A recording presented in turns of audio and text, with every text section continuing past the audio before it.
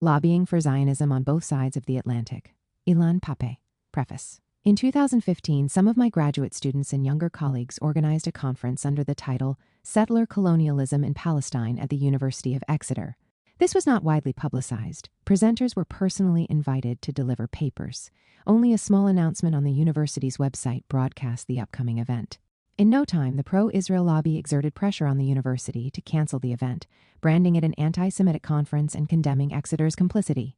The criticism was led by the main body of the Anglo-Jewish community, the Board of Deputies. The board and other outfits, which we will encounter later in this book, began lengthy negotiations with the university that ended with a compromise, allowing two pro-Israel lobbyists to take part in the conference. These two unwanted guests did not appear to have any relevant scholarly work on settler colonialism, a recognized global phenomenon and field of study that inquires about the origins and legacy of the settler movements that established the USA, Canada, many countries in Latin America, Australia, New Zealand, and South Africa. All the other invitees were either known scholars in the field or postgraduates working on the topic.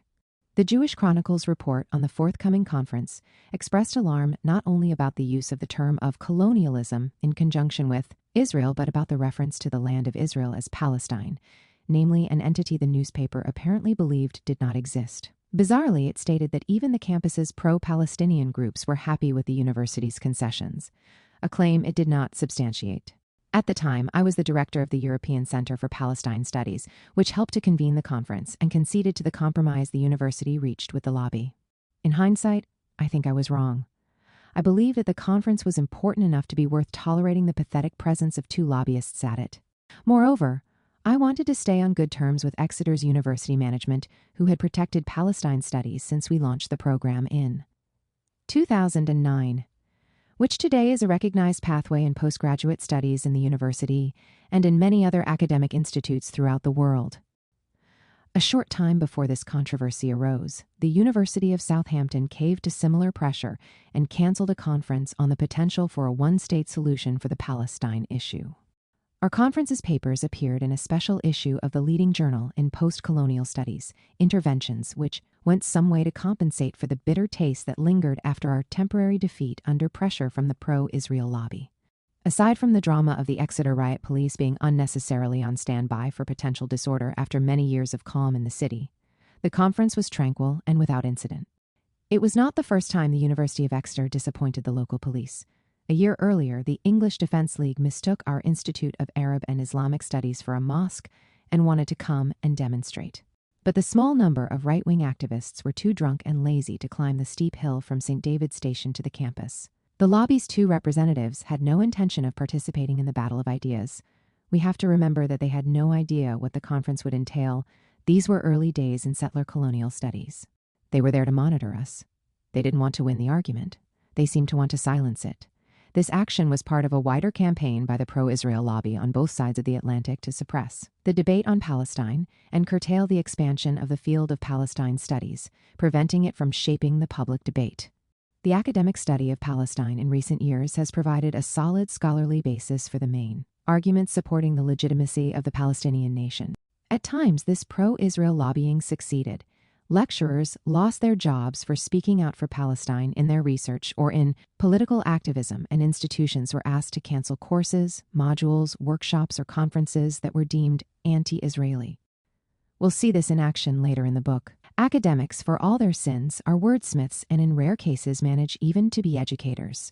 Although the Western system of academia ceased to believe in this part of the vocation long ago, guided by the doctrine of publish or perish.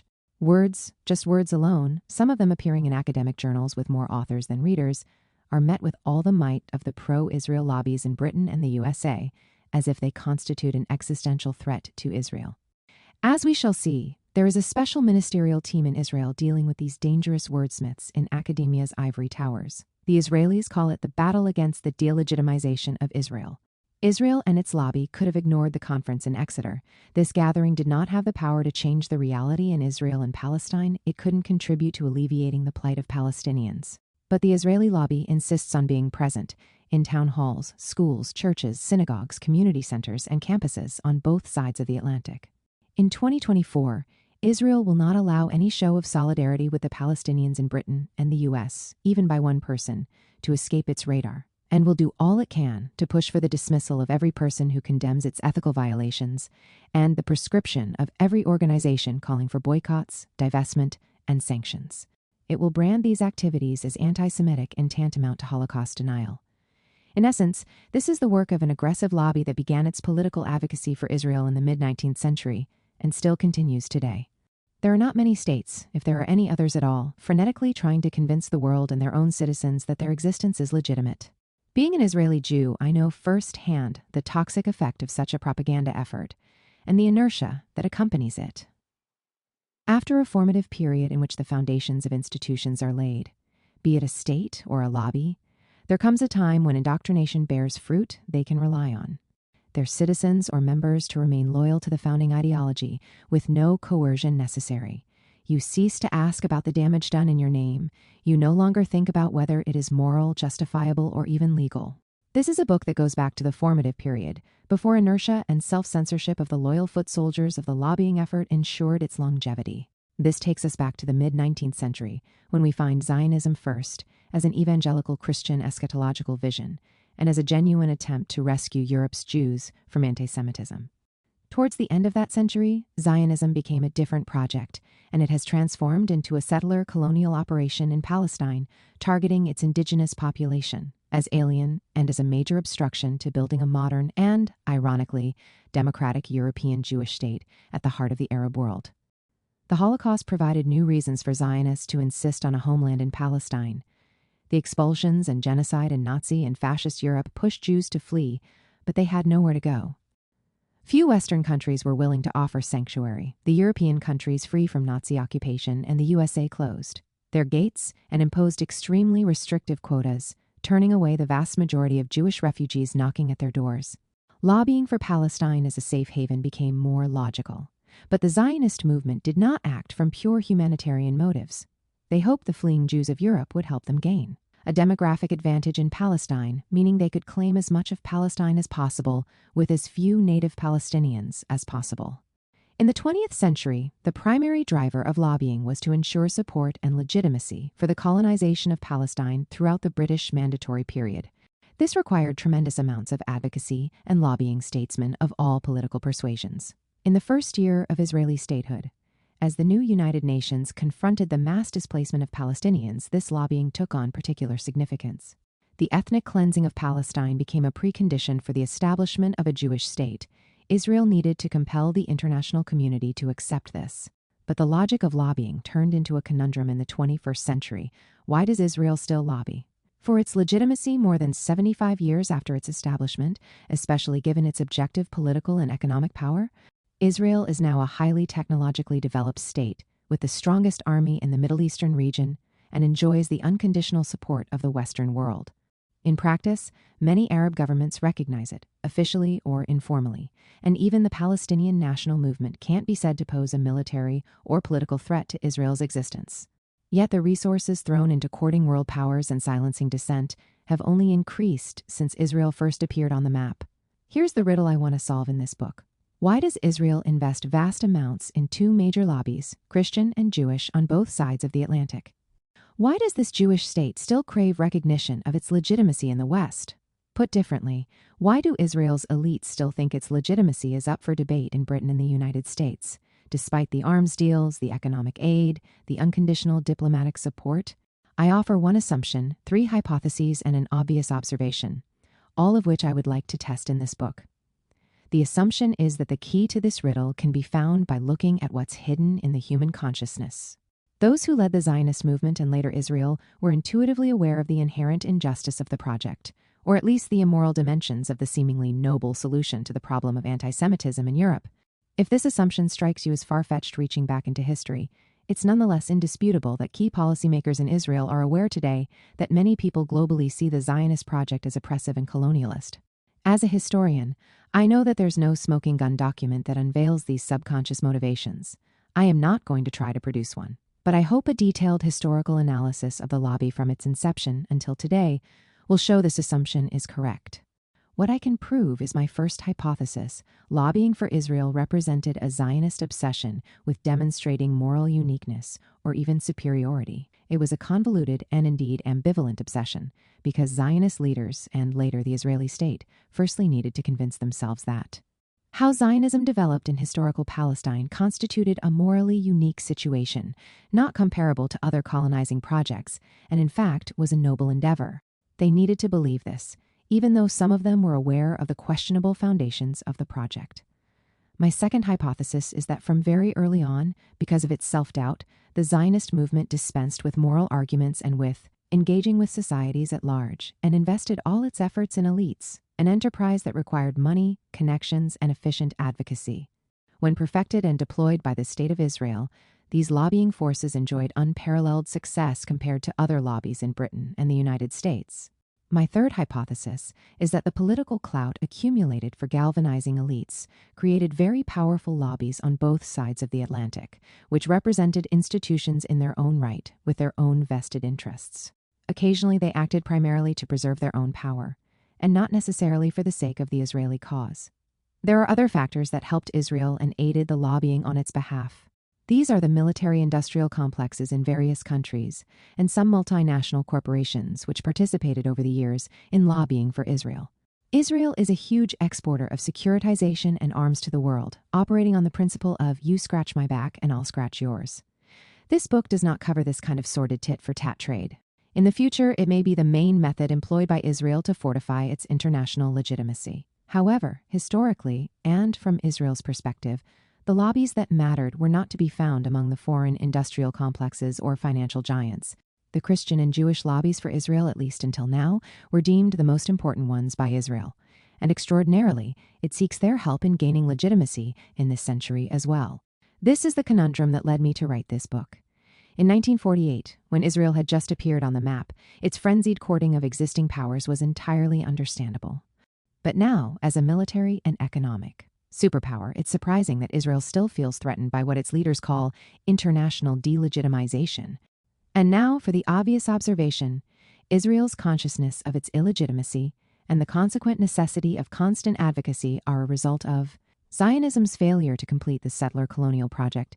It began in 1882, when the first Jewish settlers arrived in Palestine.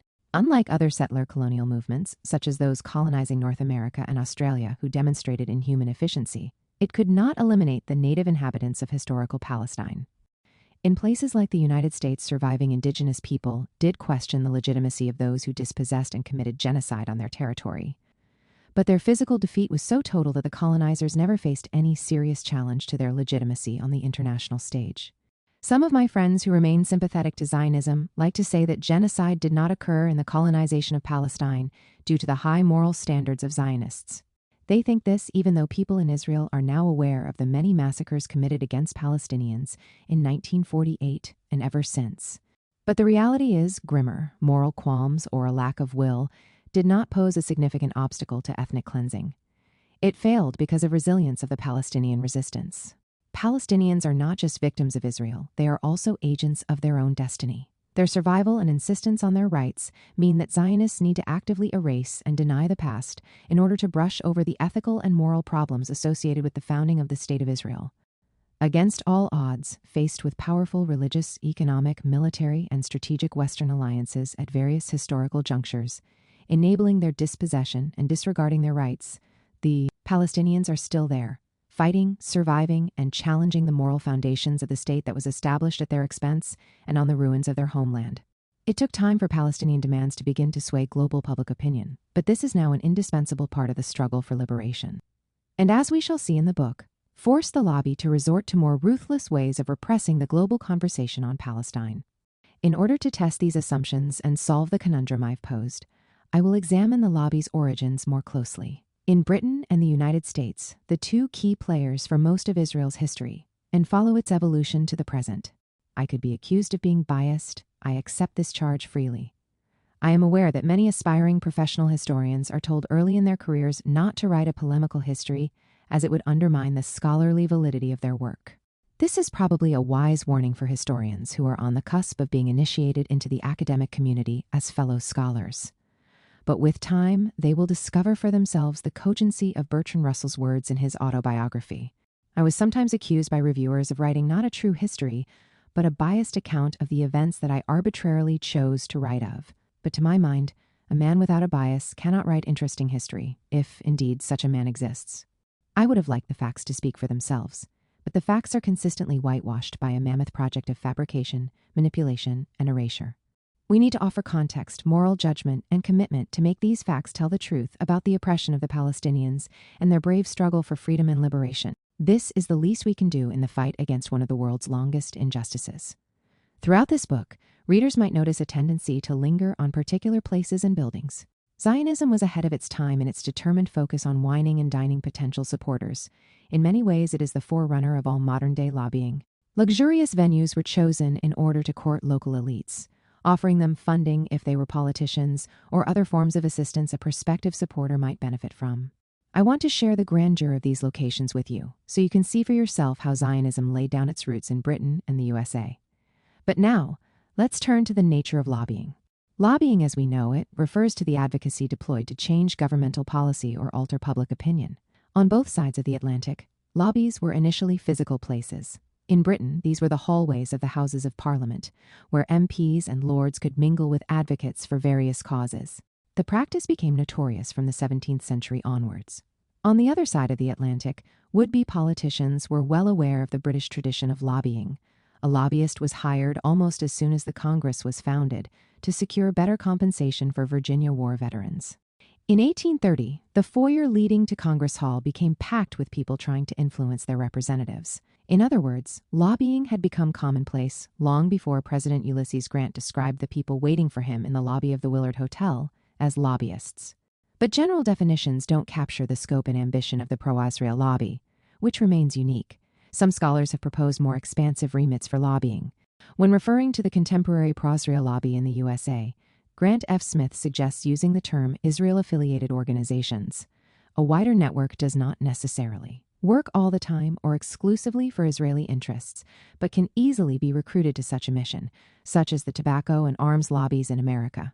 In this way, we can comprehensively cover all the outfits that form the lobby for Israel in America.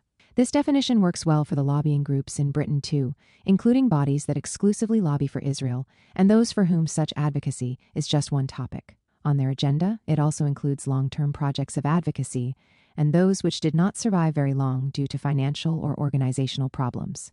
Other scholars have suggested distinguishing between the formal and the informal lobby, which also offers a useful categorization. From the very beginning of the lobbying, somewhere in the mid-19th century, there were proper organizations explicitly committed to Zionism alongside ad hoc and temporary formations, both playing an effective role in selling the Zionist and later Israeli narrative as the exclusive historical and contemporary truth about the reality in historical Palestine.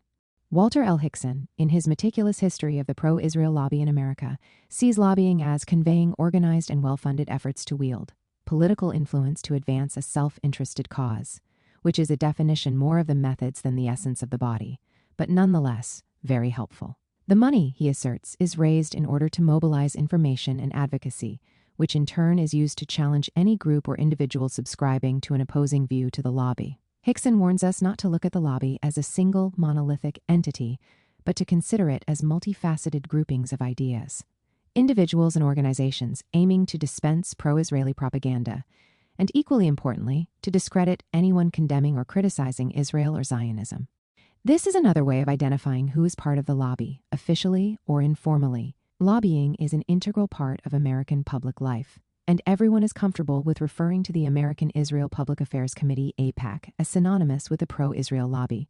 But as Hickson and Smith have shown, lobbying is a lot more insidious. Mearsheimer and Walt complement other attempts at a definition by suggesting that a lobby is a loose coalition of groups seeking to influence American policy, and by extension, we can say the same about the lobby in Britain. Coalitions are sometimes loose, as we shall see, but at times they are tighter, and then become more powerful and influential. At the time of their book's publication in 2007, they conceived of AIPAC as the most powerful lobby in America. Hickson later expanded the parameters of the lobby by including individuals with whom AIPAC worked closely, rather than just groups. These scholarly assessments only show the difficulties in pinning down a lobby as deeply entrenched and multivalent as the pro-Israel lobby. We hence must use the most liberal definition of lobby available to us so that we can incorporate every individual and group devoting more or less time to advocating for Israel or Israeli interests, prompted by the government of Israel. These groupings have willfully created a confusion, lasting to this day, between the voices and interests of British and American Jewish communities and those of Zionist and pro-Israel groups. Can such outfits as the Conference of Presidents of major American Jewish organizations in the USA and the British Board of Deputies be representatives of the Jewish communities in their countries, as well as the embassies for Israel? I don't pretend to know the answer. What I do know is that combining these two functions so far has resulted in a dangerous reality where anti-Semitism is routinely conflated with anti-Zionism, and concern for Jewish communities is tainted with strong anti-Palestinian sentiment and at times naked Islamophobia. I don't believe the present state of affairs has resulted in dividends either for Jewish communities here or Jews in Israel. But the definition of a lobby is not static. The lobby changes its form, composition, orientation, methods, and size as we move through time. So another way of illuminating the specificities of the pro-Israel lobby, instead of simply examining lobbying in general, is to patiently trace its genealogy up to our own time. And it all begins with Christian eschatology, joining forces with an outburst of modern nationalism in Europe that bred both secular anti-Semitism and a Jewish antidote in the form of secular Jewish nationalism. These twin ideologies first appeared on the European stage, seemingly entirely irrelevant to Palestine. At that time, the country was still under Ottoman rule, and its population was not even aware that Christians and Jews alike were contemplating their dispossession and the takeover of their homeland. So, we have to start our story when evangelical clergymen and laymen on both sides of the Atlantic had an epiphany that it was God's will to gather the Jews of the world and transport them to a state of their own in historical Palestine, the Christian harbingers of Zionism. Zionism began as an evangelical Christian concept and later an active project. It appeared as a religious appeal to the faithful both to aid and be prepared for the return of the Jews to Palestine and the establishment of a Jewish state there as the fulfillment of God's will. But soon after, the Christians involved in this campaign politicized this theology of return, once they realized that a similar notion had begun to emerge among European Jews, who despaired of finding a solution to the never-ending anti-Semitism on the continent. The Christian desire to see a Jewish Palestine coincided with a similar European Jewish vision in the late 19th century. For Christian and Jewish supporters of Zionism, Palestine as such did not exist. In their minds, it was replaced by the Holy Land, and in that Holy Land, from the very beginning, there was no indigenous population, only a small community of faithful Christians and pious Jews remaining after most of their co-religionists were by and large expelled by the Roman Empire or survived under hostile governances. For both anti-Semitic and philo-Semitic Christians, the return of the exiled was an act of religious redemption. The French philosopher and sociologist Maurice Halbwachs, who pioneered the field of collective memory, also wrote on Palestine. Patrick Hutton has summarized Halbwachs's description of the way collective memory was constructed in the case of Palestine in medieval times. The biblical Holy Land was an imaginary landscape conjured up during the Middle Ages in Europe and superimposed upon the landscape of Palestine. This imaginary landscape shaped the view of the past and invoked images of the future. The past fed paintings, sculpture, novels, and poetry in which time was frozen. Palestine remained as it was during Jesus' time, and later it was imagined as being organically part of medieval Europe, its people donning medieval dress, roaming a European countryside. Whether these visualizations were conjured by Jews or Christians did not matter. Both had nothing to do with the reality on the ground. You could take your pick and decide whether you were looking at Jewish prophets of yesteryear or saints from early Christianity. One thing was clear: there were few Arabs and hardly any Muslims in this illusory landscape. Eschatologically, Christians envisaged Jews returning to Palestine Zion and building a nation, triggering the resurrection of the dead and the end of time. Visionaries, politicians, pundits, and travelers were drawn to this image by the thrill of discovery. Palestine was discovered and rediscovered in the imagination of these people, long before they had ever been there, and in some cases continued without them ever being there. As much as Jesus' Palestine was an imagined country, where Jesus sometimes appeared as an Aryan, sometimes as an Arab, or even a black Jew, so were the Palestinians pictured first as the early Hebrews living in an ancient Christian land where nothing at all, changed from 70 CE until the late 19th century. To this empty land in the collective Christian memory, it was easy to restore the Jews and build a future state for them, as if the country's history between the time of Jesus and his predicted return had disappeared into a black hole. In this respect, the Christian and later Jewish depiction of Palestine as terra nullius, a land no one owned, was similar to other settler colonial projects. But it has a special affinity with the American settler colonial project, because the settlement of North America was also derived from readings of the Bible and from the idea of pilgrimage to a holy land, or to a New Jerusalem. Across the United States today, you can find towns called Bethlehem, Canaan, and even Zion. There were thus two cities on the hill, the expression American settlers had for the new colonies they built on Native American land. One they built with their own hands out of nothing, and the other was in Palestine.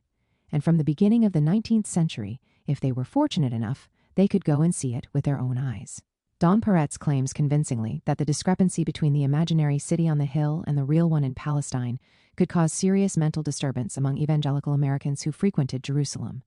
He found documents from the American consulate in Jerusalem reporting scores of cases of mental breakdown of evangelical first-time visitors who were shocked to see that the modern city is a far cry from the city on the hill. This fictitious concept was the basis of the early Christian lobbying for Zionism, and this forms the basis for the present Christian lobbying for the State of Israel.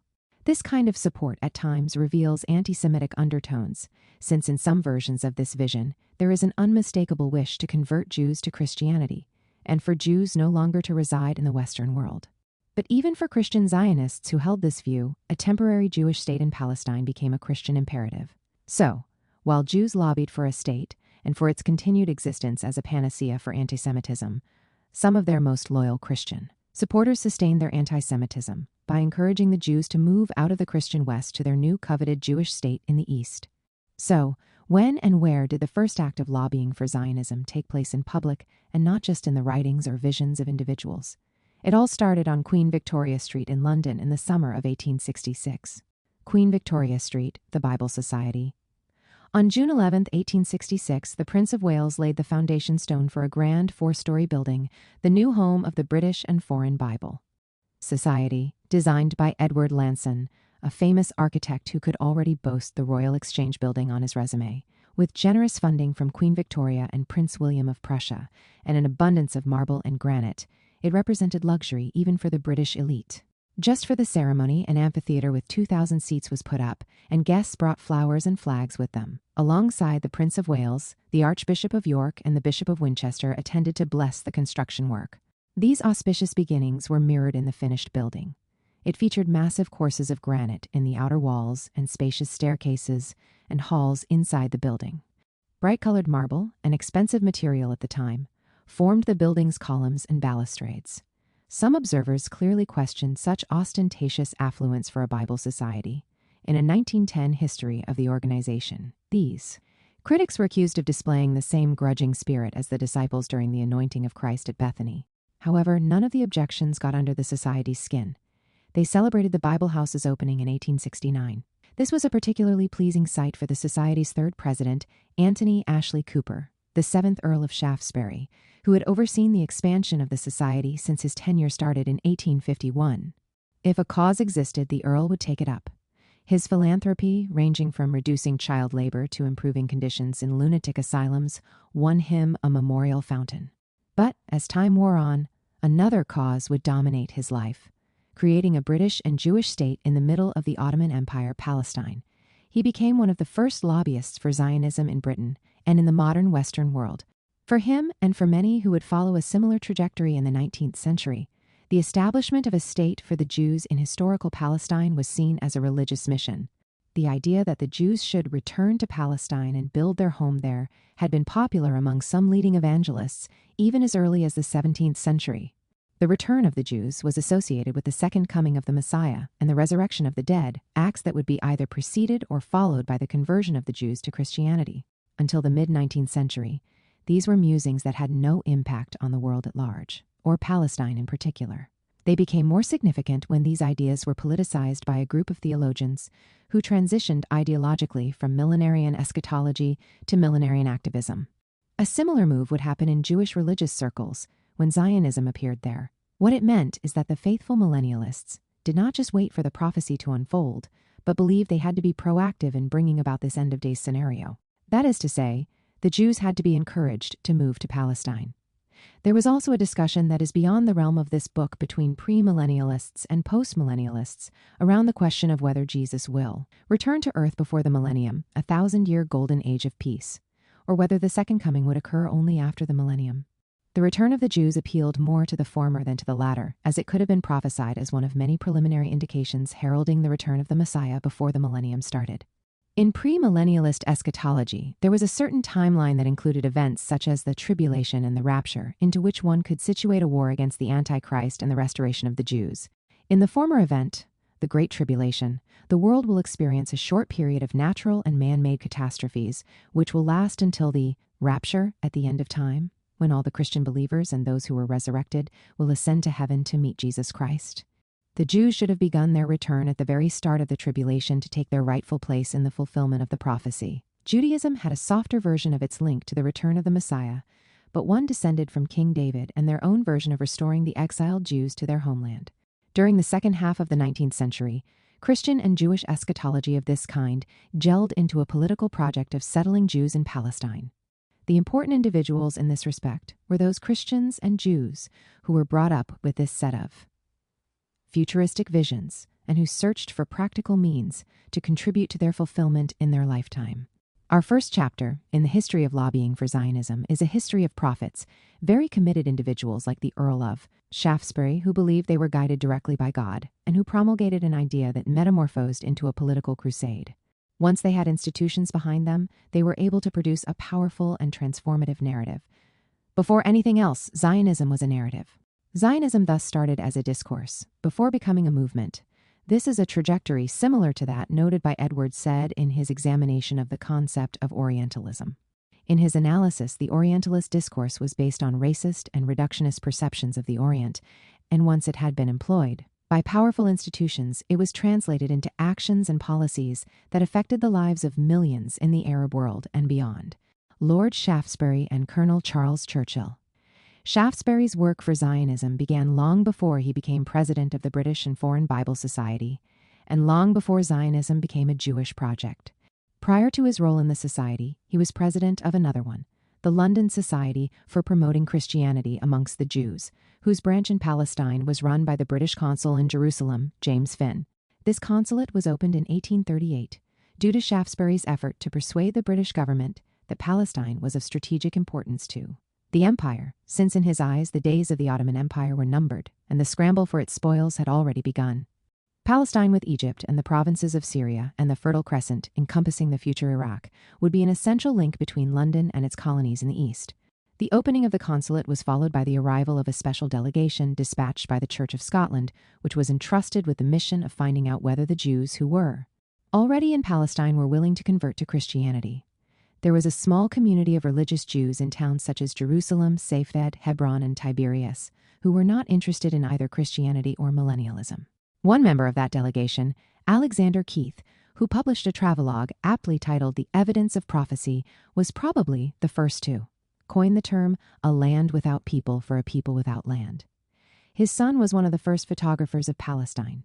Shaftesbury began in 1839 to lobby in earnest for the return of the Jews to Palestine, or, as he framed it, to restore the Jews to the Holy Land. He called upon the British Parliament to assist in the project, providing evidence from the Holy Scriptures that, according to his interpretation, the mid-19th century was the time when the apocalypse was near and could be precipitated by the return of the Jews to Palestine. In particular, he was in the habit of quoting the Book of Chronicles, which he claimed was full of proof for the future restoration of Israel. He must have been delighted to read in the Times that the British government was considering officially supporting this endeavor. Cognizant of the utilitarian propensity of many members of Parliament, Shaftesbury laid out more secular and strategic reasoning for such a project. This was not an easy task, as the British Empire was very keen to maintain the integrity of the Ottoman Empire, lest its disintegration lead to an all-European war. Shaftesbury argued that Britain should prepare itself for the failure of this policy. Whether Britain wished it or not, there were now, he maintained, powerful transformative developments at work that would hasten the Ottoman Empire's decline. The most important among them was the intensification of the Russian Empire's drive southward, expanding its influence and taking over territories. He also pointed to the Egyptian ruler Muhammad Ali, who, in Shaftesbury's eyes, posed an acute danger to the Ottoman Sultanate's very existence. The ambitious ruler in Cairo had already occupied Palestine and Syria and seemed determined to march on Istanbul. This kind of argumentation was one that had some impact on the British Prime Minister, the 3rd Viscount Palmerston, Henry John Temple, who married Shaftesbury's widowed mother-in-law and was thus his father-in-law. However, unlike Shaftesbury, while supporting the idea of a Jewish state, Palmerston preferred to endorse the idea of an Ottoman Jewish Palestine as part of a European attempt to curb Egyptian expansionist ambitions. Shaftesbury wrote to his father-in-law, "A country without a nation is in need of a nation without a country. Is there such a thing? To be sure there is, the ancient and rightful lords of the soil, the Jews." Shaftesbury alluded here to Isaiah 6:11 when describing Palestine, "Until the cities be wasted without inhabitant, and the houses without man, and the land be utterly desolate." His diary tells us that in his eyes not only Palestine was a country without a nation, but the whole of Greater Syria was lacking nationhood and hence warranting absorption by the future Jewish state. These vast and fertile regions will soon be without a ruler, without a known and acknowledged power to claim dominion. The territory must be assigned to someone or other. There is a country without a nation, and God now in his wisdom and mercy directs us to a nation without a country. There was a different attempt to enable the restoration of the Jews to Palestine with the help of Muhammad Ali, rather than an effort to oppose him. It was initiated by Colonel Charles Henry Churchill, an ancestor of Winston. He was the British consul in Damascus, and his main role was to try and turn the Druze in Lebanon into British clients at a time when European imperial powers were looking for a pretext that would allow them to intervene on behalf of local minorities in the affairs of the Ottoman Empire. Today, the Druze are still one of the major religious groups in the Eastern Mediterranean and live in Lebanon, Syria, Jordan, and Israel. They emerged as a separate sect from other Muslim denominations in the 11th century, and by the early 18th century became dominant as a socio-political group in the south of Lebanon, and hence a power to reckon with in local politics and vis-a-vis the Ottoman Empire. While serving in Damascus in the 1840s, Churchill proposed a political plan for creating a Jewish state in Palestine. He presented his plan to Sir Moses Montefiore, the president of the Anglo-Jewish Board of Deputies and one of the early philanthropists of the Zionist project in Palestine. Montefiore was the first to utilize the Board of Deputies for what would become the Zionist cause. The board was established in 1760 by the Sephardi community in London. The Ashkenazi community had their own board, the Secret Committee for Public Affairs. The two bodies merged in the London Committee of Deputies of British Jews in the 1810s and dealt solely with the affairs of the Anglo-Jewish community. Montefiore's conversion to Zionism was vindicated in his eyes by a rare anti-Jewish blood libel and riots in Damascus. In 1840, after the bones of a Catholic monk and his Muslim servant were discovered in the city's Jewish quarter, key figures in the Jewish community in Damascus were accused of the abduction and murder of the two in order to use their blood to bake the matzos, unleavened flatbread, for Passover. This allegation was supported by the French consul and was accepted by the governor of the city, leading to a brutal investigation and execution of several Jews. Montefiore himself went on a mission in order to free the surviving Jewish prisoners, but we shouldn't overstate the impact of humanitarian considerations. Montefiore supported the Zionist project quite pragmatically. The imminent end of Egyptian rule in the Levant would mean tearing up the maps of the region and starting afresh. Churchill's appeal to him made sense. In a very long letter, Churchill lobbied Montefiore to push for the restoration of the Jews to Palestine.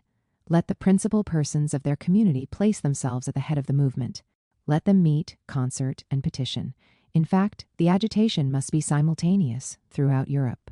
Churchill prompted the Jewish philanthropist to invest his own private fortune in regenerating Syria and Palestine and reviving Jewish sovereignty in Palestine, which would lead the rest of Syria to fall under European protection. The letter was laden with evangelical evocations such as, "The sentiment has gone forth amongst us and has been agitated and has become to us a second nature that Palestine demands back again her sons."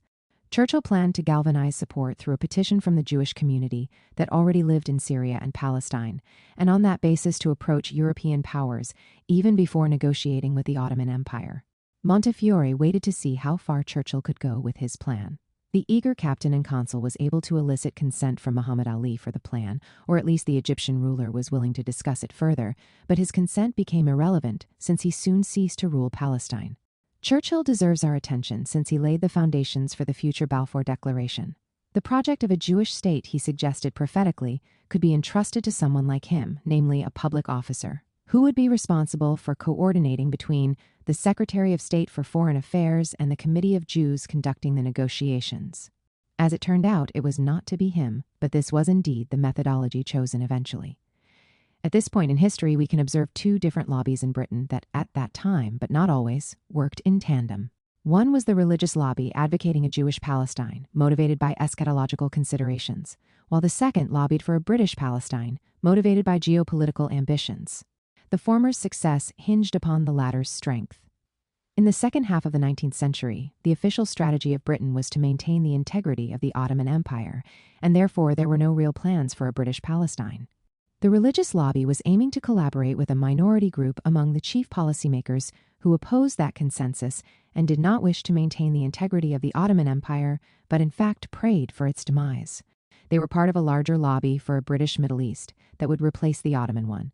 But even when the policy continued to preserve the integrity of the Ottoman Empire, there was still enough room for deepening British involvement in Palestine, which, in hindsight, we can safely say ultimately helped to build the foundations for a Jewish Palestine. The principal method for doing this was to extract as many capitulations from the Ottoman Empire as possible.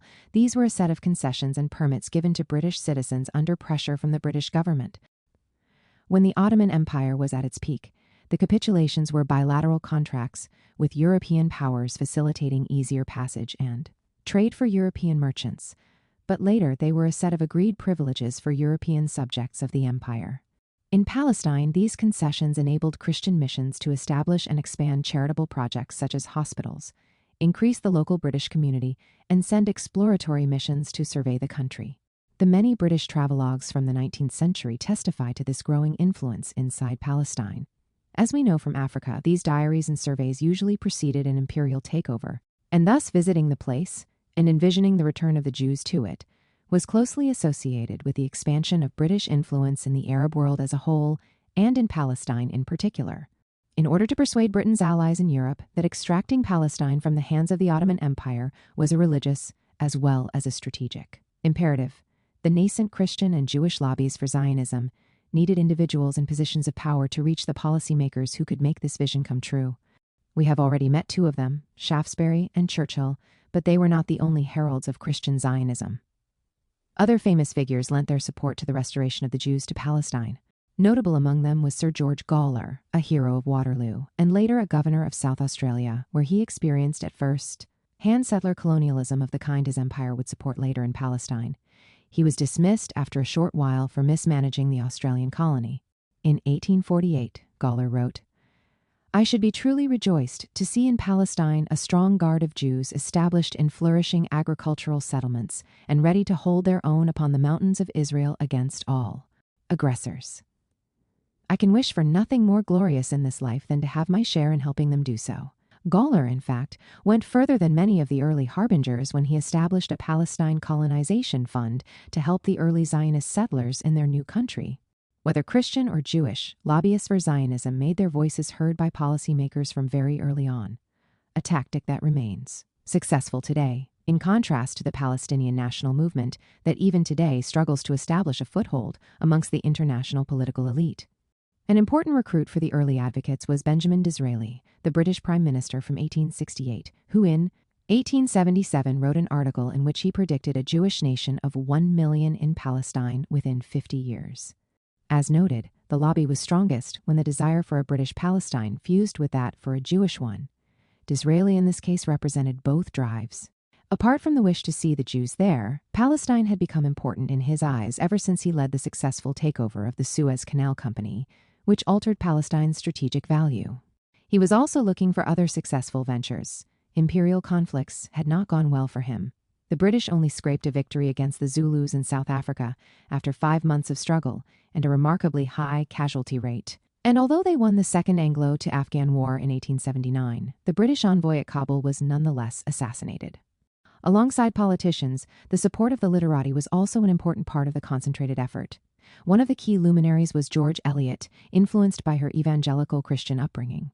Her final novel, Daniel Deronda, articulated a desire for the restoration of a Jewish state, the protagonist deciding to dedicate his life to the cause. It is said that this particular book Zionized one famous Jewish intellectual, Eliezer Perelman, who renamed himself Eliezer ben Yehuda. He is considered to be the father of the modern Hebrew language, which became the lingua franca of the early Zionist settlers and later the State of Israel. There were some for whom restoration was only part of their agenda, but nonetheless they played a role as early lobbyists. One such person was Charles Haddon Spurgeon, a pastor from London who challenged the conventional hierarchy of the Anglican establishment and spread millenarianism all over Europe and beyond. He was renowned as the Prince of Preachers in Europe. The future of the Jews was not his main concern, but he nonetheless played a key role in the discussion. His principal contribution was to cast aside an old debate of the Christian Zionists. Should the Jews convert before or after the resurrection? This is what he wrote. I am not going to theorize upon which of them will come first, whether they shall be restored first and converted afterwards, or converted first and then restored. They are to be restored and they are to be converted. This was a sentiment shared at the time by the American consul in Jerusalem, Edwin Sherman Wallace, who went even further, believing that both the local Palestinians and the incoming Jews would be converted to Christianity, but was willing to see first a Jewish nation-state in Palestine. As for him, only the Jews had national rights in the place. The Jew has national aspirations and ideas, and a national future. Where, if not here, will his aspiration be realized and his ideas carried out? 21. Sometimes this early lobbying was a mission passed on within a family. Such were the Cazelets, a grandfather and a grandson, who were pillars of the early pro-Zionist lobby in Britain. The grandfather, Edward, was an industrialist.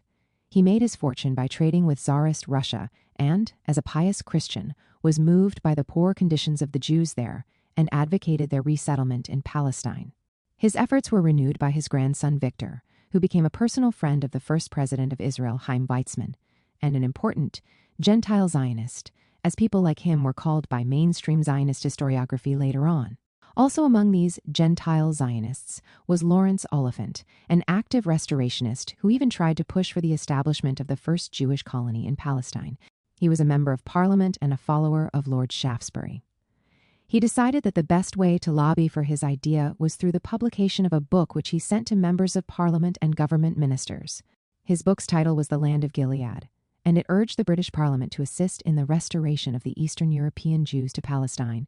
He was the first lobbyist to pay attention to the fact that other people already lived in Palestine, but he suggested adopting the American settler colonial project of pushing the indigenous population into reservations, a project which he regarded as an apt solution to the presence of a native population in Palestine. Historians who view this chapter as part of the history of the Anglo-Jewish community, such as David Cesarani, tend to downplay the importance of any of these ideas or initiatives. I disagree. I think these were the roots, planted deep in the ground, which later sustained the lobbying edifice that solidified the support of the Anglo-Jewish establishment for the colonization of Palestine, either with full awareness of the potential disaster it would bring with it, or uninterested in the consequences of their advocacy. It is a fair question to ask whether the Judeo-Christian theological notions that were clearly used to justify the colonization of Palestine as a religious imperative were just esoteric ideas. But I think they seeded attitudes regarding the inhabitants of Palestine that still linger potently today. At the beginning of the next century, two impulses would shape the Christian Zionist lobby. One was a sense that Jews urgently needed rescue due to increasingly vicious anti-Semitic campaigns, at times even all-out pogroms. These were often implicitly sanctioned or initiated by local authorities, but could not take place without the enthusiastic participation of ordinary people, motivated by an open desire to drive the Jews out of Europe, particularly Eastern Europe. The second was a desire to bite into the possessions of the Ottoman Empire, prompted by the collapse of the guarded policy towards the empire that was widespread in Europe. The fear of many leaders in Europe was that the fall of the Ottoman Empire would lead to an all-European war for its spoils. So while there was a wish to take over some Ottoman territories and weaken the empire as a global power, there was a concurrent desire to keep it intact. The latter cautious attitude was thrown to the wind. To the millenarists, this was yet another indication that the time was ripe to take over the Eastern Mediterranean territories. But the Zionist lobby didn't confine itself to Christian evangelicals. Jews, looking for a solution to seemingly intractable oppression in Europe, started to rally around the idea of a state of their own, with visions ranging from a socialist utopia on Palestinian soil to a modern state in alliance with the Western imperial powers. Zionism was not just a response to anti-Semitism. Some of its early thinkers were enthused by the rise in the mid-19th century of both Romantic nationalism and the secularization of European societies in the wake of the French Revolution and the Enlightenment. It was therefore an attempt to have a Jewish version of Romantic nationalism and modern secularization that, for many of these thinkers, had a better chance of maturing in the land of Old Testament Palestine than anywhere else in Europe. Before long, the first Zionist settlers arrived in Palestine. The immediate triggers for this were the 1881 pogroms across the southwestern Russian Empire following the assassination of Alexander II. These resulted in the widespread destruction of Jewish property, and many Jewish women reported rape. Jews in these territories widely believed in the government's complicity, and, losing hope of emancipation under the Tsarist regime, they turned their mind to other political strategies, including Zionism. The first settlers arrived on July 6, 1882. This was a group of 14 Russian Jews who arrived at Jaffa Port and soon after started working as agricultural laborers in newly founded communities. Jewish intellectuals in Central Europe supported these nascent endeavors from afar, one of the most important being the journalist and playwright Theodor Herzl, now celebrated as the founding father of Zionism. Under his leadership and with the help of numerous Zionist organizations that mushroomed after the increase in anti-Semitism in Europe, Zionism began to gel as an institutional movement. Zionist Jews were able to convene an inaugural Congress in Basel, Switzerland in 1897 with 208 delegates from 17 countries. Many more congresses would follow. Even before convening the conference, the leaders of the new movement were looking for key leaders and political elites in both Europe and the Ottoman Empire to endorse the establishment of a Jewish state in Palestine. While the settlers were establishing facts on the ground, the leaders sought to create international legitimacy for them. Christian Zionist sympathies fell short for these Jewish activists, as they seemed too remote from official government policy to make a difference. The founder of the Zionist movement, Theodor Herzl, and his successors such as Chaim Weizmann, started the hunt for influential individuals, not movements or institutions, who could make the case for Zionism at a higher level. They found the man they were looking for in William Heckler, the Germania Hotel, the Heckler Connection. On April 25, 1896, Theodor Herzl was waiting for the Grand Duke of Baden Friedrich I in the dining room of Hotel Germania in Karlsruhe, Germany. A new hotel at the same address, 34 Karl Friedrich Strasse, is still there today on the corner of Lindenstrasse. The old hotel is gone, turned to dust by Allied bombing in 1944. On the way to the hotel, Herzl must have noticed the Melchbrunnen fountain, an ornate attempt to impress visitors coming into the city from the train station. At the time Herzl visited, the Kaiser himself was a regular guest of the hotel. When the Duke arrived, they moved to one of the many spacious meeting rooms on the second floor. The meeting had been made possible by the relentless efforts of a cleric named William Heckler. William Henry Heckler was born in 1845 in India to a German missionary father and an English mother.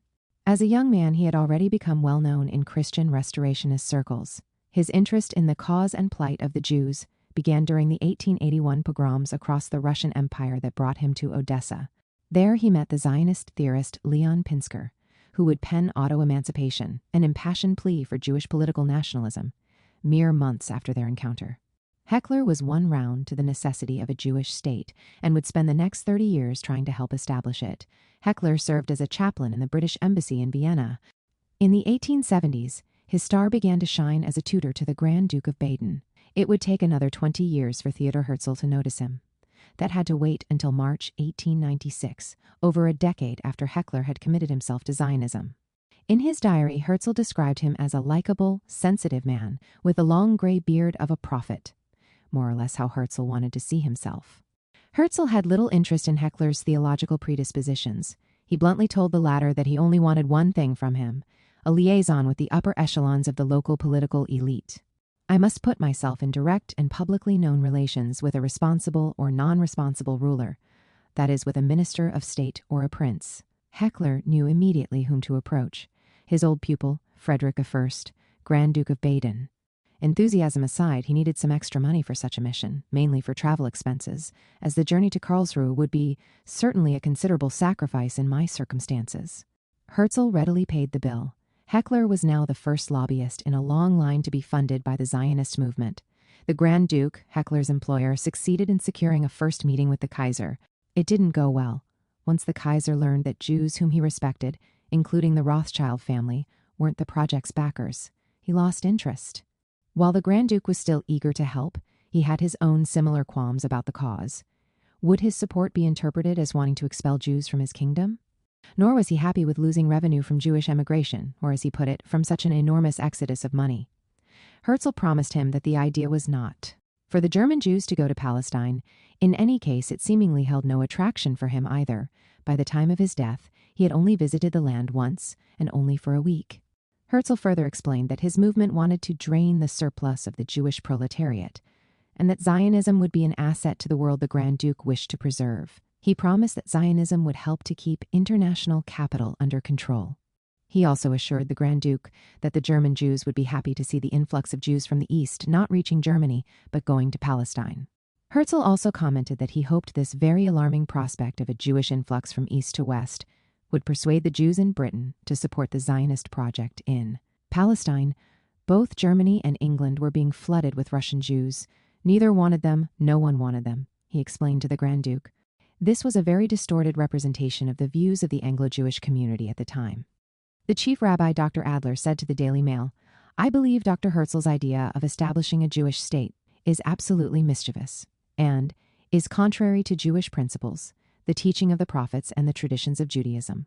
He was worried that people would rightly suspect Jews of lack of loyalty to their current country of residence, and he added, "I am expressing the opinion of, with few exceptions, of the entire Anglo-Jewish community." And 2. Herzl may have secured introductions through Heckler, but his arguments failed to convince the elites. Heckler's attempt to secure a meeting with the Russian Tsar and the British Prime Minister Lord Salisbury did not materialize either. At least Heckler was able to alert Herzl to the Kaiser's intended visit to Palestine in October 1897. The meeting that eventually took place between the Zionist prophet and the emperor was very brief and wholly fruitless. Heckler, who dedicated 30 years of his life, until his retirement in 1910, to lobbying intensively for Zionism, did not live to see the establishment of the State of Israel. But his indispensability for the propagation of political Zionism in its early years is beyond doubt. He was praised as the guest of honor by Theodor Herzl at the inaugural Zionist Congress and attended subsequent ones. In recognition of his contribution, the Zionist movement provided him with a small pension up until his death. If Heckler was first and foremost among Zionist lobbyists in Herzl's eyes, he was by no means alone. A particularly striking character is Arminius Vambery, a Zionist lobbyist based in Istanbul. He was a Hungarian Jew who converted to Islam, although he was always vague about his religion. What we know for sure is that he was an impressive polyglot and prolific scholar. He only met Herzl briefly in January 1900. But Herzl found out that Arminius had unrestricted access to the Ottoman Sultan, Abd al-Hamid II. A year later, the Hungarian secured a meeting for Herzl with the Sultan, but this, like his meeting with the Kaiser, was futile.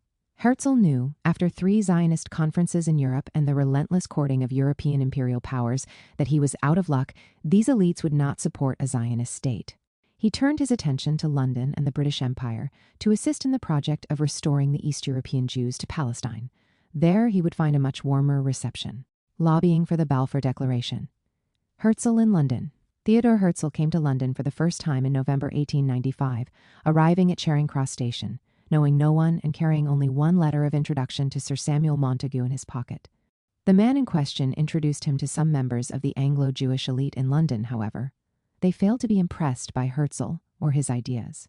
Herzl also failed to secure an interview with Lord Rothschild. He declared that he was willing to give up the leadership of the movement in return for such a meeting. But at least he was able to secure an article in the Jewish Chronicle in January 1896 about his ideas. This was the first time his vision of a Jewish state in Palestine hit the English-language newspapers. It may not have changed hearts and minds, but it scored Herzl an invitation for a second trip to London. And this one was more fruitful. Maccabean Club and Pilgrimage. His host for his second trip was Israel Zangwill, a writer and one of the early Zionist thinkers, who organized a lecture tour for him in the capital.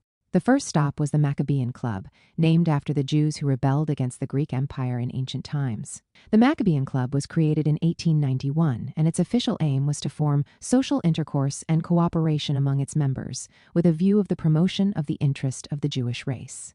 Maja Gilden-Zuckerman, a scholar of modern Jewish cultural history, noted that its interest in Palestine was explicitly an intellectual one, and Herzl was thus invited as a Jew of letters and not as a politician.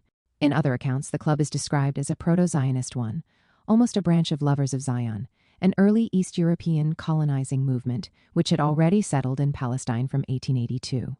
The club emulated the 19th century protocols of what were known in Britain as friendly societies. The first of these appeared in the early 19th century, as societies whose members received insurance for any mishap in the future in return for membership fees. Probably the best-known one is the Odd Fellows, which still exists today. Some orders of Freemasons were also regarded by law as friendly societies. In this Anglo-Jewish order, each member had to pledge his allegiance to the Zionist cause and pay a shekel for the expenses of the order and for funding the early colonization of Palestine, or, in the words of its charter, it was a place for persons of the Jewish faith who declare themselves adherents to the Zionist movement, or similarly minded non-Jewish honorary members. The members were mainly from the Anglo-Jewish elite, or at least from the upper middle class, in London. Herzl hoped that reading a well-prepared English text would help convince his audience, but by his own account, he didn't succeed. He found support among the Sephardi, Chief Rabbi Moses Gaster, and of course from Moses Montefiore and his cousin Claude, who nonetheless made it clear that they were loyal British subjects helping poor Jews from Europe to settle in Palestine, but not more than that. From Herzl's perspective, the encounter with the club left him with mixed feelings about his target audiences among the Anglo-Jewish community. His visit led one of the members of the club, Herbert Bentwich, a member of the Lovers of Zion, to organize a trip to Palestine, which he called the Maccabean Pilgrimage. He was the great-grandfather of the famous journalist Ari Shavit, and the pilgrimage appears in Shavit's book. A of Crimes the Reconciled to attempt elegant very my promised land, Zionism with a defense of its moral validity. As Zuckerman shows, the club was now involved in a project that would serve as a model for future lobbying. In the name of the club, but without its wholehearted endorsement, the Maccabean Pilgrimage induced 21 members of the Anglo-Jewish elite, 5 women and 16 men, to travel to Palestine. They invited Herzl to join them, but he was never too enthused by the idea of visiting the place himself. However, he was very pleased with the initiative. Political Zionism sets to work armored with all the means of the present day. In this sense, the pilgrimage of Mr. Bentwich is of a significance which cannot be underrated. For the first time, a band of modern, cultured Jews of all professions, with a distinct leading idea, make their way to the land of our fathers in order to personally explore it. It is a national inquiry commission, singular of its kind, one calculated to raise our hopes. Zuckerman, who described this mission as a Zionist pilgrimage, claimed that Bentwich and his friends initially regarded Palestine as a destination of religious significance and touristic interest, but not the locus of a political movement. The trip itself, in Zuckerman's view, is what turned them into Zionists. They underwent a conversion, like other Jews in the West, from adhering to a faith to becoming advocates of a nationalist movement, substituting the religious interest in Palestine with a colonialist one. The members of the delegation, like so many other early Zionists, were verbose and felt the need to tell the world in great detail about their impressions, trials, and tribulations. Their assessment of Palestine echoed the Zionist propaganda of an empty land waiting for the people without land. Returning to London, some of them were now ready to serve the lobby in conveying a message that was informed by Orientalist degradation of the Palestinians and inspired by evangelical Christianity. The trip was full of rituals which mirrored Christian pilgrimage rites performed in the Holy Land.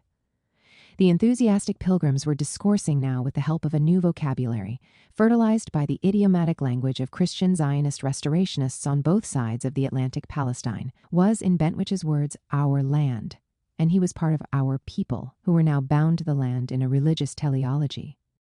However, as in mainland Europe, in those 2 years before the First Zionist Congress, Herzl found the working classes far more receptive as an audience for his ideas than those of the local Jewish bourgeoisie.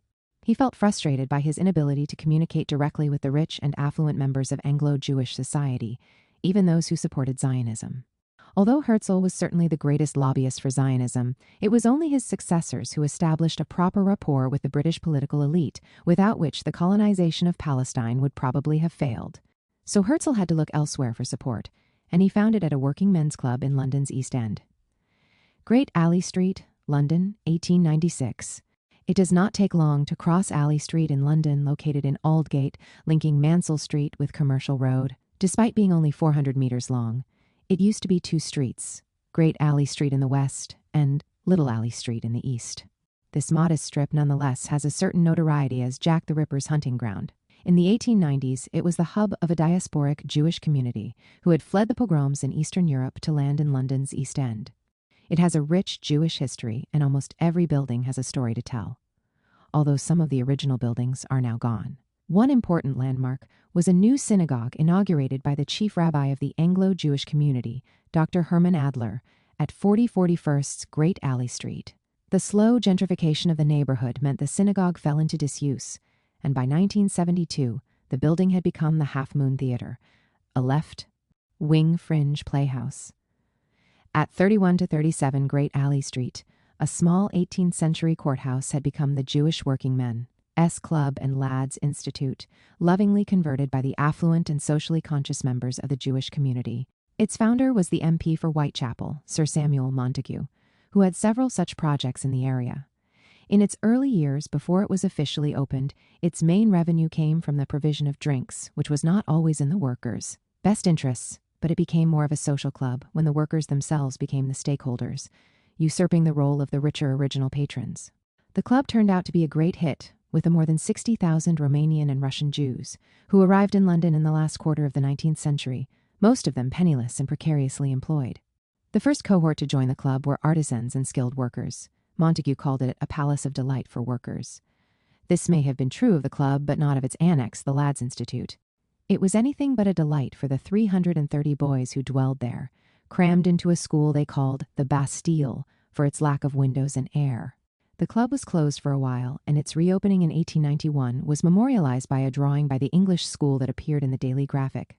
This drawing of the ceremony shows Lord Rothschild standing in a Napoleonic pose with his hand in his jacket, announcing the inauguration. Behind him stand the Anglo-Jewish philanthropes, the men wearing bowler hats and the women sporting the latest fashions, surrounding a rabbi dressed in the traditional Sephardi costume. It was a 3-story brick building, which had to be reached from a back alley, accessed via portico arches below a protruding staircase tower. It was squeezed between densely packed workshops and houses. The ground floor housed a library, reading room, conversation room, and billiard and bagatelle rooms. Its music hall could host 640 people. 5 years after its reopening, this hall would host a historic event one Sunday afternoon in July 1896. It was chosen as the venue at which Theodor Herzl would appear on his second visit to London, ready to convince the Jewish refugees of Alley Street and its environs that they would be better off going to Palestine than staying in East London. Posters announced the event in advance, and enthusiasm ran high. People gathered outside the hall en masse, waiting for him to speak. The people who came to hear the prophet of Zionism were too numerous to be hosted in the hall, and they formed a huge gathering outside the building, eagerly waiting to hear him. Luckily for the organizers, there was an open space to the rear, where the masses heard the bold salvo of Herzl's lobbying campaign in London. The listeners were captivated by his speech, but the love wasn't mutual. In his diary, Herzl derided his newfound admirers in London. "I met an army of schnorrers possessing a dream." A schnorrer is a pejorative Yiddish term for a beggar, but it began to dawn upon him that he would need them if he wanted to make inroads into the local Jewish and non-Jewish elite. On the same street, these new immigrants could also hear more universal and socialist messages, not confined to the Zionist nationalist agenda, and in the coming years, many among them would have to make up their minds which of the two dogmas served them best as Jewish working-class people in Britain. But at the time Herzl appeared there, working-class consciousness did not yet seem incompatible with Zionism, and the prophet was warmly welcomed. As the historian Isaiah Friedman put it, in London, the idea of a Jewish state had an electrifying effect on the poor Jews of the East End, but the rich Jews remained aloof. 12. This Viennese Jew, the scion of a prosperous businessman, found an unlikely base, eager to lobby for Zionism, in the impoverished Jewish working class in London. And the ideal next stop for expanding support was the Great Assembly Hall in Mile End. It was none other than the Earl of Shaftesbury, who laid the foundation stone for the Great Assembly Hall on Mile End Road on November 10, 1883, a year before it was officially opened. In 1898, the frontage of the Great Assembly Hall was still white, unblemished by soot and filth, unlike older East End buildings. It was an elegant 3-story building which had on its ground floor 2 entrances, one for the gallery and a bookshop, and one for a smaller hall. Above them were 2 grand floors, punctuated by long windows boasting satin curtains. But the frontage, opulent as it was, doesn't tell the full story about this building. It was destined to be a home for some of London's many poor. It was the project of Frederick Charrington, an heir to a brewery empire who became one of London's best-known philanthropists. He joined the family business, and the stage seemed set for a life of comfort and prosperity. He seemed to have everything that a young man could want. He had a pleasant disposition, was reasonably clever, and extremely wealthy, is how the Tower Hamlets Mission website describes him. Some go even further in portraying him as practically a saint. Here's how his road to Damascus's experience went. At the age of 19, Having read the gospel, he felt moved to convert and become a faithful Christian. About a year later, he was walking through Whitechapel and saw a poorly dressed woman with her children, trying to get her husband to come out of a public house and give her some money for food. The husband was furious and knocked her into the gutter. Charrington went to help and was also knocked to the ground. When he looked up, he saw his name on the sign above the pub and decided that he wanted nothing more to do with the brewery business.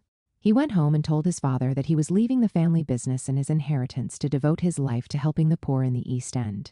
He opened a school, led a fight to clean up the music halls, and became an ardent worker for the temperance movement and a member of the London County Council for Mile End. In this last capacity, he ordered the construction of the Great Assembly Hall. It hosted 5,000 poor and destitute Londoners who could attend a Christian service there, but would come mainly for tea prior to the evening sermon. During the week, they had access to a coffee house, a bookshop, and many social activities. It was an early forerunner of modern community centers. Yet on October 3, 1898, during Theodore Herzl's third London tour, the city's poor were very far from people's concerns. Herzl was there to address a mass audience on the subject of Zionism. Like the Working Men's Club on Great Alley Street, a venue created for working-class empowerment became a landmark in the journey of the city's pro-Zionist lobby. These choices of venue partly reflect Zionist failure. No doubt Herzl would have preferred to address the great and good in a more salubrious location than the bustle of the East End. But they also represent a new opportunity for Zionism, an opportunity to secure a genuinely grassroots support base among ordinary Jews. 10,000 people came to hear Herzl speak in the hall. They occupied every seat in it. Herzl played the role of demagogue, exclaiming to the crowds, "The East End is ours." His audience cheered and applauded him. Having failed to get the rich Jewish bankers on his side, he used his speech to attack those very bankers as the enemies of these newly arrived Jewish immigrants. He castigated the German rabbis who opposed Zionism and coined the insult Protestrabbiner. But the shoe was clearly also intended to fit the British chief rabbi, Hermann Adler, who had advised the Anglo-Jewish Association to be on our guard against fostering fantastic and visionary ideas about the re-establishment of a Jewish nation. Yet this speech was only a dress rehearsal for a grander performance 2 years later, his opening speech at the Fourth Zionist Congress in 1900, in the very same great hall. The Fourth Zionist Congress, 1900. The fourth gathering of the Zionist Congress in London was the first outside mainland Europe. At first, Herzl was hardly keen on the idea of holding the event in this location, but witnessing the poverty of Eastern European immigrants in the city convinced him. These Jews, he thought, might be more amenable to moving to Palestine. He wanted to prove that Zionism was no longer just the concern of intellectuals in Basel, and saw an opportunity to spread his vision for a Jewish state in Palestine. He intended to make the Congress a grand affair, hoping it would be covered by the British press. In this way, Zionism could reach millions in Britain. The delegates of the Fourth Zionist Congress were amply compensated for being hosted in this relatively humble venue in Mile End by a 7-course meal at the Queen's Hall in Langham Place, which included mock turtle, boiled salmon, roast gosling, and lemon jelly. The invitation card showed a drawing of a group of Jews somewhere in the world, guided by an angel, showing them the way to Palestine. In the background, one can see Roman soldiers kicking out a Jew dressed anachronistically in 19th century Jewish attire. A close look at the figure shows it resembles a generic Jesus, albeit dressed as a rabbi. The wine list for all the events of the Congress was made exclusively of wines from the Rothschilds' winery in the Zionist colony Rishon LeZion, called the Palestine Kosher Wine Company. For all its extravagance, the Zionist Congress very nearly went ahead without its star. Herzl arrived in London on August 7, 1900, quite ill, suffering from a high fever, and he spent the initial days of his visit confined to his bed at the Langham Hotel. Herzl may have placed his faith in British politics, but seemed very suspicious about British medicine's ability to provide proper treatment. The doctor had to be Viennese trained and be a Zionist. Somehow, a doctor who met these highly specific criteria was located in the East End, Leopold Liebster. After successfully finishing treatment, Herzl was ready to move to the next stage of Zionist lobbying in Britain. Herzl delivered several long speeches during the Congress. It took place against the backdrop of another wave of attacks on Jews, this time in Romania, from which a number of his listeners originated. Herzl insisted that the only preventative measure against future pogroms was a charter for a Jewish state, granted by the Ottoman Empire, which at the time controlled Palestinian territory.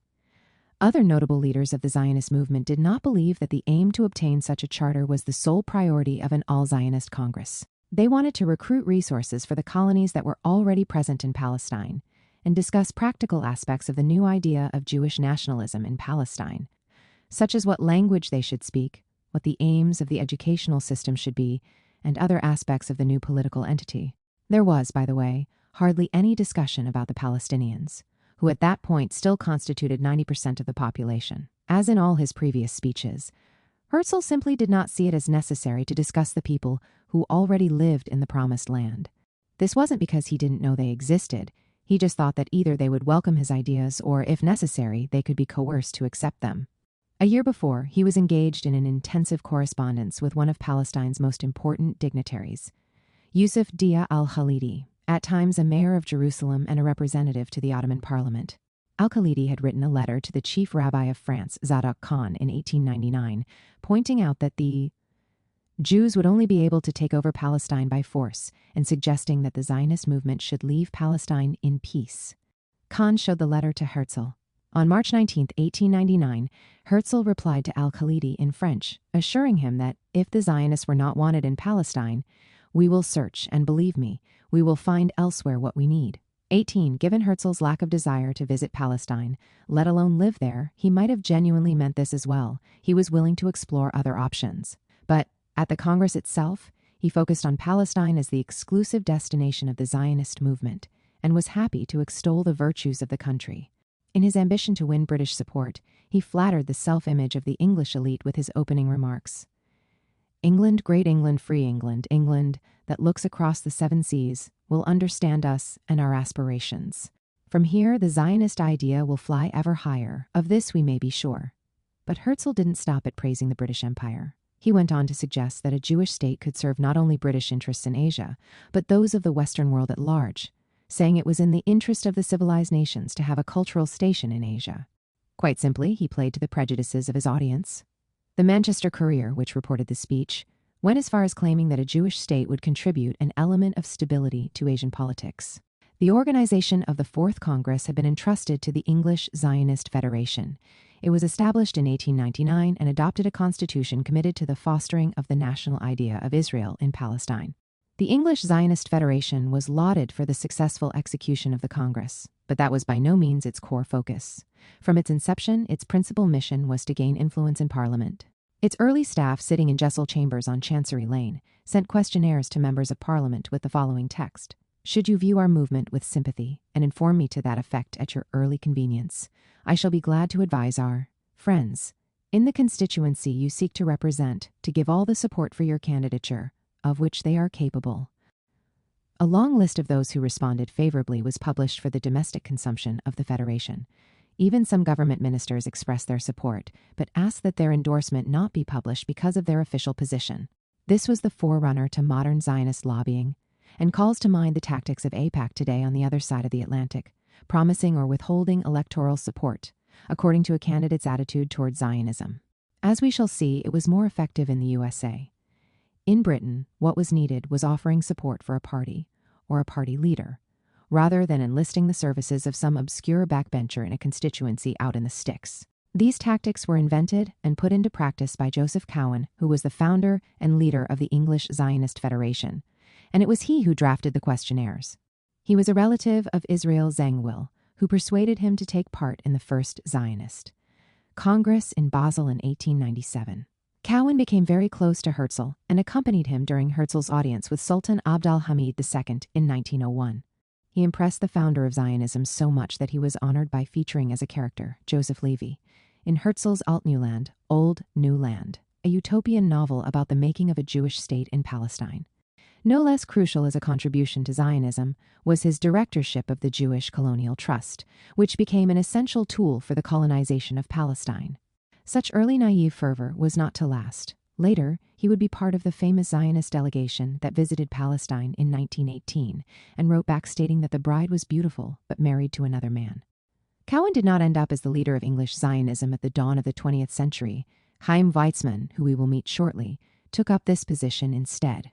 But he was Weizmann's right-hand man and ready to assist him in the negotiations of the Balfour Declaration. This declaration, now an infamous milestone in the history of Palestine and the Greater Middle East, was not in fact a declaration but a letter a letter to be delivered to the Zionist Federation of Great Britain. It didn't come out of nowhere, but was a destination reached after a long road of lobbying, starting from 1905. Let's turn to that now. The road to the Balfour Declaration? A 1905 photo in a local newspaper shows Lord Balfour, then the British Prime Minister, and the Mayor of Manchester leaving the Queen's Hotel for the opening of a new technical school. A year later, the hotel was Balfour's headquarters in his failed attempt to hold his Manchester East seat as the Conservative Party leader and former Prime Minister. He lost by a landslide. The hotel was built in the 1840s in the wake of the opening of the Manchester and Birmingham Railway, where Manchester Piccadilly stands today, and was created by the conversion of 3 townhouses into an impressive Italian-style corner building.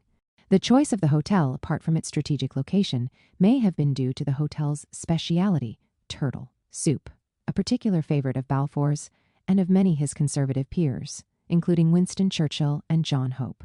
The live turtles were imported from New York and were held in tanks in the basement. As an advertisement proclaimed, "The hotel begs respectfully to inform the inhabitants of Manchester and its vicinity that he has just received a large cargo of fine live turtles by the steamship America from New York. Live turtle on sale. Turtle soup always ready and sent to any part of town or country." Turtle soup aside, this hotel was the venue in which crucial conversations about the future of Palestine and Zionism took place between Balfour and Zionist leaders. His chief interlocutor was Chaim Weizmann, a leading member of the executive committee that ran the Zionist organization after Herzl's death, who resided in Manchester as well. In his memoirs, Trial and Error, Weizmann wrote that Manchester brimmed with liberalism, which suited his mindset and visions. He also felt at home in the prosperous and ever-growing Jewish community in the city. Balfour's encounters with Weizmann in 1905 and 1906 would be no footnote in history. They would decisively shape the fate of Palestine and its peoples in the first half of the 20th century. Despite his defeat in Manchester, Balfour had no time to wallow.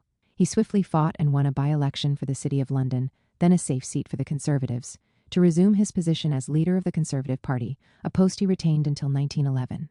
But he came back with a fresh political project in mind. The reasons Balfour turned to Zionism were by no means obvious. He certainly felt no special sympathy for the plight of Jews. In 1905, the same year he met Weizmann for the first time, he supported the Aliens Act, Britain's first immigration controls, designed to stop an influx of Jews fleeing the pogroms in Eastern Europe. Some scholars suspect he was driven by anti-Semitism, both in constricting Jewish immigration to Britain and in his enthusiasm for setting up Jewish settlements in Palestine. But this was nothing other than the promise of Jewish Zionists themselves. Herzl repeatedly told Britons and Germans that the Zionist colonization of Palestine would divert the dreaded Ostjuden immigrants from Western Europe to Palestine. As early as the Manchester meetings, Weizmann was able to nudge Balfour in the Zionist direction. He did so with the help of Herbert Samuel, who was a liberal and a political foe of Balfour, and who, as we shall see later, in the book would play a very important role in the lobby. But nonetheless, the two collaborated later in helping to expand the Zionist foothold in Palestine. Samuel was present at their first meeting at the Queen's Hotel and joined the conversation. How did an émigré Jew end up meeting one of the leading politicians in the country such as Balfour? The two men were introduced by Charles Dreyfus, then Weizmann's boss at the Clayton Aniline Company, which would go on to make key contributions to Britain's war effort. As the name suggests, he was a distant relative of Alfred Dreyfus, the Jewish military officer whose trial and condemnation polarized French society. A successful businessman in Manchester, he also presided over the Manchester Zionist Society and was a member of the city council. His role in politics didn't end there. He chaired Balfour's ill-fated election campaign in 1906. Dreyfus seized the opportunity to engineer meetings between Balfour and Weizmann. These meetings were prompted by Balfour's wish to understand why, after Herzl's death, the Zionist movement was unwilling to discuss locations other than Palestine for its colonization project. In 1903, while Balfour was Prime Minister, Herzl and the British government held serious discussions about building a Jewish state in British Uganda. The Sixth Zionist Congress eventually rejected the proposal. The British Colonial Secretary, Joseph Chamberlain, had suggested it as an alternative to an earlier idea by Herzl to settle Jews in Al Arish at the time under Anglo-Egyptian rule, today the provincial capital of the North Sinai Governorate of Egypt, 47 kilometers west of the border between Egypt and Palestine, with a view to expanding the Jewish colony from there into the rest of Palestine, an idea that was rejected by the British Viceroy in Egypt, Lord Cromer. Dreyfus himself had no objections to the Uganda plan. However, after the death of Herzl in 1904, any possibility of settling East European Jews elsewhere in the world was ruled out categorically, and the movement was orientated exclusively, under Weizmann, towards the colonization of Palestine. This is why, in the historiography of the Balfour Declaration, the meeting between Balfour and Weizmann in 1906 is rightly characterized as a formative moment at which Balfour was won over to support the Zionization of Palestine. It lasted for an hour. Weizmann recalled that Balfour did not hide his obvious anti-Semitism, but the Zionist leader did not seem to be deterred by it.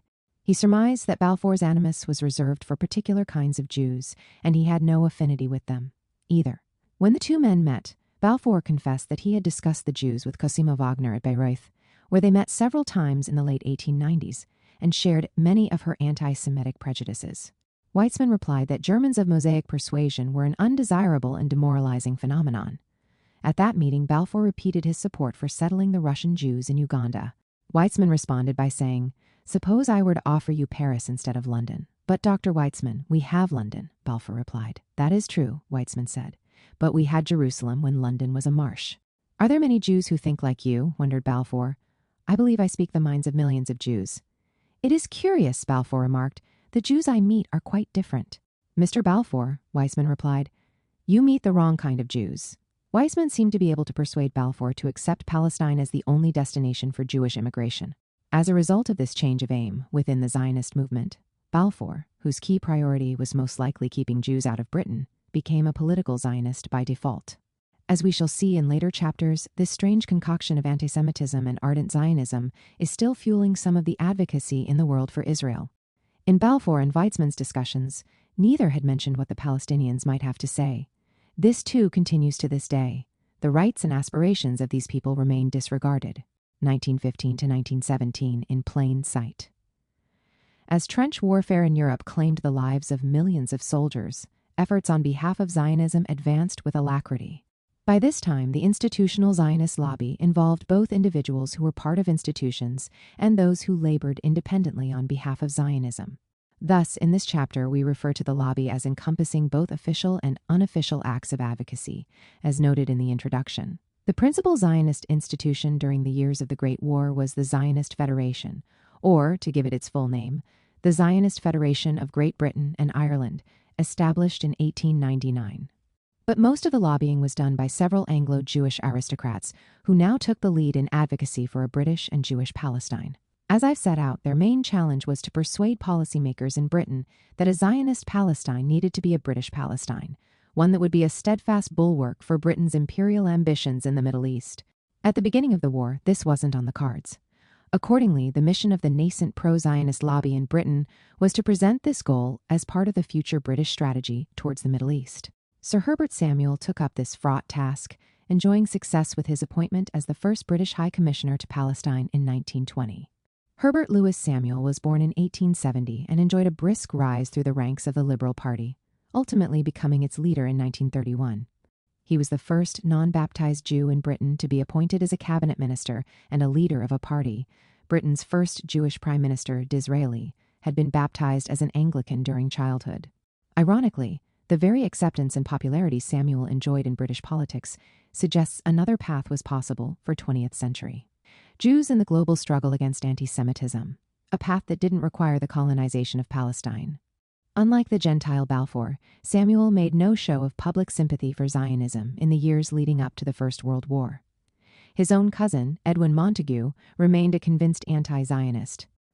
But a wave of anti-Semitism, in which Samuel himself became the subject of false accusations during the Marconi scandal, seems to have changed his mind. At the outset of the war in 1914, he met Chaim Weizmann and affirmed his support for a Zionist state, leaving Weizmann himself astounded at the messianism of this patrician Anglo-Jew.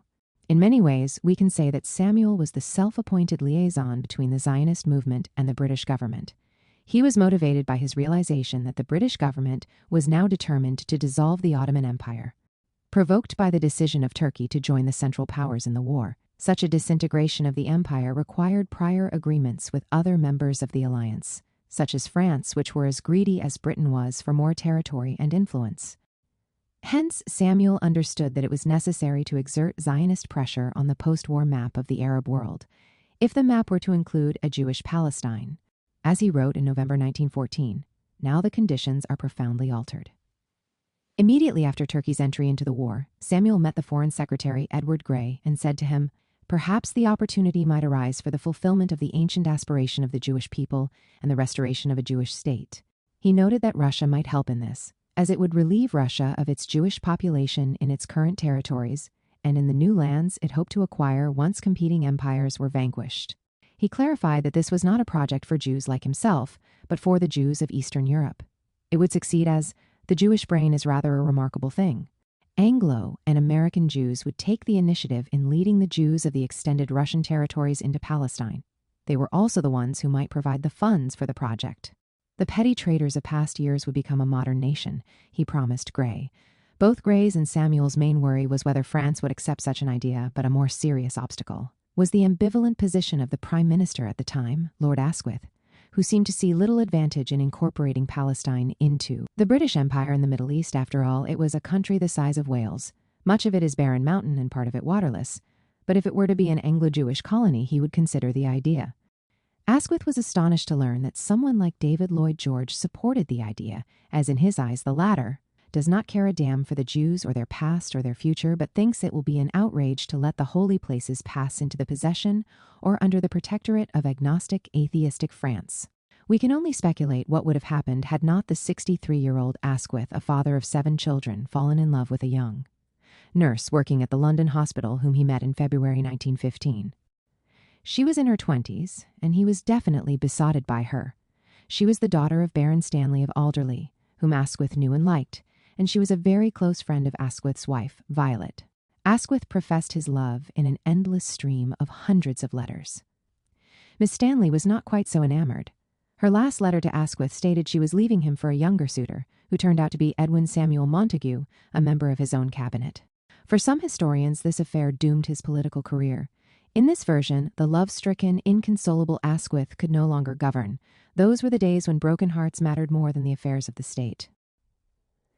Had this romantic fellow stayed in office, he might have thwarted the Balfour Declaration, or in the words of Nathan Brune, writing on the centenary of the Balfour Declaration in Haaretz, this was the love triangle that changed the course of Zionism, because it pushed Asquith out of the way. But this is only partially true. He remained in office for 18 months after the end of the affair, and he also suffered the death of his young son. The pinnacle of Herbert Samuel's activity on behalf of Zionism was persuading the cabinet to accept a memorandum he wrote on behalf of the Zionist movement as a basis for discussing future British policy towards Palestine. In hindsight, this was a far more important document than the Balfour Declaration. The document's title was The Future of Palestine, summarizing the Zionist claims for the country.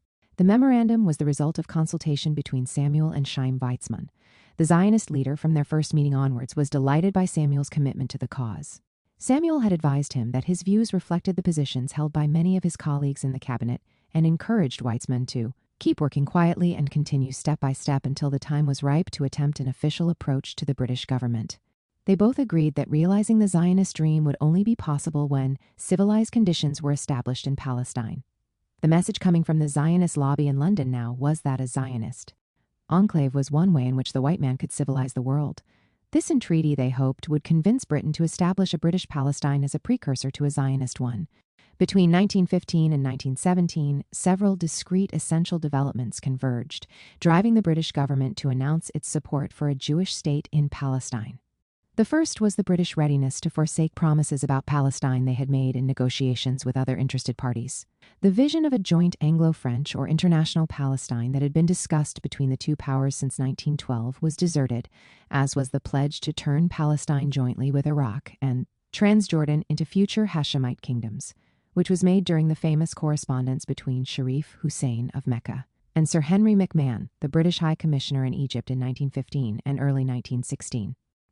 A recent book by Peter Shambrook put an end to a long historiographical debate that began in the 1960s on the question of whether or not Palestine was included in the British pledge to the Hashemites. Based on declassified material, it seems without doubt that Palestine was defined by Britain as part of the future Arab Hashemite world. By retreating from these alternative visions for Palestine, Britain was left with one vision, a Jewish Palestine. It's clear that Zionism's gain in momentum from 1915 was not driven by concern for Jews alone. A curious mixture of anti-Semitism, imperialist avarice, distrust of the Muslim world, and a desire to spite the French drove British policymakers into the Zionist camp. Historians debate to this day whether, between 1915 to 1917, the tail wagged the dog or vice versa, in other words, whether British policymakers believed that supporting Zionist aspirations for Palestine would enhance the British position, or whether they were persuaded by the Zionist advocates that a Jewish Palestine would be an asset, providing an excuse to take it out of the hands of the French, limiting Hashemite power in the area, and using American Jews to countervail an American president who insisted on rights of self-determination for the people living in the Ottoman Empire. This book does not try to shed new light on the origins of the Balfour Declaration. It seeks to illuminate how the Anglo-Jewish community was successfully recruited into the Zionist lobbying machine through its effort to generate a pro-Zionist British policy that would eventually allow the creation of a Jewish state in Palestine.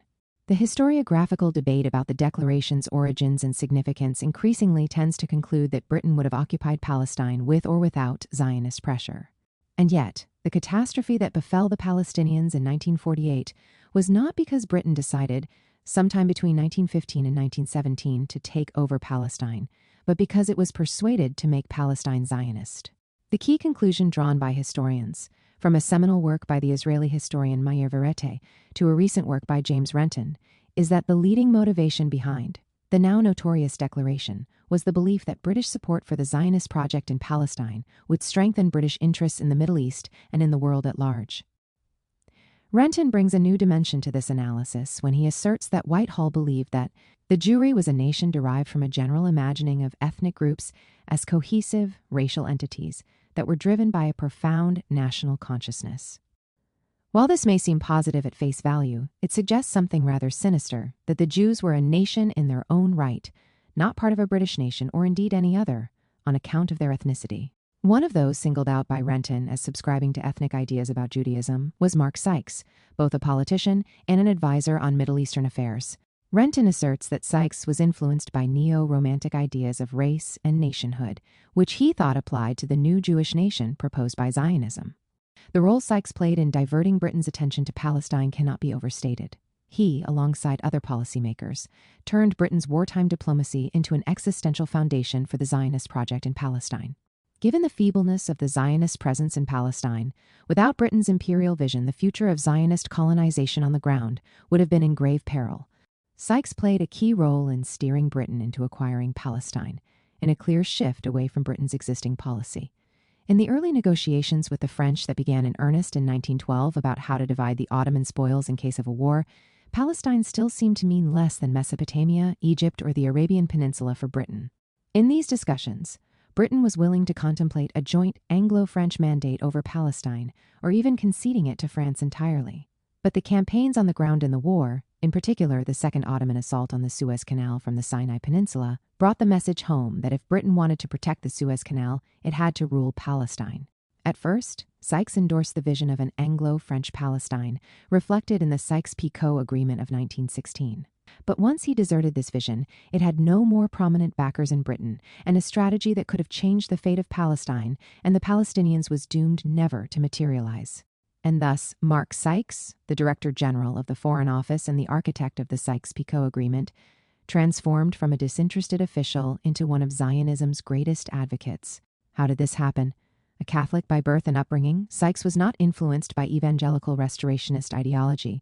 His conversion to the cause was a matter of geopolitics, not faith. This was ultimately crucial in aligning the vision of a British Palestine with the Zionist project. According to one account, his change of heart had also to do with the influence he attributed to the Zionist movement in the United States. The U.S. government had not yet entered the war in 1916. Some of his acquaintances made the questionable assertion that American Zionists enjoyed great influence among American Jews and hence, indirectly, the American administration. This vague impression was bolstered by Sykes talking to two chief representatives of the Zionist movement in 1915, Nahum Sokolow and Chaim Weizmann, no less significant. In these meetings was the role of Moses Gaster, the Hakam of the Spanish and Portuguese Jewish congregation and a former head of the English Zionist Federation. He met with them regularly in 1916, and they too, like his friends, pushed the notion that American Zionist Jews could have an impact on American war policy. Sykes was not alone in being persuaded that Jews wielded immense power and had the ability to influence policy in the USA and even in Russia, where they were historically oppressed. This idea was enthusiastically propagated by Vladimir Zayev Jabotinsky, a Zionist who founded the Jewish Legion of the British Army and was the leader of the more extreme revisionist Zionist movement, which bred the present-day Likud party. He wrote to British officials, "The Jews of America, especially those of New York, represent a political factor of serious influence, even from the standpoint of international politics." 24. The overstated importance of American Zionists was coupled with a fear that the Zionists might seek German support instead if the British disappointed their hopes, which would have been disastrous in the eyes of the British government. Sykes and his compatriots in the British War Cabinet all had one thing in common when committing to an Anglo-Zionist Palestine: they knew practically nothing about Palestine. No one in the upper echelons of government and Whitehall was capable of questioning the assumptions guiding the memoranda written by Samuel and similar documents produced by Zionist lobbyists and submitted to the cabinet throughout 1915. These were very detailed documents. They laid out a vision of a Palestine colonized by Jews from the Russian Empire as a win-win scenario. They suggested how to elicit the support of the Allied powers in the war for the project and reported that Russia indicated that it would look favorably on a Jewish Palestine. But despite their successes in persuading the government, there was still some work to be done by the lobby before they could be assured of a solid British commitment to a Jewish homeland in Palestine. The Zionist lobby had to overcome opposition to a pro-Zionist policy from two groups in 1915 to 1916, politicians who were reluctant to support a Zionist project, as they were aware it would be unpopular with Palestinians on the ground, and prominent Jews who dreaded the impact of such a project on the Anglo-Jewish community as a whole, worried it would mar efforts to be regarded as part of the British nation without much regard for the Palestinian lives it would affect. Opposition in the cabinet was summarized by one member pleading with his peers to note that, as long as the great majority of the inhabitants were Arabs, it was out of the question to have a Jewish Palestine, and that not allowing the majority to decide its future would be contrary to the main purpose for which it had been declared that the Allies were fighting. Others opposed the idea since it was bound to generate opposition from the French and the Hashemites. Samuel was recruited to deal with those politicians who pointed out the demographic realities as an obstacle to the idea of a Jewish Palestine. He urged the government to brush aside the inconvenient fact that the majority of those in Palestine were Arabs. At the same time, it was not necessary to accept the position that the existing population, sparse as it was, would have the right to bar the door to the return of the people, whose connection with the country long antedated their own, especially as it had resulted in events of spiritual and cultural value to mankind, in striking contrast to the barren record of the last 1,000 years. The final piece of the jigsaw fell into place after Herbert Asquith was replaced as Prime Minister by David Lloyd George. From a strategic point of view, Lloyd George took the view that a Jewish Palestine would serve British imperial interests much more effectively than an Arab one in relation to Egypt. This was an argument he was happy to hear repeated at a conference he attended in 1919 in London, where Max Nordau, a leading Zionist, promised, "We shall have to be the guards of the Suez Canal. We shall have to be the sentinels of your way to India via the Near East." 2-9. Lloyd George, like Arthur Balfour and indeed many other senior British politicians, admired Chaim Weizmann, which increased his willingness to back Weizmann's Zionist vision.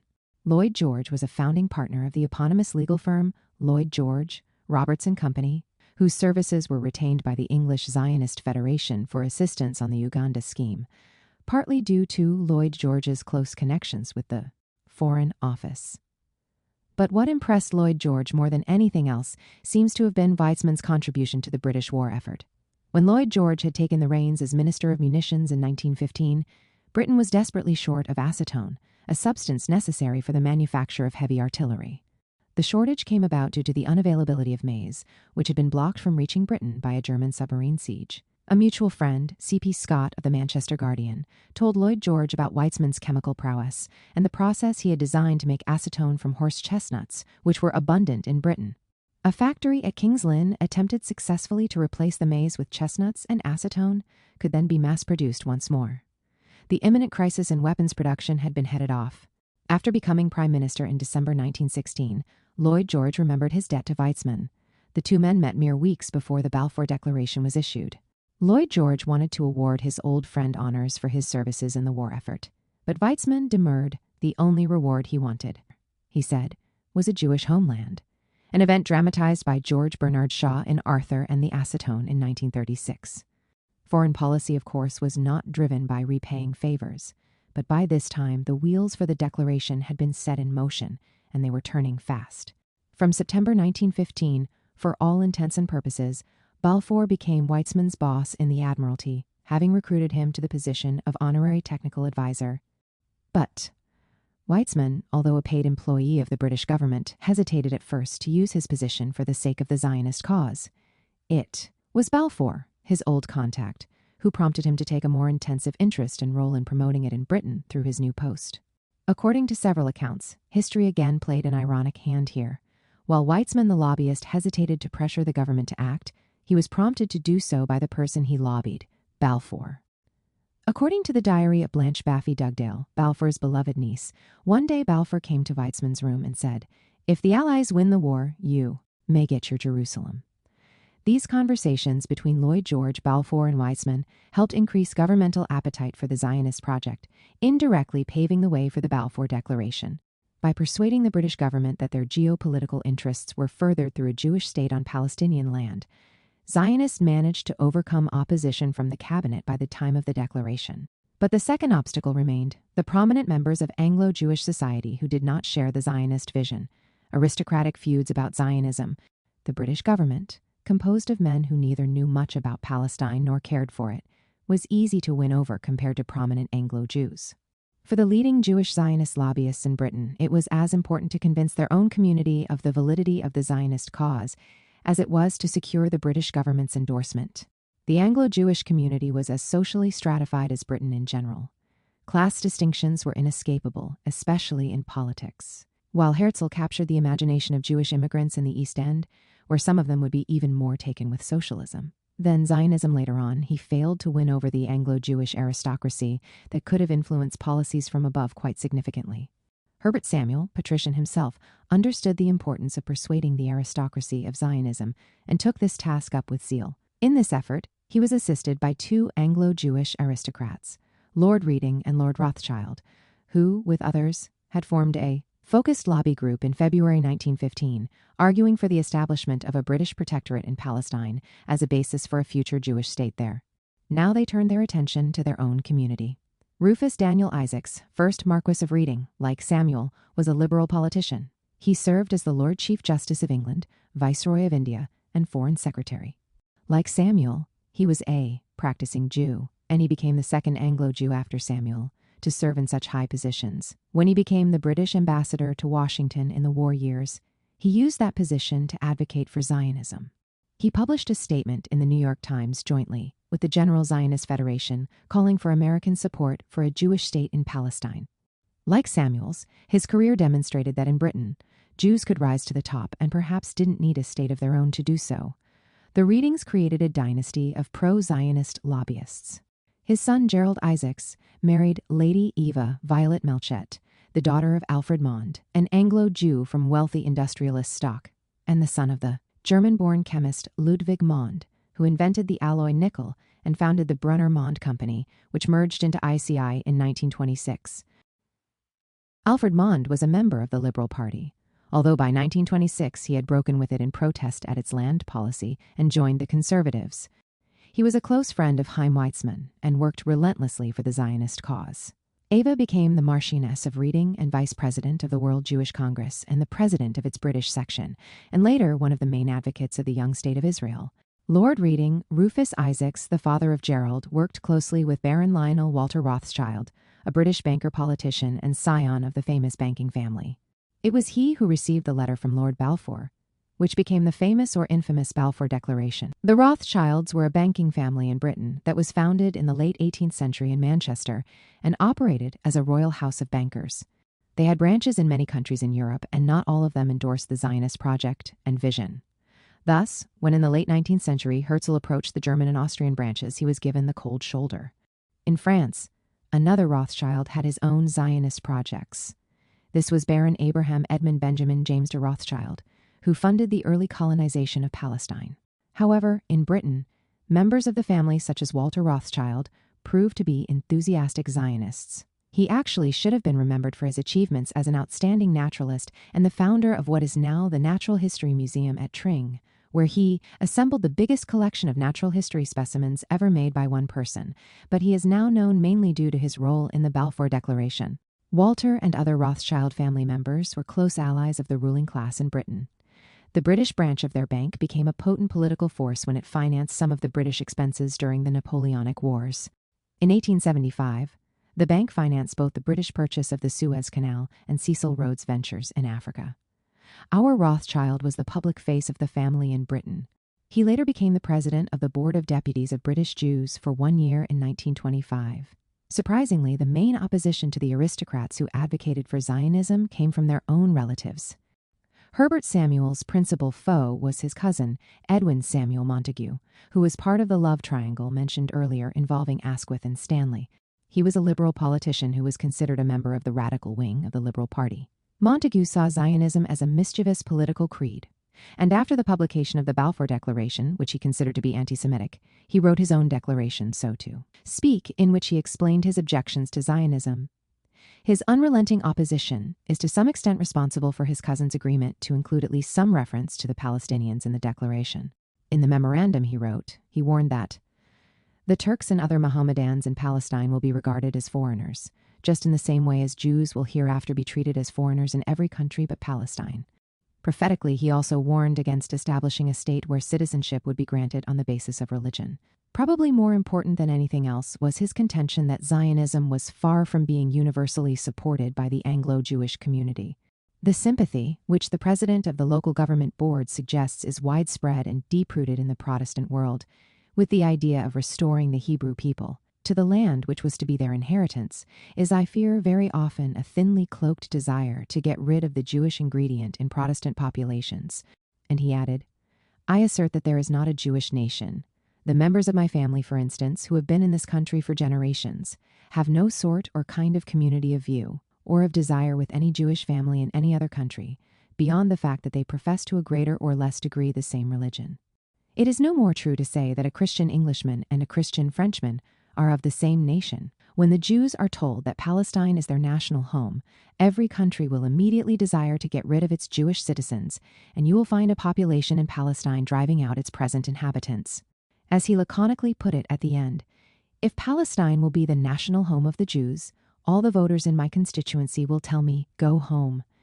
According to Weizmann, Montagu waged an all-out war against the declaration and gave fiery speeches about it in cabinet meetings. He wrote in his memoirs about Montagu that there was nothing new in what he had to say, but the vehemence with which he urged his views, the implacability of his opposition, astonished the cabinet. I understand the man almost wept. In 1917, however, when the British cabinet was discussing the possibility of the Balfour Declaration, Montagu's political standing was at a nadir as a result of his deteriorating health, for which his doctors failed to find a satisfactory medical explanation. In Lloyd George's government, he served as Secretary of State for India, and the long letters and memos he composed regarding Palestine did not move the cabinet away from its support for the Zionist colonization of Palestine. In the 1922 election, Montagu lost his seat in the House of Commons and found himself out of politics altogether. 2 years later, on November 15, 1924, he died an embittered and defeated man, suffering from a then unidentified illness, likely to have been sepsis or encephalitis. Insurrection in the Rothschild family arose thanks to Lionel Nathan de Rothschild.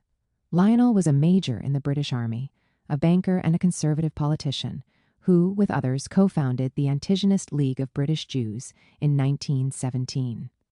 The League was formed in opposition to the Balfour Declaration immediately after its publication. It included Sir Philip Magnus and Montagu. It had only 18 members, but every single one of them was an influential politician, and, up until it ceased its activities in 1929, it was the most important counterweight to the British Zionist lobby. The League did not object to individual Jewish emigration to Ottoman Palestine, should those Jews be welcomed there, but was categorically opposed to their arrival there as a nation, horrified by the idea that the nationality of Anglo-Jews would be questioned because of Zionism. They published their views in a journal called The Jewish Guardian, edited by Laurie Magnus, becoming the anti-Zionist equivalent of the pro-Zionist journal, The Jewish Chronicle. There was an additional battlefield between the two journals. The Jewish Chronicle endorsed enthusiastically the Marxist and Bolshevist ideas that many Jewish immigrants brought with them from Russia, whereas the League was fiercely anti-communist. Moreover, the League, very much like the senior officials in the Foreign Office, erroneously equated Zionism with Bolshevism in the case of the Foreign Office. This assumed ideological affinity led to a hope that the Balfour Declaration would pave inroads into the new Bolshevik government that was about to rule Russia. Opposition to Zionism and to Anglo-Zionist alliance also came from institutions within the Anglo-Jewish community. One such institution was the Anglo-Jewish Association, AJA, established in 1871 by a former editor of the Jewish Chronicle, Abraham Benish, and Albert Lowy, a Reform rabbi from London. It devoted its activities to helping Jews around the world who suffered from anti-Semitism. From its inception, it was a trusted institution within the community. In 1878, it established a conjoint foreign committee with the Board of Deputies. By 1917, both the Board of Deputies and the AJA were led by Anglo-Jews who opposed the Zionist project. The board's president was David Lindo Alexander, and the AJA was headed up by Claude Montefiore. The two men disagreed on many issues, but they were united by their antipathy to Zionism and its definition of Judaism. Their hostility led them to try to preempt the Balfour Declaration by penning a joint statement on May 17, 1917, which they sent to the Times, but it was only published a week later. This may well have been due to the pro-Zionist sympathies of the Times' editor. The delay diminished their statement. Impact, as Weizmann had already made public announcements alluding to the British government's forthcoming support for a Jewish state in Palestine. One of the main reasons for the opposition to Zionism among prominent Anglo-Jews was their sense that they were British, not a separate nationality in Britain. Unlike elsewhere in Europe, Anglo-Jews had no memory of pogroms, and by 1890 Jews had achieved full legal emancipation in Britain. Although Britain became the hub of Zionist lobbying, its emergence and expansion had little to do with the actual experience of anti-Semitism in Britain, nor was it seen as a remedy to oppression in Britain. Zionist lobbying in Britain, whether led by Jews or non-Jews, had more to do with the strategic vision of the empire's future in the Middle East than with the affairs of Jews in Britain. The very lively and still ongoing historiographical debate about the surge of anti-Semitism in Britain during that period indicates how marginal Zionism was. When it came to public awareness of local anti-Semitism, which indeed was there, in particular between 1912 and 1914, discussion about it was triggered by two scandals, the Marconi scandal and the purchase of silver for India scandal. The Marconi affair was a series of allegations against the famous communication company, claiming that it won the tender issued by the British Post Office for a telegraph network, unfairly and illegally. The postmaster was Herbert Samuel, and it was alleged that he preferred a Jewish-owned company, headed by the first Lord Reading's brother, Godfrey Isaacs, at the time when Lord Reading was the Attorney General. Co-conspirators were named as Lloyd George, who was Chancellor of the Exchequer at the time, and Lord Alexander Murray, the Liberal Chief Whip. Pre-deal, they all bought shares at a ridiculously low price, only to double their earnings after the deal was done. A parliamentary committee rejected most of the allegations, but the popular press pointed to a Jewish connection. Coinciding with this was the purchase of silver for India scandal. The India office purchased silver bullion for the minting of Indian rupees. The purchase was surprisingly entrusted to a private bank, and not, as was customary, the Bank of England. The private bank was the Samuel Montagu and Company Bank. Several members of the Montagu family were both in the bank and in the India office, another ground for spreading rumors of a Jewish conspiracy. Remember that Herbert Samuel was related to the Montagus, which did not help, and it went on, exposing more people involved, with family connections of one sort or another to the Montagus. Again, investigation found most of the allegations invalid or unsubstantiated. The leading anti-Semite journal in the country, the Eyewitness, soon to be called the New Witness, led the attack. In the end, both affairs had more to do with the corruption intrinsic to Britain's liberal capitalist system at the time than anything related to the Jews.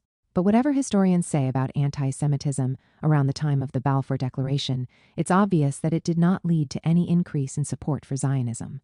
None of those named in the scandals felt helpless or unable to withstand the storm, and indeed they were able to stay in public office after the scandals broke. Britain was and remained a safe place for poor Jews in the East End and successful ones in the West End. Neither the absence of widespread anti-Semitism nor the presence of vociferous anti-Zionist campaigns stopped the British government from supporting Zionism. In fact, the British government got involved in the campaign to win support inside the Anglo-Jewish community and among Jewish communities around the world. Just before the declaration was made, the British government and the Zionist movement joined forces to propagate the new alliance among Jews around the world, so that it would gain wide support once it was declared. This institutional collaboration between the British government and Zionism was in many ways as significant as the Balfour Declaration itself. The propaganda arm of the British government, the Ministry of Information, recruited one of the leading activists of the Zionist movement to help persuade Jewish people across the globe to support the declaration. His name was Albert Montefiore Hyamson, a civil servant in the post office. From 1900 onwards, he wrote extensively in various newspapers about Zionism. His main writings appeared in the British Palestine Committee newsletter, which was the major publication of the lobby. He was an able and persuasive writer. Lloyd George stated that one of Hyamson's articles in the New Statesman stimulated his interest in Zionism. In April 1917, Hyamson was made the editor of the Zionist Review, the newspaper published by the English Zionist Federation. The idea that Hyamson would become the head of a Jewish bureau within the Ministry of Information was put forward by Jabotinsky, and hence Hyamson swiftly became both the ministry and the Zionist Federation's best propaganda asset. One of his more impressive outputs was a film called The British Conquering Palestine for the Jews, made after General Allenby had entered Jerusalem following its occupation in December 1917. The film was sent to Jewish communities and organizations around the world. On the cover of a book he wrote titled Palestine, the Rebirth of an Ancient People, readers were told that this book enumerated the benefits the recent Jewish colonization of Palestine has brought to the land. To the land, of course, not to the people. Hyamson also made Jabotinsky the official British journalist for Zionist affairs in Palestine. For his efforts, Hyamson was later awarded a post in the first British mandatory government by Herbert Samuel when he became the High Commissioner of Palestine. This was indeed a dazzling career that began with humble Zionist advocacy, moving to a role in British strategic consultation about the future of Palestine and then being part of the administration running the colonized country. And all this within 4 years, when Jews constituted only slightly more than 10% of the population in Palestine. But it seems to me the most important achievement of lobbyists, such as Weizmann and Hyamson, was the successful recruitment of Lloyd George to the Zionist cause and persuading him that the strategic aims of the British Empire and that of the Zionist movement were one and the same. The scene was set for putting the final touches to one of the most famous documents in the history of modern Palestine, the final drafting of the Balfour Declaration. With the advance of the British forces, aided by the Anzac troops, on the ground in Palestine, the preparation for the declaration gathered momentum. All these politicians in whom the lobby invested were now ready to push the process forward.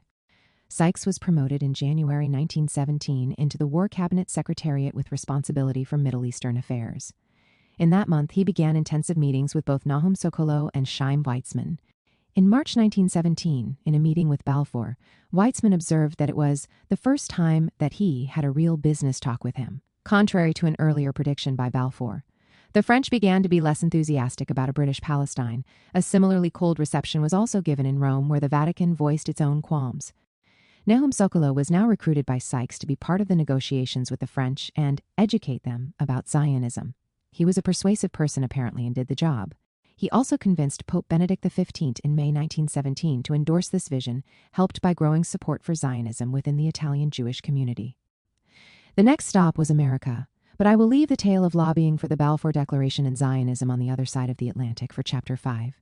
In June 1917, the lobbyists for Zionism and all the senior British policymakers began drafting what became known as the Balfour Declaration.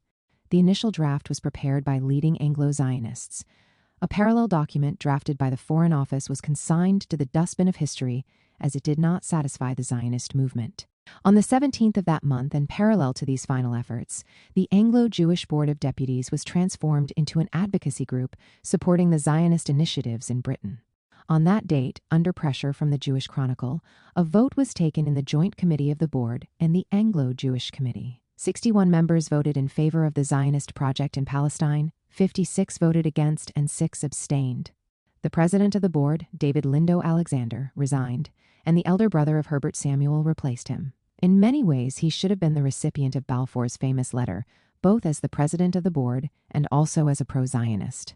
But someone, speculated to be either Weizmann or Herbert Samuel, felt that the board was still too divided about Zionism for the letter to be assured of a warm reception.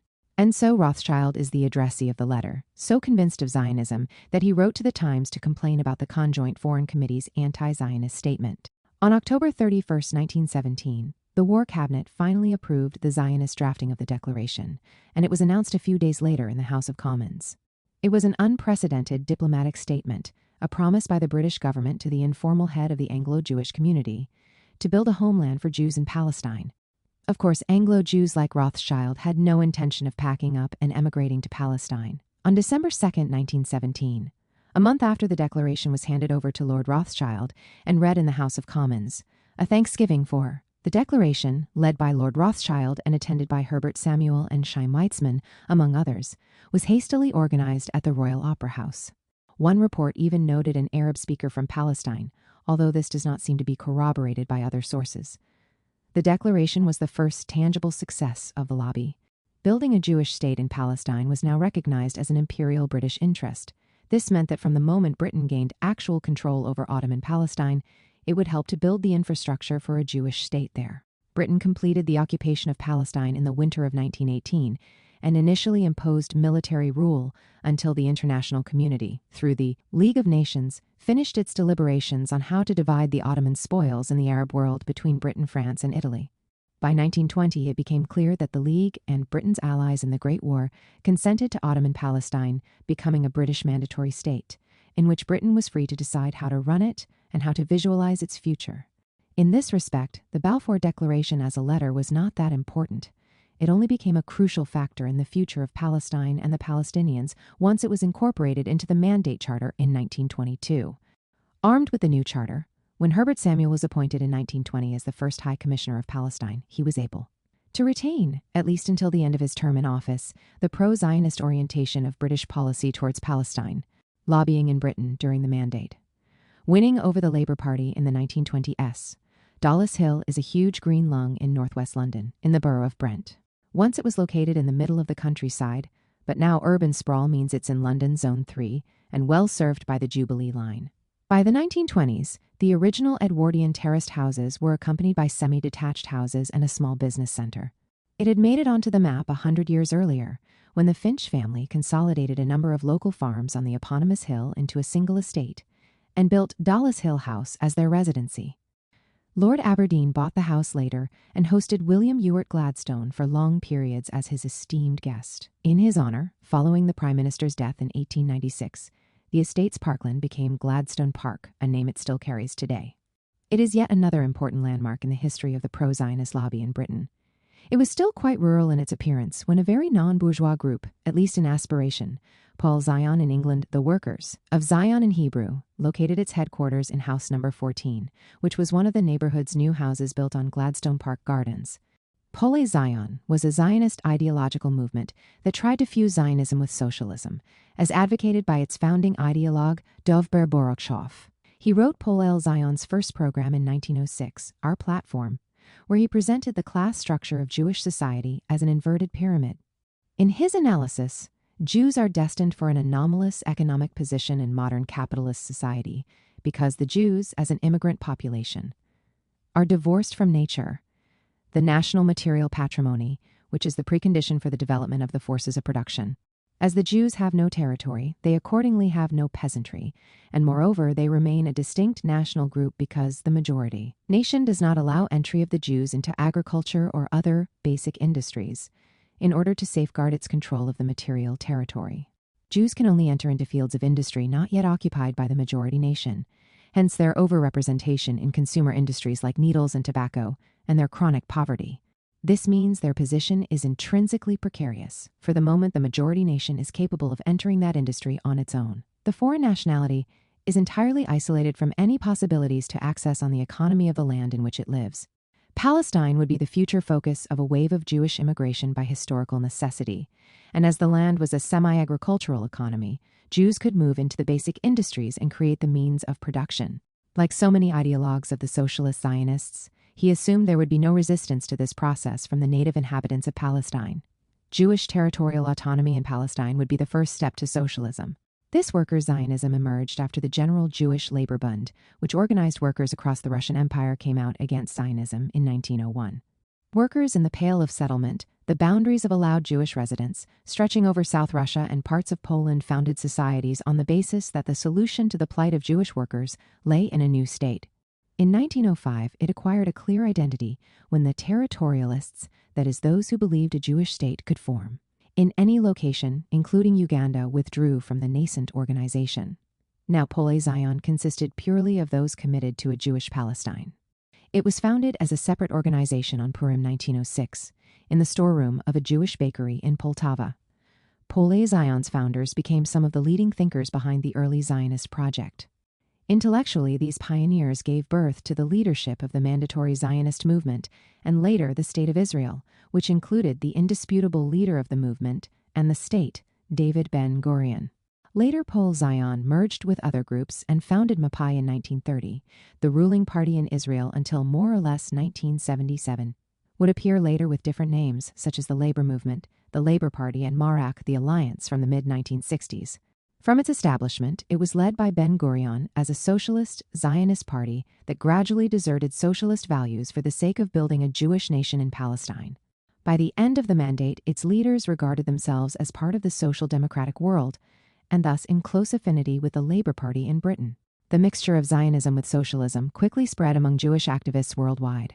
In the same year as the first Warsaw Group appeared, a branch of Poale Zion was opened in New York and a year later in London, Leeds, and Vienna. In 1907, the Palestine branch of Poale Zion was established, and where Poale Zion did not have a presence, similar Zionist socialist parties were set up by Jewish communities, including in Canada, Ukraine, France, and Russia. The French branch of Poale Zion became part of Léon Blum's Popular Front, which dominated the left camp in French politics in the interwar period. In the Russian Empire, it grew exponentially, due to widespread fervor following the 1905 revolution and the strong existing base of Jewish labor organizations. Initially, London was hardly the center of activity for Poale Zion and similar groups. Divided on Uganda as a settlement option, the British branch only reunified after Herzl's death, when Uganda was definitively ruled out of the question. Meetings would take place anywhere from Krakow to Stockholm, but never in England. In 1917, this changed. London transformed into Zionism's center stage as it became clear that a Jewish Palestine hinged upon British support. The House in London came to life and directed the actions of the pro-Zionist lobby in Britain. The main task of Poale Zion in England was to find a way of working in tandem with the Labour Party and influence its policy towards Palestine. By 1917, the Zionist movement had two sites of leadership, one in London, led by Chaim Weizmann, and one in Palestine, where Ben-Gurion emerged as an alternative leader and at times Weizmann's nemesis. Usually they worked in unison for the same goal. Their rivalry concerned who would lead the global Zionist movement, not the movement's objectives. Even before the Balfour Declaration, the Zionist leadership in Palestine pressured its advocates in Britain to build an alliance with the Labour Party, as it was hoped it had more of an ideological affinity to Zionism, at that time still associated with a strong socialist orientation. The task was entrusted to the British branch of Poale Zion, guided by Poale Zion in Palestine. David Ben-Gurion, who in those years began to position himself as the leader of the Jewish community in Palestine, was personally responsible for coordinating the work of this group of young men and women who believed that socialism and Zionism were compatible. For that purpose, he spent much time at the London headquarters, taking direct charge of the campaign. Poale Zion made a firm alliance with Sidney Webb, the founder of the Fabian Society, and Arthur Henderson, the leader of the Labour Party after the outbreak of the First World War. And with their help, the lobby began to influence Labour's policy towards Palestine more effectively, at least until 1945. A quick browse in the Central Zionist Archives shows that many of the letters sent in the 1920s to the British government, and in particular to the Labour Party attempting to impact Britain's Palestine policy, were headed with the Dollis Hill Address, signed by Weizmann or Ben-Gurion. Although the Zionist colonies in Palestine were growing steadily, it was still difficult to persuade Jews from around the world to go and settle there. Globally, most Jews did not see settling in Palestine as a solution to anti-Semitism. They either hoped for a better future in Europe or cast their eyes farther afield to faraway destinations such as the Americas, China, South Africa, and Australia. Similarly, despite the Balfour Declaration, as we have seen, 10 years later British policymakers in London and Palestine were also not convinced that Palestine was the obvious and exclusive safe haven for Jews around the world. However, this unpromising outlook in terms of Jewish emigration to Palestine didn't concern the Zionist lobby in Britain. Their priority was to maintain the support of the British political elite. It was nonpartisan in pursuing this, working equally hard to persuade the Labour Party and the Conservative Party to continue their support for the next stages in the colonization of Palestine. In this respect, the lobby, and in particular Poale Zion, had some impressive achievements. On February 5, 1920, Poale Zion, now called the Jewish Socialist Labor Party, had its application to affiliate to the Labor Party accepted by the party's organization subcommittee. From that period, we have an intriguing record of the Poale Zion meeting at which it was decided to pursue affiliation. The meeting was summarized by one of the leaders of the Zionist movement from Palestine, Moshe Sharett, a future foreign minister and Prime Minister of Israel. His notes reveal the methods deployed by the nominally socialist Zionist lobby at this early stage. Sharett's report shows the group was already involved in elections in various constituencies, helping the Labor candidate, hosting balls neshafim in Hebrew for potential supporters, fundraising, and participating in local trade union work. Alongside advocacy for Zionism, this was also an opportunity to build financial institutions, such as a bank, and trade in the local stock exchange in an attempt to raise funds for the colonies in Palestine. The affiliation bore fruit very quickly. In the very same year, the group achieved a real coup. The Labor Party conference voted unanimously in favor of the resolution, Palestine for the Jews. It was proposed by Jacob Pomerantz, the secretary of Poale Zion. The following year, a similar resolution, proposed once again by a Poale Zion delegate, was carried unanimously once more. And when Labor first took office in 1924, the secretary for the colonies, James Henry Thomas, a completely unapologetic imperialist, told the House of Commons that the government had determined, after careful consideration of all circumstances, to adhere to the policy of giving effect to the Balfour Declaration. Labor supported the League of Nations mandate that gave Britain control of Palestine and was wholeheartedly committed to the establishment of a Jewish autonomous commonwealth in the country. The wishes of the Arab population, both Muslim and Christian, counted for nothing. There was to be no self-determination for the Palestinian people. But the Palestinians began to make their voices heard, even if they were ignored in London. Palestine resists. On the first anniversary of the Balfour Declaration, Palestinians demonstrated in large numbers all over Palestine against it. From that moment onwards, a consolidated Palestinian national movement, led by a younger generation of urban professionals and intellectuals, alongside traditional heads of rural and urban clans, commenced an anti-colonialist struggle. For 9 years, 1920 to 1929, their activity consisted of petitions and participation in negotiations with the British government, while building a democratic political structure where parties could elect their representatives to an annual national conference. The consensual position was clear: total rejection of the Balfour Declaration, and opposition to Jewish emigration to Palestine, the Zionist purchase of land and colonization. They demanded that Britain adhere to twin principles, on the basis of which the West had promised to build a new world after the First World War. The first was democracy, and the second was the right of self-determination. The Palestinian leaders felt that while these principles were respected in Palestine's neighboring countries, such as Lebanon, Syria, and Egypt, they were not implemented in Palestine. Matters came to a head in April 1920 in Palestine, following several provocations on the part of the British government and the Zionists, including the dismissal of the Palestinian mayor of Jerusalem and the installation of a Zionist deputy mayor.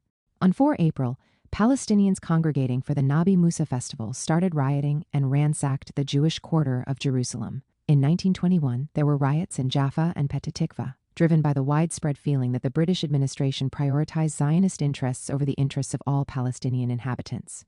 An uneasy peace followed for a few years until violence erupted again in 1929, triggered by a large Zionist demonstration at the site of the Western Wall, where the Prophet Muhammad tied up his mythological steed Al-Barak before he ascended to paradise in the Muslim tradition and the wall of the temple in the Jewish tradition.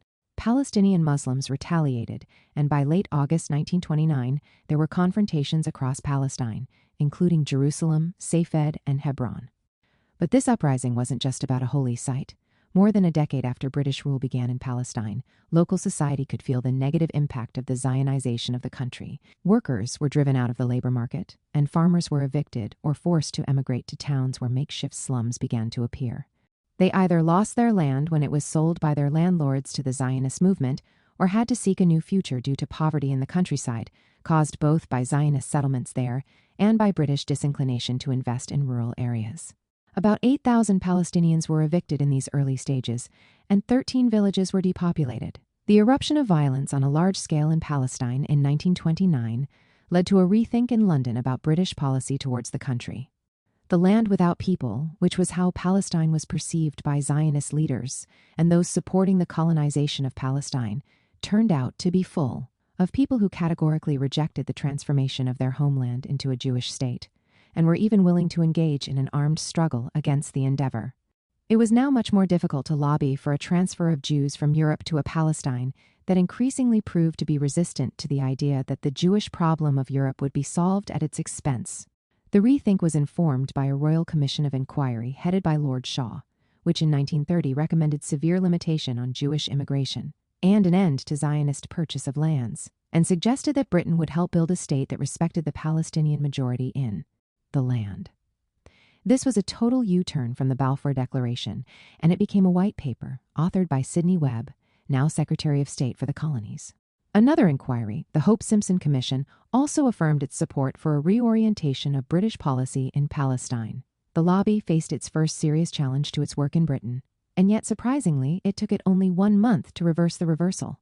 Within that month, the Prime Minister, Ramsay MacDonald, clarified in the House of Commons that the paper did not mean withdrawal from the Balfour Commitment, and, more importantly, repeated this commitment in a letter to Chaim Weizmann, but also stated clearly that it did not annul the white paper.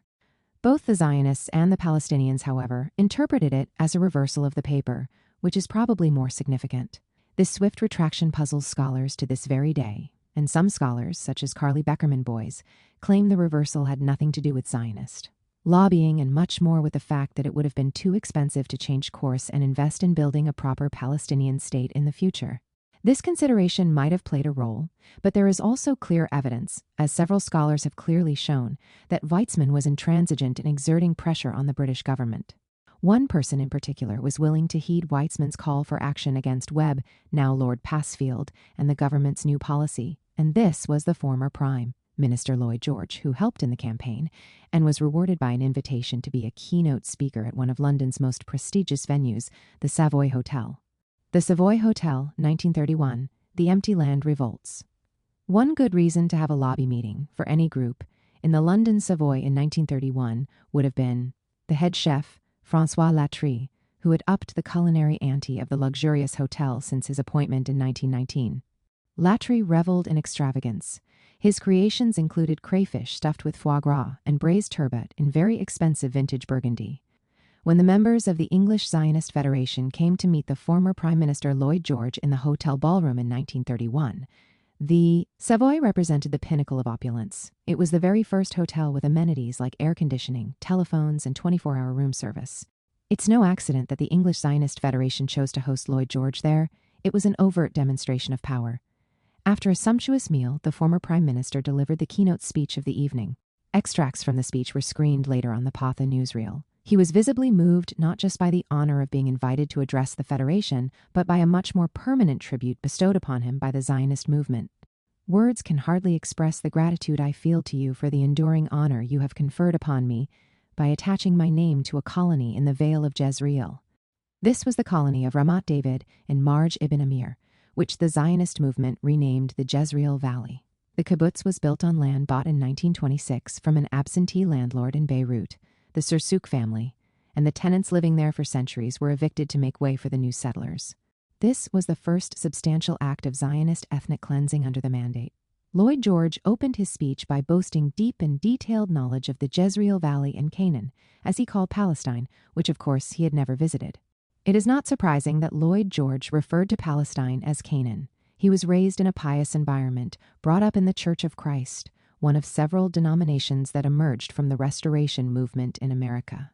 It was distinguished by its refusal to permit musical instruments in religious services and its insistence that there were no Christian doctrines outside what was written in the Bible. In his memoirs, he claimed that as a grown-up he outgrew these early religious convictions, but from 1917 onward, his language remained laden with biblical allusions. Upon hearing of the British invasion into Ottoman Palestine, he remarked, "We have entered the land of the Philistines. That is very interesting. I hope we shall conquer the Philistines." 9. From there, it was easy to deduce that the Jews should replace the Philistines, namely the Palestinians. The Jews, in his eyes, were not members of a religion, but of a nation defined by the Bible. The speech was a brilliant summation of Lloyd George's role in bringing about the Balfour Declaration. He proudly told the audience how he secured the declaration after the First World War ended, as he presided over the councils of the Imperial Cabinet, which gave expression to that policy and secured for it the sanction of our allies. I was the principal delegate of the British Empire at San Remo, where the mandate for Palestine received its final shape and was conferred upon Britain. He took care not to claim all the credit, sharing it with Herbert Samuel. I had the privilege on behalf of the British Empire of offering to another distinguished Jew the position of the first Hebrew governor of Jerusalem for over 2,000 years, and worthily did he fulfill the expectations which were formed of him on his appointment. The speech also exposed how much Lloyd George internalized the Zionist mythology of the land without a people. Few countries have ever been so badly let down. As the result of centuries of strife, neglect, and misrule, a land of great natural fecundity had been reduced, as to the greatest part of it, to a stony and swampy wilderness. In fact, it was a particularly harsh version of that myth. A land of great natural beauty had been stripped of its verdure, starved, and left bare and haggard to the eye. It was not a home for any people, but a ruin. At best, it was a site for a home. Lloyd George castigated Lord Pasfield's actions and policies. He stressed that he saw no need for any curbs on Zionist colonization, as it helped everyone in the land to thrive and prosper. And no less importantly, the Jews surely have a special claim on Canaan. They are the only people who have made a success of it during the past 3,000 years. Such a full-fledged, unequivocal commitment would become a benchmark for the future. Anyone who did not fully endorse this narrative would not be considered a friend of Zionism, or later of Israel. This would become painfully clear in the way Zionist leaders treated former allies when they were unable to recruit them to work against the British government in the final days of the mandate. After this stirring speech by Lloyd George, Chaim Weizmann followed, sharing his recollections of how they first met and heaping praise on the former prime minister for being won over to the Zionist vision. He presented a rose-tinted description of the first meeting between the two men, but it suited the celebratory atmosphere of the meeting. Having the most senior liberal politician take the side of Zionism was no small achievement. The next step was to secure support from the two other political forces in the country, the Labour and Conservative parties. It became clear that the Palestinian resistance would intensify, and with it, British doubts about the Palestine policy could recur. In order to expand the network of support for Zionism, the lobby also had to deepen its influence among British trade unions, as well as leading politicians such as Lloyd George. The Lobby, Zionism, Marxism and Socialism, 1930 to 1948. As the Labour Party solidified its commitment to Zionism in policy terms, Poly Zion gained new influential advocates in the party, like Ernest Bevin, then General Secretary of the Transport and General Workers' Union TGW, although largely out of pragmatism. His support was due to the efforts of a special emissary from Palestine, Dov Haz, who arrived in 1928. In order to expand the network of Poly Zion to reach everyone influential in the labor movement and the party itself. Haz convinced Bevin that in order to win a by-election in Whitechapel, the Labour parliamentary candidate chosen by the TGWU needed to support Zionism and oppose the Labour government's own white paper proposing to limit Jewish immigration to Palestine. With one eye on the votes needed to keep the seat, Bevin promised that all MPs backed by the TGWU would oppose the white paper. Labour won, and the alliance was cemented. Bevin spoke at the farewell party for Haz when the latter's mission was completed in 1930 1.12. It was to prove a brief departure. Haz had to return to London in 1934, after Moshe Sharet, then head of the political department of the Jewish Agency, was worried that the lobby was not working properly. He complained that the Zionist executive, the directorship of the World Zionist Organization that Herzl founded in Basel in 1897, had lost contact with public opinion and influential figures in Britain, and had neglected its ties with the new generation of leaders who had emerged in the Labour Party. With the emergence of a Zionist leadership in Palestine represented by the Jewish Agency, the two bodies, the Jewish Agency in Palestine and the World Zionist Organization seated in London, had parallel assignments and missions not always clearly defined. Broadly speaking, the Jewish Agency took charge of the affairs of the Jewish community in Palestine, and the World Zionist Organization had responsibility for lobbying for Zionism throughout the world. However, the lobbying mission was also entrusted to the political department of the Jewish Agency. Dov Haz felt that this duplication weakened the effectiveness of the lobby. Nevertheless, the Labour Party was successfully courted by the Prozionist lobby between 1920 and 1945. In other words, Zionist socialism seemed to be a legitimate ideology in the eyes of many British socialists, and particular Anglo-Jewish socialists. However, the equation of both ideologies was not accepted by everyone. Poale Zion in Manchester began their history as more of a socialist group than a Zionist group, and part of other radical and anarchist formations, fighting for workers' rights and identifying themselves as communists. In the 1920s, it was quite brave to openly be a Jewish communist, compared to the comfortable position of being defined as a Jewish Zionist.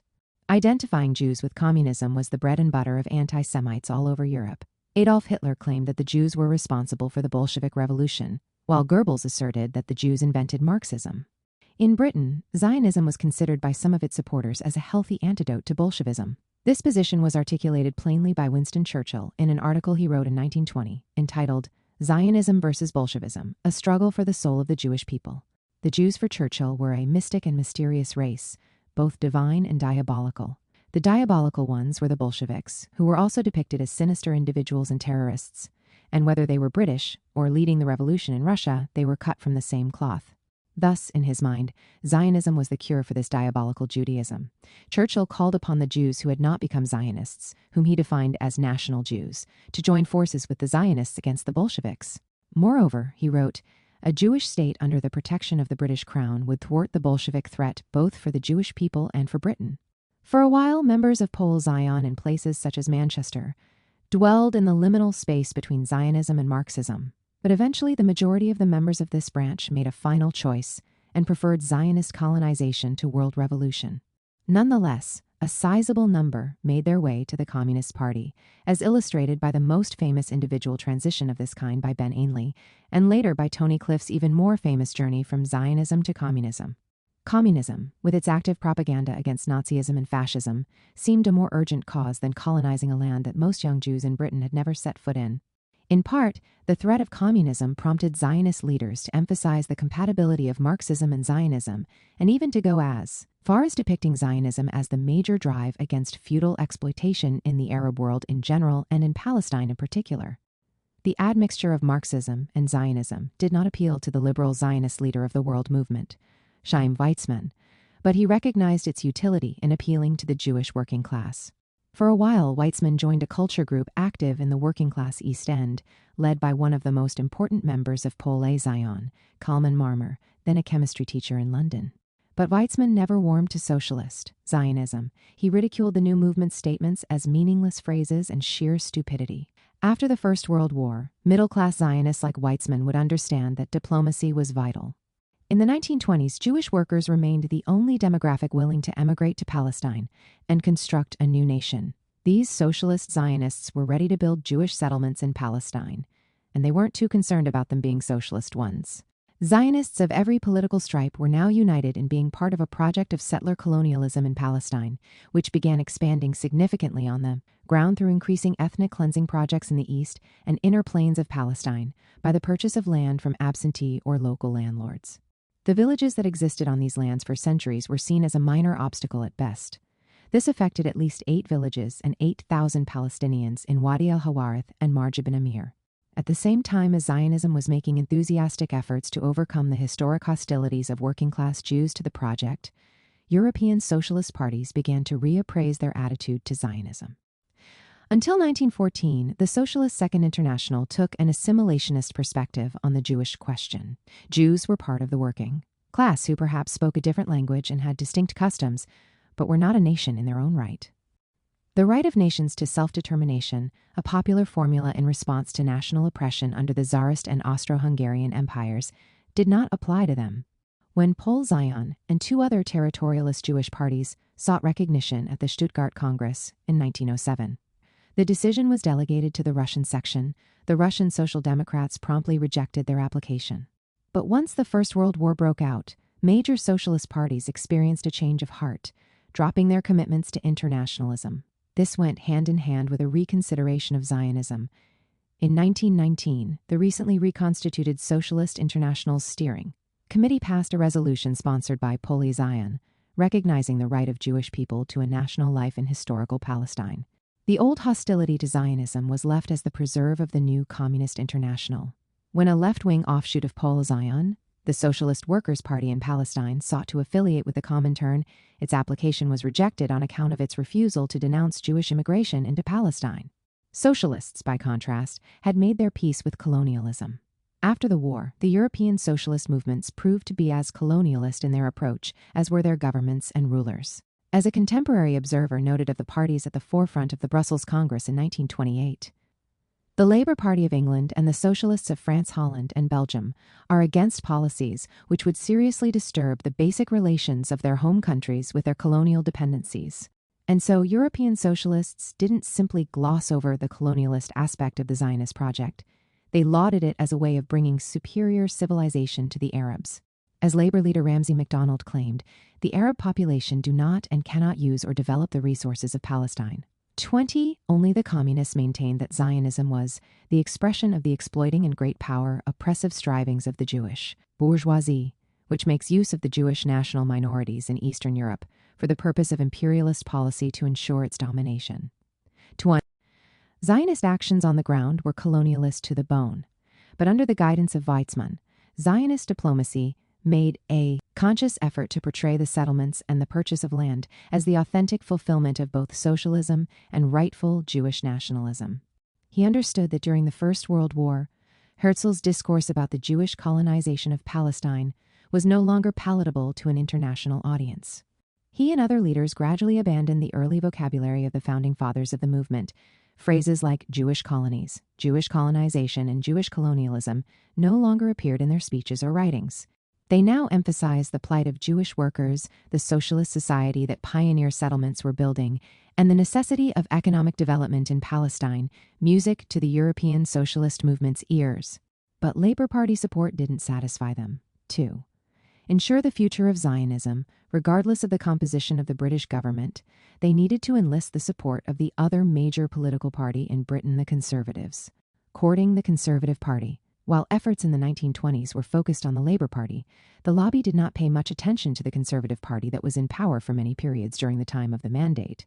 The main reason for this seeming neglect was that during the 1920s, at least until the outbreak of violence in 1929, Palestine experienced relatively quiet years, and thus British policy, be it conservative, liberal, or Labour, was quite solid and consistent.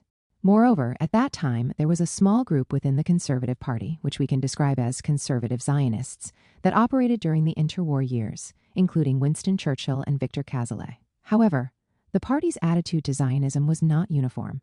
There were some, such as Colonel Claude Lowther, MP for Lonsdale, who displayed open disdain toward Zionism, tinged with anti-Semitism. In the House, he asked sardonically, "Since when has Palestine become a new home for the Jews, and is not this a great blow to Brighton?" 3. And yet those members who did support Zionism were important figures in British society.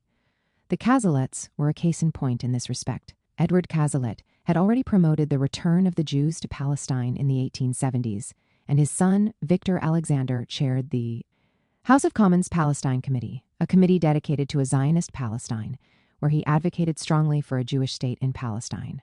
He was a close friend of Balfour and Weizmann. He went as far as saying during the Second World War, a week before his death in a plane crash, "I would gladly give my life for the establishment of a Jewish state in Palestine, as I am ready to give my life for the preservation of the British Empire. Whatever happens, the Jews must have a permanent home." Another important conservative Zionist was Leopold Charles Maurice Stennett Amory. He was a journalist and a cabinet minister, both in the 1920s and in the Churchill War Ministry. He helped to draft the Balfour Declaration and encouraged Jabotinsky to form a Jewish legion that would participate in the occupation of Palestine. As colonial secretary, he pushed for the creation of white-dominated colonies, including in Palestine, a proposal that was removed from the political agenda by the outbreak of the first significant Palestinian revolt against the pro-Zionist British policy in Palestine in June 25, 1929. Zionism was packaged as a successful socialist enterprise in barren Arab lands for the Labour Party, and as a paragon of constitutional democracy for the Conservative Party, a tidy solution to the European Jewish question that dovetailed neatly with British imperial interests. It would all have worked well had it not been for the fact that the indigenous population of Palestine cared very little if the settlers were liberals or socialists, or whether the person pressing the boot against their face clutched the Bible or Das Kapital. And they rebelled against the attempt to turn their homeland into a Zionist haven, posing serious challenges to the pro-Zionist lobby in Britain. But early on, and before 1948, the Palestinians were not engaged in any kind of advocacy that could match the ever-growing pro-Zionist lobby in both Britain and the USA. The Palestinians continue to resist. One fine April day in 1930, two old ladies were anxiously watching the trains coming into Victoria Station. One of them was holding a flag that none of the travelers in the station could have recognized, the flag of the Sharif of Mecca's small army that fought alongside Britain during the First World War, led by the legendary Tay Lawrence, who hoped that Britain would grant the Sharif's family, the Hashemites, a fair share in the spoils of the defeated Ottoman Empire. They were waiting for Hajj Amin al-Husseini, the Mufti of Jerusalem and the president of the Supreme Muslim Council, acting as the informal leader of the Palestinian community, on his visit to London to discuss the future of Palestine with the British government. The rather humble welcome party attested to the weakness of the pro-Palestinian lobby in London at the time. They took their guests to the Café Royal near Piccadilly Circus and waited for several hours for an interview at the Colonial Office to discuss the British policy in Palestine. His visit coincided with that of another important guest from Palestine, the president of the Jewish Agency, Chaim Weizmann, who was received by an official delegation and was immediately granted interviews with practically anyone he liked in government before ending the day at the Zionist headquarters. The Palestinians had nothing equivalent to the Zionist lobby, and their leadership had no idea what a powerful enemy they were facing. However, the Palestinians didn't need to lobby in London and Europe to cause the Zionists serious problems. What mattered were their actions on the ground. British attempts before 1929 and after to bring the two sides to some sort of agreement all failed miserably. Further Zionization of parts of Palestine and British crackdowns on any attempt to build a Palestinian national movement led to a bigger revolt than the one in 1929, namely the Arab Revolt, which erupted in 1936. In April 1936, Palestinians began to demonstrate en masse against what they deemed was a pro-Zionist policy of the mandatory government, the British, responded with arrests of most Palestinian leaders, while the informal head of Palestinian society, Hajj Amin al-Husseini, managed to escape before he was arrested. The wave of arrests triggered guerrilla warfare, very much inspired by the activities of a Syrian preacher called Izz ad-Din al-Qassam, who arrived in Haifa after taking part in a Syrian rebellion against the French mandate. In the name of Islam, he encouraged a large number of Palestinians who had lost their jobs and farms as a result of the increase in Zionist settlements and Zionist takeovers of the labor market in the towns to take part in armed struggle against Britain and the Zionist movement. He was killed by the British Army in 1935, but his call for an armed struggle was heeded by many, leading to widespread guerrilla attacks on British installations and personnel.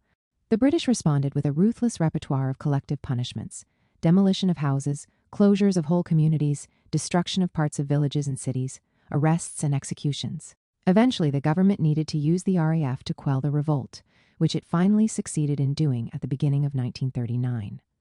Although officially Britain pursued a brutal policy of repression against the Palestinian Revolt of 1936 that lasted for 3 years, the revolt's intensity and perseverance caused a number of British policymakers to retreat from their early support for the Zionist project. A few of the Gentile Zionists showed signs of disenchantment with the project, which they had fully supported in the past, after they visited Palestine and realized that the reality there differed from the image that had been sold to them.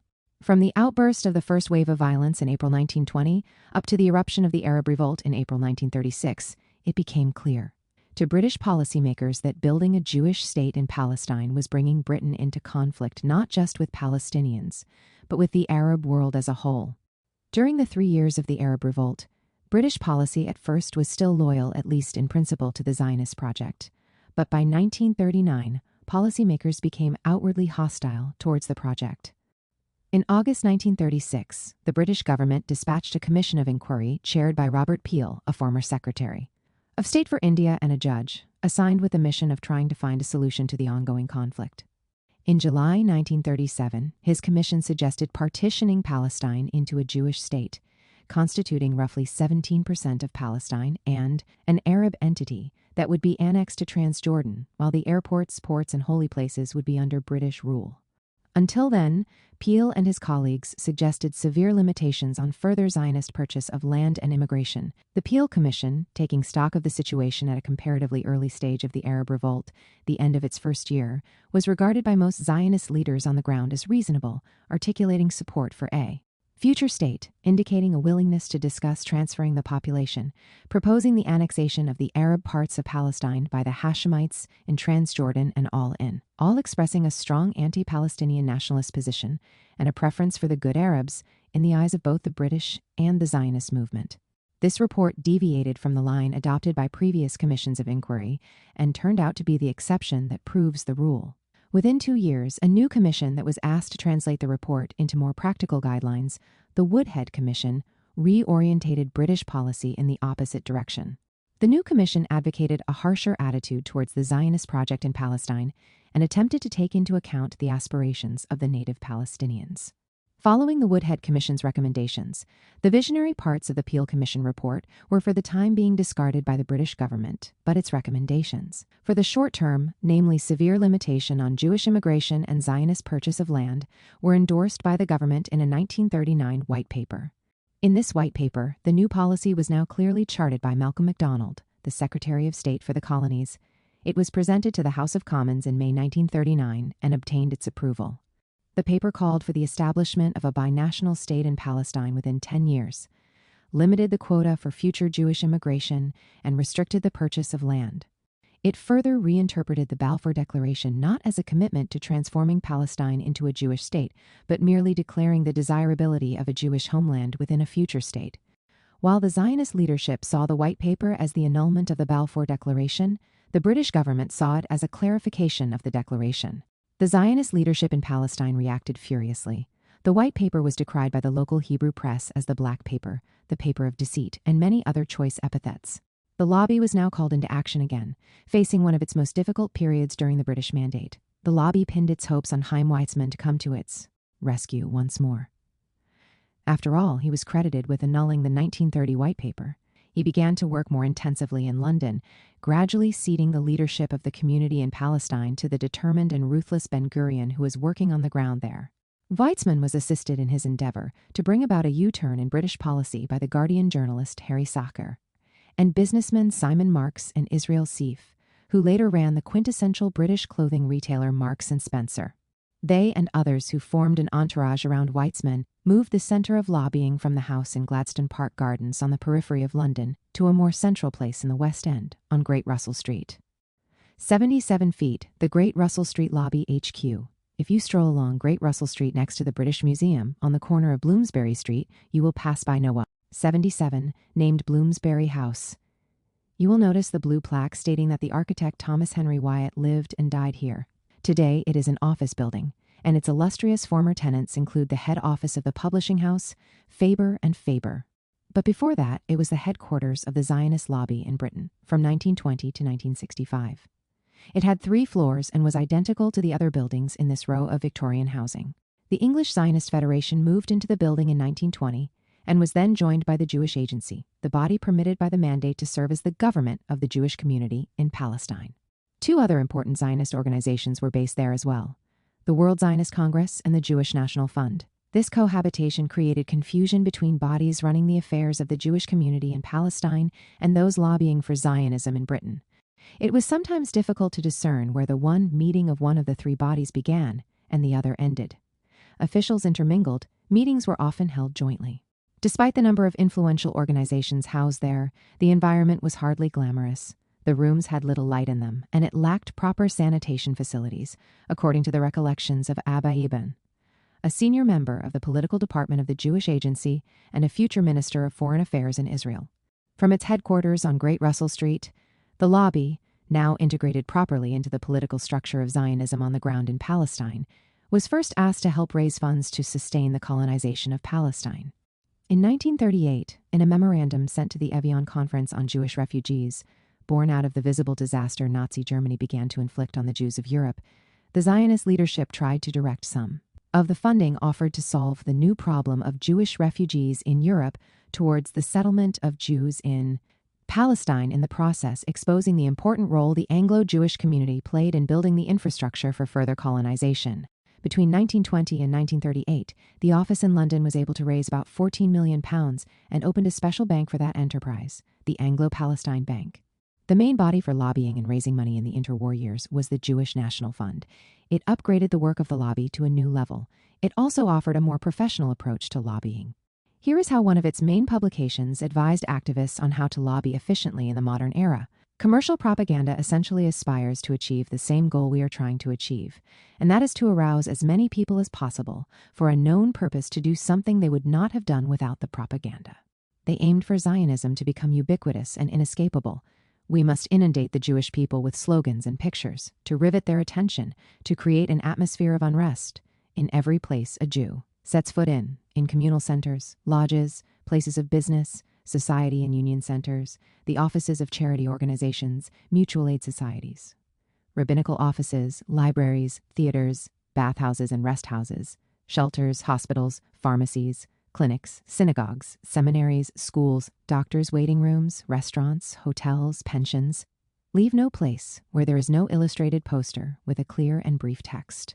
As noted, lobbying was carried out by two Zionist bodies which did not always work in tandem. The Jewish Agency, under David Ben-Gurion, dispatched Dov Hawes once more to try and recruit labor to fight against the shift in British policy. The World Zionist Organization had its own representative in London, Burl Locker, who worked closely with Chaim Weizmann in trying to divert Britain from its policy of restricting Jewish immigration and purchase of land.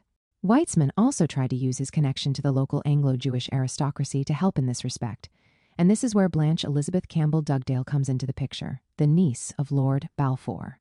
As we've seen, lobbying is built and sustained by both individuals and institutions, and in some cases, individuals can play a decisive role due to their personal political influence, even if they have no official institutional affiliation. Baffy, as she was known to her friends, was one such person. Baffy, the savior who did not deliver. Uncertainty about the British policy in Palestine meant that the Zionist lobby had to expend more effort. This enhanced effort was spearheaded by two of the chief lobbyists of the late 1930s, Blanche Elizabeth Campbell Dugdale and her desperate aspiring lover, Walter Elliot. They attempted to synchronize their endeavor to change British policy on Palestine in no other place than the Savoy Hotel. Baffy was a writer whom Chaim Weizmann called an ardent, lifelong friend of Zionism. Her attempts at a writing career culminated in a 2-volume biography of her uncle, Arthur Balfour. Her day job consisted of roles in naval intelligence and in the League of Nations. Walter Elliot was a Scottish politician of the Unionist persuasion, who served both as a member of Parliament and as a cabinet minister in various governments. He was a decorated hero of the First World War, leaving the army with the rank of colonel. Later in life, he was the rector of the University of Aberdeen and then of the University of Glasgow. They met regularly at the Savoy for Zionism and light flirting. They were called to act when the Peel Commission returned from Palestine and was about to publish its conclusions in a special report. The lobby was apprehensive about what this report would entail. After all, the commissions of inquiry that London dispatched to Palestine all came back with similar concerns, warning against the disastrous impact Zionism had on the local Palestinian community and recommending, with different degrees of conviction, a U-turn in British policy towards Palestine. At midnight before the publication of the Peel Commission report in 1937, Elliot showed Baffy the first draft of the recommendations that were appended to the report, several hours before anyone else saw it. Some authors, such as Nick Reynolds, believe that Elliot leaked this document more because of his love for Baffy than out of devotion to Zionism, and therefore was not a spy but rather someone who sailed close to the wind. The romantic political meeting took place at the grill room of the Savoy. To Baffy's disappointment, after she passed the documents to the Jewish Agency, the agency responded the next day that it could live with these recommendations and thanked the two loyal lobbyists for the advance warning. Baffy's diary tells us that she was more critical of the report and hoped that with her connections, she could water down the parts of the report that were less favorable to Zionism. But it seemed unnecessary given that David Ben-Gurion responded positively to the report. But when the Woodhead Report's recommendations were publicized as the 1939 White Paper, Baffy and Elliot were called once more to action. Alongside others in Great Russell Street, at first they were quite sanguine about their chances of influencing British policy. The success of the lobby in annulling the 1930 White Paper gave the Zionist lobbyists confidence they could do it again. But British policy did not change until the end of the mandate. Once the clouds of war began to appear on the European continent, Britain became painfully aware of the need to build alliances. In the Arab world, whether genuinely or cynically, and the Arab world demanded a less pro-Zionist policy in Palestine. Baffy and Elliot were helpless and could not change British policy. Faced with a new European war, Palestine slid down the priority list, but nonetheless the lobby set Baffy and Elliot some small tasks. One of them was to try and help the Jewish Agency to persuade the British government to support the establishment of a Jewish brigade in 1941 that would fight alongside the Allies and gain experience as a military force. At first, it seemed the government was amenable, and Elliot wrote that this decision was Weizmann's greatest achievement since the Balfour Declaration. But by November that year, the British government reversed its decision. This failure signaled the demise of Weizmann as a central figure in the Zionist project. Walter Elliott continued to be an important member of the lobby after Israel was established in May 1948. He was asked to help push for British recognition of the Jewish state. Britain was slow in recognizing Israel de jure and only accorded it de facto recognition. His main contacts, however, were with the Conservative Party and not with Labour, which was in power until 1951. In July 1948, he tried to recruit Winston Churchill for such a mission, but Churchill seemed to be fed up with the whole issue and defined the Anglo-Israeli relationship as such a hell disaster that I cannot take it up again or renew my efforts of 20 years. A new role for the Anglo-Jewish community. As we've seen, the various Zionist agencies were somewhat porous, without defined boundaries. By 1938, the project's leaders decided to establish a clearer hierarchy. The Zionist leadership in Palestine would strategize, and the lobby in London would help to implement that strategy. For years, the Anglo-Jews who were part of the 77 headquarters believed erroneously that they were also part of the Zionist leadership and therefore had a say in strategizing for the future of the Jewish community in Palestine. It took some time for notable leaders of the Anglo-Jewish community, who had devoted their lives to Zionism, to adjust to the reality that they were now relegated to the margins of the project as mere propagandists for Zionism in Britain. On May 18, 1938, in an afternoon meeting at 77 Great Russell Street, the penny dropped. It was during a meeting of the Advisory Political Committee of the World Zionist Organization, the body representing the Anglo-Jewish community in running the Zionist project. The most loyal heads of the Anglo-Jewish community took part in this meeting. These people had committed their energy and wealth to the Zionist cause. But now they found themselves demoted to clerks in a newly formed lobby office. The chair was Lord Reading, who was, as we've seen, one of the most influential Jews in Britain. It is interesting to look in closer detail at two of the Anglo-Jewish leaders. The first is Leonard Stein, born in Manchester and educated in Oxford. He was the ultimate Anglo-Zionist devotee upon whom the Zionist leadership in Palestine could rely. He was the political secretary of the World Zionist Organization and legal advisor to the Jewish Agency. As his role in the lobby came to a close in 1939, Stein returned to being more active in purely Anglo-Jewish affairs. The second is Osmond de Vigdor Goldsmid, born in 1877, the scion of the Goldsmid baronetcy, the first Jewish family in England to enjoy hereditary titles.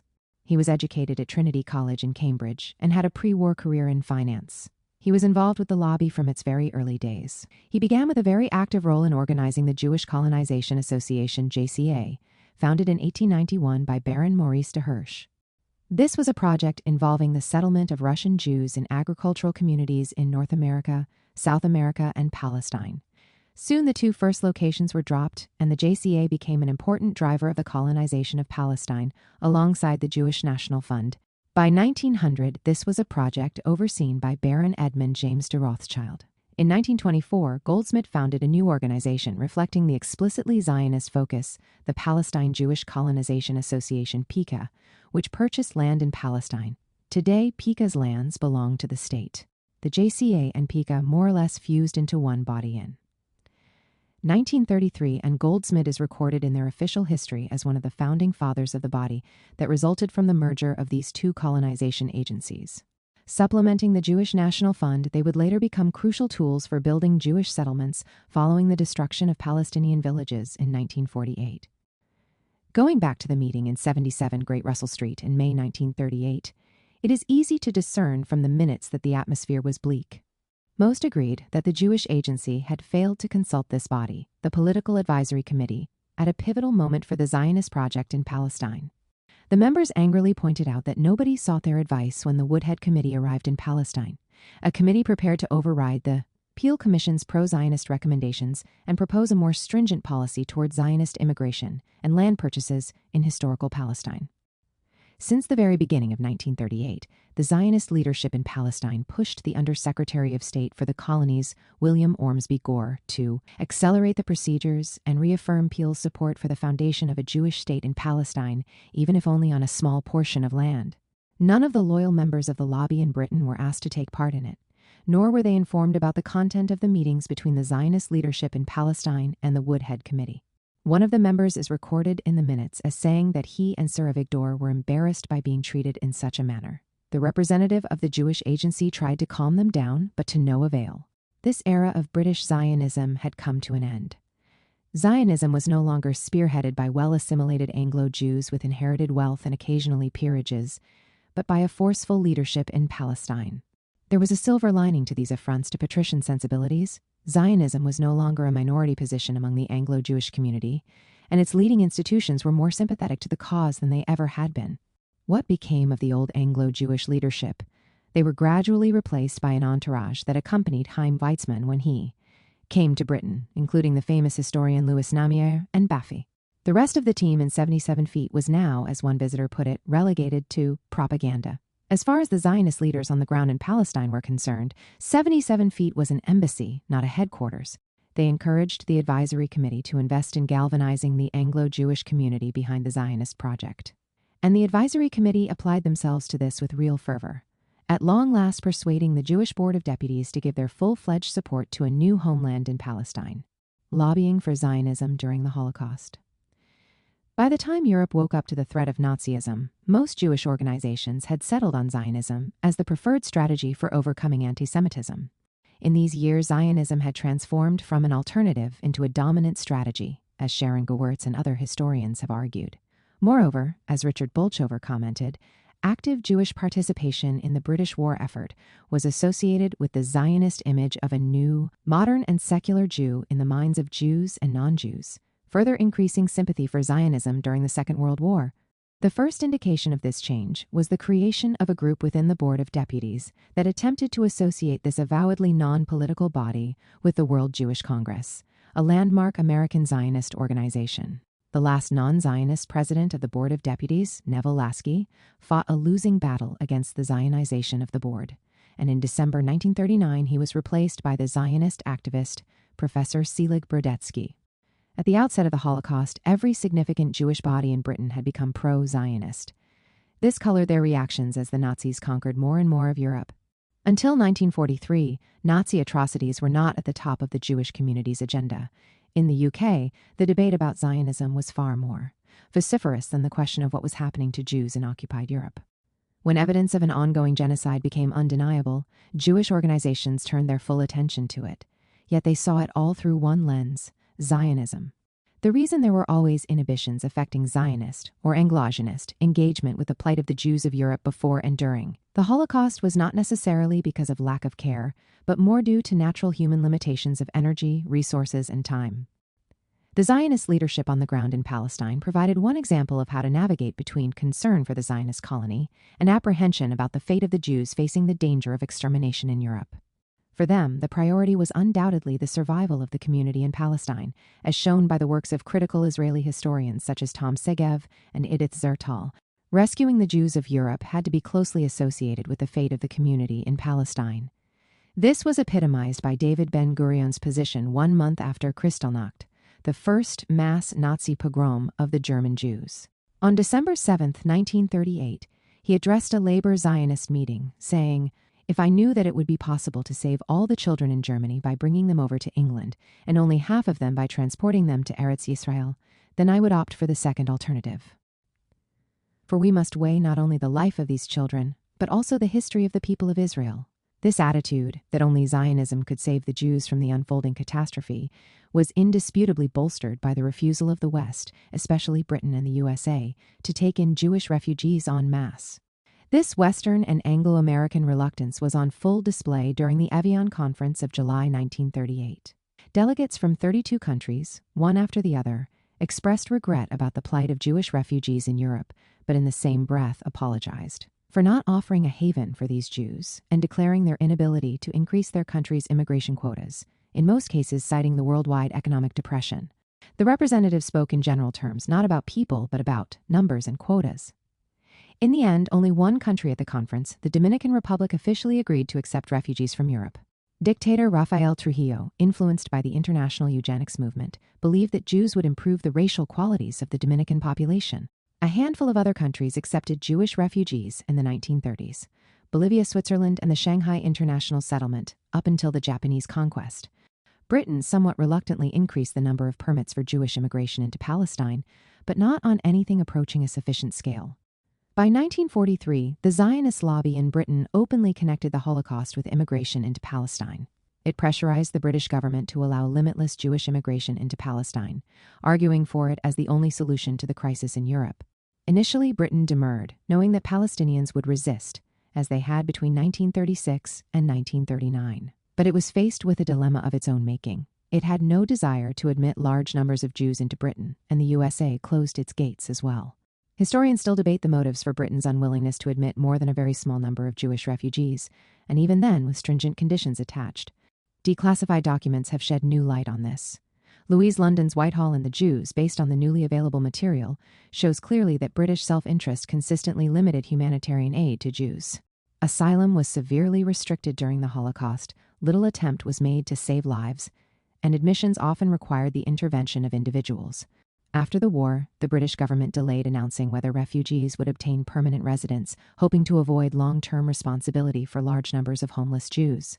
There was one exception, the Kindertransport operation, whereby Britain allowed Jewish welfare organizations to rescue about 10,000 children up to the age of 17 from Nazi Europe and raise them in British families. Their parents were left to die. Under international pressure, Britain and the USA convened another international conference in April 1943 on the subject of Jewish refugees in British-controlled Bermuda. To the great dismay of the Zionist lobby, the British delegation refused to link the discussion of Nazism with Jewish immigration into Palestine. Shortly after the Bermuda Conference, a special ad hoc committee was convened in the House of Commons for the issue to be considered by MPs, some of whom declared that they were representing the Zionist lobby in Britain in the Commons debates. The discussion had limited political impact, but it revealed much about Zionism. Comes to the House of Commons. At the time, British MPs had no power to influence the immigration policy that the British rulers of Mandatory Palestine had settled on, controlled immigration, in the hope of limiting Palestinian resistance to the continued Jewish colonization of their homeland, while not opening the gates for the Jewish refugees fleeing Europe. Those on the committee who demanded a change in the policy repeated the Zionist narrative of Palestine's emptiness and the country's potential capacity to absorb Jews in their millions. For instance, George Ridley, Labour MP for Clay Cross, argued, "I plead also that we should fling wide open the doors of Palestine. The absorptive capacity of modern Palestine is undoubtedly high. The Jews there have turned the desert into a fertile country, and the absorptive capacity of that fertile country has been lifted in consequence. I am assured that there is a manpower shortage and that Palestine would gladly take about 30,000 families or 70,000 people. The Palestinian has his father, mother, sisters, and brothers in the hell's cauldron that we call Europe. He waits feverishly to receive them. Whatever we can do to unite them, we should regard it as our fundamental duty to do. The white paper quotas, which seemed to mean so much 5 years ago, now mean little, and we ought not to be limited in a period of grave crisis by figures which were fashioned in other circumstances." In Ridley's parlance, the Palestinian meant the recent Jewish settler, not the indigenous resident. All Britain could do in response to Nazism was to fill Palestine with new Palestinians. He was supported by John Mack, Labour MP for Newcastle-under-Lyme and a Zionist activist, who told the committee, "It has been my lot to speak on behalf of the Zionist Federation of this country." He brushed aside the possibility of native Palestinian objections to the scheme. Allusion has been made to the Arab reaction which might take place. I believe it is not as formidable an obstacle as has been suggested. It has been grossly exaggerated, and behind that exaggeration there is a certain amount of Nazi-controlled propaganda. We must relax that white paper. We must say that if Jews can get into Palestine in excess of the numbers in that white paper, every facility will be afforded them to do so, because, searching the four corners of the earth, I bid fair to say that this country and the United Nations will find no more noble and gallant allies than the brave Jewish people who are making their splendid contribution to the cause of which we are so proud. Mack was opposed by the Conservative MP Colonel Sir Lambert Ward, who took it upon himself to represent the position of the British government in Palestine. Letting a large number of Jewish immigrants into Palestine was absurd in the case of an agricultural country, if anything rather smaller than Wales. Moreover, the difficulty there is that one has always been up against the antagonism of the Muslims, and a largely increased immigration would probably increase the friction. Some MPs took the compassionate approach when faced with these difficulties, suggesting that Britain ought to take more Jewish refugees in. A mixture of anti-Semitism and xenophobia prevented Whitehall from allowing that to happen. Ward represents the government position here again. If large-scale immigration into Palestine was undesirable, large-scale immigration into Britain was inconceivable. One of the great difficulties in admitting large numbers of refugees to this country is the fact that a very considerable proportion of the population does not want them.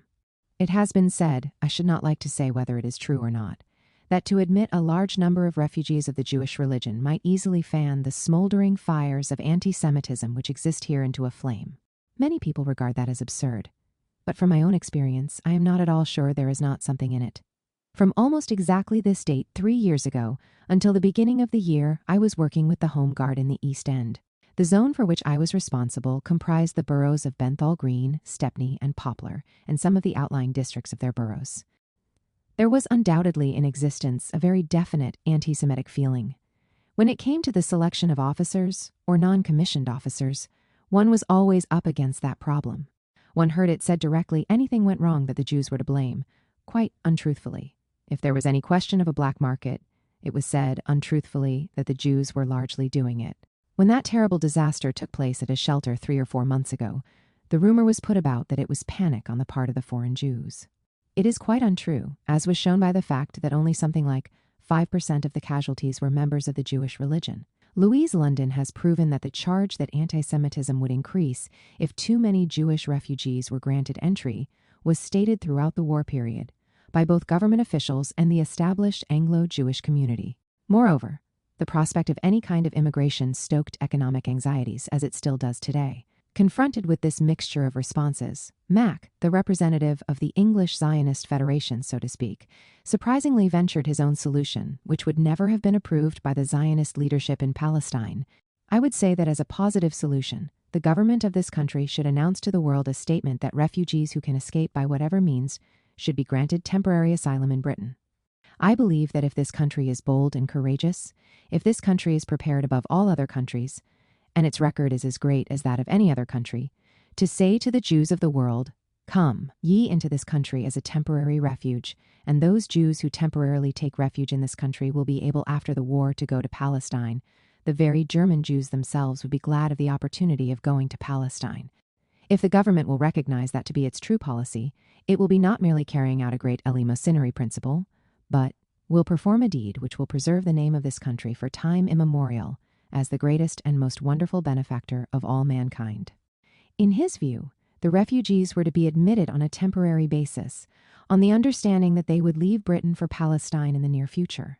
While in reality some 40,000 remained in Britain, this had not been the government's intention.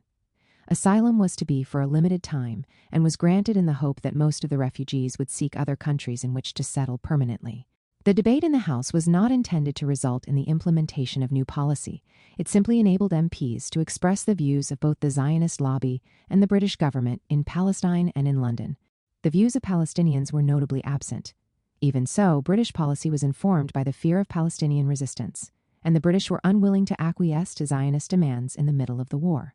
The pro-Zionist lobby succeeded for a while in forming a front with many in the Jewish community who were not necessarily pro-Zionist. Together, they authored a petition to the British government requesting an increase in the quota for immigration into Palestine as the first priority. And if this proved to be impossible, then exploring further options in places such as Jamaica, Cyprus, and Kenya. This unity was mirrored by a similar development on the other side of the Atlantic. In hindsight, this was no passing alliance, but helped pave the way for the gradual Zionization of other Jewish organizations on both sides of the Atlantic, as we shall see. When the war was over, the lobby could rely on the new supporters to push forward the Zionist project, facing the Attlee government, 1945 to 1948. The dissolution of the Churchill War Ministry was welcomed by the leaders of the Jewish Agency in Palestine, who hoped that the newly elected Labour government would be more sympathetic to Zionist aspirations in Palestine. As we have seen, the Zionist lobby invested huge amounts of time and effort in securing strong ties with Labour over decades, so the disappointment when the Attlee government turned out to be lukewarm at best was correspondingly immense. Zionists had good grounds for high expectations. Just a few years before, in February 1940, the National Council of the Labour Party condemned the war coalition for treating Palestine as a colonial possession and not as a mandated territory. The Labour Party continued to support the Zionist project, and at its 1940 party conference, unanimously adopted a resolution reprimanding the British government's restrictions on Jewish land purchase and immigration. The war created a groundswell of sympathy for Zionism across the party, which passed resolutions one after the other demanding that the Jewish Agency be given authority to develop to the full capacity of Palestine to absorb immigrants.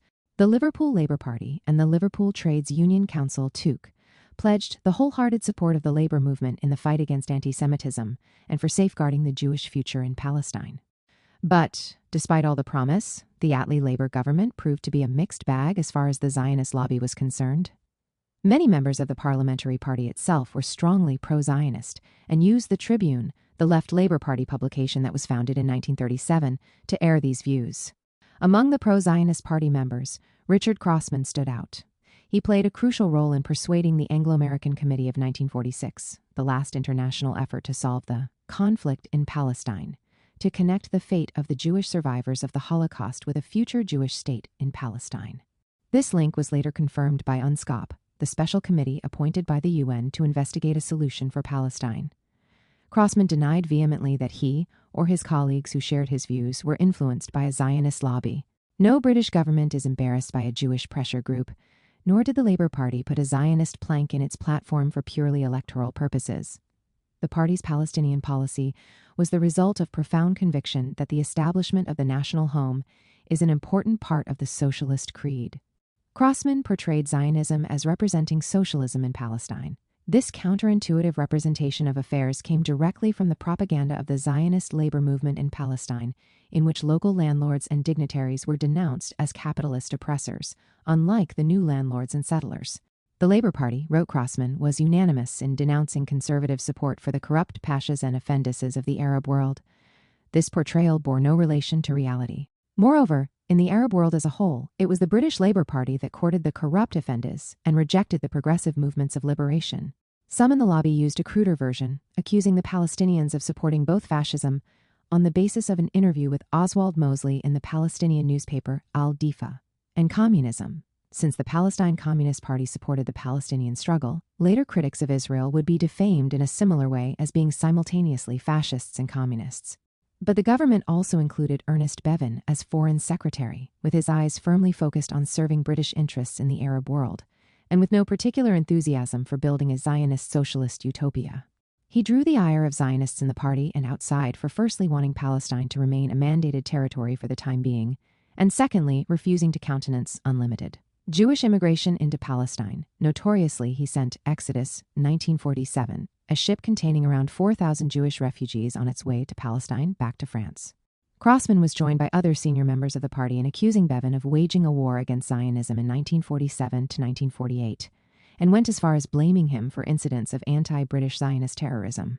Bevin was not responsible for the ferocity of the Zionist terrorists, but he did make some unsavory remarks about Jews. At one stage, he said that Americans wanted more Jewish immigration into Palestine because they do not want too many of them in New York.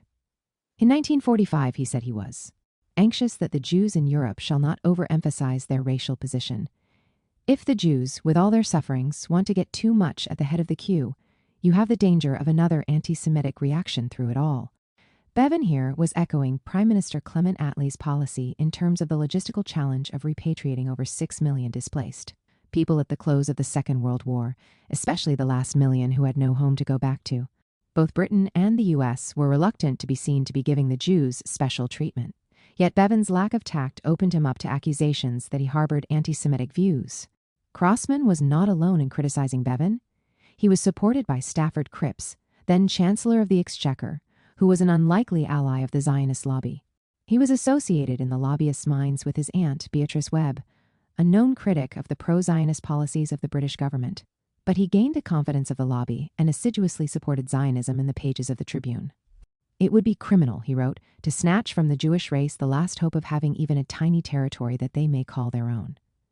Readers today may be surprised that Cripps referred to the Jews as a race, but Zionism necessarily implied viewing Jews as a distinct national group or even as a race, rather than as full citizens of Britain.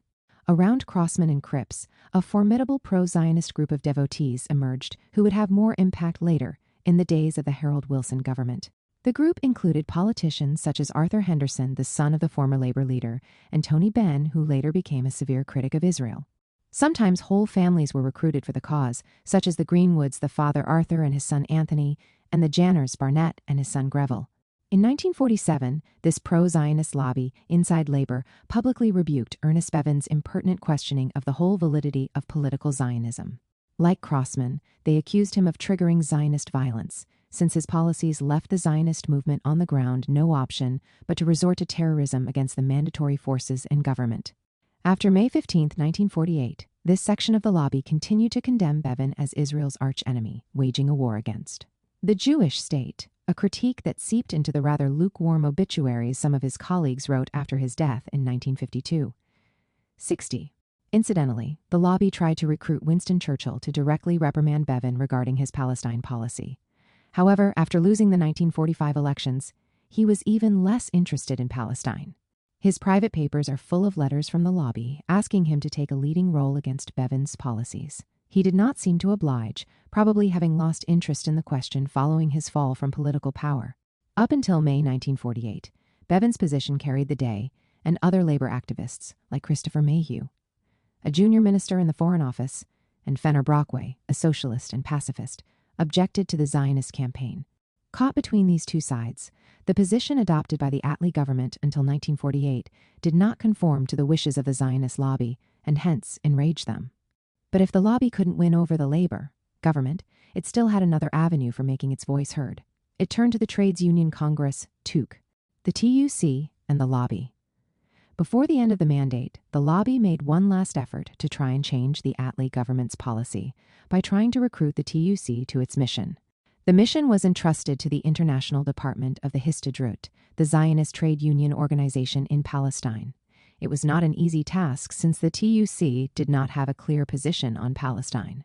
But the lobby was hopeful it could be convinced, because the TUC had had strong and friendly ties with the Zionist movement in Britain and in Palestine from the time of the 1917 Balfour Declaration. On December 28, 1917, at a joint conference, the Labour Party and the TUC summarized the achievements of the Great War before it had even ended.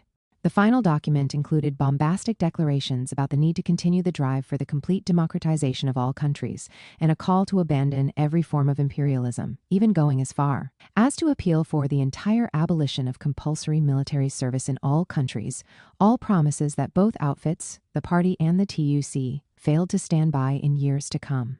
Section F of the document declared, "Such of the Jewish people as desire to do so may return to Palestine, and may work out their salvation free from interference by those of alien race and religion." As John Neusinger Riley observed, many worthy promises were made, but only the one to Zionism was kept. Based on this happy recollection of past friendship, the Histadrut sent its own emissaries to add pressure on the Labour government, even though the TUC had previously dashed expectations by refusing to oppose the 1939 white paper that restricted Jewish immigration into Palestine. Since then, there had been some positive indications that raised the hopes of the lobby that the TUC was open to modifying its position. The TUC Congress invited the Histadrut to join the World Trade Union Conference in London in February 1945. The Histadrut represented Palestine alongside a Palestinian Union, the Palestine Arab Workers' Society. However, the Palestinian delegation felt betrayed by the World Trade Union Conference, as it passed a resolution supporting a Jewish homeland in Palestine. The resolution was a huge achievement for the Zionist leadership, but it did not help to change British policy on the ground. But although the Zionist lobby was grateful for the TUC's support, it didn't really need it anymore. The British government had made the decision to leave Palestine in February 1947 and began the process of disengaging. Both sides in historical Palestine knew that the British attitudes now counted for less and less. By 1948, Britain became less relevant to the future of Palestine, and it became clear to the Zionist lobby that the United States was a far more important arena. As we shall see in the next chapter, lobbying in the United States did not emerge upon the establishment of the Israeli state. It had a long history, stretching back to the second half of the 19th century, like its counterpart in Britain. We will trace its journey from being an evangelical fringe project to becoming a force to be reckoned with. Early Zionist lobbying in the USA, the Blackstone-Schofield legacy, the early Christian Zionist lobby. The British pioneers of Zionism in the second half of the 19th century operated on the margins of Christian theology, but their CO thinkers in America would take the world by storm. These evangelicals described themselves as restorationists, hoping for the return of the Jews to Israel as a fulfillment of biblical prophecy and of God's promise to Israel. It evolved as a raw idea that was shaped and reshaped by moving back and forth from one side of the Atlantic to the other. This constant dialogue between British and North American evangelical communities produced what would eventually constitute the ideological infrastructure for a potent American political Christian Zionist movement in the 20th century. Even before this transnational interchange existed, there were individual restorationists in the USA. Some public figures in America expressed support for the idea. President John Adams wrote, "I really wish the Jews again in Judea as an independent nation," and famous novelists such as Herman Melville followed suit. Among the various denominations prevailing in North America in the 17th century, the Puritans in particular were enthused by this idea. They prayed for the return of the Jews to their homeland as part of their ceremonial gatherings. The Jews, for them, were a nation. Redefining Judaism as a nation, not as a religion, became an important concept in the development of political Zionism. One of the most fervent early supporters, David Austin of New Haven, even built docks and inns for launching large-scale Jewish emigration from North America to Palestine. John Nelson Darby's arrival in North America invigorated support for this initially esoteric theological idea. He was an Anglican minister from Dublin and was known as one of the founders of the evangelical movement known as the Plymouth Brethren, which regarded the Old Testament as the supreme authority for the church and its faithful. Darby's theological, or rather eschatological viewpoint is crucial for our narrative. He was a restorationist, a pre-millenarian, and the mind behind dispensationalism, a theology which dictated that history was divided into dispensations for God's chosen people, the Jews. There were 7 dispensations since the time of innocence of Adam and Eve, and the 19th century was within the period of the 6th dispensation, between the crucifixion and a future rupture leading to the last dispensation, which would include the restoration of the nation of Israel as part of a wider divine period leading to the 1,000-year reign of Christ. For our purposes, we only need to discuss why this new theology translated into enthusiastic American support for Zionism. And there's nothing more apt than Darby's own explanation for why he advocated the return of the Jews to Palestine and the creation of a modern Jewish nation, one deserving a homeland and independence in Palestine. His lucid presentation of these ideas made him the ideal torchbearer from one side of the Atlantic to the other. So, let me try and summarize Darby's take on the role of the Jews, Palestine, and Christianity. The Jews were and are God's chosen people and will receive in time the fulfillment of God's Old Testament promises. In the late 19th century, the fortunate receivers of these prophecies were to be the Jews who lived in Russia. Later, Darby's successors would confer these prophetic promises on all the members of the Zionist movement, and after 1948, on the Jews of Israel. When Christ returns to earth and establishes the millennial kingdom, the nation of Israel will be born again and acknowledge its role in the crucifixion of Christ. Until then, and this is crucial, the Jews are the chosen people and enjoy God's protection and the unconditional support of evangelicals, especially in returning to Palestine. Darby and his friends influenced both the Christian and the Jewish Zionist movements. They inspired Jewish intellectuals seeking a remedy for anti-Semitism and contributed to the emergence of the Zionist movement in Eastern Europe. This influence came about through the popularization of Darby's views, disseminated by his American students among the early Zionist leaders. Herzl heard about him through Heckler, who was a great admirer of Darby. Secondly, and probably more importantly, their theologies stimulated a more institutionalized restorationist movement which appeared in the USA in the 1880s. Its members met regularly, spreading the word and extending its reach. Its first meaningful meeting took place in 1884 on Lake Ontario. The Queen's Royal Hotel, the first American lobby. Today you cannot find the Queen's Royal Hotel in the town of Niagara on the lake. But the Queen's Royal Park is still there, off Ricardo Street, and stretches along the Niagara River, very near the spot where the river falls into Lake Ontario. The view is spectacular. The Niagara Fort on one side, the lake on the other. This scenic panorama could also be admired from the Queen's Royal Hotel's famous verandas, now hidden under the green lawns of the new park. The elegant hotel was opened in 1868. A local website displays a photo of the hotel as it was seen by visitors arriving by boat, who would have been very impressed when the hotel came to sight. A magnificent 4-story building, white with green shutters and trim, dominating the Niagara riverbank. Visitors could reach the hotel from the river and walk through a long veranda into the dining room and reception. By all accounts, it was regarded as one of the best hotels in North America. The hotel was demolished during the Great Depression, but until then, its pavilion was an important venue for big conventions. At one such convention, the Christian Zionist Lobby in America was founded, a year after the hotel opened for business. A group of American evangelicals, impressed by Darby's message, launched the Believers' Meeting for Bible Study. The first meeting was small, but from 1883 to 1897, it became an annual event known as the Niagara Bible Conference, propelled forward by the energy of a Presbyterian minister from St. Louis, James H. Brooks. Brooks served as the editor of the journal The Truth. David Rausch, who called the pioneers we meet in this chapter proto-fundamentalists, describes this publication as the granddaddy of proto-fundamentalist publications. Anything that wasn't discussed on the lake was explored seriously in the pages of this publication. Is Israel a nation or a sect? Asked one article that accentuated the new idea of Judaism as nationalism rather than as a religion, at a time when most Jewish intellectuals in Europe shunned the idea. It also prompted other contributors to associate the Restoration with encouraging Jewish immigration, in particular from Tsarist Russia to Palestine. These early notions paralleled those aired by the early Jewish Zionists, whose movement began to flourish roughly at the same time. Although coming from different angles, both movements interpreted Jewish prayers such as "Next year in Jerusalem the rebuilt" as an indication that the Jews were a scattered nation working for their return to Palestine. Brooks's role was to present this interpretation as a religious imperative for the followers of evangelical Christianity to help realize this Jewish aspiration. This meeting was lavish. The connection between luxury and lobbying had already been established. Brooks himself wrote on the subsequent meetings in the journal The Truth, in which the return of the Jews to Palestine was a major theme. The place becomes more beautiful as the years go by, and it would be difficult to find a spot better suited to the quiet and prayerful study of the sacred scriptures. The building in which the conference meets, overlooking Lake Ontario and the River Niagara, and surrounded by green trees, is secluded from the noise of the world, and so excellent were the arrangements for the accommodation of the guests, both in Queen's Royal Hotel and in the boarding houses of the village, that not a word of complaint was heard from anyone. The Niagara meetings were called Bible meetings and resulted in a formative document in 1891, the Niagara Creed. This was a statement composed of 14 fundamentals that were meant to guide the faithful into the future, and which included the call for the restoration of Israel.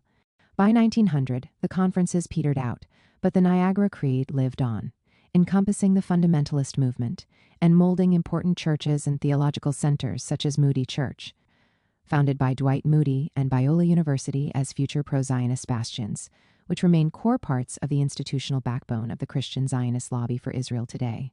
The Christian lobby's American origins shed light on the nascent coalition that would eventually justify the colonization of Palestine at the expense of the indigenous people there. An important pillar of this coalition was the white settler colonial community of the United States, whose elite segments were now easily convinced of the religious basis of another settler colonial project, this time in Palestine. A different contribution to the formation of a Christian Zionist lobby in the USA was provided by the tycoon William Eugene Blackstone. Sometime in the early 1870s, he had an epiphany that led him to devote all his time and his considerable wealth to the restoration of the Jews to Palestine, a vision and a mission he articulated with great pathos in a bestseller he wrote in 1878 called Jesus is Coming. In this and other publications, some of them even in Yiddish, he pushed forward two propositions, which echoed the beliefs of the other forerunners of Christian Zionism on both sides of the Atlantic. The first was a genuine concern for the fate of the Jews in the Russian Empire. The second was a belief that their salvation did not lie in their immigration to the West, but only to the Holy Land. Blackstone convened a conference in 1890 to discuss the past, present, and future of Israel. The venue chosen was not as lavish as the others. It was the rebuilt First Methodist Episcopal Church in Chicago, known as the Clark Street Methodist Church, due to its location on the famous street. It had been badly burnt during the Great Fire of 1871, in which around 17,000 buildings were destroyed, and had been reconstructed a few years later. The meeting was more of a workshop than a conference, with the attendees seriously deliberating on what could they do for Zionism. A year later, in 1891, Blackstone solicited signatures from prominent American politicians and businessmen for a petition now known as the Blackstone Memorial. Among the many luminaries were John D. Rockefeller, J.P. Morgan, and the Chief Justice of the U.S. It was submitted to the American president. The memorial was very much a follow-up to the Niagara meetings. It called upon the Ottoman Empire to receive Jews from Russia and allow them to settle in Palestine, as small groups of Jews had already been doing from 1882 onwards. Blackstone was groundbreaking in one way. He used the term Israel to refer not only to the Jewish people, but also to the land of Palestine. He hence anticipated and influenced the discourse of the Jewish Zionist lobby in the near future. We believe this is an appropriate time for all nations, and especially the Christian nations of Europe, to show kindness to Israel. 1 million exiles, by their terrible suffering, are appealing to our sympathy, justice, and humanity. Let us restore them to the land of which they were so cruelly despoiled by our Roman ancestors. The very same ideas would appear 5 years later in Theodor Herzl's book, Der Judenstaat. Blackstone wrote, "As the powers of Europe gave Bulgaria to the Bulgarians, they should now give Palestine to the Jews. Does not Palestine as rightfully belong to the Jews?" Blackstone laid another important foundation stone for later Zionist propaganda about Palestine when he stated in 1891 that the general law of dereliction did not apply to the Jews in relation to Palestine. For they never abandoned the land. They made no treaty. They did not even surrender. They simply succumbed after the most desperate conflict to the overwhelming power of the Romans.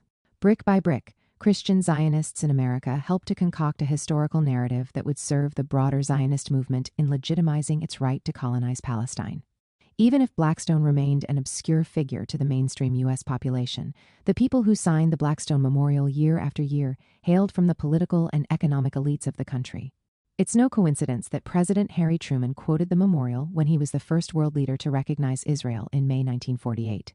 Farwell Hall and the Prophecy Conferences.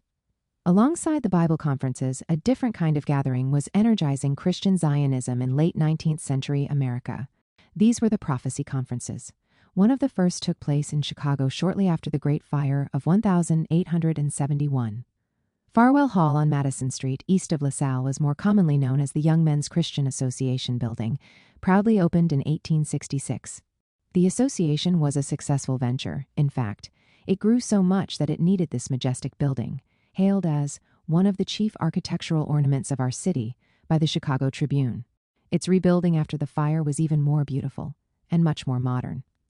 Such as the hall, the largest and finest in the United States, perhaps in the world, boasted the local newspaper. Rather aptly, the new building had 3 images on the long arched windows, one featuring Moses looking at the Promised Land, and the second Abraham standing over his son Isaac on the verge of sacrificing him. The third featured Jacob wrestling with the angel. For an audience who knew their Bible well, the meaning was obvious. The angel had said, "Your name shall no longer be called Jacob but Israel." Of course, in reality, the angel had not called for the colonization of Palestine, but like many other verses in the Bible, it was seized upon for the Christian Zionist cause.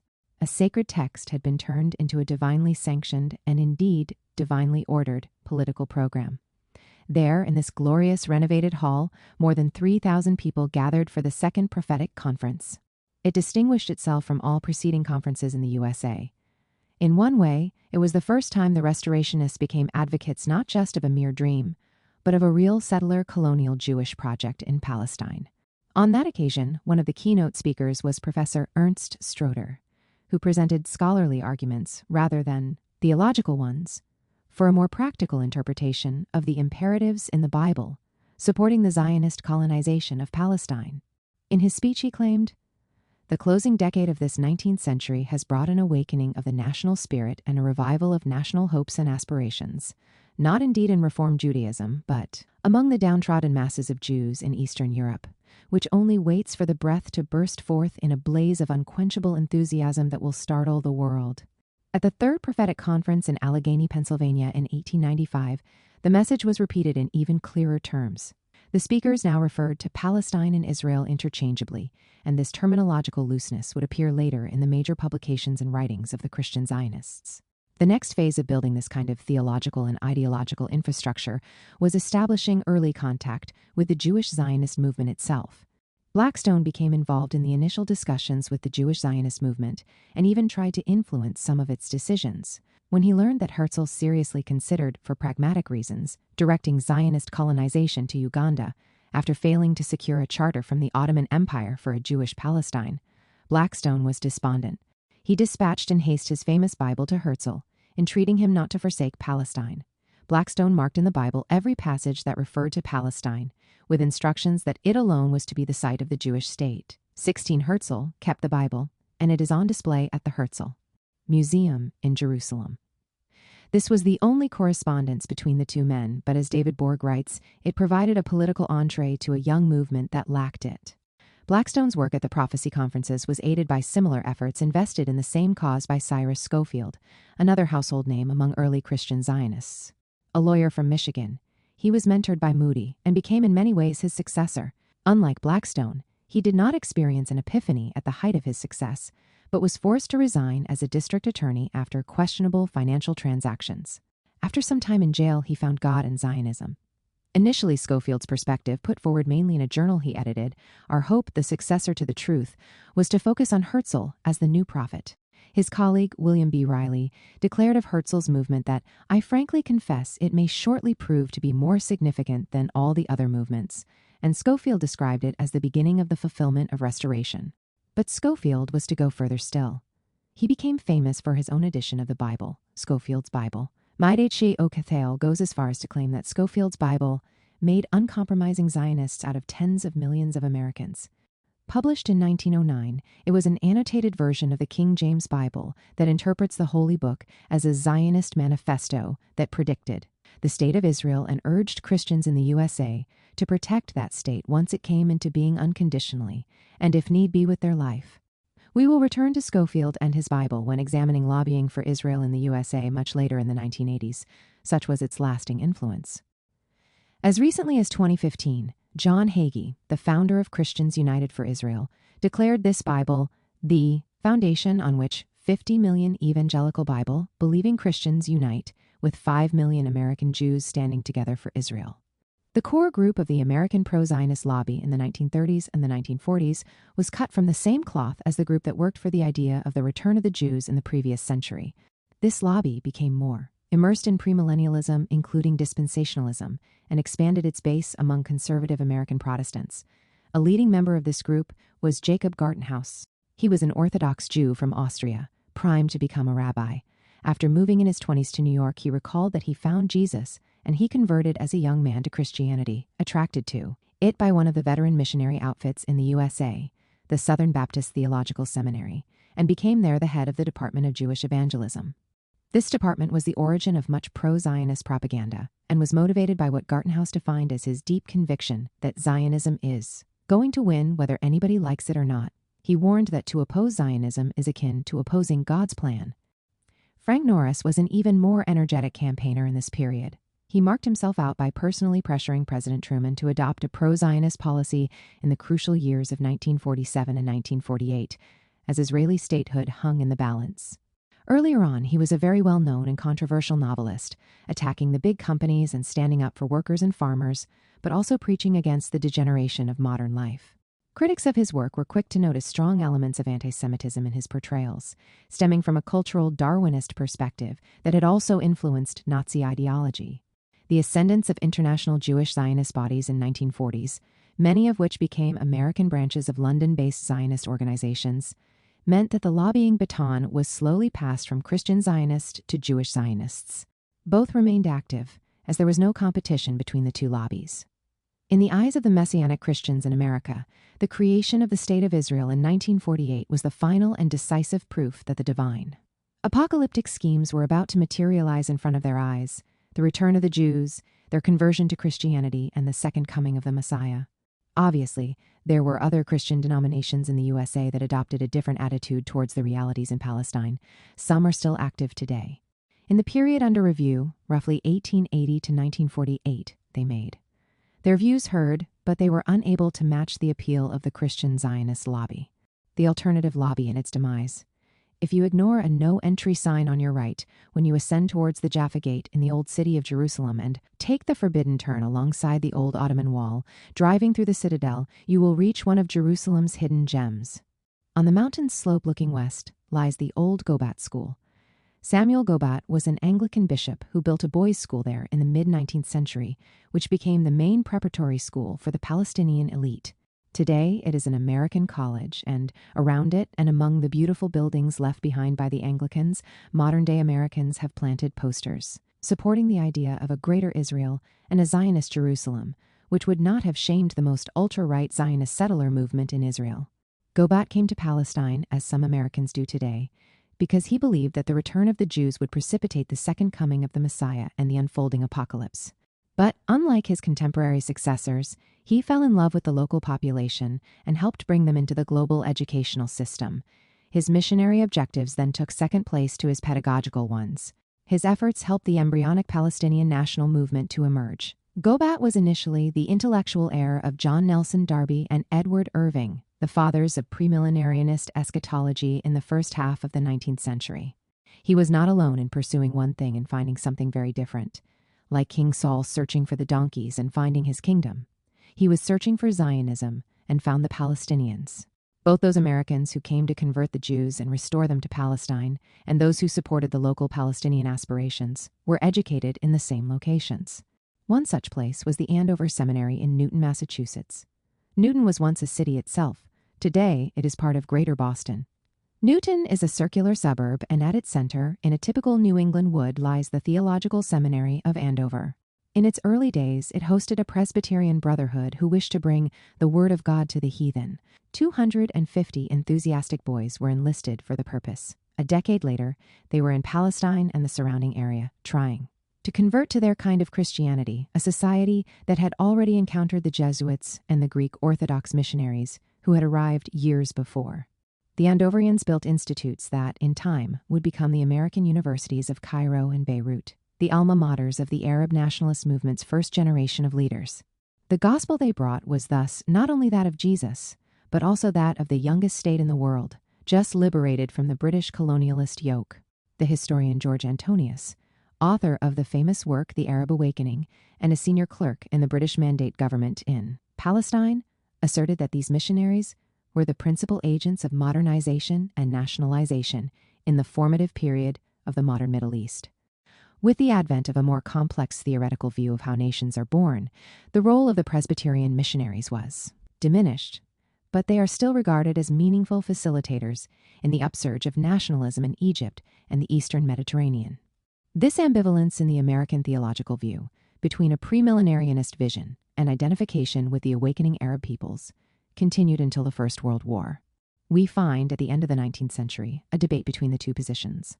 On one side stood William Blackstone, who, in the famous 1891 Niagara Creed mentioned above, demanded from President Benjamin Harrison that the U.S. should consider the condition of the Israelites and their claims to Palestine as their ancient home. On the other side stood the American consul in Jerusalem, Selah Merrill, who attempted to counterbalance the growing influence of the return of the Jews notion. Merrill wrote to the president that, in his view, which was shared by his friends, the Muslim notables of Jerusalem, Zionism was neither a holy nor a religious phenomenon, but rather a colonialist project that, he predicted, would not last because it pertained to the Jewish Eastern European world and was totally alien to the Arab world. While his analysis was apt, his prediction was disproven by the events that followed. The premillenarianists seemed to gain the upper hand as the years went by. However, the Merrills had one power base, the State Department. More importantly, they were the precursors of individuals and groups that on rare occasions tried to mitigate the pro-Zionist American policy with some consideration for the Palestinians' aspirations and well-being. The State Department established a Near East division in 1909, which actually also covered Russia, Germany, and Austria-Hungary because of their involvement in the region.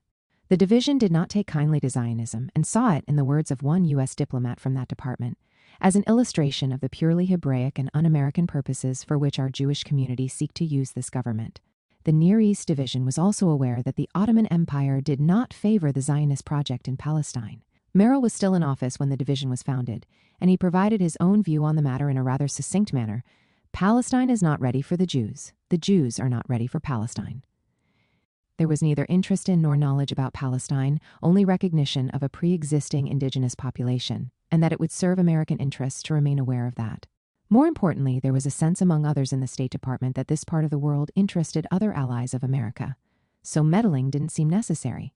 Thus, when the Zionist Literary Society, one of the first Jewish Zionist organizations, out of many more to come, requested an interview with President William Howard Taft in 1912, the Secretary of State, Philander Knox, declined their request, explaining that problems of Zionism involve certain matters primarily related to the interests of countries other than our own, and might lead to misconstructions. American policy remained quite aloof from Palestine until the outbreak of the First World War, as was the American Jewish community in general, which, unlike the Christian one, did not follow the colonization of Palestine closely, nor did they deem it the fulfillment of God's will.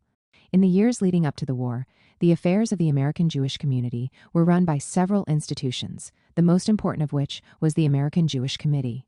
It was founded in 1906 by German Jews, who were part of the more affluent sector of American Jewish society. The American Jewish Committee embodied the American Jewish community's indifference, and even hostility, toward Zionism. As another organization, the Union of American Hebrew Congregations argued following the First Zionist Congress in Basel, Zion was a precious possession of the past, but it is not our hope of the future. America is our Zion. Those who shared the view of the American Jewish Committee saw themselves as Americans who happened to be Jews, and not as Jews who were temporarily stranded in America while they waited for Israel to be built. They were not oblivious to the plight of Jews in Eastern Europe and did what they could to persuade the USA to accept these Jews if they could and wanted to come over. But their rescue efforts were not orientated towards Palestine, regardless of whether these humanitarian activists were wealthy liberals, socialists, or ultra-Orthodox Jews.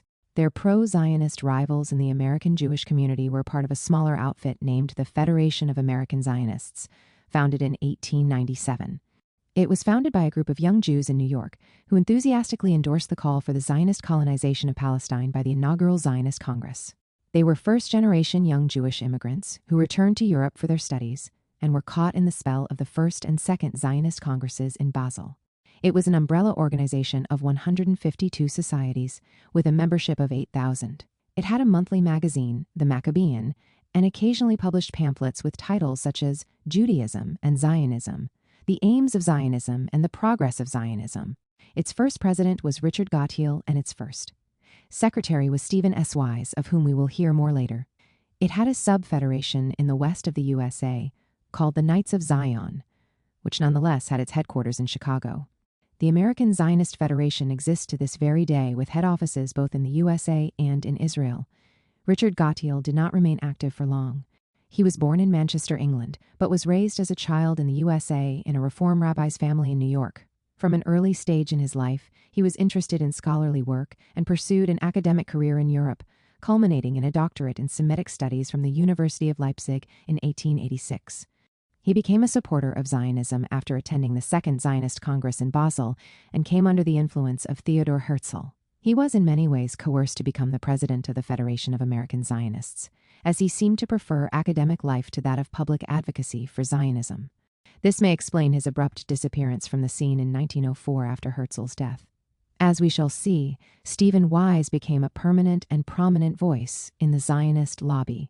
Among its first members was the distinguished and famous figure of Louis Dembitz Brandeis, a pillar of American law and eventually Associate Justice in the American Supreme Court.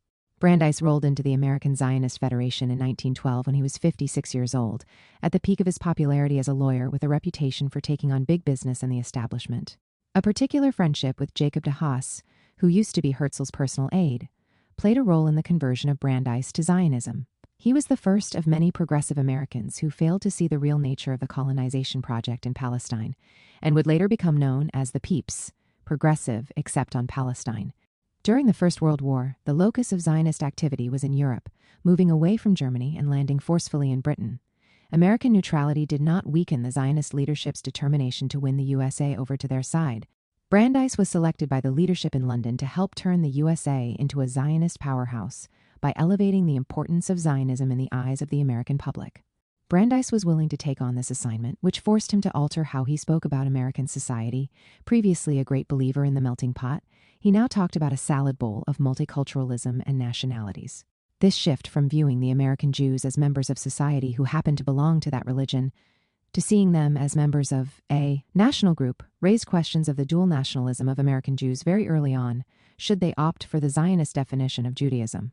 Brandeis was one of the early Zionists trying to preempt potential questions about the loyalty of American Jewish Zionists to America, a phenomenon later called the dual loyalty problem. Let no American imagine that Zionism is inconsistent with patriotism. Multiple loyalties are objectionable only if they are inconsistent. Every American who aids in advancing the Jewish settlement in Palestine, though he feels that neither he nor his descendants will ever live there, will likewise be a better man and a better American for doing so. There is no inconsistency between loyalty to America and loyalty to Jewry. The Jewish spirit, the product of our religion and experiences, is essentially modern and essentially American. One wonders whether he thought this verbal sleight of hand did the trick, or whether he truly believed this was a valid elucidation of a conundrum to which there are still no good answers. He used to invent bizarre aphorisms such as, "To be good Americans, we must be better Jews, and to be better Jews, we must become Zionists." 33 in any case, he was advocating Zionism as a solution for other Jews, not those living in the West, and in this spirit he heeded. A World Zionist Organization request to play a major role in persuading the American administration to support the pro-Zionist policy of the new rulers of Palestine, the British. American support for the Balfour Declaration. The war, and more importantly, the British Empire decision to stand behind the Zionist project through the Balfour Declaration, gave more substance to the actions of the American Zionist Jews when they were urged by the World Zionist Congress in London to help pressure President Woodrow Wilson publicly to support the Balfour Declaration. Brandeis was chosen by the World Zionist Congress to lead the campaign to support the declaration even before it was made, and he was privy to the lobbying efforts in Britain in the months preceding the declaration. The lobby hoped that Brandeis's friendship with President Wilson would secure American endorsement of the Balfour Declaration. At first, this seemed straightforward. Presbyterians all over America at that time gave their full support for the idea of a Jewish homeland in Palestine even before the Balfour Declaration was made. For instance, the Presbyterian General Assembly passed a resolution in 1916 favoring the idea. By the end of the First World War, Christian Zionists moved from the evangelical margins into the more established churches, and mainstream Presbyterians were Zionized. But support didn't just come from the Christian lobby. Secular organizations like the American Federation of Labor also declared support for a Jewish state in Palestine, despite most of the Jewish delegates at the Federation's conference opposing it. However, Brandeis very soon learned that official endorsements by the White House or the State Department were not that easy to obtain. Brandeis was now asked by the pro-Zionist lobby in London to endeavor even harder to elicit such an official endorsement from President Wilson, because the State Department consistently demurred. He was implored by Chaim Weizmann to demand official American sponsorship of the declaration and the policy behind it. Weizmann wrote to him on April 8, 1917, "An expression of opinion coming from yourself and perhaps other gentlemen connected with the government in favor of a Jewish Palestine under a British protectorate would greatly strengthen our hands." Pressure on Brandeis also came from James de Rothschild, the leading Anglo-Jewish aristocrat campaigning for the Balfour Declaration. He sent a cable to Brandeis on April 25, 1917, urging American Zionists to do all they could to secure President Wilson's approval of the British and Zionist plans for Palestine. His telegram read, "Unanimous opinion, only satisfactory solution, Jewish Palestine under British protectorate. Russian Zionists fully approve. Public opinion and competent authorities here favorable. It would greatly help if American Jews would suggest this scheme before their government." After the declaration was made, the American Zionist Federation took to the streets, probably for the first time ever, demonstrating on behalf of Zionism. There was enough enthusiasm, at least among the sizable Jewish community in New York, to support the declaration in public and in relatively large rallies consisting of several thousand people. These demonstrations called on the American president to back the declaration. At first, it seemed like an easy task. In one of the many rallies that took place in New York during the months of November and December 1917 in the wake of the declaration, the American ambassador to Istanbul, Abram I. Elkis, and the consul in Jerusalem, the Reverend Otis Glazebrook, attended the rally, giving the impression that their presence indicated an official American endorsement for the declaration. The main banner of that rally cried out for the participants to celebrate the British promise to return Jerusalem and the Holy Land to the Jewish people, and a message came from the White House in response, through the words of the president, "In Palestine shall be laid the foundation of a Jewish commonwealth." But the official American position was more ambivalent. The American Secretary of State at the time, Robert Lansing, and other senior American diplomats did not share President Wilson's apparently positive reaction to the Balfour Declaration. Wilson saw a new Jewish homeland as part of his broader commitment to the right of oppressed minorities, to self-determination, that is, to form a new state. But not everyone in the American administration had such a rose-tinted view. In fact, as we shall see later, Wilson's commendation of the Balfour Declaration was given against the advice of Lansing. It was Zionist pressure that led Wilson to bypass and humiliate American diplomats. Lansing was only informed of the decision to back the declaration in December 1917. In a blow to his authority, this was a day after he advised the president to take a more cautious approach in the name of the American national interest. My judgment is that we should go very slowly in announcing a policy for 3 reasons. First, we are not at war with Turkey, and therefore should avoid any appearance of favoring taking territory from that empire by force. Second, the Jews are by no means a unit in the desire to reestablish their race as an independent people. To favor one or the other faction would seem to be unwise. Third, Many Christian sects and individuals would undoubtedly resent turning the Holy Land over to the absolute control of the race credited with the death of Christ. For practical purposes, I do not think that we need go further than the first reason given, since that is ample ground for declining to announce a policy in regard to the final disposition of Palestine. Wilson was probably being honest when he explained to Lansing that while one could have formed an impression that we had assented to the British declaration regarding returning Palestine to the Jews, this was never an official policy. Wilson had never made a public endorsement of the declaration, which allowed Lansing to continue to act as if the president's private endorsement had no weight. On February 28, 1918, Lansing wrote to Wilson opposing a request by several Zionist organizations in the USA to be issued passports to take part in a Zionist commission sponsored by Britain to tour Palestine. In his letter, Lansing wrote that the United States had never accepted the Balfour Declaration and should not sponsor an organization with distinctly political goals. Wilson agreed with his Secretary of State. You may be able to detect that Lansing's approach was not so much driven by sympathy for the Palestinians as it was by a distaste for Jewish people. We will encounter this again and again when analyzing the individuals and organizations that oppose the pro-Zionist and later pro-Israel lobby. There were a few who weren't expressly anti-Semitic, but simply viewed the issue through the narrow lens of American interests. The Palestinians were irrelevant. An even smaller minority were concerned with the rights of the native inhabitants of Palestine. As the century wore on, these noble, initially lone figures would be joined by many more. The struggle between the State Department and the pro-Zionist campaign continued. It received a new impetus with the establishment of a new body, which not only attempted to exert more pressure on the administration, but also tried to dominate the political discourse on Zionism. In the American Jewish community, this was the American Jewish Congress, founded at the end of 1918. The American Jewish Congress. At 2:30 p.m. on December 15, 1918, a new American definition of Judaism was born. It was not just a religion, it was a nationality, entitled to self-determination and a nation-state to call its own. And what could be a better venue than the place where the American nation was born too, the historic Independence Hall in Philadelphia? 400 delegates came to the opening ceremony to declare the rebirth of the Jewish nation. They then moved to the Opera House. The Metropolitan Opera House was another impressive station on the journey of Zionist lobbying on both sides of the Atlantic. It was opened in November 1908 and widely acclaimed across the USA. The neoclassical facade and white brick exterior contrasted nicely with the nearby red brick and brownstone houses on North Broad and Poplar Streets. It was a visionary project on a grand scale conceived by the impresario Oscar Hammerstein and designed by the architect William H. McElfatrick in 1907 as the residence for Hammerstein's opera company, the Philadelphia Opera Company. 2 years later, Hammerstein's son sold it to the New York Metropolitan Opera, the building taking the name Metropolitan Opera House.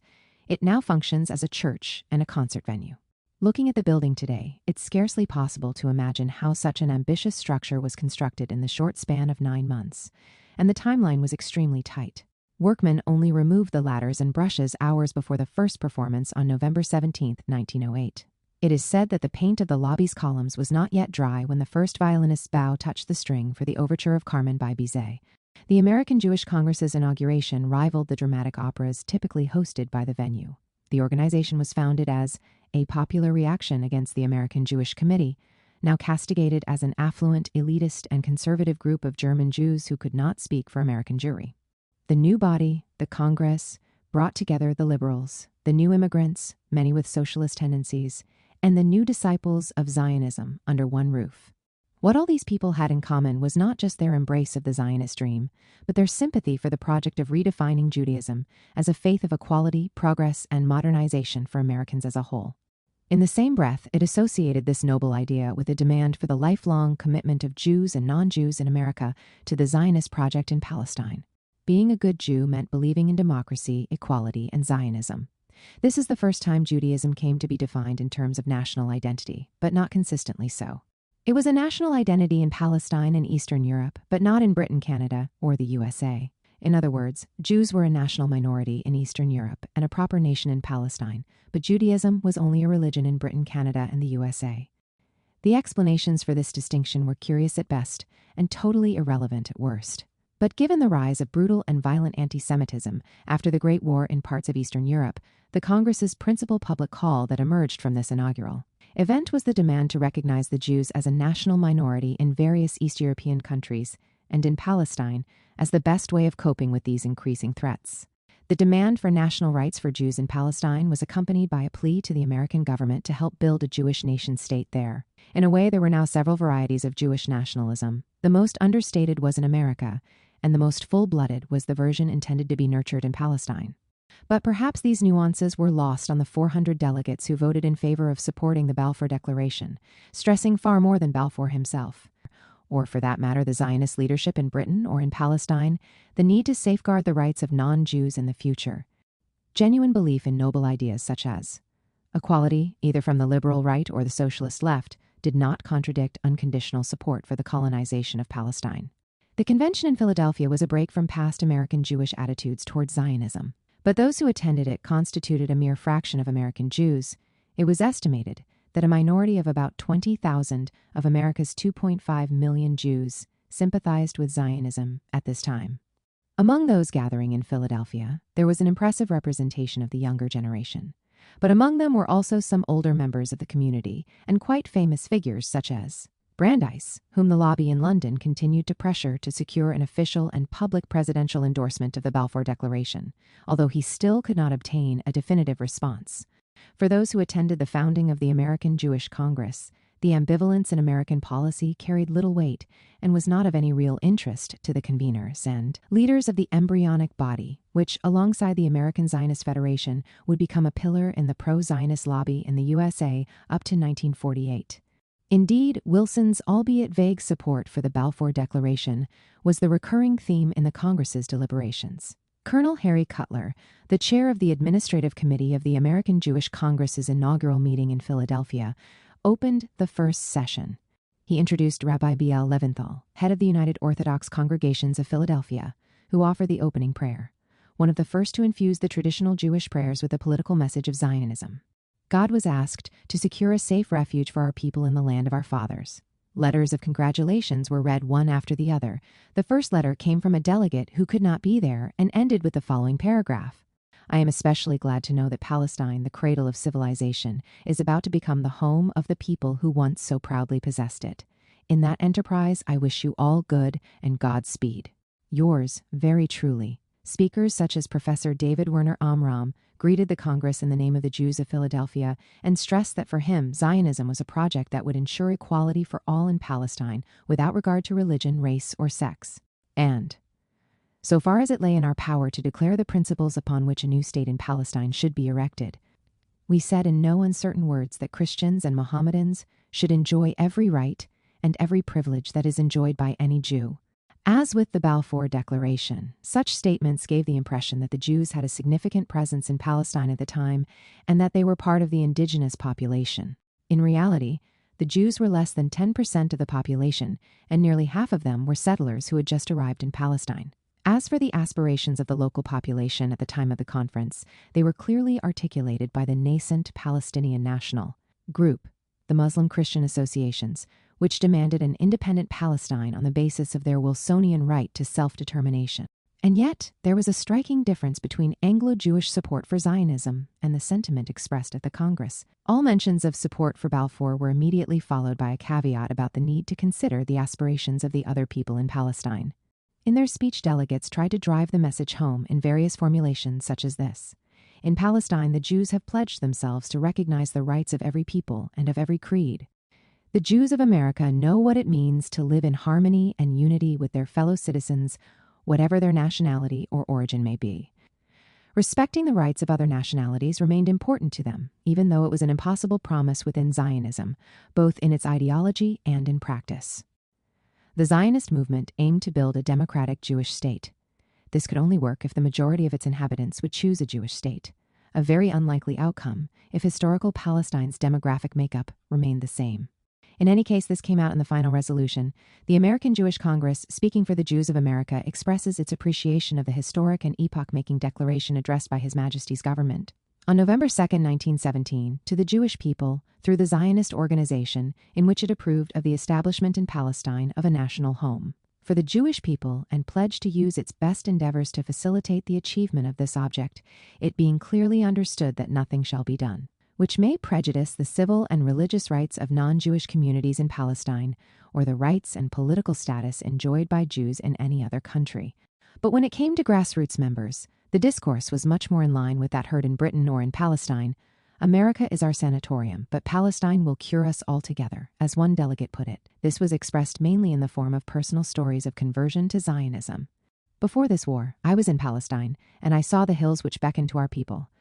Now that Palestine is to belong to us, we must be united. There must be room in Palestine for the conservative and for the radical. Palestine must be the mother of us all.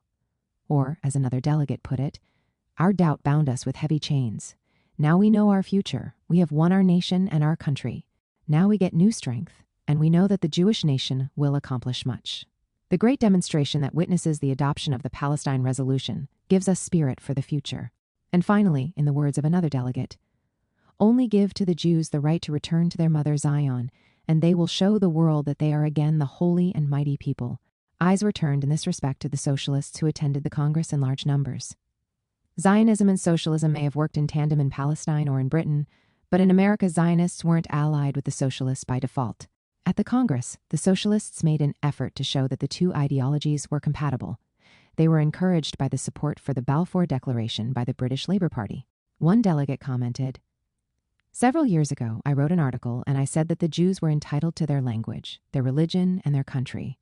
In the socialist circles, it was looked upon as a bit of treachery. Since that time, there is no socialist opposition to the idea. A year ago, the Socialist International adopted a resolution warmly endorsing Palestine as a homeland for the Jews. At about the same time, the Jewish National Socialist Bureau adopted a similar resolution. I began to preach socialism when I was 17 years old. I am now 60, and I hope to die a socialist. It may be that I will die a socialist in Palestine." This delegate vastly overstated the support of the Socialist International for Zionism. There was no meeting of the pre-1914 Socialist International members during the war, as the French refused to meet the Germans, and hence those on opposing national sides met separately.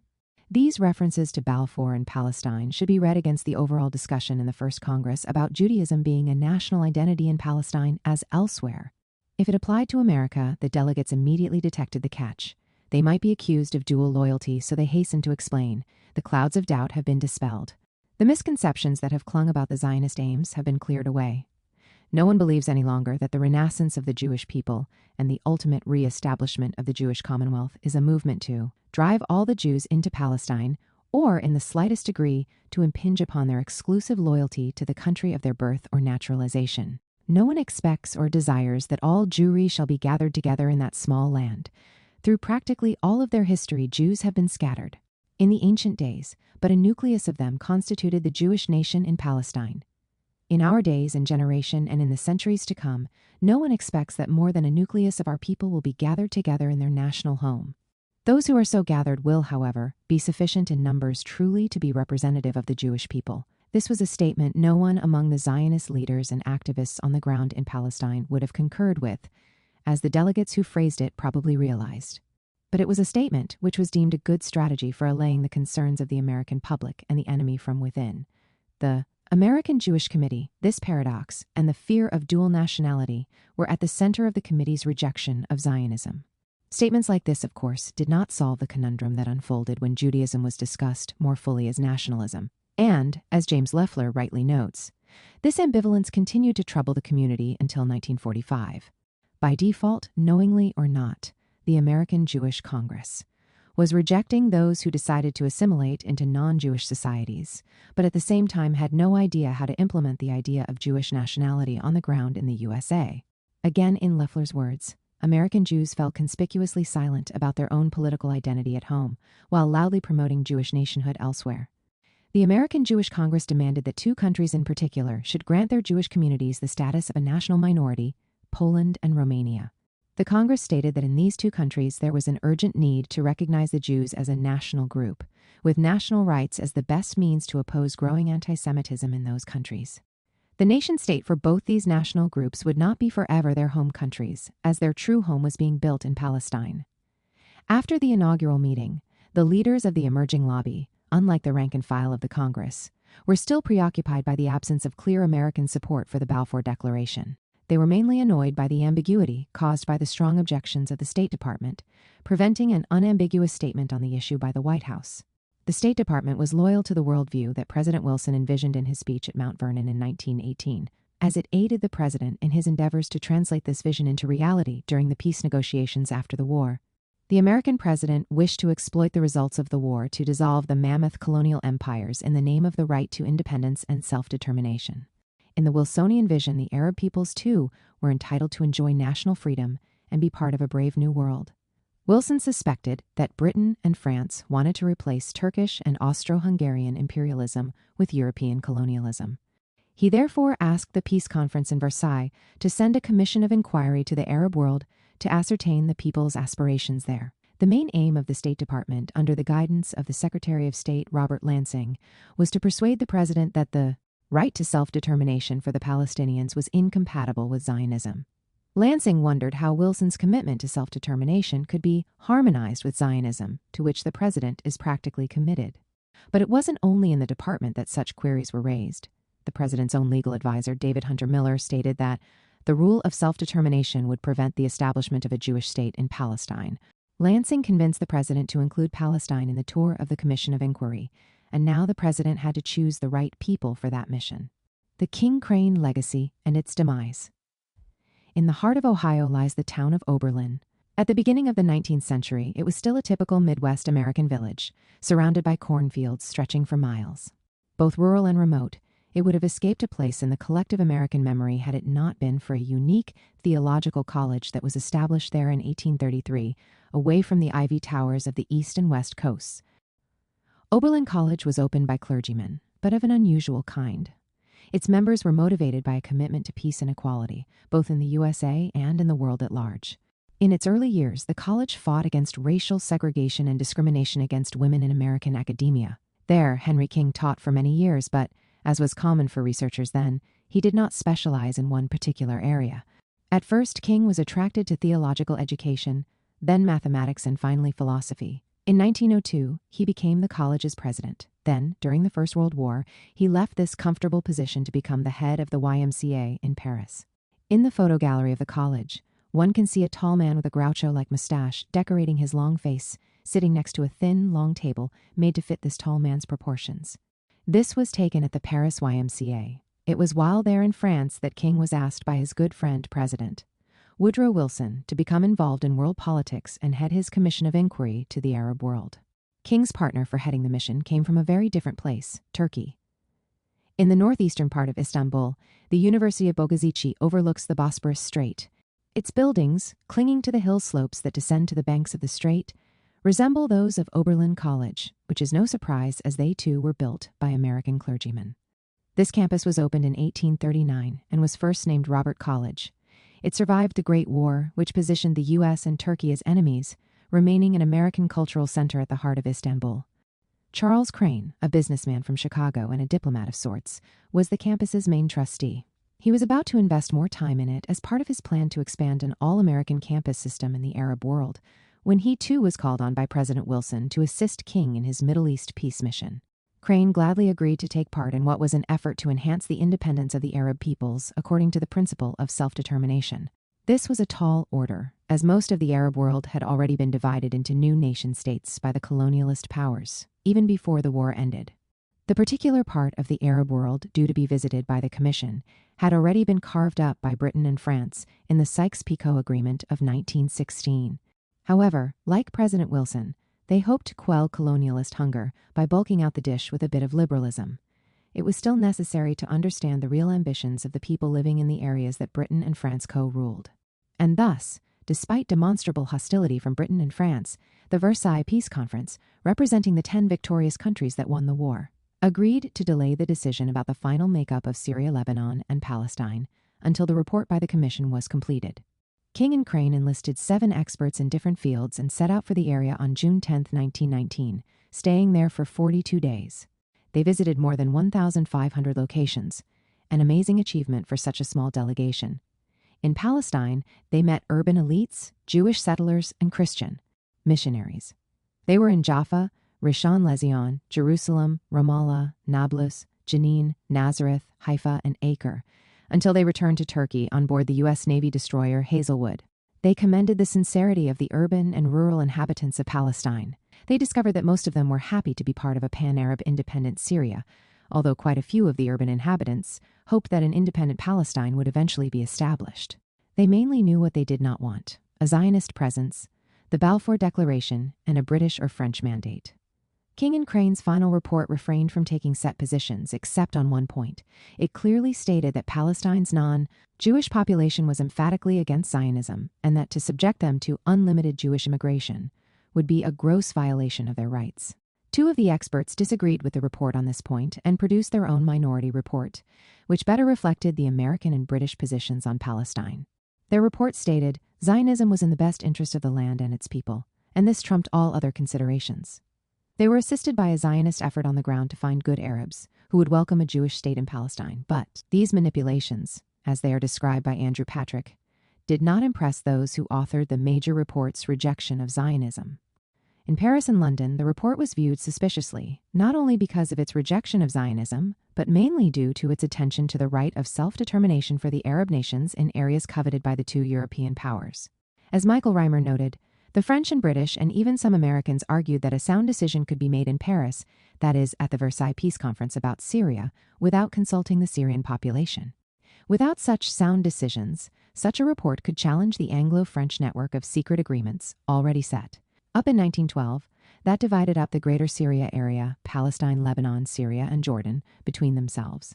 The Balfour Declaration was thrown into the deal, granting the establishment of a Jewish homeland in Palestine, as well as the creation of a Hashemite kingdom in Transjordan. The report was only published in 1922, long after President Wilson, the only world leader then sympathetic to Arab self-determination, had left office on account of a debilitating stroke. The report was submitted to the League of Nations and was immediately shelved and ignored. Charles Crane blamed the Zionists and the French for the burial of the report, but it seems that the State Department was unable to overcome the lack of interest both in the White House and on Capitol Hill to involve America any further in the affairs of the Arab world. Nor was there anyone making a concerted effort to challenge the passive support the U.S. Congress lent Zionism. As far as the American Jewish Congress and the American Zionist Federation, the two principal pro-Zionist lobbies at the time, were concerned, the key issue was not whether the report was published, but preventing it from having any impact. Without much pressure being applied, the U.S. Congress was already mostly pro-Zionist. This provided an important lesson on the power of inertia. The more people who took Zionism for granted, the less need there was for the lobby to cajole politicians into voting the right way. Several historians lamented the failure of the report. If heeded, wrote Martin S. Smith, it could have led to the creation of a unitary state in Palestine rather than a partition, and may even have helped to establish a greater Syrian state. Andrew Patrick goes further, stating that the people of the Middle East were not taken seriously in 1919, leading to cycles of violence that are still with us today. Lori Allen, in a recent book, is even more scathing in her judgment. She doubts even the sincerity of King and Crane themselves because they were ingrained in a deeply Orientalist mentality and therefore conceived of the Arabs in general as a race inherently incapable of forming democratic national states. With the suppression of the report, the formerly energetic American involvement in the Middle East petered out, and with it, the only American scheme in modern times that attempted to build a new Middle East according to the wishes of its inhabitants and not the interests of Washington and its allies. Sparks of this positive energy would intermittently flicker among the more pro-Arab American diplomats and officials of the State Department, but it would never again materialize into a concerted strategy to allow Arab self-determination. This was particularly true in Palestine's mandatory period. When experts were asked by President Franklin D. Roosevelt to provide an assessment of the Zionist movement, they wrote, "It has never been considered by the U.S. government that the realization of a Jewish national home was connected with safeguarding American rights and interests. But they mainly recommended pursuing a neutral policy and clandestinely assisting the British." This line held until 1942, when the Zionist leadership in Palestine succeeded for the first time in eliciting overwhelming support from the American Jewish community. This was immediately translated into pressure on the White House to abandon its neutrality towards the future of Palestine. A powerful lobby began its work, encouraging whoever was sitting in the White House to discard any ideas akin to those proposed by King and Crane. It did not happen overnight. For a while, King and Crane's legacy lingered on, and their heirs were a group of professional university graduates who staffed the State Department sections dealing with the Near East. These were the famous Arabists. We will turn to their surprising impact on U.S. policy later. However, the influence of Arabist ideas, which would have orientated the USA to side with the Palestinian liberation movement, never fully materialized. The forces that countered the Arabists gradually blunted the influence of professional diplomats on American policy towards the Arab world as a whole and towards Palestine in particular. This counterforce consisted of the pro-Zionist Jewish and Christian lobbies, working in tandem even before 1948. The basis for this cooperation was the rise of a new generation of Christian Zionists during the first half of the 20th century. The number of their disciples grew exponentially, enthused by their fiery sermons, first broadcast on radio and then screened on television, reaching millions with the simplistic message of a religious imperative to support Zionism and its actions on the ground unreservedly. Their positive view of Zionism was reinforced by the growing tension between the Christian missionaries and the Islamic religious establishments in the Eastern Mediterranean. The missionaries, who once preached for liberation from European colonialism, hoped that American Christianity, and not the Islamic tradition, would become the leading light of the new nations, a mission in which they failed. In many ways, the second and third generations of missionaries became the first Orientalists, in the more negative sense of the term. But 40 years before Edward Said's Orientalism brought widespread attention to this group, another Edward was warning of the dubious impact of the missionary.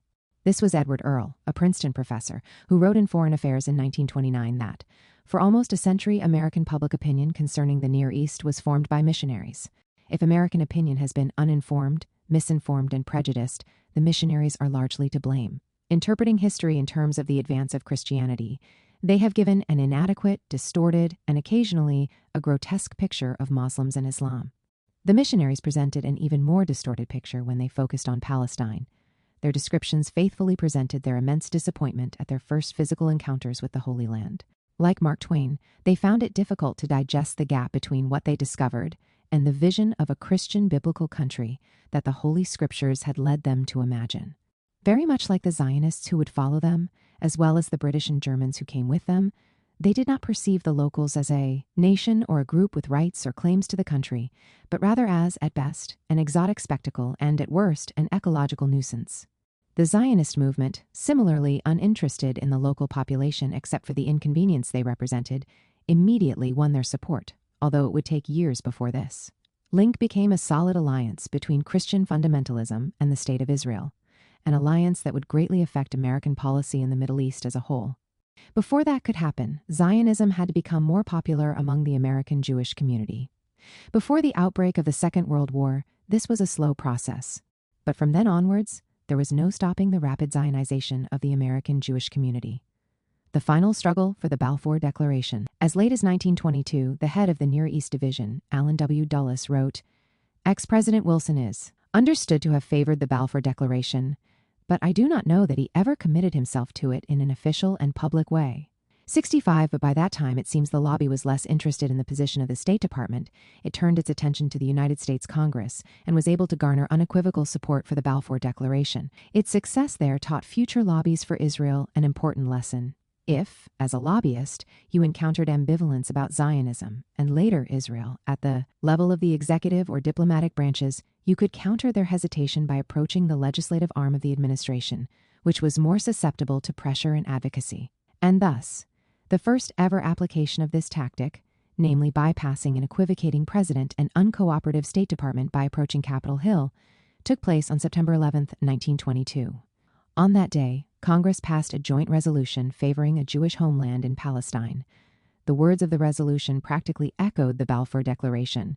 Both houses declared that the United States of America favors the establishment in Palestine of a national home for the Jewish people, it being clearly understood that nothing shall be done which may prejudice the civil and religious rights of Christian and all other non-Jewish communities in Palestine, and that the holy places and religious buildings and sites in Palestine shall be adequately protected. The Zionists loudly trumpeted the resolution as another Balfour Declaration, evidence that their quest had official support. After all, it had been sponsored by Senator Henry Cabot Lodge and Representative Hamilton Fish, and signed by President Warren G. Harding. However, during the debate leading up to the ratification of the resolution, a number of speakers had emphasized that it was merely an expression of sympathy by Congress, and that the resolution in no way would involve the United States in foreign entanglements. This was the interpretation adopted by the State Department, who made it clear that the declaration in Congress was meaningless and did not affect American policy towards the future of Palestine. There were other challenges after Philadelphia. Some of the pillars of the new lobby gradually withdrew from public life. One was Brandeis, who seemed unable to find a common language with a younger, more eager generation. After the Philadelphia founding of the American Jewish Congress and the resolution in Capitol Hill, the upward trajectory was linear. Over the next decade, pro-Zionist organizations grew in number and in membership, and some began to collaborate with the Christian Zionist lobbying groups. One of the main organizations pulling the discrete threads among Christians and Jews and weaving them into a more powerful lobby was the Pro-Palestine Federation, founded in 1930. It saw pressuring the British government to remain loyal to the Balfour Declaration as its principal aim. It joined forces, during the Second World War, with two other new bodies, the American Palestine Committee and the Christian Council on Palestine, working for similar aims. The number of Zionist organizations with Palestine in their name is liable to mislead. These were separate institutions which, moreover, used Palestine in the sense of a new Jewish homeland. Now, Palestine is the name of the disinherited nation of Palestinians. The work of these Christian organizations concluded the saga around the Balfour Declaration. In December 1942, 63 senators and 182 representatives of the House marked the 25th anniversary of the Balfour Declaration with a special proclamation in Congress that confirmed that the U.S. endorsed the declaration. American Zionists and the Holocaust. As in Britain, Nazism and the Holocaust made American Zionists confront an existential question: what should they do about Jews desperately fleeing for their lives? As in Britain, it was a question of energy, resources, and time. Researchers now suggest that American Zionists preferred prioritizing the survival of the Jewish community in Palestine to promoting sanctuary in America out of ideological commitment. Like most other countries, the United States did not welcome Jewish refugees from Europe. The Johnson-Reed Act of 1924 severely restricted immigration from Eastern and Southern Europe while tightening enforcement, a devastating blow to Jews attempting to flee anti-Semitic governments. It restricted their previous quota numbers and limited legal immigration routes for Jews hoping to escape Nazism. The ongoing rise of Nazism and fascism in Europe did not change this policy. At the 1938 Evian Conference, the USA demonstrated no desire to open its gates. The government faced no pushback for its indifference to the fate of Jewish refugees. In 1939, 83% of Americans were opposed to further immigration, and humanitarian concerns took a back seat to economic anxiety. In the wake of the Great Depression, many in the USA feared the burden that immigrants would place on the nation's economy, refugees, who in most cases were prevented from bringing any money or assets with them, were an even greater cause for alarm. Indeed, as early as 1930, President Herbert Hoover reinterpreted immigration legislation barring those likely to become a public charge, to include even those immigrants who were capable of working, reasoning that high unemployment would make it impossible for immigrants to find jobs. This hostile policy also stemmed from prejudices that conjured imaginary threats allegedly posed by the refugees to American national security, apprehensions that had no basis in reality. Government officials from the State Department to the FBI, as well as President Franklin D. Roosevelt himself, all subscribed to this conspiratorial accusation. While economic concerns certainly played a role in Americans' attitudes toward immigration, so too did feelings of fear, mistrust, and racism above all. The ever-growing American institutions deemed to be responsible for the nation's security conceptualized immigrants as either potential communists or Nazis. All in all, in the face of the human catastrophe that so many in Europe experienced during the Second World War, America's conduct was dismal. As Daniel Gross puts it, the United States had a poor track record offering asylum during the time of Nazi domination of Germany and Europe.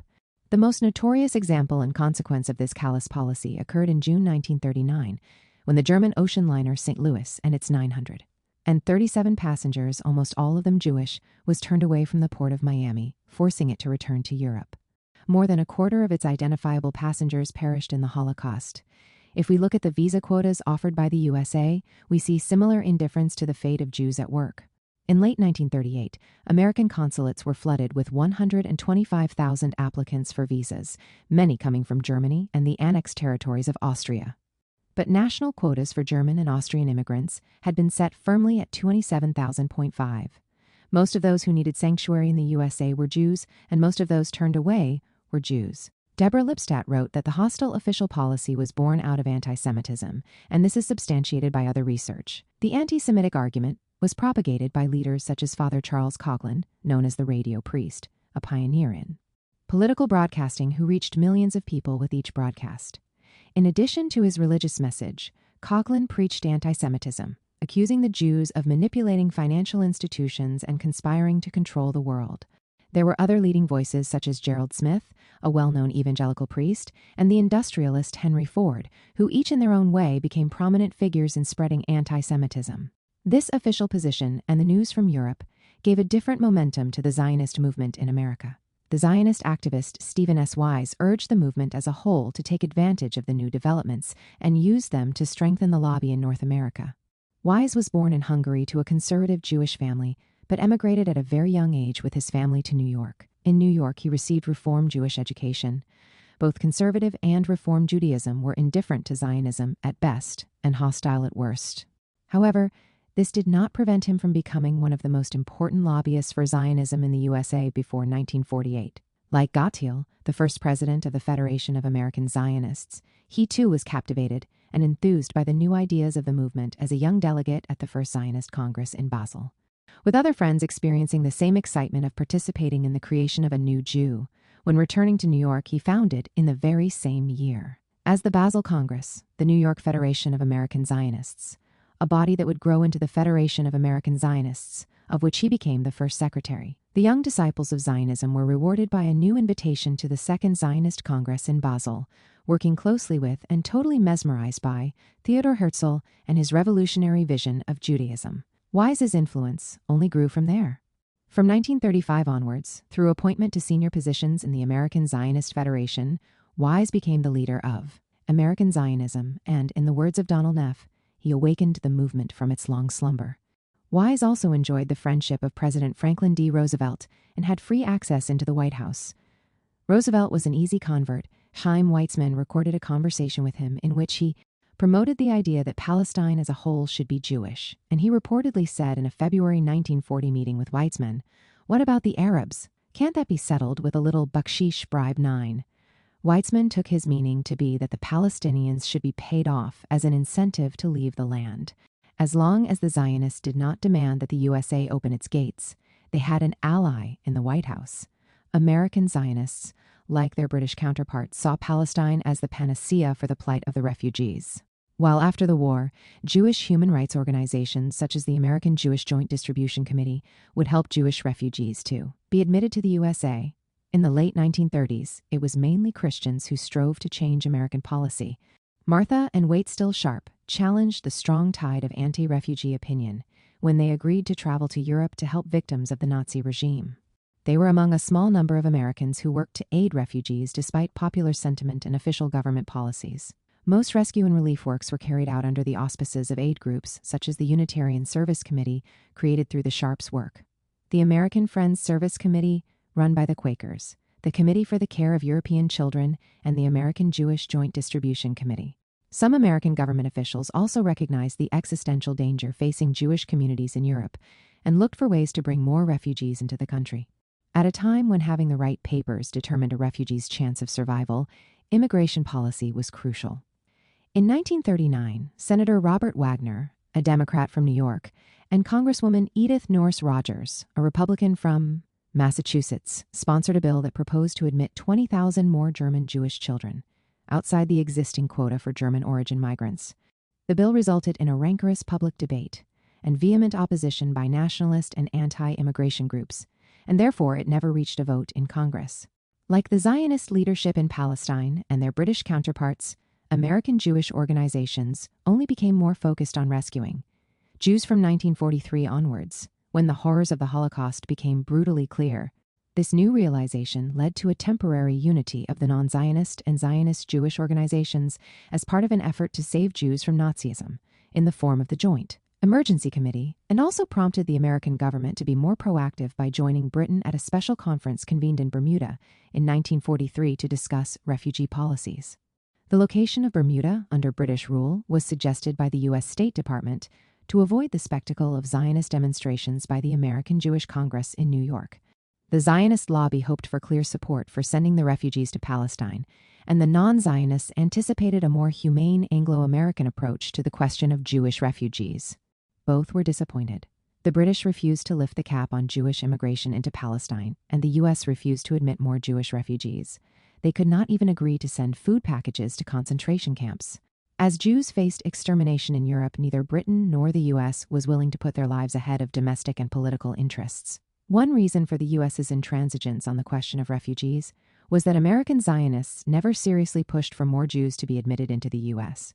The principal message of American Zionists continued to be that the salvation of Jews lay in unlimited Jewish immigration into Palestine, leading to its eventual colonization. The scholar Aaron Berman even goes as far as to argue that the Zionization of American Jews disabled any serious Jewish effort on behalf of the Jews of Nazi Europe. It seems hard to dispute that while individuals were doing their best, the organizations under Zionist influence were passive. Critics of his work claim it would not have made a difference. This may be true. Even the most rigorous efforts on the part of America's Jewish minority might not have sufficed to overcome the American public's rigid opposition to immigration of any kind. But the purpose of this analysis is to demonstrate the moral cartography of the American Zionist lobby, a cartography in which indirectly pressuring the British state to allow more immigration into Palestine took precedence over rescuing Jews through any other means, even when other means were more viable. After all, why care too much about the Bermuda Conference when the Biltmore Conference had already taken place 1 year before? The defining American Zionist moment, the Biltmore Conference. The New York Biltmore Hotel might have seemed at first glance a particularly imposing railway station, designed by the architects Warren and Wetmore, who also designed the city's iconic Grand Central Terminal right next door. The neoclassical hotel boasted 2 towers, each adorned with 2 pillars at the center of their facade, visible from the streets below. The 26-story hotel was an eclectic edifice with a stone base with arch openings, a gray brick midsection and terracotta loggia and projecting cornice, towering above other buildings nearby. It was one of the first buildings in New York history to use air rights, that is, developing property on a platform above the railway lines. Turkish baths, pools, a golden clock in its main lobby, and a palm court were some of its attractions, but its most brilliant feature was the Italian garden on the rooftop of the 6th-story setback, overlooking Vanderbilt Avenue and the Grand Central Terminal. In winter, it became an ice skating rink. Its history can boast some scandal. Zelda and F. Scott Fitzgerald honeymooned there so boisterously that they were asked to leave, and "Meet me under the clock" was a watchword for hopeful lovers. But in the hotel's dining rooms, a different kind of romance reached a new peak between Zionism and the American Jewish community. A love story that continues to this very day. The Zionist leadership in Palestine, now at loggerheads with Britain, chose this venue to convene one of its most important strategic meetings between May 6, 1942. The dining room was arranged so it could function as a conference hall. The rows of chairs faced an elevated platform, at the back of which an unconventional American flag stretched like a theater screen. On its 2 sides were the regular Stars and Stripes flag on the right and the Zionist flag, which later became the flag of Israel, on the left. Next to this impressive display stood 2 comparatively meager palm twigs, stuck into huge pots, and they completed the decorative set for this historical event. On the podium, there were 2 rows of chairs and tables, the upper one for the more important guests and speakers, and in the middle was a lectern for the orators. The guests included Chaim Weizmann, the president of the World Zionist Organization and the Jewish Agency, and David Ben-Gurion, the chairman of the Zionist Executive, as well as heads of all the Zionist and pro-Zionist organizations in the American Jewish community. It was a doubly formative event. First, it was a crucial moment in the history of the Zionist movement on the ground in Palestine. At Biltmore, the Zionist leadership moved away from cooperating with British policy, demanded the whole of Palestine, and sidelined Zionist diplomats such as Weizmann. Diplomacy was now obsolete. Force was the order of the day. But second, it was also a defining moment for the lobby in the USA. As the official publication of the American Jewish Congress, AJC, put it, the fact that such a major event occurred here and not in London or Jerusalem, hitherto the headquarters for Zionist political work, clearly indicates that the United States has become the main center for Zionist political activities. The leading star of the conference was Abba Hillel Silver. He was born in Lithuania to a rabbinical family. His grandfather and father were rabbis. From very early on as a teenager in New York, he joined in Zionist activities and became a Reform rabbi during the First World War in Cleveland, Ohio, presiding over the largest Reform congregation in America. He gave his first speech in 1907, when he was merely 14 years old, just a few years after his family had arrived from Lithuania. His leadership was marked by a constant apprehension that general concern for Jewish suffering would undermine the Zionist project in Palestine. Our overemphasizing the refugee issue has enabled our opponents to state that, if it is rescue you are concerned about, Why don't you concentrate on that and put the politics aside? It is possible for the diaspora to undermine the Jewish state because the urgency of the rescue issue could lead the world to accept a temporary solution. We should place increased emphasis on fundamental Zionist ideology. Silver was critical of the previous leadership and regarded their approach as too soft. We'll force the president to swallow our demands. The gentle, patient, and personal diplomatic approach of yesterday is not entirely adequate for our days. He declared, "We are going to respond to every attack upon our people, to every libel and every slander, by more Jewishness, by more schools and synagogues, and by more intensive and loyal work in Palestine." For a while, his abrasive style did the Zionist cause no favors. Presidents and administrations considered him unsavory and rude. As Nahum Goldman described him, he was an Old Testament Jew who never forgave or forgot. He could be extremely ruthless in a fight, and there was something of the terrorist in his manner and bearing. What presidents disliked was what grassroots activists went wild for. At the 1942 Biltmore Conference, he was a star, and every motion he moved was accepted almost unanimously. To a huge roar of applause, he demanded that the attendees assist. Those who have given their tears and their blood and their sweat to build for them and for us and the future generations, at long last, after the weary centuries, a home, a national home, a Jewish commonwealth, where the spirit of our entire people can finally be at rest. As Walter Hickson writes, in many ways he had waited all his life for this moment. Silver's main task was to expand the Zionization of the American Jewish community. All the Zionists in America endorsed the Biltmore program, calling for the creation of a Jewish commonwealth encompassing all of mandatory Palestine, and the mission now was to obtain similar backing from the Jewish community as a whole. At Biltmore, the American Jewish community was asked to provide unconditional endorsement of the next steps of the Zionist project in Palestine. Some members of the two leading organizations helping to convene Biltmore, the American Jewish Congress and Hadassah, felt some discomfort about such a request for allegiance, but on the whole, the rank and file followed the leadership's cue on this. Hadassah was also known as the Women's Zionist Organization of America, and its claim to fame was its philanthropic work in the field of medicine. It raised funds for hospitals in the Jewish community in Palestine and later in Israel, but was also an important participant in Zionist lobbying on gender issues, which would be perfected and become more sophisticated in the years to come. Like the American Jewish Congress, Hadassah adopted a carte blanche commitment to the Zionist project and a promise to continue pressuring the USA to support its main mission of protecting cultural Jewish life in America. Institutionally, this accelerated Zionization also manifested in the opening in May 1942 of the Jewish Agency's office in Washington, D.C., an embassy to all intents and purposes, but one which also coordinated lobbying for Zionism in the USA. This was triggered by a visit to the USA by Moshe Shearet, the chief of the political department of the Jewish Agency in Jerusalem, and he instituted the American office formally under his direct authority. In situ, it was run by Nahum Goldman in cooperation with leaders of the American Zionist organization such as Louis Lipsky and Stephen Wise, alongside the old organizations representing Zionist factions on the ground in Palestine, such as Poalayon and Hamazrachi, a religious Zionist movement organized under the slogan of Torah and labor. A new lobbying group was born after the Biltmore Conference, named the American Zionist Emergency Council, AZEC, referred to in some sources as AZC. This is a later name. It was first called the Emergency Council of Zionists in America. It functioned until 1949. It had a membership of well over 171,000 by 1,940.2. 3AZEC would eventually evolve into AIPAC, and, like AIPAC, it turned out to be the principal umbrella outfit leading the lobby and dominating its agenda. Immediately after the Biltmore Conference, it focused its efforts on enlarging the membership and the influence of the lobby in America. Its first task was to reconnect with the Christian Zionists, reconnecting to Christian Zionism in the 1940s. The Christian Zionist ideology changed somewhat during the Second World War. Its mysticism was now complemented by a realist foreign policy regarding the future of Jews in Palestine. This new orientation was driven by Reinhold Niebuhr, a minister hailing from a German immigrant family. He began his theological life under the spell of socialism, before becoming one of the important thinkers of neoconservative realism, which represented a new school of thought in international relations, justifying its ideas with allegedly scientific analysis of the pros and cons of aggressive American policies. More importantly for our topic, Niebuhr was the father of Christian realism.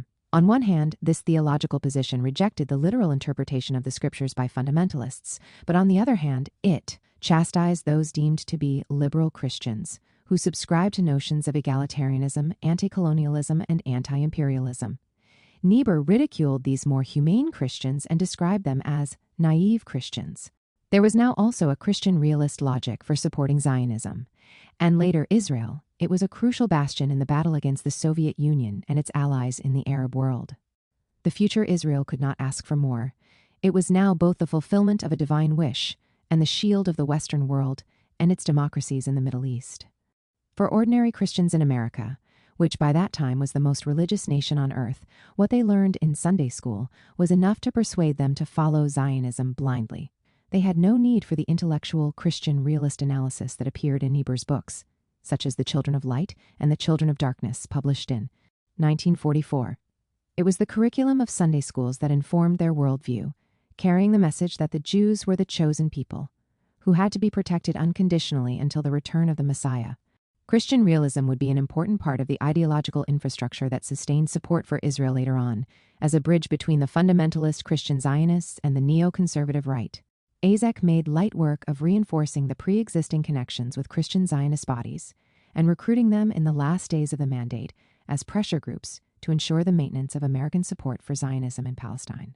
This enterprise was pushed forward with the help of two groups, the American Palestine Committee, a Christian organization of persons in public life sympathetic to the Zionist program, and the Christian Council on Palestine, a pro-Zionist group composed of Christian clergymen.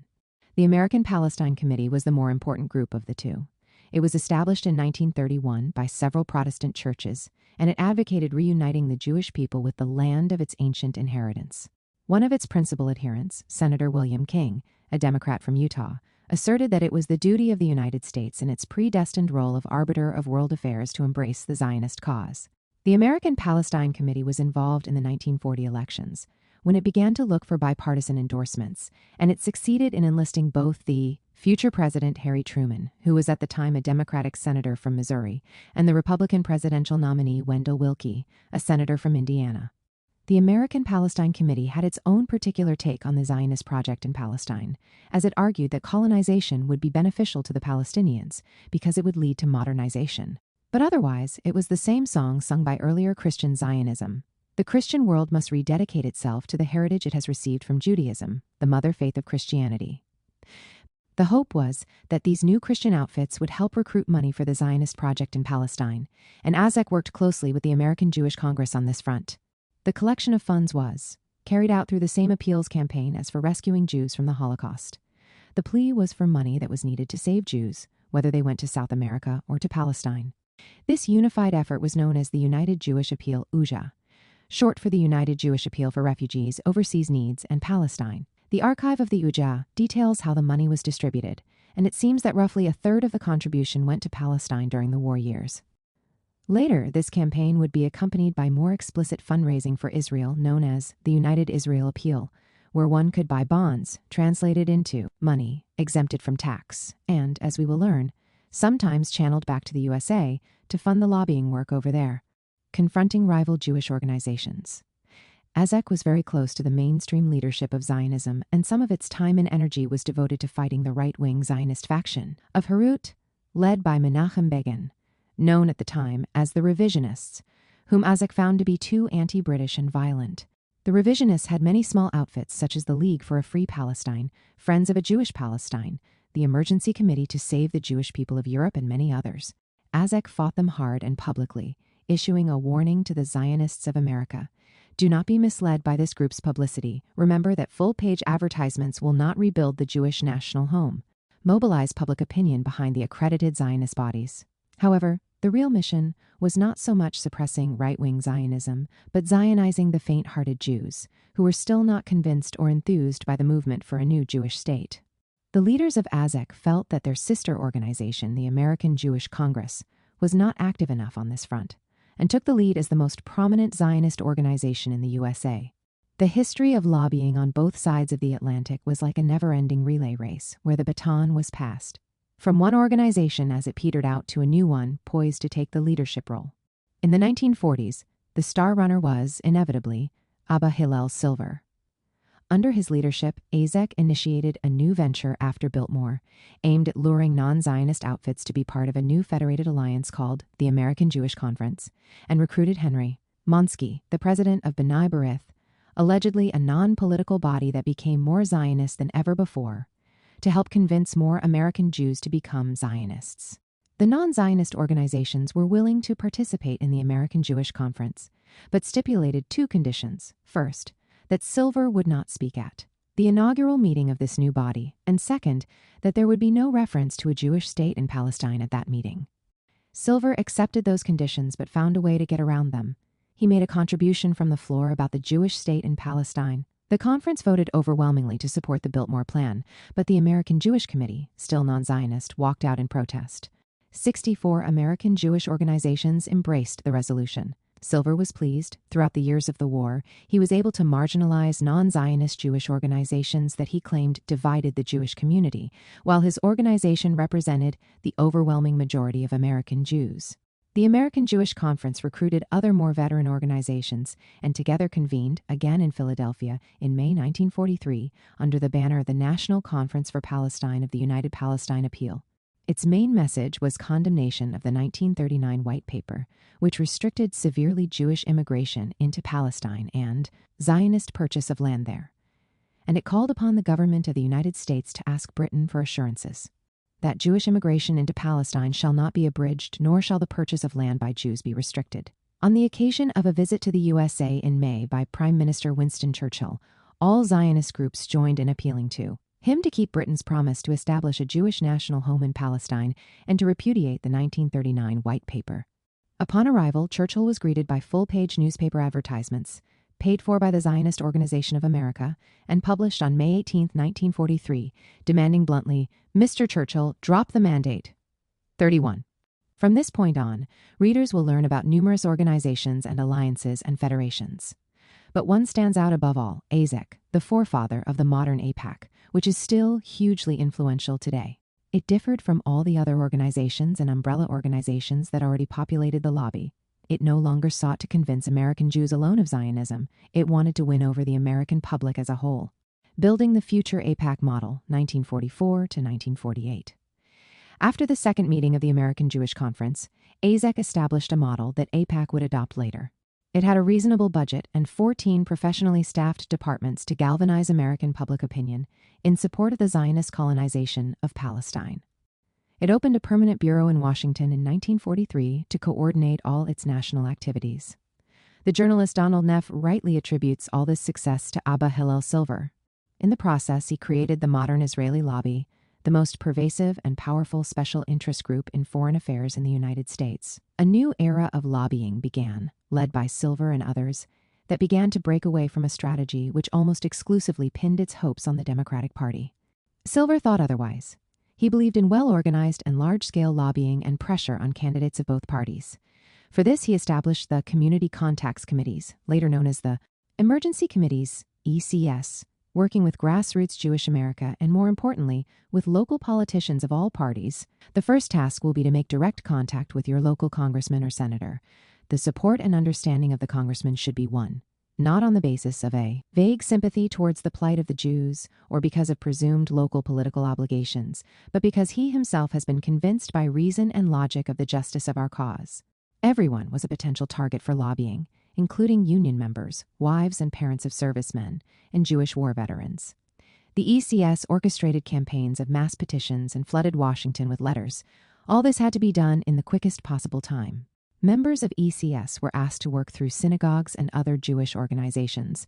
They were instructed to cultivate relations with clergymen and develop personal contacts with radio stations and the press. The ECs were instructed to arrange speakers for organizations interested in post-war planning and for clubs such as the Rotary Club, Kiwanis Club, Exchange Club, and Lions Club. AZEC sent ECS a manual entitled Confidential Bulletin, teaching them how all of these tasks should be operationalized on the ground, a dummy's guide for the Zionist lobbyist. The trade unions were also targeted, and this was a worthy investment, as these unions would be AIPAC's first allies in its early years. To enlist their support, yet another body was founded, the American Jewish Trade Union Committee for Palestine, which included many important leaders of the trade unions in America.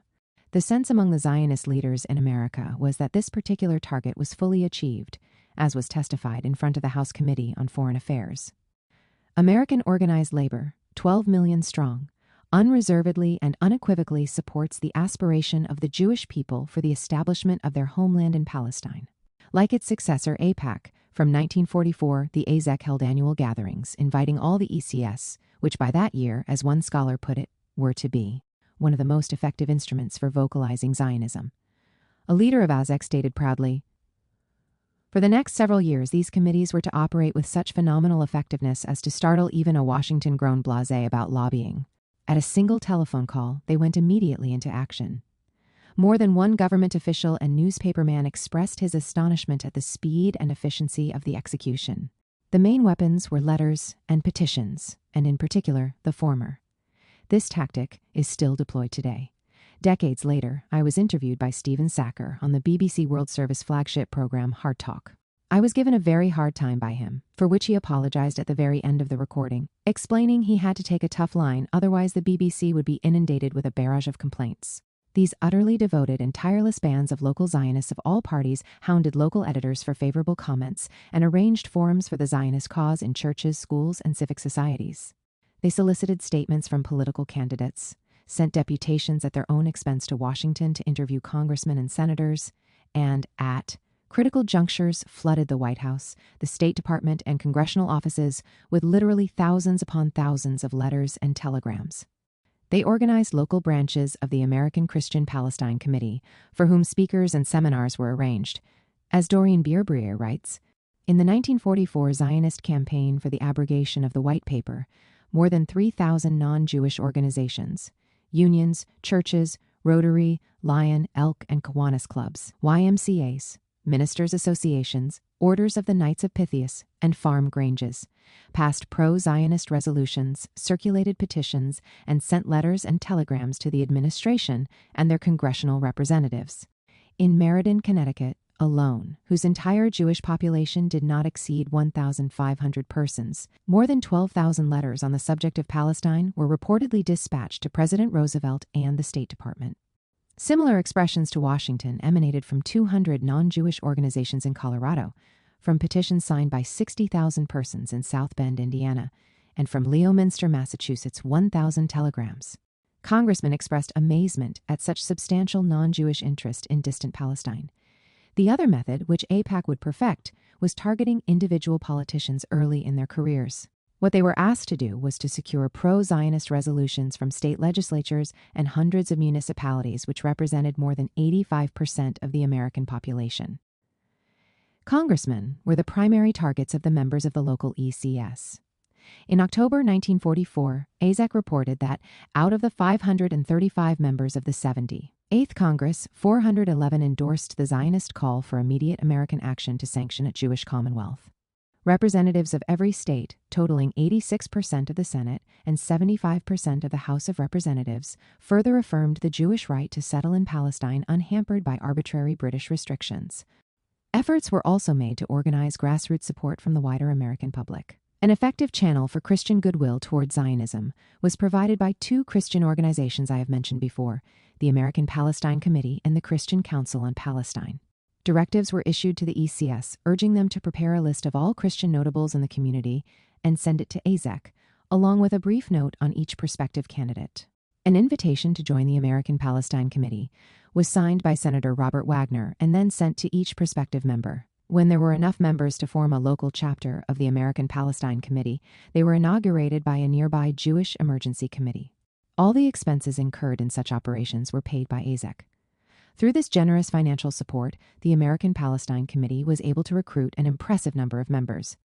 I reiterate that the word Palestine here had nothing whatsoever to do with the Palestinians in Palestine. It referred only to the Jewish colonies and settlements.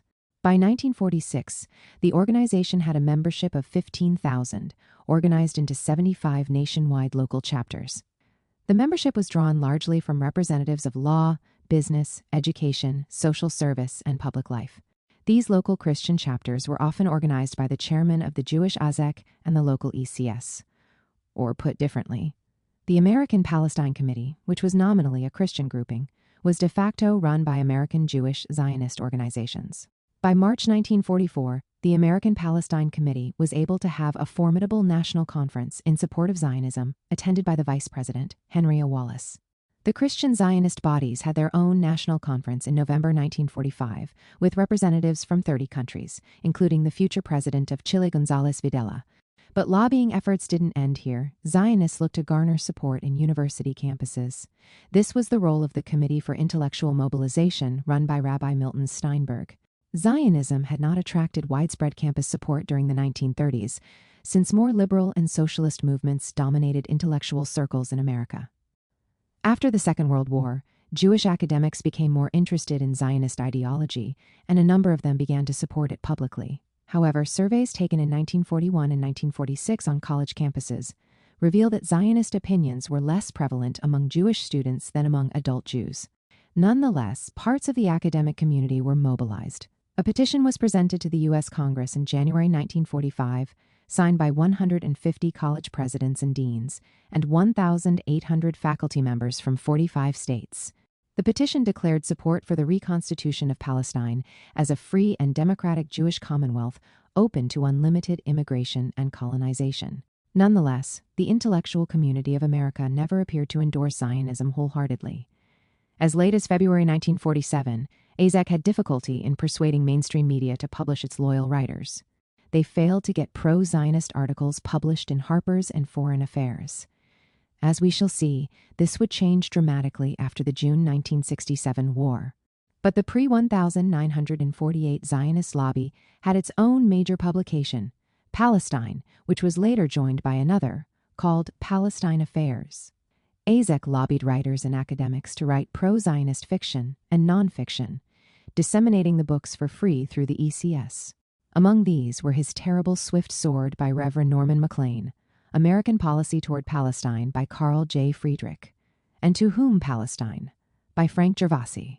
One book, Palestine, Land of Promise by Walter Clay, Loudermilk, made the bestseller lists of several newspapers. Nowadays, the lobby's impact on many American campuses is limited. It regards them as lost causes in the propaganda battle. Over the past century, American academia has developed at least some powerful anti-Zionist voices. Next, the newspapers and the radio were targeted. The American press was generally sympathetic to the plight of European Jewry. The mission of the lobby was to translate this humanitarian sympathy into support for the colonization of Palestine. More urgently, AZEC made a huge effort to galvanize the press against the 1939 White Paper of the British government, which recommended significantly restricting Jewish immigration into Palestine and land purchases. More than 350 anti-White Paper editorials appeared in prominent American newspapers during the Council's campaign. The Council placed full-page advertisements in the largest English and Yiddish newspapers. It was possible to buy airtime in North America, and in 1943, both AZEC and the Zionist Organization of America purchased 182 hours on American radio and 50 hours in Canada. Palestine Speaks was the flagship program of this effort, and its anchors were Hollywood stars such as Joseph Cotten, Eddie Cantor, and Edward G. Robinson. And finally, building on this multidimensional strategy, AZEC added the organization of mass rallies and conventions, framed as large-scale gatherings by the leadership. There was a strict directive from Abba Hillel Silver and the leadership not to waste time and energy on smaller gatherings. Quite frequently, up to 1948, it was Madison Square Garden and big urban parks that were the venues for these mass rallies on behalf of a Zionist Palestine. The rallies were a mixture of the old model of rabble-rousing speeches and the glamour and star power of Hollywood and Broadway musicals. The first of these grand spectacles in Madison Square Garden took place in 1943. It was called We Will Never Die, arranged by a group called the Committee for a Jewish Army, a Zionist organization led by emissaries from the paramilitary Zionist groups in Palestine to advocate for a Jewish state in Palestine as the only answer to the extermination of the Jews by the Nazis. It was written by Ben Hecht and produced by Billy Rose, while Kurt Weill wrote the music. A young Marlon Brando was there with Paul Muni and Edward G. Robinson on the set. The poster for the play showed Jewish soldiers donning American military fatigues, but also representing the Zionist militias in Palestine, as all of them wore bands on their shoulders with a Star of David on it.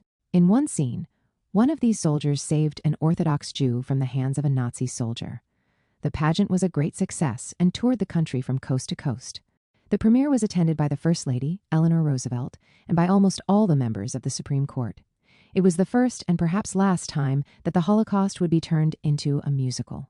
It began with a prayer for 2 million Jews who had been killed in Europe as news of the camps had trickled in from the continent. 20 actors dressed as rabbis were presented as escapees from Europe, reciting the Jewish prayer of Shema Israel together. They stood in front of the 10 Commandments of the Old Testament, appearing as 10 separate high tablets. In the next scene, Paul Muni and Edward G. Robinson, two of Hollywood's most well-known stars at the time, listed the names of prominent Jews throughout history, beginning with Moses and ending with Supreme Court Justice Louis Brandeis, Sigmund Freud, and the 20 Jewish Nobel laureates. Harsher scenes followed depicting life in the concentration camps, and the victims would appear in the final scene, testifying in front of an imagined post-war peace conference. In a subsequent production of the same show on the stage of the Hollywood Bowl a few weeks later, the Zionist anthem Hatikva, which became the Israeli national anthem, was added to the scoreline to counter Nazi songs at the end of the show. The American Jewish Congress leadership felt uncomfortable about this kind of emotive advocacy, and some performances were canceled under pressure from them. But 100,000 Americans turned up to see a musical memorializing the victims of a Nazi genocide that had not yet ended. This genocide served as the ultimate proof that Jews needed their own state and their own army. After the pageant, more conventional displays of Zionist presence were held. The peak of this activity was a convention in October 1945. A photograph of that convention captioned, "Americans for a Jewish Palestine," says it all. The hall of this meeting was packed, with 22,000 sitting inside and 45,000 standing outside and in a rally. A day earlier in Madison Square Park, it was reported that 200,000 people had been part of a new Zionist show of force. The banner dangling from the third floor read, "Fed up with false promises and 6 million Jews dead is enough." On the second floor, 2 huge photographs, one next to the other, juxtaposed an image of a concentration camp, with one showing a happy Zionist settler in Palestine. A year later, at a pageant in March 1946, John W. McCormack, House Majority Leader, in a speech phoned from Washington to Madison Square Garden, accused Great Britain of directing the might of its empire against those wretched survivors whom Hitler did not quite succeed in exterminating, and of using Lend-Lease weapons to spread imperialism. At that event, Senator James M. Meade said that the conduct of the mandatory power and its administration in Palestine is in sharp contrast to the endless chain of commitments by the United States and the United Kingdom. He further exhorted Americans to erase the blot on our conscience left by the callous massacre of 6 million Jews, which could have at least been partially averted had Palestine not been hermetically sealed to escaping Jews. J. Howard McGrath, the Solicitor General of the USA, the 4th highest position in the American Department of Justice, and a future Attorney General, declared in the meeting that the time has come for the Jewish nation to reclaim Palestine. 9. Even before this convention, a cable was sent on its behalf to the British government, and its final section read, "Taking gravest possible view position and disastrous consequences. Announcement enforcement such policy stop proper immediate reaction. Jewish general American opinion may perhaps still avert the catastrophe stop." In addition, 250,000 notices were sent out. Telephone squads contacted as many people as possible. Letters were sent to 700 rabbis asking them to make announcements concerning British policy in the forthcoming rally. In the wake of the meeting, an open letter to Mr. Attlee, the British Prime Minister at the time, was placed in 40 newspapers throughout the country. Abba Hillel Silver and Stephen Wise issued strong statements to the press declaring that the Jewish people would resist to the bitter end the reported British decision to continue the white paper policy. Mass demonstrations were also conducted in 30 other cities throughout the nation. An emergency conference of EC leaders was held in Washington 3 days later. The 531 delegates received instructions from Silver for further action and were enlightened by an analysis of the political situation in Palestine by one Emanuel Neumann, a senior activist and one of the heads of the World Zionist Organization in the USA. That same day, 2/3 of the Senate had an audience with constituents who had participated in the Madison Square Garden Conference. 2 days previously, 10 senators spoke on the Palestine issue in the Senate. On 16 October, 2 weeks after the conference, 17 representatives spoke on Palestine. 34 more did not have time to speak, but their speeches were placed in the congressional record. It was estimated that 411 members of the Senate and the House, out of 535, made pro-Zionist statements. All of the above activities were planned and executed within a time span of approximately 1 year between October 1945 and October 1946. A very busy year. Yet another open-air rally was held in Madison Square Park towards the end of October 1946. An estimated 250,000 attended to express solidarity with the Jewish colonies in Palestine, making it the largest Zionist demonstration of all time. It ended with a specifically Christian conference in Washington, which was organized by the staff of AZEC. By 1948, the people who established AZEC could look back proudly at their work since 1943. They had founded the political arm of American Zionism, which became one of the strongest pressure groups that had ever existed in America until then, leaving barely any room for Jewish public life outside the realm of Zionism, and this was long before the appearance of AIPAC. Yet their success in the public sphere had barely any impact on American state policy towards Palestine. In the 1940s, they were sowing the seeds, but those seeds would bear fruit in the early 1960s and laid the foundation for American policy from the post-Kennedy era to today. The rise of Isaiah Leo Kennan. In the American Zionist lobby's relay race, the baton was now handed over from Silver and Wise following Silver's retirement and Wise's death to Isaiah Leo Kennan. His Zionist activism began when he was a junior staffer in Silver's Cleveland offices. Kennan was a young journalist from Toronto working for the Toronto Star who moved to Ohio in 1926. He left journalism behind and began to study law but did not practice it for long. In 1941, he decided to be publicly involved in pro-Zionist activity and soon became the president of the Cleveland Zionist District, which was part of the Zionist Organization of America. In the 1940s, he also served as a director of the Jewish Agency's Information Department until the establishment of the State of Israel, when he joined the new state's delegation to the UN, where he would set a new lobbying institution, AIPAC, in motion in 1953. For him, the eventual triumph of the Israeli state represented the defeat of Hitler and a challenge to America and other Western democratic states who did nothing to save the Jews from the Holocaust. Our Jewish community faced a challenge in 1942. Numbed and helpless bystanders as Adolf Hitler waged his demoniacal war against the Jewish people, embittered by our failure to rouse the democracies to deter Hitler, to rescue and open doors to those who might be saved, American Jews assumed their responsibility during World War II. Despite the opposition of the Department of State, they made a commitment to establish an independent Jewish state where Jews could live in freedom and security. Nowhere in his writing from his early career to the end of it does he mention or show concern for the Palestinian victims of the project he so wholeheartedly supported, and to which one might even say he devoted his life. Kennan was intensively involved in the 1944 electoral campaign, when for the first time he practiced a methodology that would become the hallmark of AIPAC. In February, he reported that lobbying for the creation of the Jewish Commonwealth had profoundly impressed the capital, evoking many assurances of support from congressmen. This was part of the overall effort of AZEC to be involved in an American national election campaign in a systematic way for the first time. That it was a successful first attempt can be seen from the fact that both major political parties endorsed the idea of a Jewish state in their platforms. Kennan worked mainly with the Democratic Party. It was Abba Hillel Silver who began building an alliance with the Republican Party that would grow to be the main base of the pro-Israel lobby in America today. In this, he was assisted by Benzion Netanyahu, a professor at Cornell University, a right-wing revisionist Zionist, and father of Benjamin Netanyahu. At this point, U.S. lobbying efforts didn't affect the reality on the ground in Palestine, as the British mandate was still making the key decisions. But Washington could have had some impact. It took part in the last international initiatives searching for a solution. The first was a joint Anglo-American Committee of Inquiry assembled in Washington in January 1946, which, after 3 months, published a report about the conditions of the people in mandatory Palestine and recommendations for the future. The American representatives were hoping to depoliticize the question of Palestine. Through this lens, the Jewish presence was a humanitarian concern, not the groundwork for a colonization project. This was an unrealistic approach, based on either total ignorance of Zionism's aims or total disregard for Palestinian aspirations. The recommendation was to allow 100,000 Jewish refugees to enter Palestine and to rescind the restrictions imposed on land purchase by the 1939 White Paper in preparation for a settled future, namely a long-term continuation of British rule. A more detailed program for continued British rule appeared later in another joint Anglo-American inquiry, the last of these, led by the British Cabinet Minister Herbert Morrison and the American ambassador to London, Henry Grady. In July 1946, this small group suggested a federalized Palestine under British trusteeship. By that time, both initiatives proved to be pointless.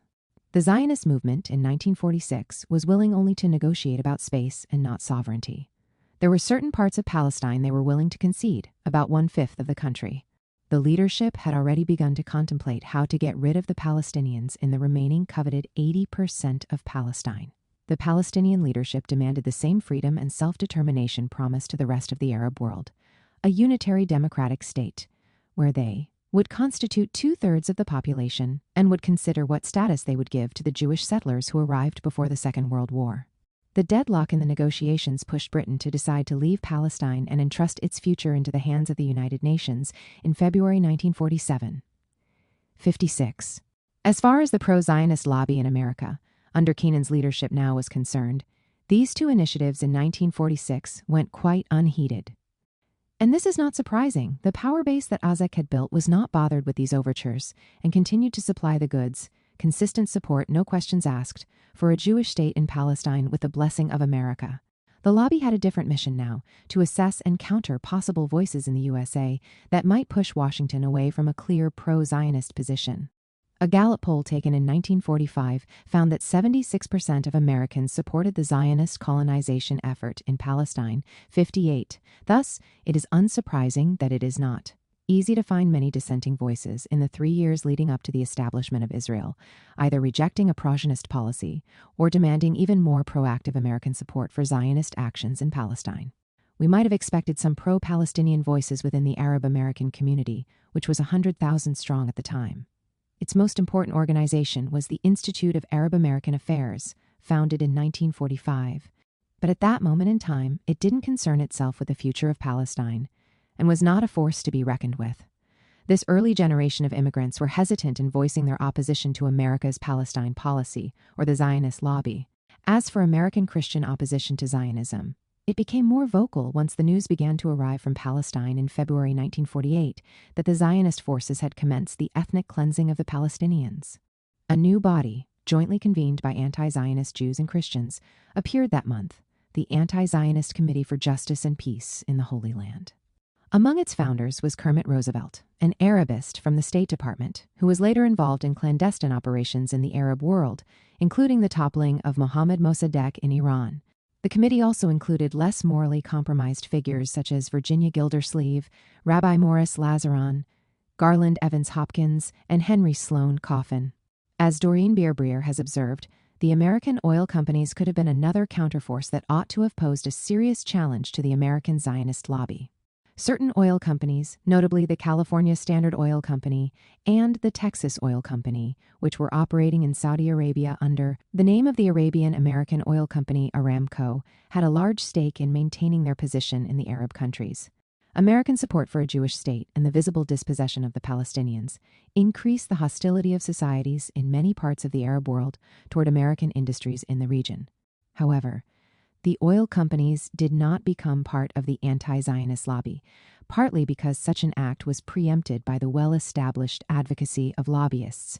Benjamin Axon, the director of the Washington Bureau of AZEC, who emigrated to Israel and became Dean of the Humanities at the Hebrew University, sent reports of meetings he had with representatives from the oil companies and informed the leadership in Palestine that despite their sympathy with the Palestinians, the oil magnates decided not to be proactively anti-Zionist. One of them told Axin that in any case, King Ibn Saud of Saudi Arabia was more dependent on the USA than vice versa. Axin's conclusion was that the oil companies were not afraid that the Arabs could inflict serious consequences on them.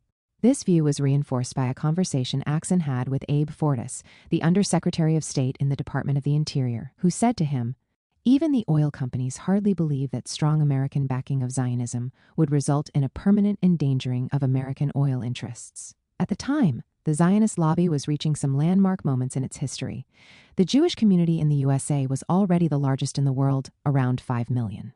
So it stands to reason that there were some non-Zionist American Jews at the time, but they were not always organized or institutionalized. The only noteworthy rival to the pro-Zionist lobby, the American Jewish Committee, was still struggling to constitute a counterforce. But as the State of Israel became a fait accompli, they became more Zionist. By 1948, a small outfit, the American Council for Judaism, was the only Jewish organization that still publicly opposed Zionism in America.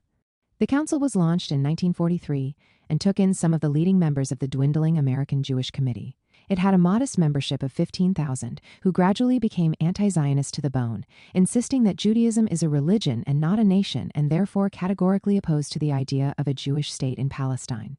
There were parts of the Zionist lobby that were even more aggressive than AZEC, and these were affiliated with the revisionist movement, led by Menachem Begin in Palestine and Peter Bergson in the USA. Bergson formed an organization called the Hebrew Committee, which AZEC told the American press was a pistol-packing group of extremists, while Abba Hillel Silver called them vestigial oligarchs, little foxes, busily at work trying to spoil this vineyard which American Israel has planted.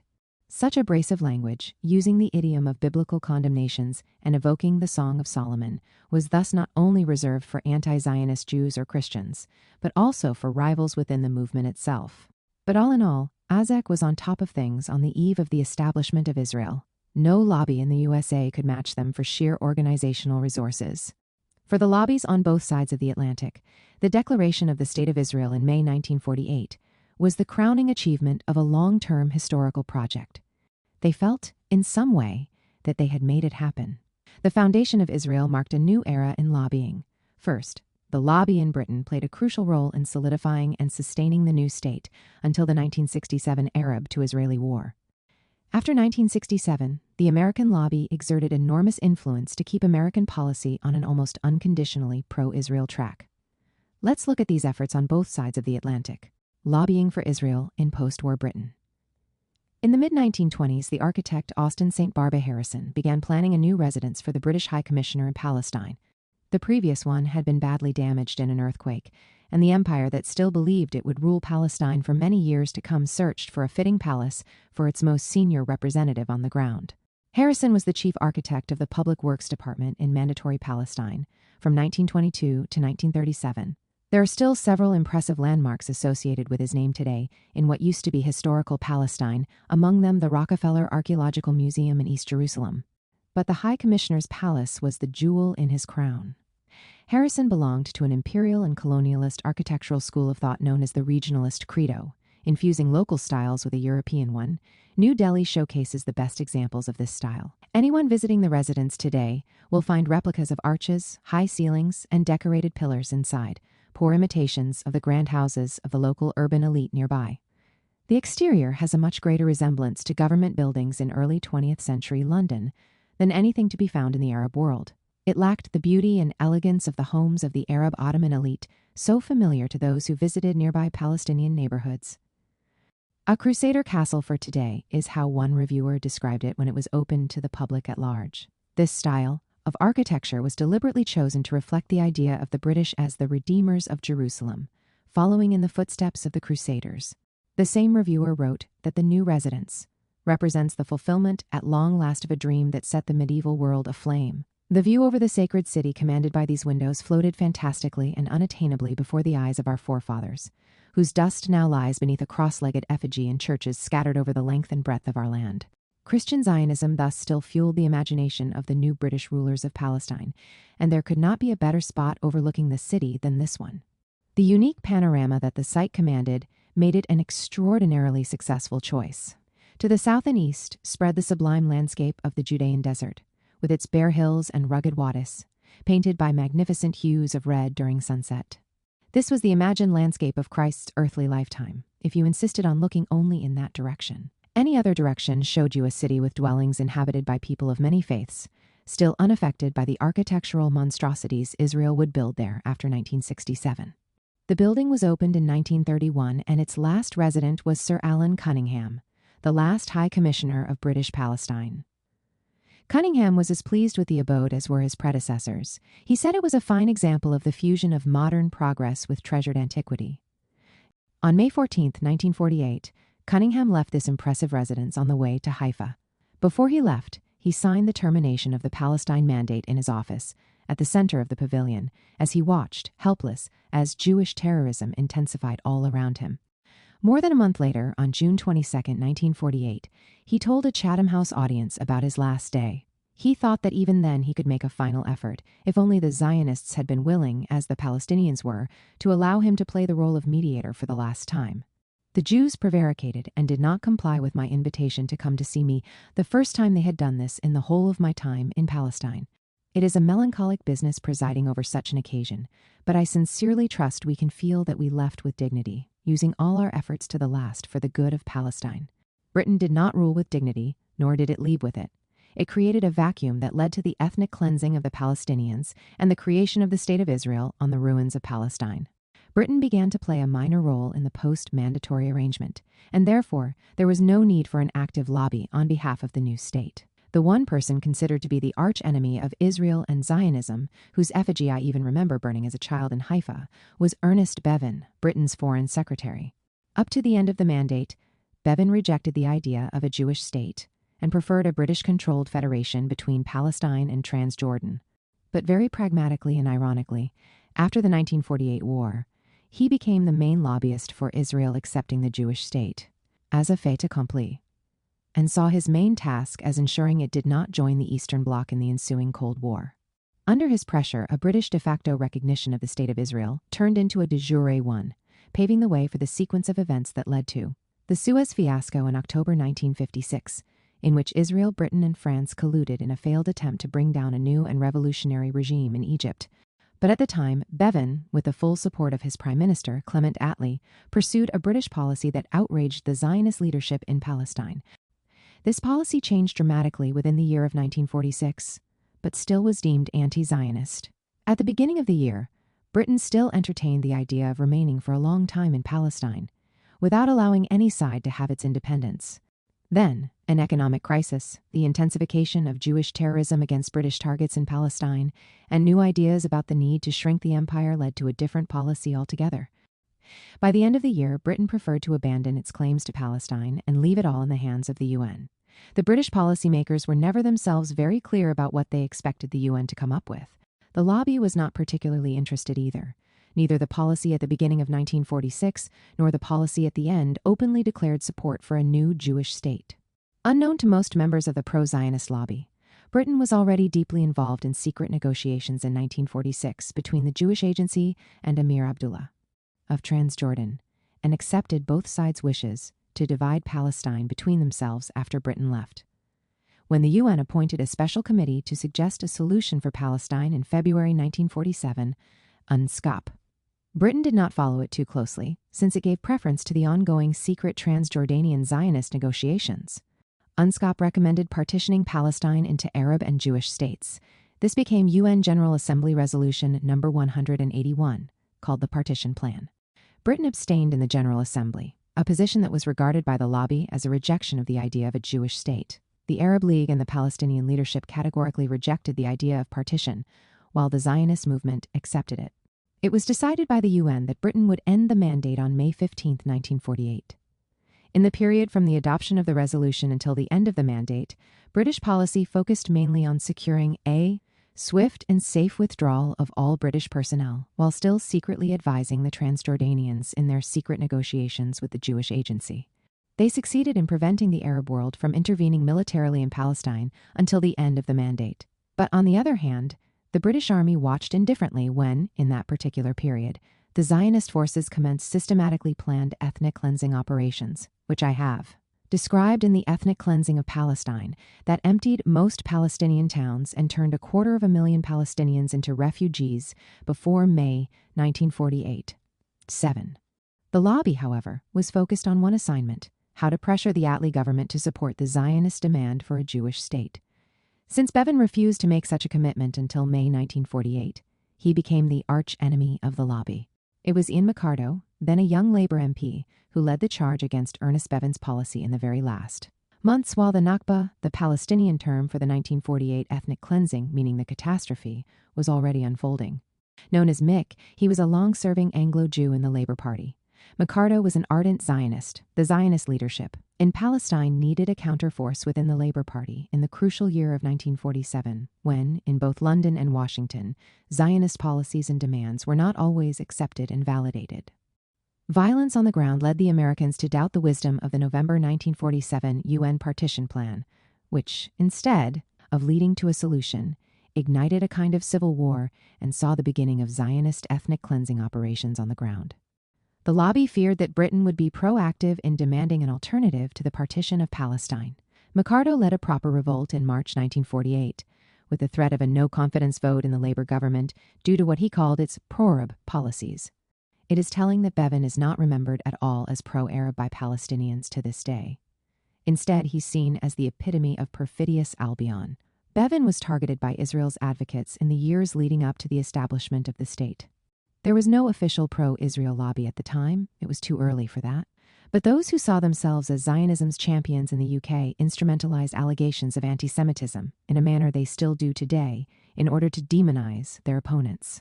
Their opponents were not simply people who were pro-Palestinian. The net was wide enough to catch anyone who didn't unconditionally accept the claims of the aspirational Jewish state. Thus, Ian McCardo claimed that Bevin's Palestine policy was distorted by the fanatical hatred he developed for the Jews. 9. Christopher Mayhew, a close colleague of Bevin about whom we'll read more later, contested these claims. Bevin wasn't racially prejudiced, not at all.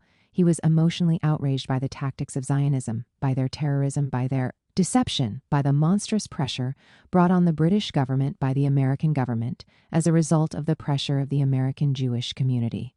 What is surprising is the continued hostility towards Bevin and total mistrust in his policy, even after it transpired that he led the British government to recognize Israel de facto in 1949 and supported the ongoing attempts of Jordan and Israel to reach a bilateral agreement that continued until the assassination of King Abdullah I in 1951, probably a result of these negotiations.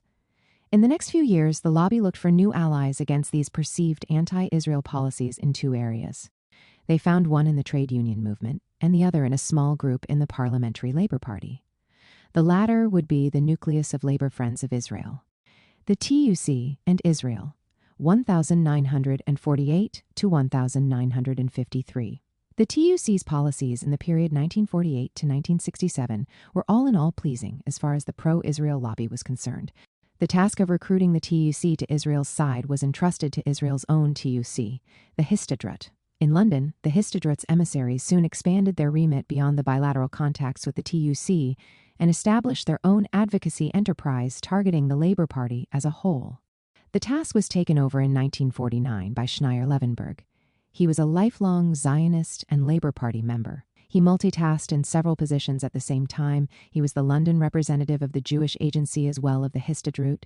He was the chairman of both the Palestine Labour Political Committee and Pole Zion. He coordinated his work in the TUC with the Israeli legation in London. His direct boss, so to speak, was Reuven Barkat, the head of the international section of the Histadrut. What was unique about the presence of the Histadrut in Britain was that most of its activities had very little to do with workers' rights, as we shall see, and were much more focused on influencing political decisions made by the British government or the Labour Party on questions of importance to the Israeli government. Levenberg's advocacy group invented a new method of lobbying that would become very popular with the pro-Israel lobby. In the USA, organizing free visits to Israel in return for TUC invitations to Israeli politicians to visit Britain. The first trip was organized by Levenberg, under the instruction of Barkat, at the end of 1949. The delegation was received with the greatest formality. They met with the President of Israel, the Prime Minister, members of his cabinet, and leaders of the Histadrut, as well as visiting schools, kibbutzim, and factories. Part of the strategy was to use this tour to influence the head of the British legation.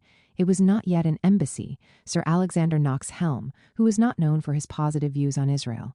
It was a huge success, reported one member of the delegation, Sam Watson, the Durham miners' leader, who added, "I came as a friend but somewhat ignorant of what that state was trying to accomplish and left as a friend, much better informed, much clearer in their conception of Israel's hopes and desires." In 1950, the Labour Party reciprocated and invited a Histadrut delegation to Britain. The only objection to that visit came from the Foreign Office, learning that Mapam, the second largest party in Israel in those days and strongly affiliated with Moscow, would also be represented in the delegation. But the visit took place anyway. Clement Attlee, the Prime Minister, declared that the visit of the Israelis had done much to promote friendly relations between Britain and Israel. Many more visits organized by the TUC and the Histadrut would follow. Was there any concern at all for the fate of the Palestinians in general, or the Palestinian workers, who in those years began to be exploited as a semi-proletarian force building the Jewish state on the ruins of Palestine? It seems the Foreign Office was much more troubled by the conditions of the Palestinian working class in Israel than the TUC, but even Ernest Bevin felt that the important question about the 1948 Arabs, the Palestinian citizens of Israel, was less about their well-being and more about their loyalty to the Jewish state. This Palestinian minority lived until 1966 under harsh military rule based on the British colonialist mandatory regulations, which robbed them of many basic civil rights. Often their villages were put under curfew. In one case, villagers in Kafr Qasim were not notified about any curfew and were late in returning from the fields. Consequently, 43 men, women, and children were massacred by Israeli border police. The connection with the TUC and with American trade unions enabled Israel to prevent a 1953 International Trade Union Conference in Stockholm from passing a resolution endorsing the Palestinian refugees' right of return, and also to hinder the relationship with other Arab trade union delegations. The aim was to foster an anti-Arab trade union coalition, with the TUC and the Histadrut at its center, a task entrusted to the labor attaché at the Israeli embassy in London. This was the first ever such position Israel had anywhere else in the world. In those days, Britain also had a labor attaché in its Tel Aviv embassy. The British attaché in Tel Aviv was a diplomat, while the Israeli one was a member of the Histadrut. The TUC and Labour were seen as more natural allies of the lobby in the early part of the Conservatives' long period of power than the ruling party. From 1951 to the end of 1955, the Churchill government and the first year of the Eden government, the Conservative policy was ambivalent towards Israel. The worst period for the lobby, in a way, was 1955, when Britain joined the USA in pressuring Israel to make significant concessions in order to enable peace with Gamal Abdel Nasser in Egypt. Within a year, the Eden government made a U-turn and depicted Nasser as the new enemy of civilization in the Middle East, joining forces with Israel to try and topple him. Amid such a whirlwind of ups and downs, it is no wonder that the lobby found the Labour Party a safer bet as its ally. However, Eden wavered when it came to the drastic idea of going to war with Israel against Egypt. Let us look at this erratic period in more detail, as it impacted on the lobby's work in years to come. Allies on the path to Suez. Guildhall, the ceremonial and administrative centre of the City of London, hosts many events throughout the year, the most notable being the Lord Mayor's Banquet, which is held in honour of the immediate past Lord Mayor of the City of London and is the first to be hosted by the new Lord Mayor. In keeping with tradition, at this banquet, the British Prime Minister makes a major speech on world affairs, delivered in the medieval Great Hall, built at the turn of the 15th century, with a high arched ceiling and 2 huge Gothic stained glass windows emblazoned with the name of past Lord Mayors. In what follows, we will read about 3 speeches by British politicians on world affairs. All 3 sent shockwaves that reached Israel and unnerved the Jewish state's lobby in Britain. On all 3 occasions, Israelis' intransigence and unwillingness to compromise for the sake of peace was publicly condemned. The first such speech was delivered by Anthony Eden on November 9, 1955, in the Great Hall. The only Israeli journalist present on that occasion reported an impressive attendance of 1,000 people listening to what he described as a very nervous prime minister.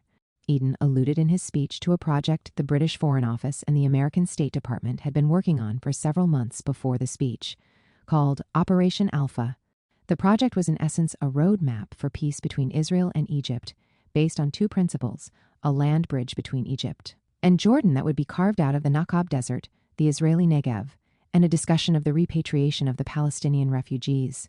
These basic principles, if agreed by Israel, would form the basis for concluding peace treaties between Israel and its Arab neighbors. Eden was quite forthright that if Israel adopted a policy of rejectionism, it would lose Britain's friendship and support.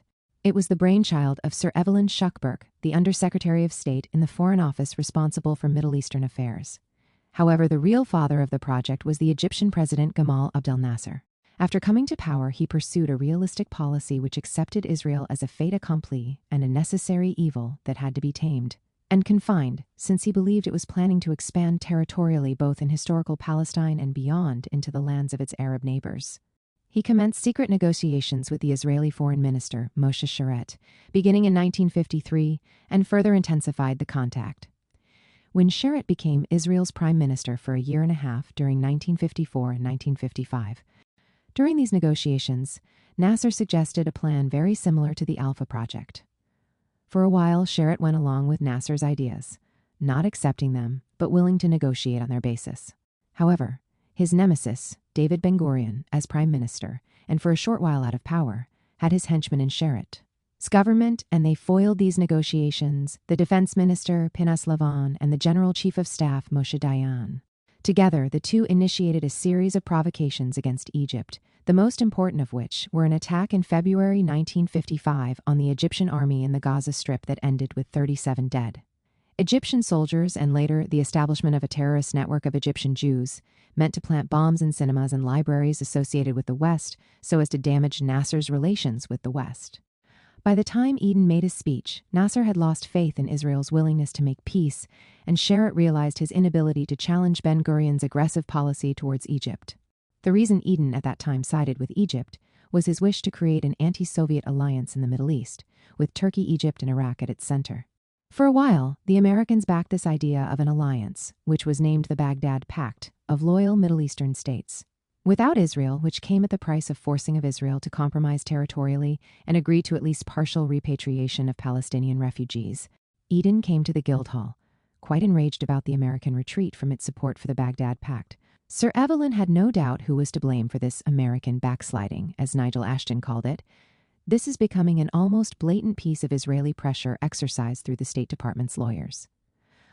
Eden's speech, and the other two that are mentioned later in this chapter, posed an immediate challenge to the lobby and, of course, to Israel, not only because of the inferred condemnation of the Jewish state, but mainly because of the warm welcome the speech received in Egypt. Nasser and his prime minister gave interviews to British newspapers such as The Observer, praising Eden and saying his speech offered a very good basis for negotiation. Officially, Israel was quick to condemn the speech and reject any idea of territorial compromise. Sharett, in many ways, was now forced to be Israel's intransigent face, appearing both in the British press and in direct negotiations with the British Foreign Office. The lobby responded in two ways. One was the publication of a number of articles in the Jewish Chronicle, depicting the speech as unhelpful, but in language that was quite diplomatic. A more severe criticism of possible British pressure on Israel to compromise was heard in the House of Commons, led by Dennis Healey, the famous Labour leader, and MP for Leeds East, during a special session devoted in the House to the speech, attended by Eden and his Foreign Minister Harold Macmillan. It was held on December 12, 1955, about a month after Eden's speech. In that discussion, Healey stated, "It seems to me that on every single count the Prime Minister's initiative in his Guildhall speech was most unfortunate and calculated only to make the existing situation more difficult to solve.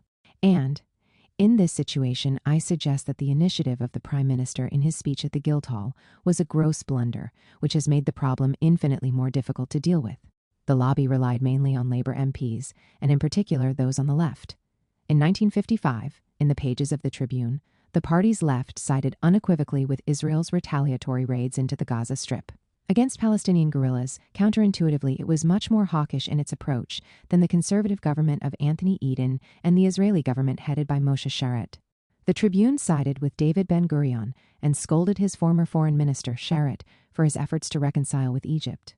The Tribune endorsed Ben-Gurion's intransigent attitude towards Egypt, both in and out of office, culminating in the joint ill-fated Suez operation, collusion between Israel, France, and Britain that failed to topple Egypt's leader, Gamal Abdel Nasser. Before the Suez Crisis in 1956, being a supporter of Israel in the Labour Party was an easy and popular choice, but it would cease to be a rose-strewn path as the crisis imposed strains on its pro-Israel wing. In the summer of 1956, Eden changed his attitude towards Nasser. The Egyptian president despaired of getting British support for either negotiations with Israel or for proper economic and military aid for building a new Egypt. Moreover, while Britain was willing to withdraw its army from Egypt proper, it insisted on staying in the Suez Canal zone. In response, in July, Nasser nationalized the canal, and Eden began to collude intensively with France and Israel with the aim of overthrowing the Egyptian president. On October 29, 1956, Israel, France, and Britain attacked Egypt from the land, sea, and air.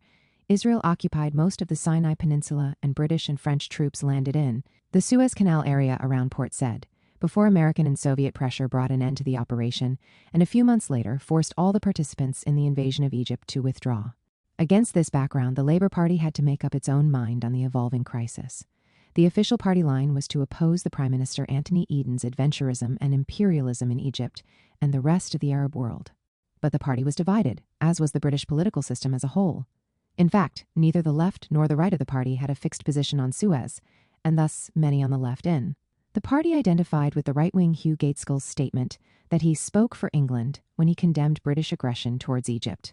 The TUC's campaign, run jointly with the party under the slogan "Law, Not War," represented the moral stance that should have been taken. On the other hand, the TUC president, Charles Geddes, endorsed Britain's policy of belligerence but was unable to force the main body of the TUC, the General Council, to adopt a resolution reflecting this. Geddes was supported by most of the backbench Labour MPs, and there is no doubt that Geddes' close relationship with the Histadrut, the Israeli Tuk, so to speak, played an important role in his support for the British government's collusion with France and Israel in the attempt to bring Nasser down. As Ronnie Fraser points out, the leadership of the TUC ironically regarded Israel as a far more important player than Egypt or the Arab world in the new world the British Empire left behind. Many members of the TUC tended to support Israel as they were particularly impressed by the growing Israeli influence in the decolonized parts of Africa. But more was still needed to overcome Labour's opposition to this military adventure. The brunt of this burden fell mainly on senior Israeli politicians. The campaign to elicit British cooperation was led by the newly appointed Israeli Foreign Minister, Golda Meir, fresh from her abortive attempt to become the mayor of Tel Aviv.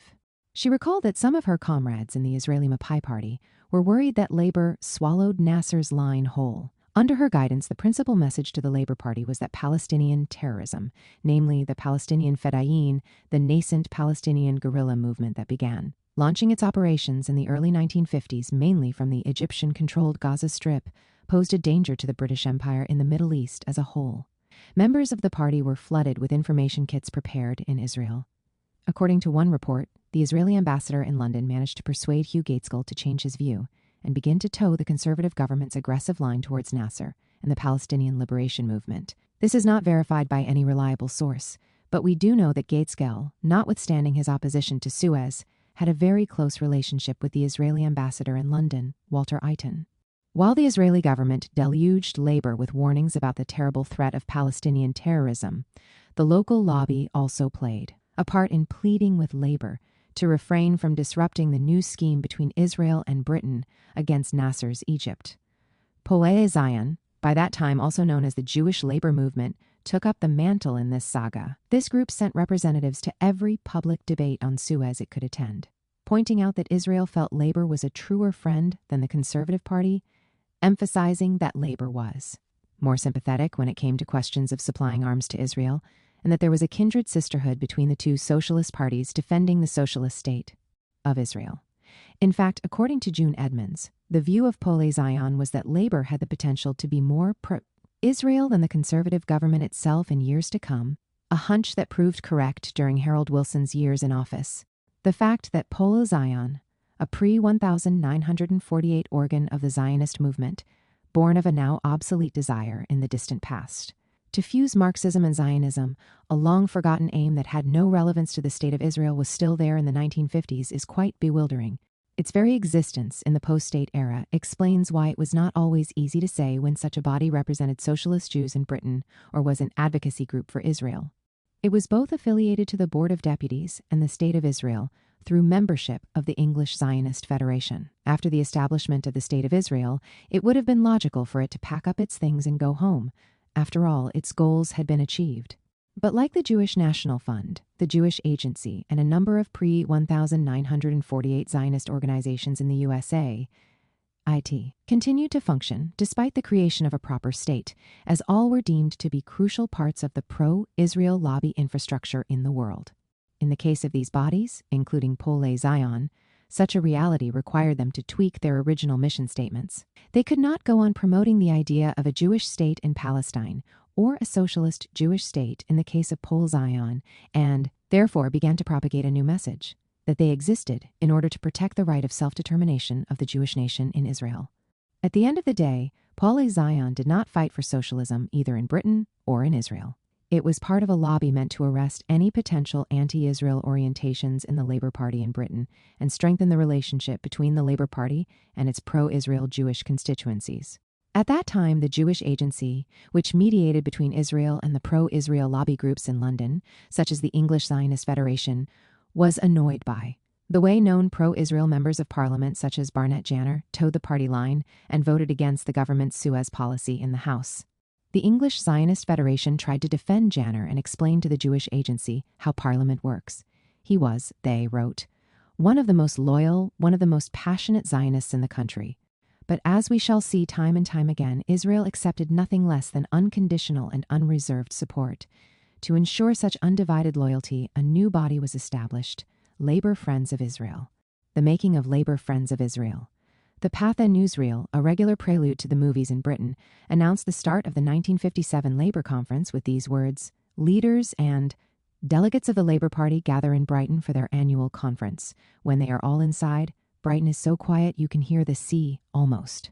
The peace and quiet on Brighton's beaches only accentuated the tense drama unfolding inside the conference hall at the beginning of October 28, 1957. The most vociferous debate was about Britain's H-bomb.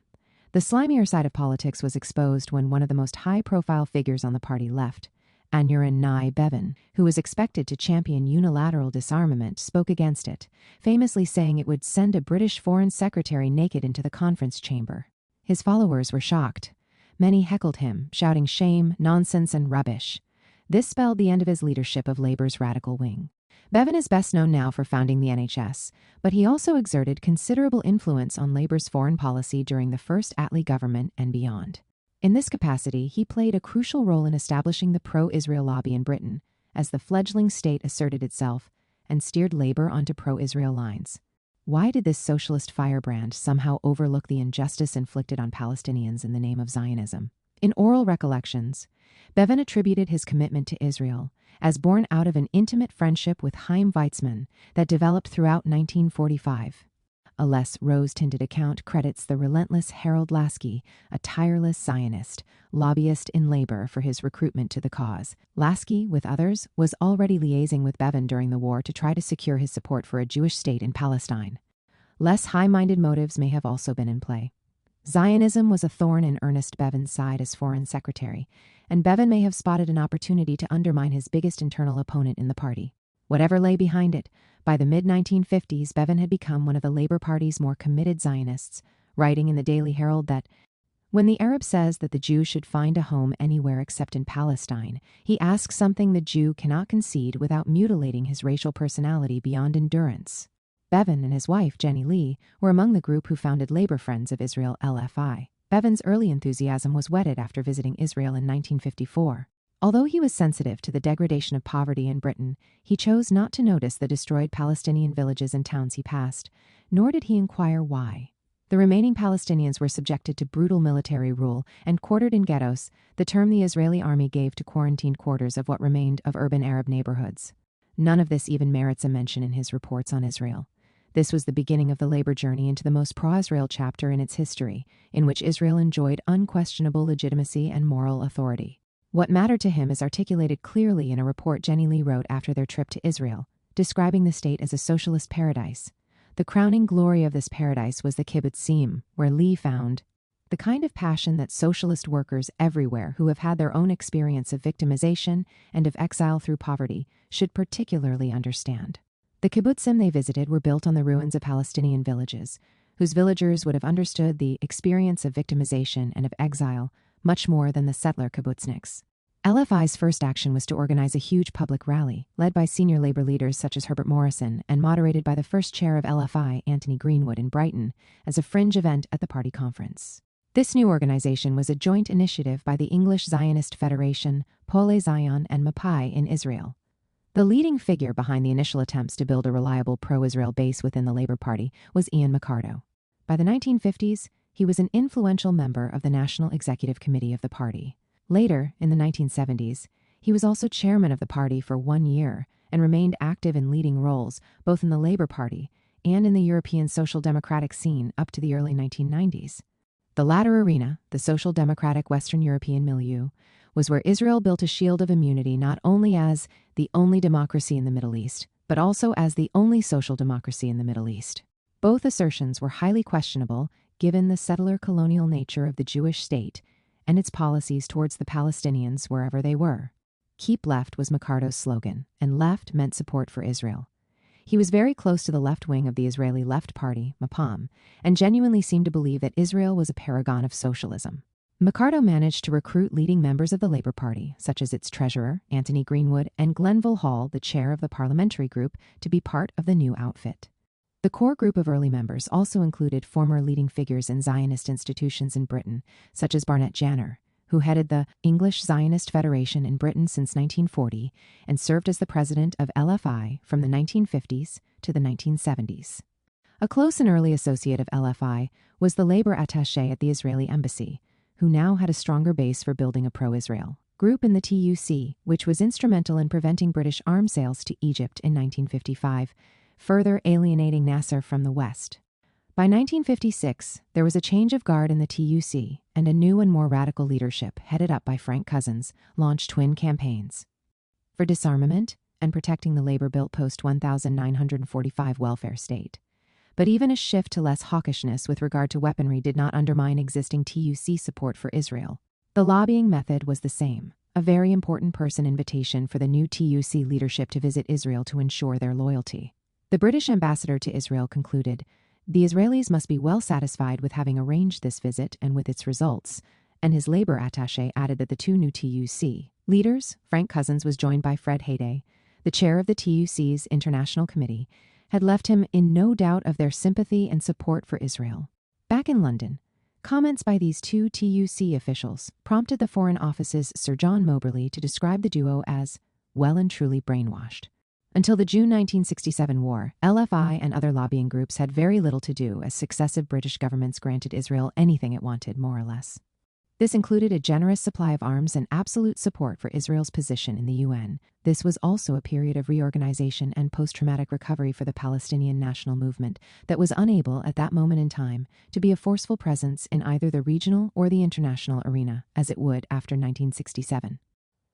You might have observed I have said very little in this section about lobbying in the Conservative Party. The reason is twofold. Firstly, as Israel was run by a Labour Party, namely Pappé, its leaders still believed that Labour would be the main political body representing Israel's position in Britain. Secondly, the Conservative governments in that period, in power for nearly all of the 1950s, pursued policies the Israeli government regarded as pro-Israel to the bone. Advocacy had been rendered redundant. The lobby was free to concentrate all its energies on the Labour Party, and they needed to. On the day war broke out in June 1967, a new figure came onto the stage. He voiced unprecedented doubts about Israel's claims and propaganda, becoming one of the first Labour politicians to side openly with the Palestinian struggle. His name was Christopher Mayhew, the enemy from within, Christopher Mayhew. On June 5, 1967, war erupted. According to the modern Israeli narrative, Israel launched a preemptive strike against an Arab world on the verge of embarking on a war of annihilation against the Jewish state. These days, Israeli historians admit, as they must in the face of the overwhelming evidence, that Israeli radio lied the day the war started. The Arab armies had not invaded Israel. Israel was not acting in retaliation. Recent scholarship has changed the historiographical picture of the processes that led to the war. Some historians point to Nasser, who wished to pressure the world to reopen discussion on the Palestine question and, more importantly, was convinced that Israel planned further territorial expansion into Jordan and Syria states that Egypt was bound to assist in case of aggression. His fears were confirmed when, from the spring of 1966 up to June 1967, Israel aggressively militarized its border with Syria, consistently encroaching on the no-man's land outlined in the 1949 Armistice Agreement. It was committed to bringing down the regime in Syria and sought out a pretext to take over the Golan Heights so that it could better defend its settlements below in the Hula Valley. Recurrent military skirmishes on the land and in the air, combined with the Soviet conviction that an attack on Syria was imminent, pushed Nasser into a series of actions which included removing the UN from the Sinai Peninsula, dispatching his army into it, and blockading the Tiran Straits, the maritime route to Israel's small harbor in Eilat. But historiography too often blames Nasser's actions and neglects to look at how Pappé, then the ruling party, was influenced by an expansionist faction for a greater Israel, pushing for a military takeover of the West Bank since the mid-1960s. Adherents to the Greater Israel ideology saw the West Bank as the heart of the nation and considered the Jordan River an essential buffer against Arab military threat. The pre-1967 boundaries were denigrated after the June 1967 war as the Auschwitz borders, to use the extreme terminology of Abba Eban. The influence of this faction meant that Israel flatly refused to back down in Nasser's game of brinkmanship, and many exit points were missed. On June 5, 1967, Sir Robin Day walked into the BBC Panorama studio to discuss the burning issue of the day, the onset of the June 1967 war. On that morning, the Israeli Air Force destroyed the air forces of the neighboring Arab countries and invaded the West Bank, the Gaza Strip, and the Sinai Peninsula. Wearing his bow tie, he entered to the familiar music of Openings and Endings by Robert Farnon and took his seat in front of a panel of discussants. In the background was the familiar pale and shabby-looking globe in black and white. Sitting alongside him at a round table, with microphones in front of them, were his three guests, Christopher Mayhew, Jeremy Thorpe, the leader of the Liberal Party, and Duncan Sandys, the Conservative Member of Parliament, waiting anxiously for Sir Robin's first round of questions.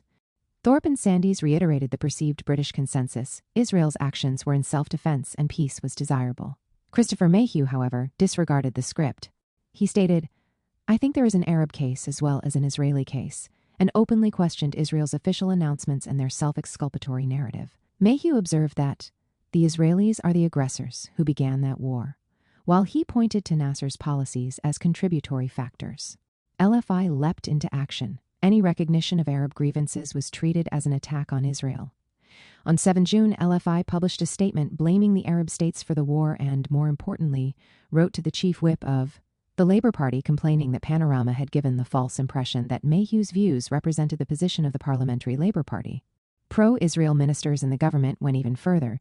They framed Mayhew's tame comments as fanatically pro-Arab. He was lucky not to be, on that occasion, accused of being an anti-Semite. This would happen later. Some writers, such as James Vaughan, who appraised Mayhew's work from a pro-Zionist point of view, attributed Mayhew's commitment to Palestine as being more anti-Zionist than pro-Palestinian because of attitudes he developed while he was Ernest Bevin's Under-Secretary of State in the last years of the British Mandate. Both he and Bevin were a target for death threats by the Irgun, a Zionist paramilitary organization. While this was undoubtedly traumatic, I do not think this was the reason for his lifelong commitment to the Palestinian cause. It only hardened his resolve. His experience made him warn other critics of Israel not to fear Israeli pressure or succumb to intimidation. In this vein, he offered support to the Foreign Secretary, Lord Carrington, during a period of strained Anglo-Israeli relations. Although Begin and Shamir have spoken rudely about you, he observed, they have not threatened to assassinate you as they did to Ernie Bevin and me in the old days. Their manners are improving as the years go by, and we should be truly thankful. Like so many before him and many more after him, what shaped Mayhew's perception was witnessing the reality of Zionism for himself, the bitter truths that no lobbying could refute or whitewash. Mayhew became an advocate of Palestinian rights during a visit to the Palestinian refugee camps in Jordan in 1953. In particular, after 1967, many visitors to the occupied territories became activists on behalf of Palestine, sometimes even after only short visits to the place.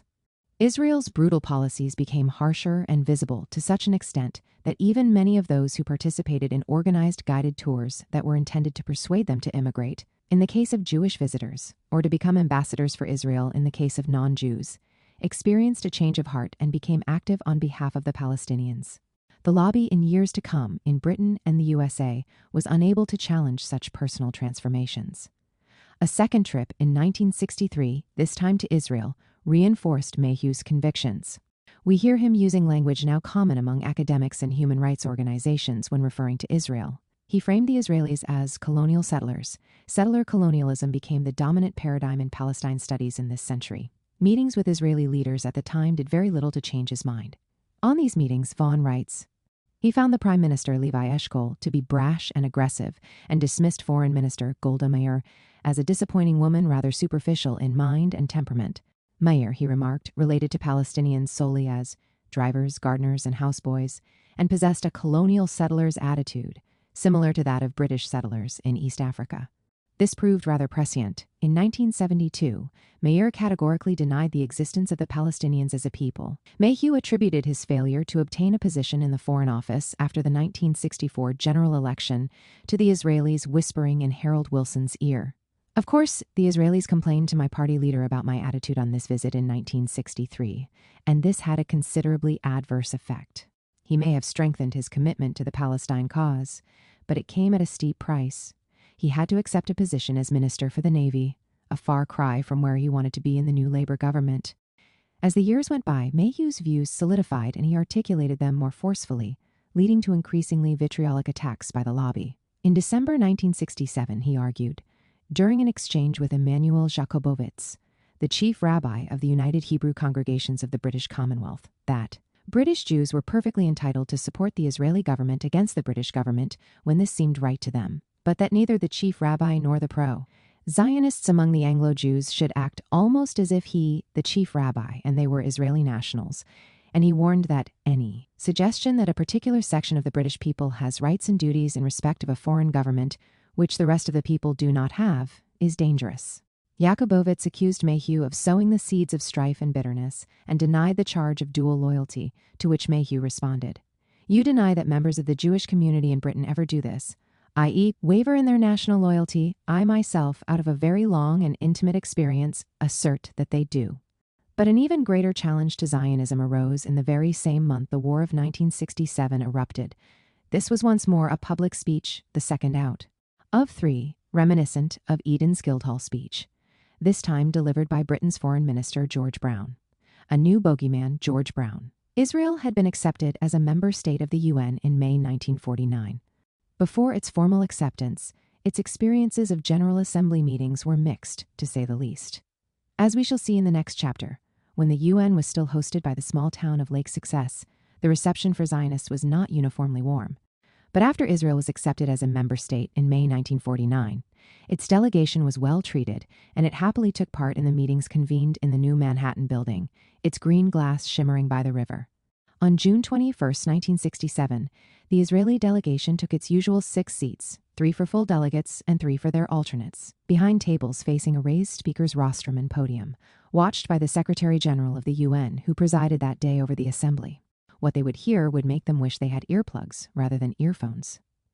On the podium stood the most senior British diplomat at the time, George Brown. Not a very tall man, with large, round, black spectacles, he was not renowned for his oratory powers. But he was about to give a speech about Israel and Palestine unparalleled in the history of British diplomats at the UN and reminiscent of Eden's Guildhall speech in November 1955.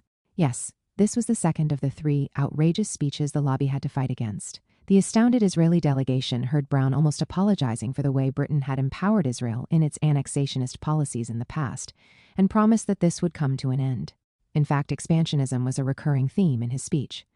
His acknowledgement of Israel's expansionism meant that this rather unremarkable orator made statements about Israel and Palestine never heard before or since. This was a very structured speech. Brown began by stating that Israel was in danger of violation of Article 2 of the UN Charter. All members shall refrain in their international relations from the threat or use of force against the territorial integrity or the political independence of any state. He warned that war could not be an excuse for territorial expansionism. In very strong terms, he demanded an Israeli withdrawal from the territories it had occupied in the June 1967 war. He devoted considerable time to condemning Israeli policies in East Jerusalem. Israel unilaterally annexed East Jerusalem de facto immediately after the war and ethnically cleansed part of the Muslim quarter that was near the Wailing Wall.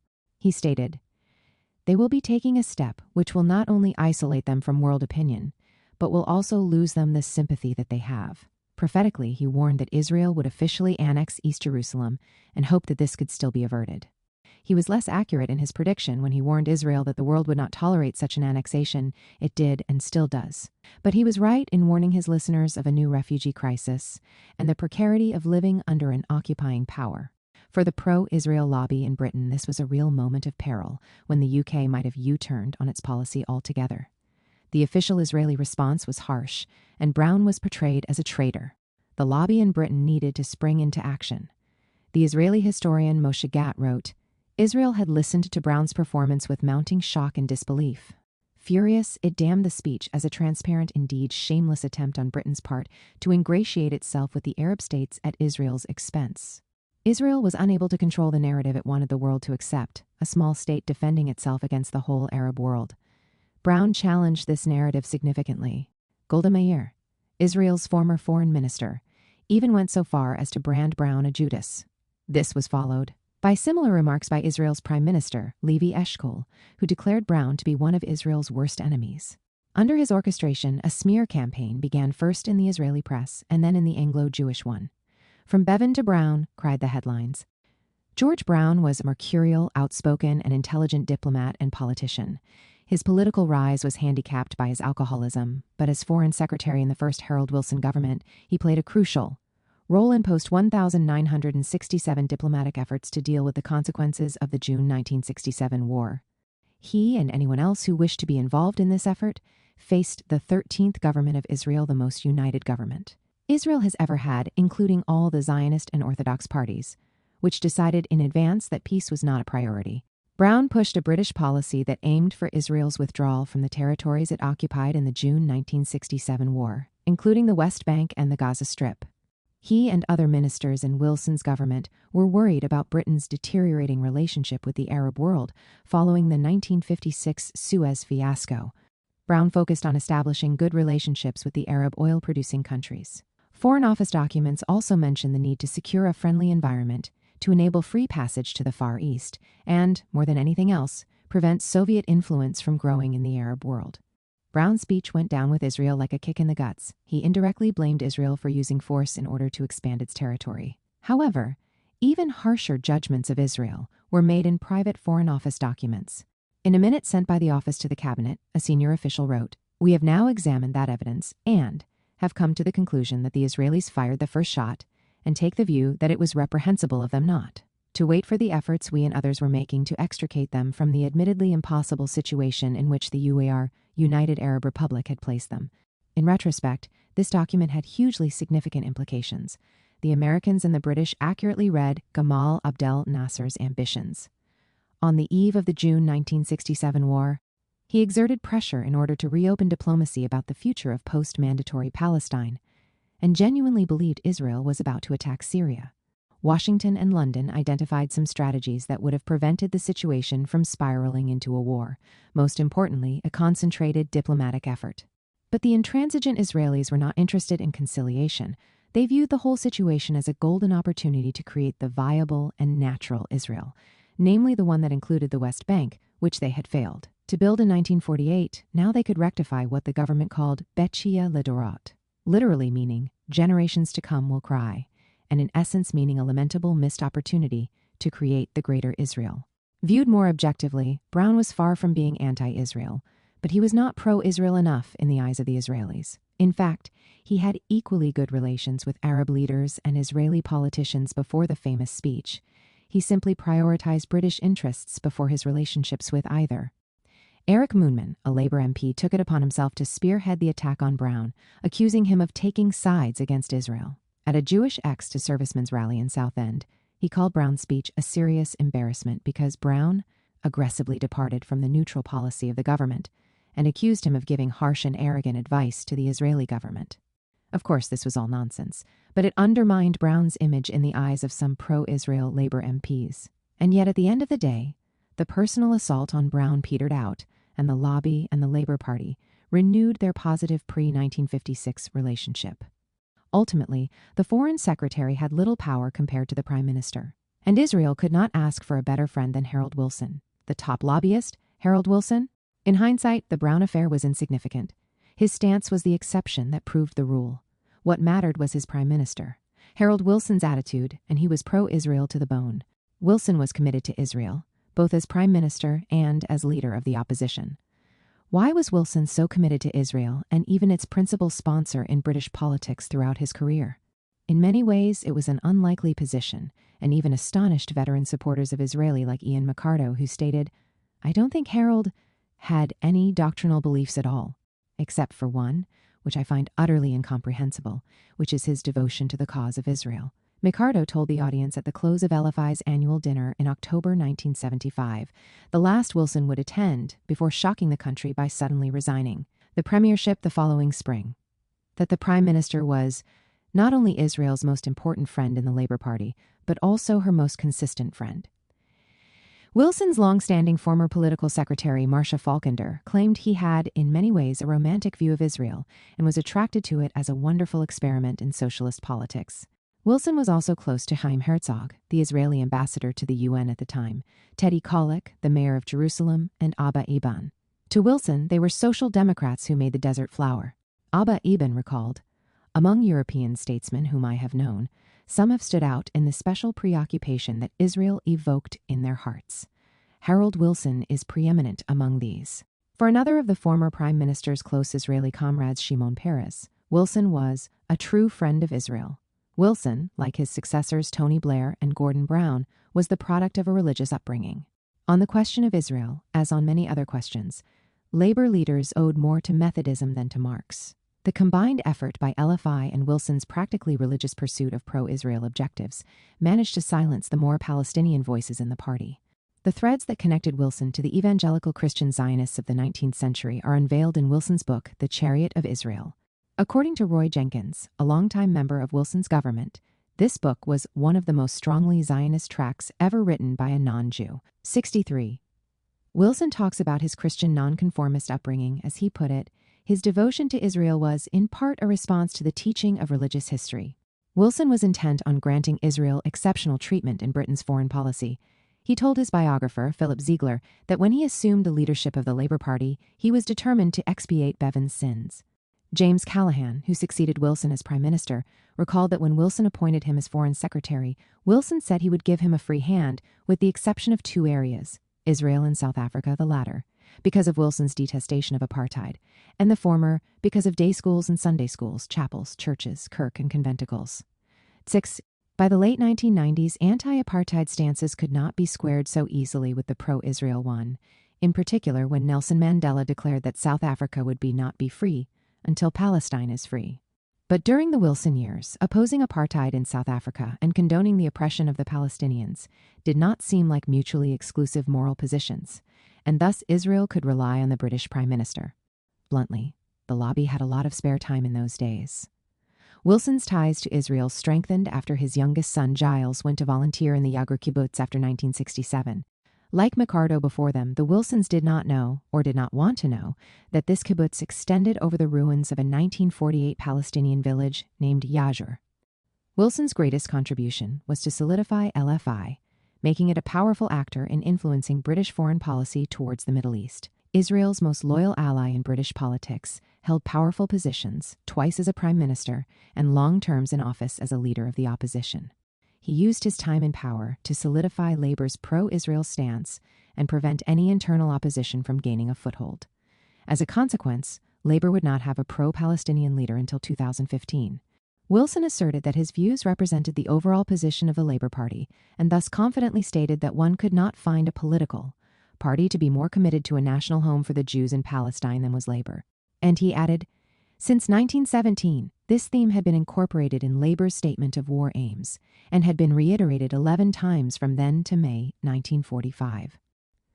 So, in the immediate aftermath of Brown's speech, the lobby was in two minds on how to approach the Wilson government. After all, Harold Wilson was never suspected by Israel and its lobby as being behind Brown's policy, although Brown was acting with the full knowledge of the government.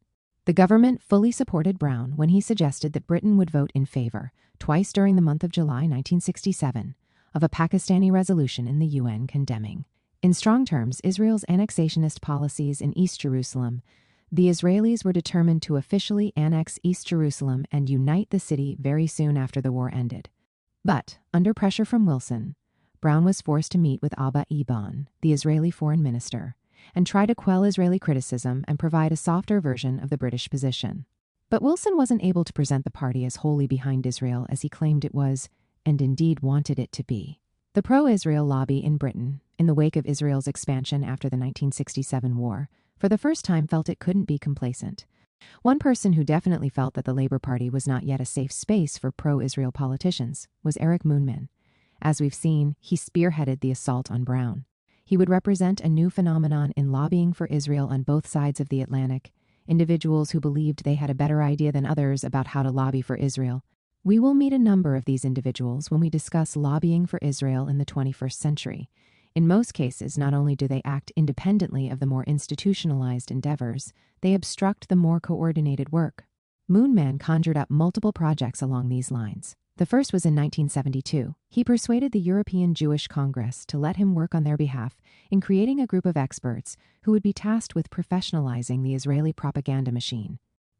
He asserted that the lack of professionalism was the reason Israel's message was not received well in many parts of the world. Accordingly, he recruited professional PR people and strategists. The group had the rather long title of West European Public Relations Group for Information on Behalf of Israel. Its main funder was the Israeli Foreign Ministry. Not much came out of this initiative, and in 1975, Moonman moved on to become the chairman of the Zionist Federation, working once more within an established advocacy group. His first public act was to protest against a visit to London by two executives of the Palestine Liberation Organization, PLO. The PLO was founded in 1964 by the Arab League and grew in prominence after the June 1967 war, when the Fatah faction dominated it and pushed aside the Arab League chair, Ahmad al-Shukiri, replacing him with Yasser Arafat. At that time, the PLO did not recognize the legitimacy of the existence of the State of Israel. In the early 1970s, the organization's more hardline factions took to actions like plane hijackings and bombings of non-military targets, tactics that the broader organization did not publicly endorse. Protests were largely Moonman's speciality. He could boast a few other achievements. But why did Moonman turn into a one-man lobby for Zionism, dissatisfied with the more established outfits that had enjoyed great success? Fundamentally, he was a labor man, and within labor, an incipient pro-Palestinian lobby was starting to take shape, the Labor Middle East Council. Palestinian lobbying in the Labor Party, 1967 to 1974. In the late 1960s, a new body appeared, the Labor Middle East Council, LMEC. Founded by Christopher Mayhew, the inspiration for LMEC came from the successful establishment in the immediate aftermath of the June 1967 War of the Council for the advancement of Arab-British understanding, CABU, a cross-party organization for the promotion of Arab and particularly Palestinian interests. MPs Ian Gilmore, Conservative, and Colin Jackson, Labour, served as chairmen.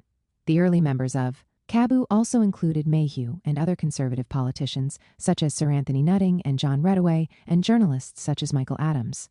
In a letter to Mohammed Hassanein Haikal, the editor of Egypt's Al-Ahram newspaper, Mayhew defined LMEC's purpose as being to build up an effective resistance to the powerful Zionist propaganda and pressure that so far dominated the labor movement. 2. The historian James Vaughan depicts LMEC as a powerful lobby, but even by his own account, it's obvious that LMEC had no chance of equaling the edifice built by LFI. During the 1970s, 3 attempts by LMEC to affiliate to the Labor Party formally were rejected by the National Executive Committee. The pro-Israel lobby was strong enough to ensure that these appeals would be rejected, as Palestine was not recognized as a state, and the PLO was still regarded as a terrorist organization. This was an absurd situation, as Poale Zion, which was founded before Israel existed, and by this point functioned as a Zionist youth movement in Britain with no Israeli equivalent, remained on the Labour Party's books as an affiliate organization. Mayhew expressed bewilderment when he wrote to all constituency Labour parties, criticizing the Labour Party for continuing to accept Poale Zion as an affiliated group while refusing to recognize a body pledged to a more balanced approach and to the support of United Nations resolutions. LMEC was unsuccessful in its approach to the TUC. In April 1969, Mayhew invited the TUC to send representatives to LMEC's first major conference. The TUC declined, citing the short notice given, but it did express a willingness to receive any LMEC documents produced in support of the event. Failure to gain acceptance as a formally affiliated Labour Party organization or within the TUC did not hamper LMEC's lobbying activity. In June 1972, an LMEC policy statement entitled British Policy on the Middle East was distributed to the Foreign Secretary, the Shadow Foreign Secretary, the International Committee of the Labour Party, and all Labour MPs. This statement attributed the failure to achieve a peace settlement to Israeli intransigence and American bias, and proposed a British policy based on dissociation from American leadership in the region, a strong commitment to UN Security Council Resolution 242, which called upon Israel and the Arab states to establish peace based on the principle of Israeli withdrawal from the territories it occupied in the 1967 war in return for normalization with the Arab states, and a warning to Israel that Britain would not tolerate settlements in the occupied territories. A draft resolution based on these principles was dispatched to all constituency Labour parties with an invitation for them to consider submitting the statement to the annual party conference. However, LMEC, recognizing the power of the pro-Israel lobby in the party, refrained from advocating British recognition of the PLO. A very benign statement in 1973 by the party's National Executive Committee was the peak of its success. This balanced statement is still regarded by the pro-Israel lobby as evidence of anti-Zionist sentiment in Labour. The National Executive Committee issued a statement which, whilst expressing sympathy and understanding for Israel's single-minded determination to preserve her security, sensibly warned that A total reliance on military strength can only lead to the kind of grimly militaristic and rigid social organization which disfigures so many other countries already, and that a concern with security cannot justify the retention of territories occupied during the conflicts with her Arab neighbors, nor their integration into Israel's economic structure. In the period from 1967 to 1977, the Foreign Office shared LMEC's frustration with the USA, concerned it was becoming a dishonest broker, using Britain and the UN in a Machiavellian way to try and impose on the Arab world a post-1967 settlement, crafted by Henry Kissinger to Israel's order. This is not surprising. The grim reality of an oppressive occupation spoke louder than any lobbying on either side, and it began to reach the ears of labor members. The PLO and anti-Zionist Jews who left Israel contributed to a lucid presentation of a narrative that ran counter to the Israeli one. The bitter truths, combined with the advocacy of the Palestinian and pro-Palestinian groups, started to influence even avowedly pro-Israel organizations such as the TUC. As we have seen, it was Israel's own TUC, the Histadrut, that had been entrusted with the task of eliciting the TUC's support for the Zionist project in Palestine. Up until the 1967 war, the Histadrut felt it had an ally in the TUC. But the reemergence of the Palestinian liberation movement caused grassroots members to question the Israeli narrative. A telling case study, a year after the 1967 war, illuminates the issues the Histadrut had in keeping the TUC on its side. On July 23, 1968, Palestinian guerrillas hijacked El Al Flight 426 from Rome to Tel Aviv and diverted it to Algiers. Although the Algerian government released all the non-Israeli passengers almost immediately, they refused to release the Israeli passengers, the crew, and the airplane. While this was going on, the TUC was approached by the Histadrut. A very intriguing campaign began there to try and compare the rights of the Israeli passengers to those struggling throughout the world for social justice. One European Union federation that was easy to recruit was the Deutsche Gewerkschaftsbund, but appeals to other trade union bodies in Europe were made in vain. These organizations failed to accept the Israeli portrayal of the situation. It was one of the first instances when the Histadrut could not win over the TUC. This trend would accelerate when the PLO moved away from armed struggle and focused on diplomatic campaigning. After 1967, some members of the TUC began to doubt its pro-Israel stance. In January 1968, George Vaughan, who by then had left the Foreign Office and become the director of the London office of the International Labour Organization, reported a conversation with the Secretary General of the TUC, Frank Cousins, in which the latter had expressed disappointment with Israel and concern about elements of Israeli policy. They have not been too happy about a number of aspects of Israel's policy since the Six-Day War, noted Vaughan, particularly since they saw the refugee problem in Jordan and had an opportunity to talk with some of those still crossing from the West Bank. Remember, this is the same Cousins who was enchanted by Israel after his first visit to the state. Cousins' message was substantiated by reports at the time from foreign journalists and representatives of the International Red Cross on Israel's ethnic cleansing policy in the West Bank, including shooting over the heads of those crossing the River Jordan to encourage them to leave. In retrospect, Mayhew and activists who worked with him, such as Gada Karmi and other members of LMEC, laid the foundations for more significant pro-Palestinian networks later in the 20th century and in the 21st. Between the announcement of its formation at the Greater London Regional Conference in April 1969 and the mid-1970s, it was able to build an infrastructure to provide information that was not available in the mainstream media or academia. Through conferences, newsletters, and recruitment of new members, it created a nucleus that would later counteract, to some extent, the huge influence of the pro-Israel lobby on labor.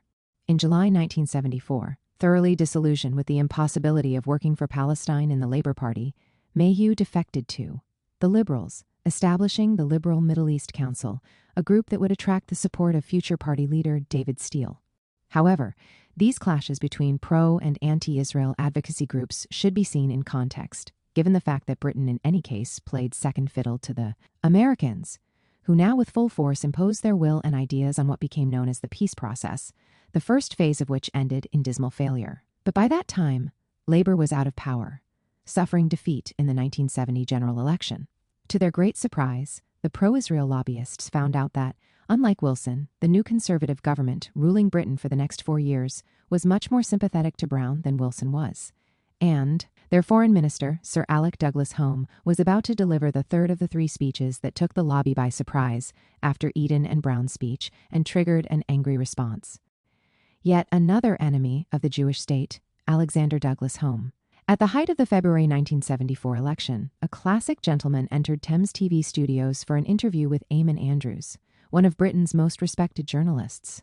Alec Douglas Home was already one of an endangered species on the political scene then, and now his kind is extinct altogether. Douglas Home was about to retire, and this was in many ways an attempt to sum up his career to that point.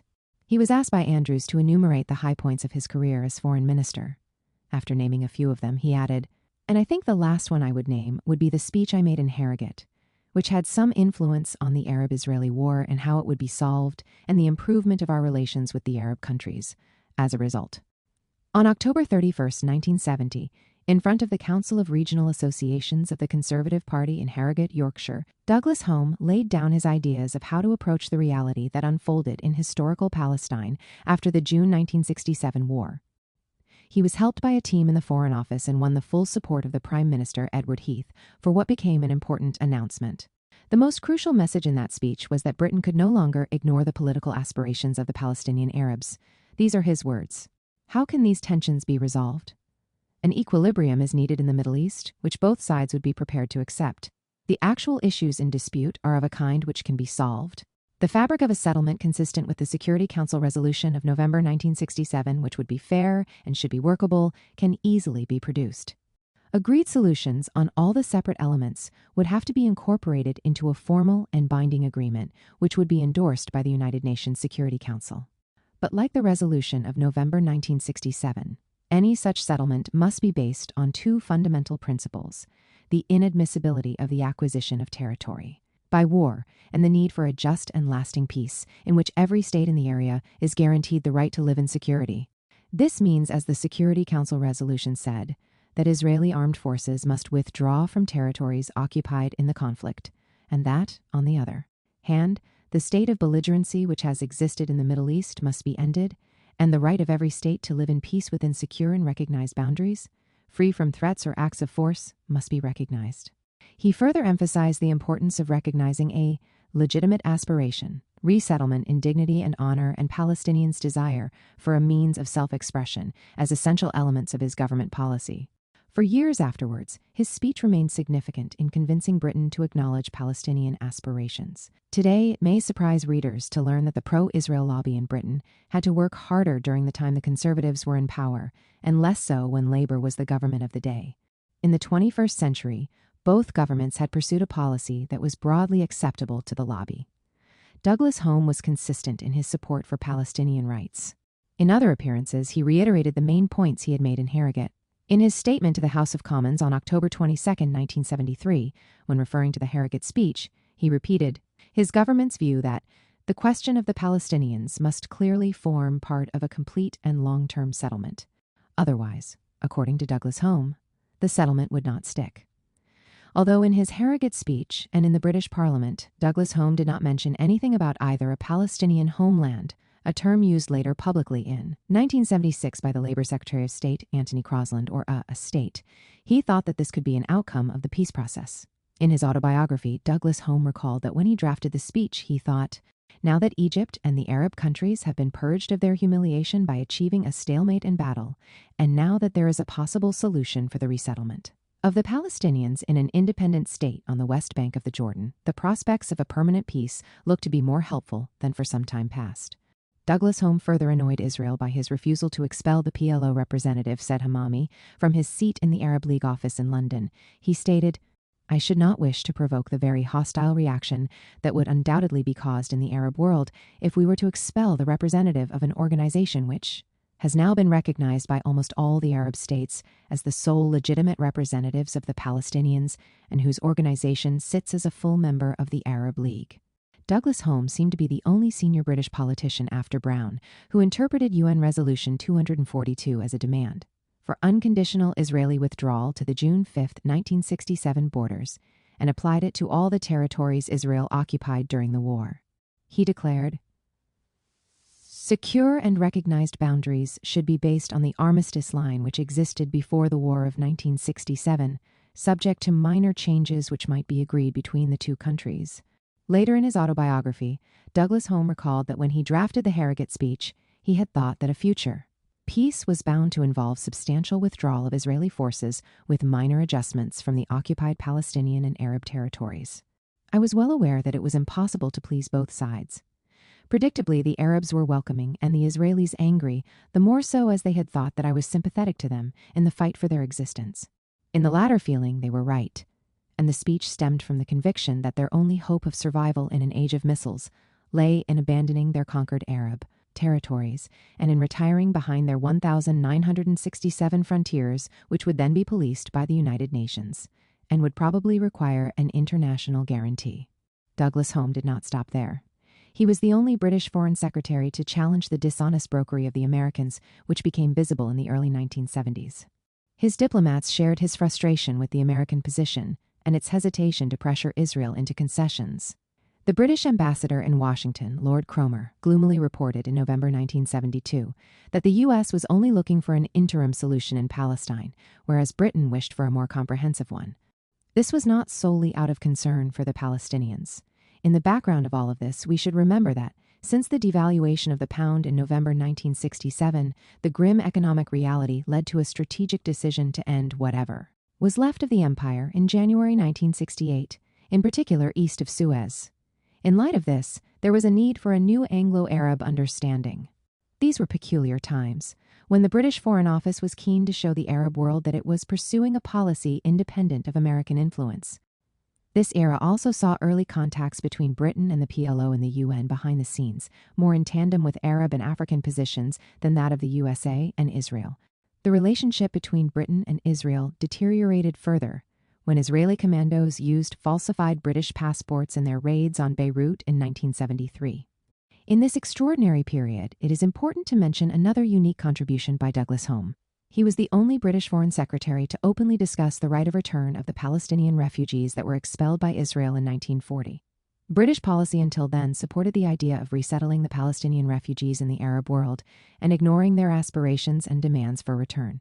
Douglas Home stated that those refugees who wished to return to their homes and were ready to live in peace with their neighbors should be permitted to return, a verbatim quotation of UN Resolution 194. This was a position that even the civil servants in the Foreign Office were reluctant to recommend. They asserted, based on their surveys, that many Palestinian refugees wished to settle in the West Bank and Gaza once the Israeli occupation was over. I am not sure this was an accurate assumption, but in any case, the Foreign Office declared that the British government could not support any plan for a Palestinian population in these areas, and therefore there was no need for a British declaration of support for the right of return. The Israeli reaction to Douglas Home's policies mirrored their indignation at Brown. Once more, the press at home and the lobby in Britain were recruited to express Israel's outrage. 3 years later, the rage continued. In 1973, Abba Eban went as far as insinuating that the Harrogate speech encouraged the October War and the joint Egyptian-Syrian attack on Israel. But Douglas Home was the least of the Israeli government's problems. What was really insuperable was that the Prime Minister Edward Heath agreed with him on his approach to the issue. In cabinet meetings, it was nonetheless noted that the British public was angered by the oil embargo, and in general there was public sympathy for Israel and concern for her survival. John Davies, the Chancellor of the Duchy of Lancaster, regarded this concern as unwarranted and deliberately played up by the British media, which appeared to be excessively open to Israeli influence and put only one side of the case and ignored the government's consistent endeavors that there could be no lasting settlement in the Middle East while they sought to protect their own frontiers by holding Arab territories through force of arms. He explained why it would be a difficult mission. There was, however, a large and active lobby at work in this country to further the Israeli cause, and it was difficult for a balanced viewpoint to get a hearing. Because of the lobby, at cabinet meetings discussing the reaction to the speech and the Heath government's overall policy, it was suggested that the problem was that the government's attitude to this question was not fully appreciated either by the Jewish community in this country or by public opinion at large, and therefore, no effort should be spared to make it understood. And for this purpose, it would be valuable for members of the cabinet to be fully briefed on the issues, the facts, and the considerations underlying the government's policy. Unlike the Labour government that would follow it in 1974, the cabinet remained loyal to the path charted by Douglas Home in the Harrogate speech. Lobbying was not enough to alter the course of the Conservative government.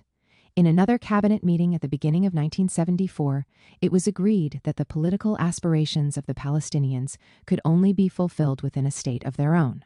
To this day, not a single British government has fully adopted this position. Heath refused to deliver arms to Israel during the 1973 October War, mostly out of fear of the Arab oil embargo, but also because he believed in the European Economic Community, EEC, and was happy to follow the new tendency in Europe to heed at least some of the Palestinian aspirations. Heath also refused to allow U.S. intelligence gathering from British bases in Cyprus and barred the U.S. from using any British bases to resupply Israel or refueling in Britain. In the case of Heath and other conservative ministers, this refusal to conform to Israel's demands was not driven by moral principles, but by a cynical concern for Britain's energy supply and security. However, it was one of the few rare moments in 20th century British foreign policy when the Palestinians were recognized as a wronged party. Needless to say, the government didn't go as far as accepting all the PLO demands in those years, nor was there a willingness to end the Israeli occupation of the West Bank and the Gaza Strip. But while on the other side of the Atlantic, Palestine was synonymous with terrorism. In Europe, the climate was very different. The Heath government's statements about Palestine coincided with the British decision to join the EEC, and Britain was immediately drawn into supporting the new body's policy. In 1973, the same year Britain officially joined, the EEC published the Brussels Declaration, stating that in the establishment of a just and lasting peace, account must be taken of the legitimate rights of the Palestinians. As we know now, nothing came of these fine sentiments. The occupation entrenched itself, the settlements expanded, and the incremental ethnic cleansing of the Palestinians continues to this day, accompanied by harsh policies of collective punishment and oppression. Heath's government also allowed the PLO to open its office in London. In a concession to pressure from Israel, Douglas Home promised the Israeli foreign minister on June 29, 1972, that the PLO will not enjoy any kind of official or quasi-official status from the government. But even this limited conciliatory gesture towards the Palestinians worried Israel. The Israeli government now appealed to pro-Israel members of the Conservative Party to act. Accordingly, a new organization in the pro-Israel lobby in Britain entered the fray, Conservative Friends of Israel, CFI. This move was initiated by the MP for Bury and Radcliffe, Michael Fidler, who was the first Jewish mayor of Prestwich and president of the Board of Deputies from 1967 to 1973. CFI's first patron was Anthony Eden, a zealous convert to Zionism after his humiliation in the 1956 Suez Crisis, extending his hatred of Gamal Abdel Nasser to the rest of the Arab world. The party leader who followed in 1975, Margaret Thatcher, also gave her blessing to the new outfit. In time, as we shall see, CFI would become a powerful lobby group in its own right. But for now, during the Heath government, CFI was insignificant, however. This brief interlude of Palestinian sympathy in British government would not last for long when Labour returned to power. Harold Wilson to the rescue, 1970 to 1975. Unable to gain a foothold inside the Conservative Party for now, the Israeli government sought to apply pressure through the leader of the opposition, their trusted ally Harold Wilson.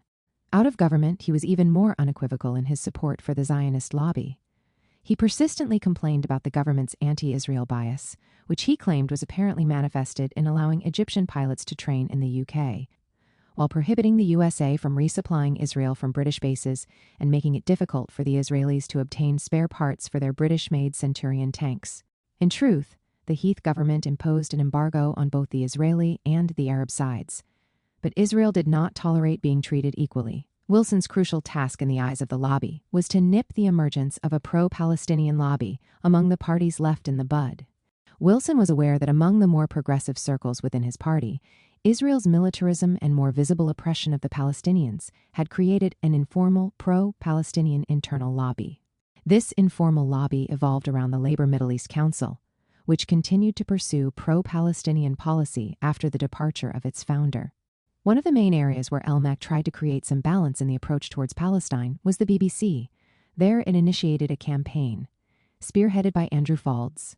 He was a broadcaster as well as a Labour MP. With others, he established a Palestine Action Group at the BBC. Its greatest success was the broadcasting on November 26, 1976, of an episode of BBC Two's Open Door series, devoted to the Palestinian refugees' right of return. Faulds presented the program, inviting guests such as the pro-Palestinian Labour MP from Bristol, David Watkins, and Peter Hain, who in those days was part of the anti-apartheid campaign in Britain.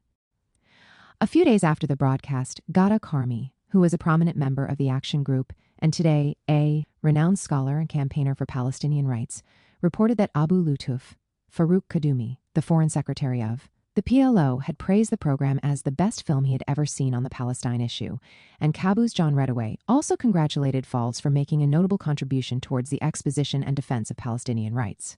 The pro-Israel retaliation was led by the Israeli press.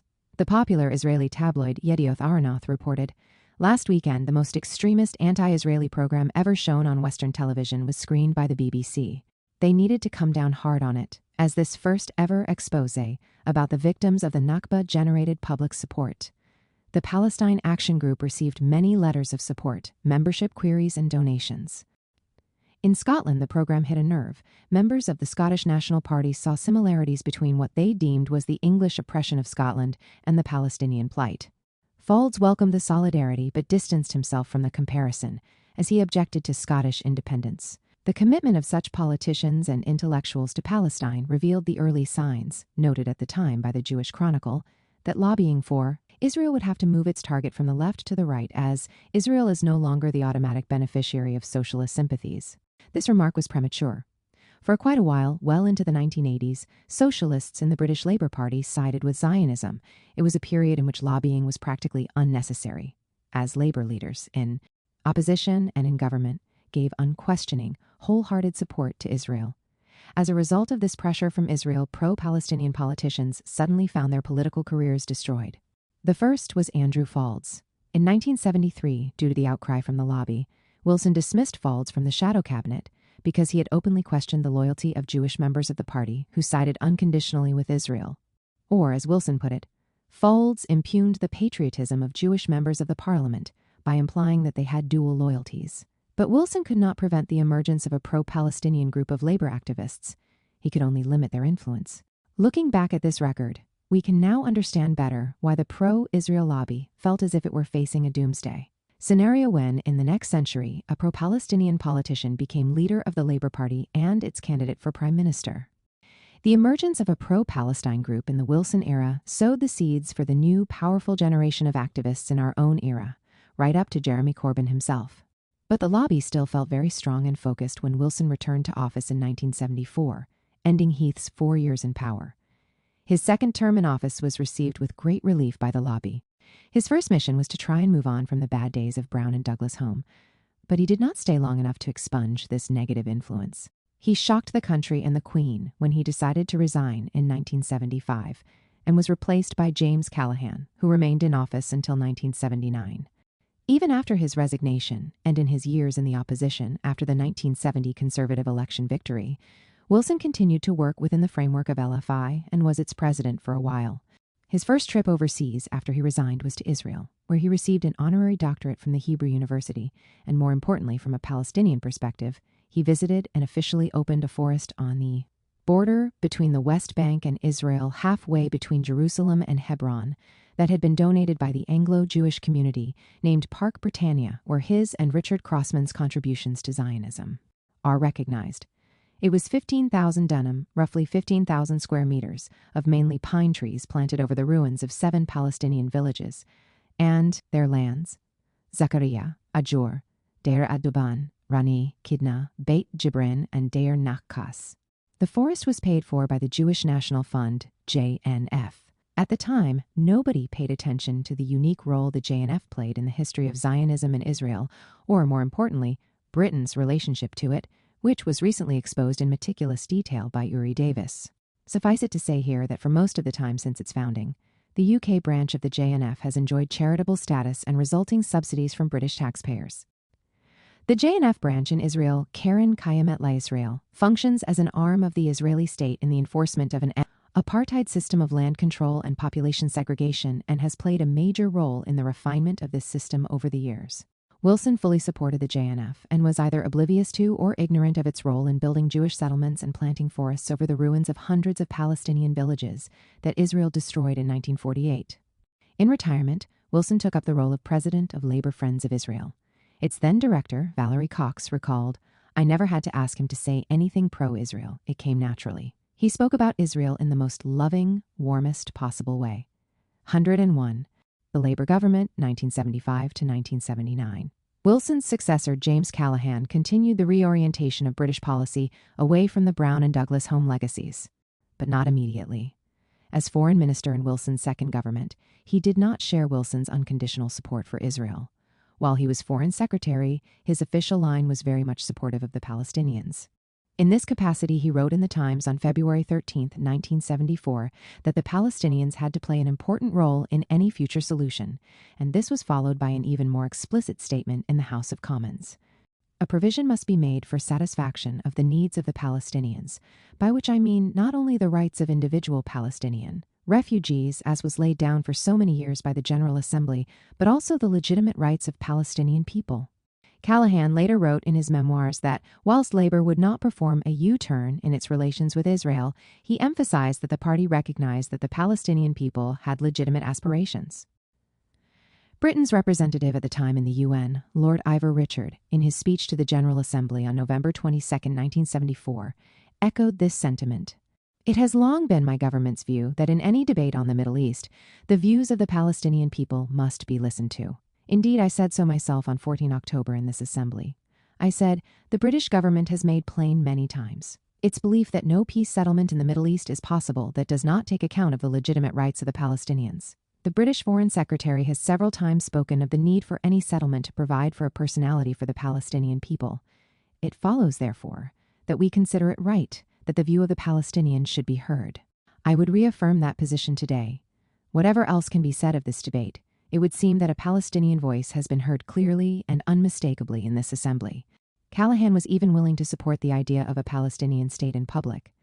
He also made it clear as Foreign Secretary that Britain disagreed with Israeli claims that occupation of the territories was vital for its security. However, when he became Prime Minister in 1976, Callahan charted a different course, aiming to erase both the Brown and Douglas Home legacies. Callahan made sure that many of Douglas Home's statements on Palestine would be altered or jettisoned altogether, in particular those referring to a Palestinian state and possible recognition of the PLO, a line religiously adhered to by his own Foreign Secretary, David Owen. As Prime Minister, Callahan shaped British policy towards the peace negotiations brokered between Israel and Egypt by the American President Jimmy Carter, leading to the 1978 Camp David Accords. Callahan adopted a pro-Israel stance, cultivating close relations with the Israeli leadership, and was unwilling to chastise Israel for its increased settlement activities in the West Bank and the Gaza Strip. In this respect, Callahan's government departed from the established British policy to the point that Britain abstained and did not endorse United Nations Security Council Resolution 446 in March 1979, which condemned continuing Israeli settlement activity. This stance damaged Britain's relations with Egypt and Jordan, two Arab states committed to normalizing relationships with Israel. Was this return to Wilsonian policies the outcome of intensive pro-Israel lobby activity in Britain? The answer seems to be no. As early as the 1920s, the Zionist lobby had entrenched itself among Britain's political elite, further fortified by the founding of Labour Friends of Israel in the 1950s. The dividends of decades of hard work were being reaped in the 1970s. Support for Israel was by now second nature to senior British politicians, the default foreign policy. Only when events on the ground became excessively brutal and inhumane, and visibly so, could the automatic consensus be shaken. If we understand how inertia and self-censorship guided Britain's privileging of Israel in its foreign policy, to the extent that Israel did not have to exercise any active pressure, we can begin to understand why the Palestinian liberation movement lost faith in changing British and Western policy through diplomatic means. The wish to attract attention and remind the rest of the world that Palestine is still fighting for its existence led to desperate actions by the liberation movement's militant fringe, including targeting Israeli civilians. The Munich Olympics massacre in 1972 and the Zion Square refrigerator bombing in 1975 made headlines across the world. Those leading the Palestinian Revolution believed that only dramatic events and operations like this could bring international attention to their cause and force the world to respect their right to defend themselves. With time, these actions became redundant and were regarded by the Palestinians themselves as counterproductive, because even without such actions, colonized and occupied Palestine became much more well known. The flow of information was far more effective in changing public opinion in the world, and in the West in particular, about the plight of the Palestinians. In any case, Douglas Home's candid commitment to Palestinian statehood was watered down by David Owen. In March 1979, when debating the issue of the peace negotiations in the Middle East in the House, Of Commons, Owen was already faithfully towing the American line, referring to Palestinian autonomy in the West Bank and Gaza as the sole solution to the conflict, a discourse that we now know in hindsight had very little to do with Palestinian aspirations or the reality on the ground. Menachem Begin, Israel's prime minister, was responsible for introducing the idea of Palestinian autonomous rule in the West Bank and the Gaza Strip, offering self-rule, without sovereignty or economic independence, and spread over a bifurcated space, controlled from the outside by the Israeli army and secret service, a kind of Bantustan model. Owen explained that it was his government's policy that, "We believe there must be a Palestinian homeland if there is to be a comprehensive peace settlement. We see as the first step towards that settlement full autonomy on the West Bank and Gaza." The Labour cabinet was fully aware that by adopting the notion of autonomy and not statehood, they were erasing Douglas Home's legacy. Under American pressure, which I will analyze in the next chapter, the government adopted the most unfavorable interpretation of the EEC's continued support for a change in the Western world's position on Palestine. The subject arose in London when, in June 1977, at the time that Britain held the presidency of the EEC, the European Council declared the need for a homeland for the Palestinian people. Until the 1977 Camp David summit between Anwar Sadat, Menachem Begin, and Jimmy Carter, which gave rise to the bilateral Israeli to Egyptian peace treaty. 2 years later, there had been no American request for Britain to tame the EEC's bolder position in standing by the Palestinians. In March 1977, Jimmy Carter made America's most pro-Palestinian declaration ever, baffling the government in London. In any case, this short-lived American deviation from its dishonest brokery escaped the notice of British policymakers. They interpreted the American position as far more rigid than it was at times, asserting that Washington wanted London to balance the pro-Palestinian tendencies within the EEC. On the surface, the lobby was quite redundant during the days of Callaghan, even taking into account Callaghan's personal dislike of Israel's leader Menachem Begin, who was previously persona non grata in London due to his terrorist past. Nonetheless, David Owen could not stop singing the praises of Begin and fully endorsed Israel's manipulation of the discussion about Palestinians in occupied territories to focus on the futile question of autonomy. Callaghan's own rejection of the PLO mirrored Wilson's overall pro-Israel attitude on this question. Of course, the anti-PLO stance was also encouraged by the civil service and the Foreign Office. Its senior advisors recommended avoiding any recognition of the PLO and advised against any rapprochement. Wilson, in an interview he gave to the American TV network, ABC's flagship show, Issues and Answers, stated, "But so far as this recognizing the PLO is concerned, we cannot negotiate with men who have got blood on their hands, and they know it well." The 1970s were a unique period in the international arena, when the question of the PLO's legitimacy showed how Europe and the USA were miles away from post-colonial Asian, African, and South American views of Palestine. At this time, Third World liberation movements viewed the liberation of Palestine as part of the struggle for a decolonized world. This was the decade when decolonization and the battle against apartheid were at their peak, and so was solidarity with the PLO. But Callaghan, as Foreign Secretary, stated in the House of Commons, "The leaders of the PLO have not yet recognized the existence of the State of Israel. In those circumstances, I find it difficult to meet them." However, it should be said that more junior members, as well as the Labour electorate, did not share this categorical rejection. The Minister of State for Foreign Affairs, Frank Judd, wrote a letter to his parliamentary colleague, John Gorst, emphasizing that, although Britain did not recognize the PLO, we believe that the views of all Palestinians, including the PLO, must be taken into account in reaching a just settlement. However, this didn't signal any concrete change in policy. Judd knew there was an easy way to diffuse any potential Israeli wrath. Immediately after he wrote the letter, he explained to Andrew Faulds, who had hoped this indicated a change of heart in Whitehall, that Britain ruled out any contact with the PLO if it did not accept UN Resolution 242, asking for peace with Israel in return for Israeli withdrawal from the June 1967 occupied territories, and amended its charter, which according to him denied Israel's right to exist. Put simply, in principle, Britain wanted to hear the views of the PLO, but considered its opinions null and void. One way of undermining the PLO's growing international legitimacy that was popular with the Israeli Labour Party was to try and push forward the Jordanian option, an idea dating back to the early 1920s. The option meant a search for an understanding about the future of the West Bank and the Gaza Strip with the Hashemite kingdom, rather than seeking a solution that would satisfy the Palestinians. This notion was the basis for tacit negotiations between King Abdullah and the Jewish Agency on the eve of the Nakba, when, in return For limited participation by the Arab Legion, the Transjordanian army, in the war effort, Jordan was granted free access to the West Bank. After 1967, Israel offered Jordan either functional cooperation in ruling the occupied territories or geographical partition. In both cases, Israel offered too little, and quite often Abdullah's grandson Hussein sensed correctly that most of these offers were not genuine. In any case, the Jordanian option collapsed in 1988 when King Hussein ceded the West Bank for all intents and purposes. But at the time of the Callahan government, Britain served as the location for secret talks between the then Israeli foreign minister Moshe Dayan and King Hussein at the house of the king's personal physician in London. Callahan's rejection of the PLO was sweet music to Israeli government ears. No less satisfying was his attitude towards the illegal Judaization of the West Bank and the Gaza Strip. As Nigel Ashton remarks, on settlement, Callahan was even more supportive than the Wilson government. So, what was the role of the lobby if the Callahan government delivered the goods, especially compared to its U.S. counterpart, which, as we shall see, was more fickle? The most active lobby group in the Callahan years was Labor Friends of Israel. Regardless of the unambiguous position communicated by Downing Street, LFI was still unconvinced that Callahan went far enough in being pro-Israel. Despite the government's evident hostility to the PLO, LFI constantly demanded that it reiterated its negative position. But the LFI had nothing to worry about.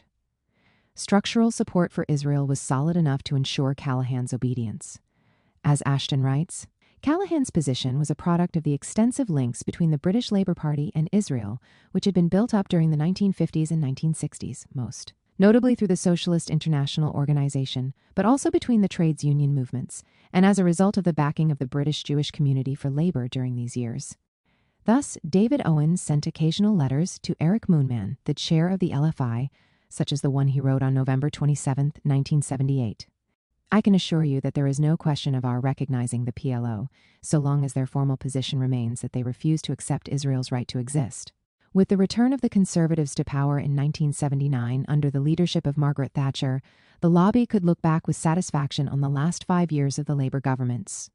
At a time when in Africa, Asia, and South America the PLO was gaining legitimacy and popularity, Britain under Labour seemed to be as loyal to Israel as the USA, and at times even more loyal, as we shall see. Once again, it is difficult for the historian to credit the lobby with these anti-Palestinian British policies. The success of the pro-Zionist effort that began at the turn of the century meant that the lobby's inheritance was a well-oiled machine for advocacy, and a political culture where uncritical support for Israel was the norm.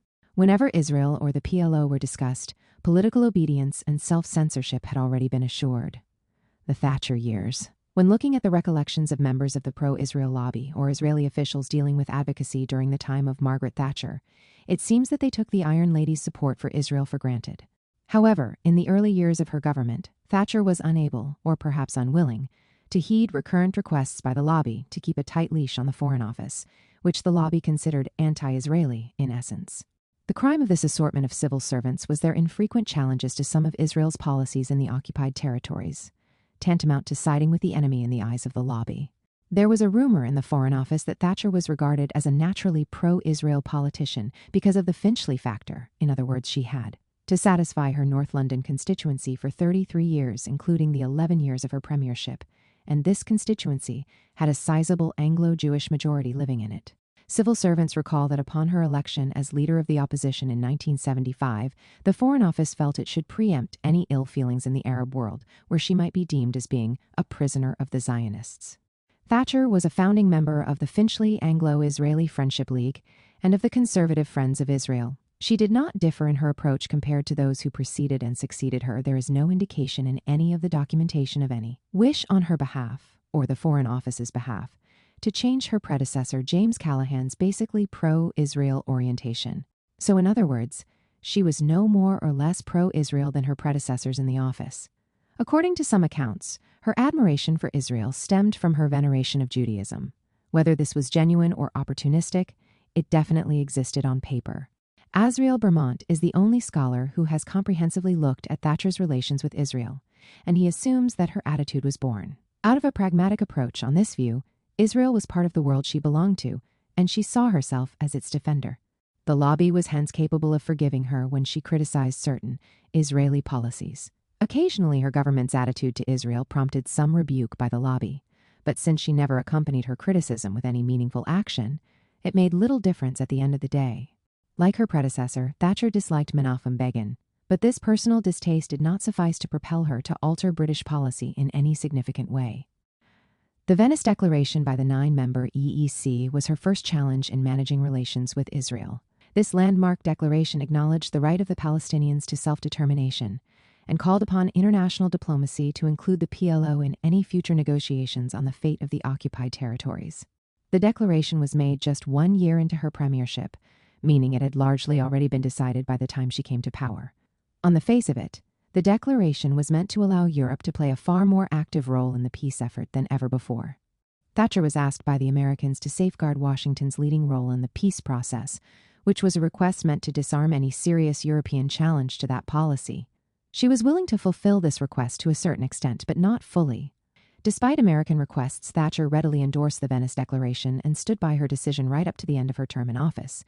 In her memoirs, she described the decisions at Venice as striking the right balance. However, for Menachem Begin, balance was most unwelcome.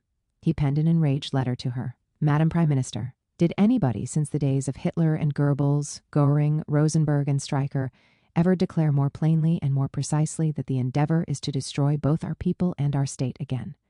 And yet, the great, free democratic countries of Europe assembled and asked us, the elected representatives of the people of Israel, the USA, and all other nations to recognize that organization as a future partner in peace talks. This is not only astonishing, as I said, it hurt us deeply. When it came to foreign policy he didn't like, Begin never waited too long before bringing up the Holocaust. He also complained that Britain was selling arms to Jordan but not to Israel. Although the Foreign Office offered to help draft a response, Thatcher decided not to respond at all. In hindsight, it's clear that the Venice Declaration wasn't worth the paper it was written on. More significantly, Britain was not the prime mover behind the Venice Declaration. In fact, informally, Britain warned other EEC members, as did the Americans, that it would be difficult to pursue a peace policy which the Israelis would reject out of hand. As Nigel Ashton remarks, Britain took it upon itself to balance the pro-Arab stances brought to the various EEC forums by the French. But the pro-Israel lobby in Britain was not privy to behind-the-scenes diplomacy and operated on the assumption that it constantly had to ensure support for Israel and Britain through intensive work, in tandem with Israeli diplomats in London, to mobilize the local Jewish community to neutralize the impact of the Venice Declaration. The campaign was orchestrated by the Israeli ambassador, Shlomo Argov, who began a new chapter in the activity of the lobby, a joint assault by the embassy and the pro-Israel Jewish outfits on any senior British politicians who were depicted as entertaining pro-Palestinian views. As a celebratory Jewish Chronicle article put it, Argov recruited the Anglo-Jewish community against the pro-Palestinian ministers in Thatcher's government so that the latter would feel the wrath of the local community and be ill at ease. More dryly, it stated, the Israeli ambassador viewed Anglo Jewry as an asset to be employed to counter policies that were detrimental to Israel. 126. Argov believed this was the only option left. In a cable to Israel's foreign ministry, he wrote, "We should not be afraid of making noise. It will embarrass the British more than it will embarrass us. It would be easier and more convenient to limit the campaign to the diplomatic sphere. It would be a lot more complicated and arduous to conduct a public campaign, but this is the only sphere where we have room for maneuver and action, including the need for the mobilization of the Jewish community." This was another milestone in the process that transformed Anglo-Jewish institutions into advocacy groups for Israel, justifying this transformation by equating criticism of Israel with anti-Semitism, a ploy that would be used to devastating effect later on. The lobby under Thatcher hence devoted its time to attacking positions that actually represented the traditional British view on Palestine since 1967.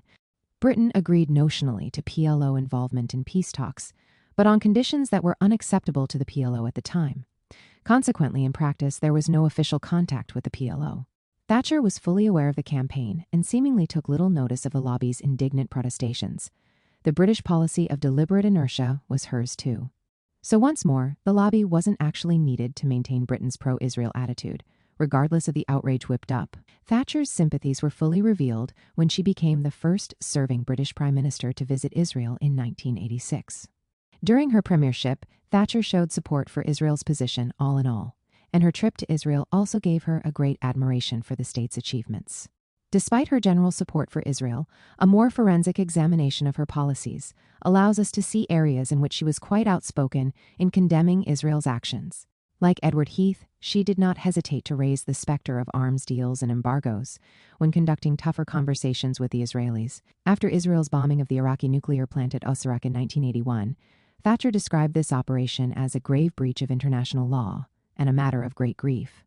Following the Israeli invasion of Lebanon in 1982, Thatcher joined other European countries in imposing an arms embargo on Israel, which lasted until 1994. These condemnations and other stances Thatcher adopted were pragmatic more than anything else. The National Archives contain correspondence between Thatcher's close circle, prompted by her and the Foreign Office, about the viability of a Palestinian state very shortly after she took office. The discussion revolved around envisaging a Palestinian version of the South African Bantustans, closely attached to Jordan as the fulfillment of both. Jimmy Carter's and Margaret Thatcher's public promises to respect Palestinian political rights and sovereignty, contributing later to what Dana L. Kurd described as a total misuse and manipulation of the concept of sovereignty in relation to Palestine. In this correspondence, the Harrogate speech reappears as a benchmark. The crux of the matter with Israel is that we believe since Harrogate that the June 5, 1967 borders are the ones to respect. 130 from our vantage point today, we can see how deluded the Foreign Office was in thinking its assertions even mattered. So while the Labour governments up to 1979 did all they could to erase the dangerous legacy of the Harrogate speech informed by the pro-Israel lobby inside Labour, pragmatic conservatives understood that there was no need to do so. Only Lord Carrington, the Foreign Secretary under Thatcher, stood out in his approach to the Palestine question. It seems that his endorsement of Palestinian aspirations for independence and self-determination were born not only out of conservative pragmatism, but were also motivated by genuine concern for the Palestinians under the ongoing Israeli occupation. His sincere commitments affected Thatcher's own attitude at times. Such a moment transpired when Thatcher met in 1986 with Palestinian leaders from the West Bank and the Gaza Strip in the British consulate in East Jerusalem, preceded by a confrontational meeting between Thatcher and Yitzhak Rabin, then the Israeli Minister of Defense, in which the British Prime Minister pleaded with him to ease the oppression of the Palestinians.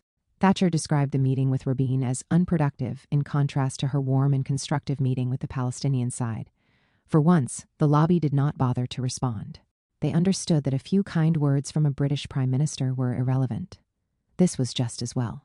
From the very beginning of her term in office, Thatcher found the hysterical Israeli reactions to any hint at changing policy unacceptable. Frequently, she didn't even deign to respond to them. After all, there was no point. She had no desire to break the British consensus on this question. Thatcher functionally followed the same pro-Israel policies as her predecessors. Once again, this was not due to pressure from the pro-Israel lobby in Britain, but rather due to the much earlier success of the pro-Zionist lobby before 1948 in making support for a Jewish state in Palestine into a British national interest, one that all governments had taken for granted since 1948. However, as in many parts of the West, civil society in Britain was far less content with the consensus and underwent a dramatic shift toward supporting the Palestinian cause and struggle. This process began in 1967 and gathered momentum in the 1970s and 1980s. Moving the battle to civil society. On June 6, 1982, the Israeli army invaded Lebanon, using an attempted assassination of the Israeli ambassador in London, Shlomo Argov, as a pretext. Ariel Sharon, the Israeli defense minister and the architect of the invasion, blamed the PLO for the attempted killing and linked it to the continued rocket launching from South Lebanon into Israel that intensified in 1981, although the Americans by that time had secured a shaky ceasefire between the two sides. Declassified documents reveal that Sharon was frustrated by his inability to create a pro-Israel leadership as an alternative to the PLO in the occupied West Bank and Gaza Strip. He asserted that destroying the main PLO base, which was located in Beirut in southern Lebanon, would better facilitate his search for collaborators. As the invasion evolved, Sharon entertained another ambitious plan to install a pro-Israel Maronite president in Beirut, and hence widened the scope of the invasion, which also led to a direct clash with the Syrian army. More importantly, this strategy deepened the divide in Lebanon between phalangists, who were mainly militant Maronite Christians, and the Palestinians living in refugee camps in the south of Beirut and southern Lebanon. This exploded in a most horrific way in September 1982, when the phalangists, under the watchful eyes of the Israeli army, massacred between 800 and 2,000 refugees living in two camps in the south of Beirut, Sabra and Shatila. The invasion was a brutal affair, which included constant shelling and air bombardment of Beirut, and led to the flight of hundreds of thousands of Lebanese from the south to the north. The Israelis remained in many parts that they invaded more or less until the year 2000 and established harsh military rule that included infamous prison camps such as Qayyum, where Palestinians and Lebanese were tortured and imprisoned without trial. At the same time, the Lebanese resistance, led by the Shiite minority residing mostly in the south of Lebanon, inflicted a high number of casualties on the Israeli army that eventually forced the Israelis out of Lebanon. The scenes from Lebanon played out on every TV screen in British homes and energized those within British civil society to institutionalize advocacy for the Palestinians. One of the first sectors where this unfolded was the trade union movement. We've seen that at the time of the activity of LMEC in the late 1960s, it was impossible to establish a Friends of Palestine group with the TUC.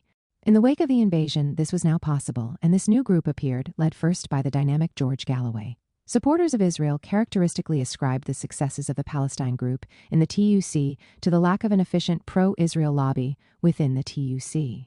A bizarre conclusion given the intense lobbying since the 1940s.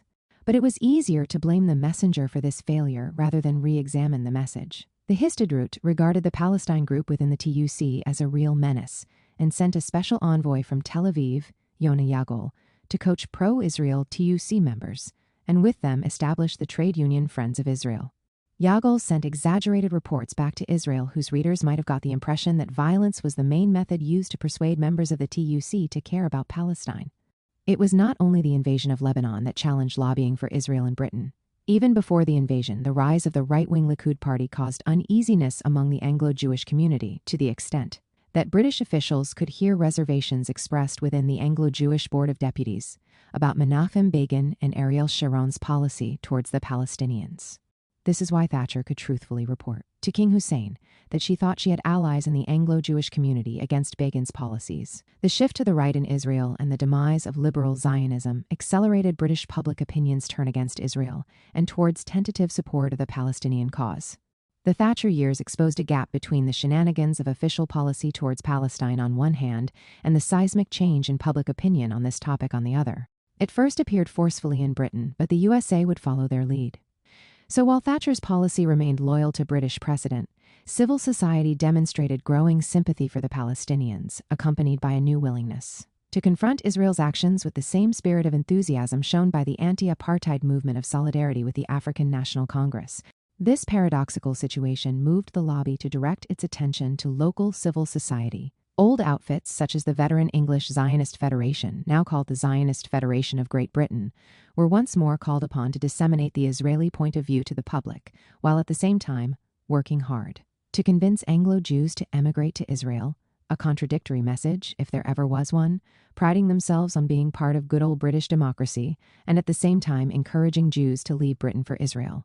While this anomaly rattled the Board of Deputies, plunging it into an identity crisis between being an embassy for Israel and a parliament for Anglo-Jews, the Zionist Federation easily found its groove and embraced advocating Israel to civil society in general, rather than just the powerful. Under the energetic leadership of Eric Moonman, the Zionist Federation singled out sections of the British press as the first target in the attempt to arrest the swelling of pro-Palestinian sentiment in British civil society. This began in 1977. In June that year, the Sunday Times published a front-page story and a 4-page Insight investigation reporting on the torture of Palestinian prisoners in the occupied territories. The Israeli embassy in London called the assertions a vicious slander, as it is insulting to the only democracy and free judiciary in the area. The embassy's response was misleading. Amnesty International and many other human rights organizations, notably the Public Committee Against Torture in Israel, corroborated the brutal methods used by Israeli persecutors in the interrogation of Palestinians in their own research. Moonman made 3 complaints about the report in the Sunday Times to the Press Council, the start of a pernicious trend in which Britain's media watchdogs would be swamped by endless complaints from Israel's would-be defenders, even when the British media was indubitably pro-Israel. In his complaints, Moonman demanded that the press seek a response from Israel before publishing articles about its policies. At the time, it was fruitless. His complaints were rejected and ignored. In those days, Moonman's every whim was not endorsed by the Anglo-Jewish community as a whole. Moonman's nemesis in this respect was the Jewish Quarterly, a publication founded in 1953 that focused on Jewish concerns at home and abroad. The editor of the quarterly doubted the wisdom of Moonman's paranoid campaign and questioned his assertions about growing anti-Semitism in Britain. But Moonman was powerful enough to force the editor of the quarterly to resign, one of his rare victories in his lobbying mission. Encouraged by this success, Moonman went on to institutionalize a body that would target the British media and police its attitude towards Israel, and this was BIPAC, the British Israel Public Affairs Committee. BIPAC and the end of the Thatcher era. Moonman created BIPAC while he held office in the Board of Deputies and modeled it on the USA's AIPAC. In essence, BIPAC was an attempt to liberate Anglo-Jews from the bipolarity suffered by many bodies that failed to navigate successfully between representing Jewish concerns in Britain on the one hand and working for Israel as advocacy groups on the other. This challenge didn't stem from their internal doubts about the validity of their activism. They were true believers, but emerged as a result of a shift in British public opinion towards Israel, in particular among the left and liberal parts of the political spectrum. Moonman was helped by Zelda Harris, who was listed as number 5 on the Times of Israel Aliyah 100 list. This meant that her life story had been one of the more significant, persuasive, and exciting stories of Anglo-Jews who made Israel their home. Published in the Times of Israel and Jerusalem Post, Harris told a stirring tale of emigrating to Israel after the horrors of the Holocaust had converted her to Zionism. But this is not the main reason she was number 5 on the Aliyah list. She did something more important than emigrating to Israel at a relatively young age. She helped to fund BIPAC after, according to those who nominated her, the British public became hostile in the wake of Israel's invasion of Lebanon in 1982. Harris can be seen as the person who institutionalized a program of propagandist visits to Israel by those who were deemed to be policymakers and public opinion formers, with the hope of making them advocates for Israel upon returning to Britain. This work began in 1983 and lasted until 1999. BIPAC shot to public attention 2 years after its establishment. It led a public campaign against the arrival of 2 PLO members within the plot Jordanian delegation invited to London by the government in 1985. The delegation was disinvited, but it is not clear whether BIPAC's campaign was the reason. According to the New York Times, the delegation refused to sign a joint statement that did not match the PLO's position. The Thatcher government made a great effort afterwards to apologize to Jordan and Saudi Arabia for the cancellation of the visit. Thatcher mainly wanted to smooth over any ruffled Saudi feathers as she was about to close the Al Yamama deal, a £5 billion arms deal with the kingdom, signed in February 1986, 137. Thatcher herself was defiant about the deal during a meeting with Israeli journalists on September 30, 1985. "No, I do not believe Saudi Arabia will ever attack Israel, ever, ever, ever. Saudi Arabia is really quite a bastion for stability in the Middle East, and, as you know, she has taken a very statesmanlike position on many things that could have destabilized the Middle East, a very statesmanlike position. She, too, is entitled to defend herself." BIPAC was less interested in preventing Saudi Arabia from receiving a huge supply of British armaments, and much more concerned about what Israel deemed was the quid pro quo for the deal, allowing PLO members to come to London as part of the joint delegation. Even then, the event's insignificance was apparent, but BIPAC charged into a crusade nonetheless, hoping to flex its muscles. BIPAC was not as effective as the pro-Israel lobby in general, that is, those working for the Israeli cause in the Israeli embassy, the Board of Deputies, and the Zionist Federation. At the end of the day, BIPAC proved to be one of the less successful lobbying ventures, closing down in 1999 due to a lack of funds. It probably failed because other bodies engaged in lobbying for Israel did not welcome its existence. It had some success when it was headed by Michael Sacker, the vice president of Marks & Spencer and president of the Joint Israel Appeal, Britain's foremost Zionist fundraising body. His central role in the more general lobbying for Israel benefited BIPAC, but once he left the outfit, BIPAC was unable to recruit the necessary budget to run its ambitious plan to discipline the British media and was closed down. One notable failed project of BIPAC was the announcement of a modest £500 prize, partly funded by the World Zionist Organization, to anyone who would write a pro-Israel op-ed. It was a one-off competition, and it was given to the famous children's writer Lynn Reed Banks, who is a staunch supporter of Israel. She received it for writing an article in The Guardian. Ironically, a year before it disappeared into thin air, BIPAC was highly praised by the Jerusalem Post as having a significant impact on the often hostile media and on the political echelon over the past 2 decades. The paper was very impressed with an esoteric publication called BIPAC Briefing. BIPAC's most important claim to fame was its success in persuading senior Arab journalists to travel to Israel under its auspices. It also prided itself in having strong institutional links to the military industry, and security apparatuses of Britain. In its last year, it boasted that it had managed to install some of its staff among the top strategic advisors of Jordan, Turkey, and Israel, as well as among consultants to a major conference in London dealing with world affairs. Ultimately, BIPAC did not influence world security or British policy towards Israel. After all, it was active during the time of a British prime minister who outlasted 4 Israeli prime ministers, Begin, Peres, Shamir, and Netanyahu. Thatcher had similar problems with all of them, but in essence her policies were pro-Israel and did not require much work on the part of the pro-Israel lobby in Britain. Her successors, John Major, Tony Blair, and Gordon Brown, similarly gave no cause for concern, but civil society continued to pose a problem. This was the reality that characterized British policy in general towards Israel ever since 1948 up to the end of the 20th century. As we shall see, this picture did not differ much from that on the other side of the Atlantic. American and British policies in the past enabled the Zionist colonization of Palestine before 1948, tolerated the 1948 ethnic cleansing of Palestine, legitimized the State of Israel after the Nakba, and, by actions rather than words, accepted the Israeli takeover of those parts of historical Palestine, the West Bank and the Gaza Strip, that the Jewish state failed to acquire in 1948. The means used by Israel to police the millions of Palestinians from apartheid through to occupation and ethnic cleansing moved societies on both sides of the Atlantic to question not only Israel's policies, but also its ideology and foundations. The lobby was now asked not just to defend a policy here and there, but the very legitimacy of an active settler colonial state among people who no longer bought into the myth that Israel was the only democracy in the Middle East. Lobbying for Israel in 20th century America. From Flushing Meadows to Lake Success, the first challenge to the lobby. After its birth in 1945, the United Nations sought out appropriate venues in which to convene the meetings of its main bodies, such as the General Assembly and the Security Council. One of its first locations was the former New York City Pavilion in Flushing Meadows Corona Park in Queens, which hosted the World's Fair from 1939 to 1940.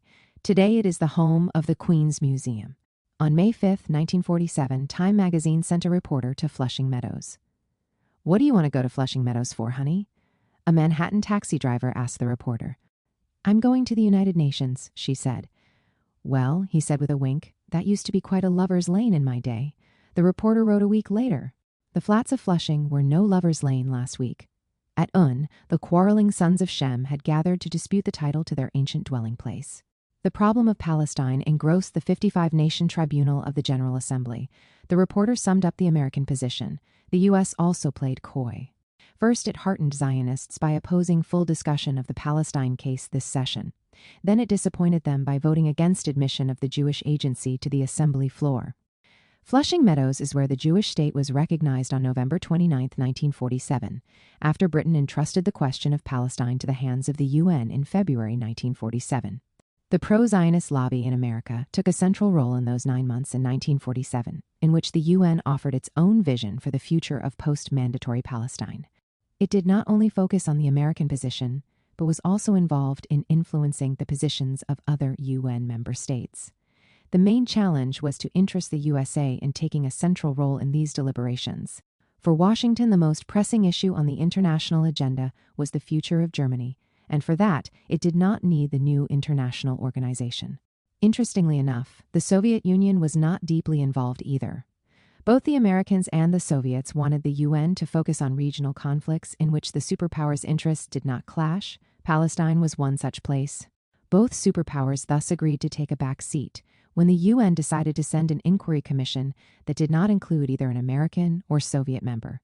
In fact, the Soviets suggested at first that the two superpowers would quickly settle the issue between them, as they shared a similar point of view, namely that there should be a Jewish state somewhere in historical Palestine, but a committee would work out the details, however. The Americans refused, fearing that this would allow the Soviets a leading role in post-mandatory Palestine. The result was a commission made up of 11 members with little knowledge and experience who decided the fate of Palestine and devised a plan that led to disastrous consequences on the ground. The Commission of Inquiry was boycotted by the Palestinian leadership and the Arab League, and welcomed by the Zionist leadership. The pro-Zionist lobby was fully recruited to be part of the process. This was possible because leading members of the lobby also held official positions within the diplomatic corps of the Jewish Agency in America. Thus, when, in April 1947, UNSCOP arrived in New York to hear the voice of at least one Palestinian who was willing to appear before it. Henry Katan, a lawyer from Jerusalem and a member of the Arab Higher Committee. The official political leadership of the Palestinian community from 1934, which was eventually replaced by the PLO, his counterpart was Abba Hillel Silver, wearing the cap of the representative of the Jewish Agency in the USA. It was clear there were two possible outcomes of UNSCOP's deliberations. It could either support the idea of a Jewish state on the soil of historical Palestine or regard Palestine as a binational democratic state, in which case the overwhelming native Palestinian majority would determine the future of the country. The Truman administration, which until then had kept quite a low profile in the negotiations, was encouraged by the Zionist movement to put pressure on countries to vote in favor of the first option. As for the 11 members of the committee, it was clear even before they convened that many of them supported the idea of partitioning Palestine into two states. This impression was reinforced when, on May 14, 1947, Andrei Gromyko, the Soviet deputy foreign minister, announced his government's support for a Jewish state in Palestine. This was a very important moment for the lobby, which had closely watched the dispute between the State Department, which was opposed to partition, and the White House, which leaned towards it. In any case, by the beginning of November 1947, UNSCOP was ready to submit two reports for the UN General Assembly to vote upon, a minority report, proposing a binational state with a Palestinian majority and identity, and a majority report recommending the partitioning of the country into an Arab state and a Jewish one. The State Department was fully supportive of the minority report, and the Secretary of State, George Marshall, was also willing to endorse it, but the lobby was in constant contact with the president, who in any case leaned towards partition. Marshall was torn between Loy Henderson, the director of the Office of Near Eastern and African Affairs in the State Department, and the president. Had it not been for Truman's insistence on supporting partition, Marshall would have led the U.S. policy against it. The question facing the lobby was how the USA would help the Zionist movement in the crucial month of November 1947 to ensure that the General Assembly would vote for the partition resolution. The UN Secretariat determined that an ordinary majority was not enough. There was a need for a two-thirds majority. The debate in Flushing Meadows on partition began on November 26, 1947. The Zionist delegation was surprised to hear the representative of the Philippines speaking against the resolution. They had counted his as an assured vote in its favor. The lobby concluded that the U.S. had not done as it promised, by failing to exert enough pressure on a country that was utterly under its domination. A similar surprise unfolded when the representative of Haiti, also under American influence and considered an assured vote, spoke against the partition resolution. Thanksgiving night fell on 27 November, and the lobby's main activists recalled that they could not enjoy their turkey because they were busy beseeching the president to intensify his pressure on stubborn states such as the Philippines and Haiti. These two countries, together with Ethiopia and Liberia, were needed to achieve the two-thirds majority. Issa Nakle, the representative of the Arab Higher Committee, wrote to the Secretary General of the UN later in February 1948 about how ashamed the Haitian delegate was when he eventually had to vote for partition. Here is an excerpt from his letter. The delegate of Haiti on Wednesday made a very strong speech against partition on instructions from his government. On Saturday, he circulated a note to the delegations explaining that he is voting for partition in accordance with fresh instructions from his government. The Haitian delegate did not find words to describe his shame, and he was seen in tears in the lobby in Delegates' Lounge. Being a sincere and noble man, he could not hide the fact that his government surrendered to pressure and was forced into changing its instructions to him. In September 1947, the lobby concluded that only the USA could get the two-thirds majority, and now, 48 hours before the vote, the lobby's networks of contacts had to make the final push. The lobby and the official representatives of the Jewish Agency spent the last 48 hours, alternating between Temple Emmanuel and Chaim Weizmann's suite at the Waldorf Astoria. Most of the meetings were at the Temple, which was one of the world's biggest synagogues, still there today on East 65th Street and 5th Avenue, a huge limestone building combining Byzantine and early Romanesque features with Moorish and Art Deco style. In those hours, even non-Zionist Jews were recruited, such as a very reluctant Bernard Baruch, a tycoon who made his fortune by speculating on sugar and later became one of America's leading industrialists. He was asked to put pressure on the New York Times to publish an op-ed condemning those countries which still considered abstaining or voting against partition. I went along, he told a friend, but the whole thing makes me sick. Two people were crucial in this final push: Sol Bloom, a pro-Zionist congressman from New York, and David Niles.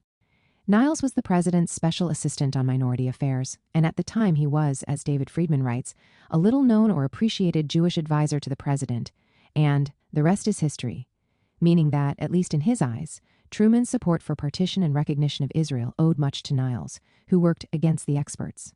Niles provided the lobby group in New York with information on the mood in the White House. It seemed that the administration was willing to use its connections with the stubborn countries to persuade them to vote in favor of partition. But in order to do that, prominent members of the American Jewish business community had to be recruited to help with the mission.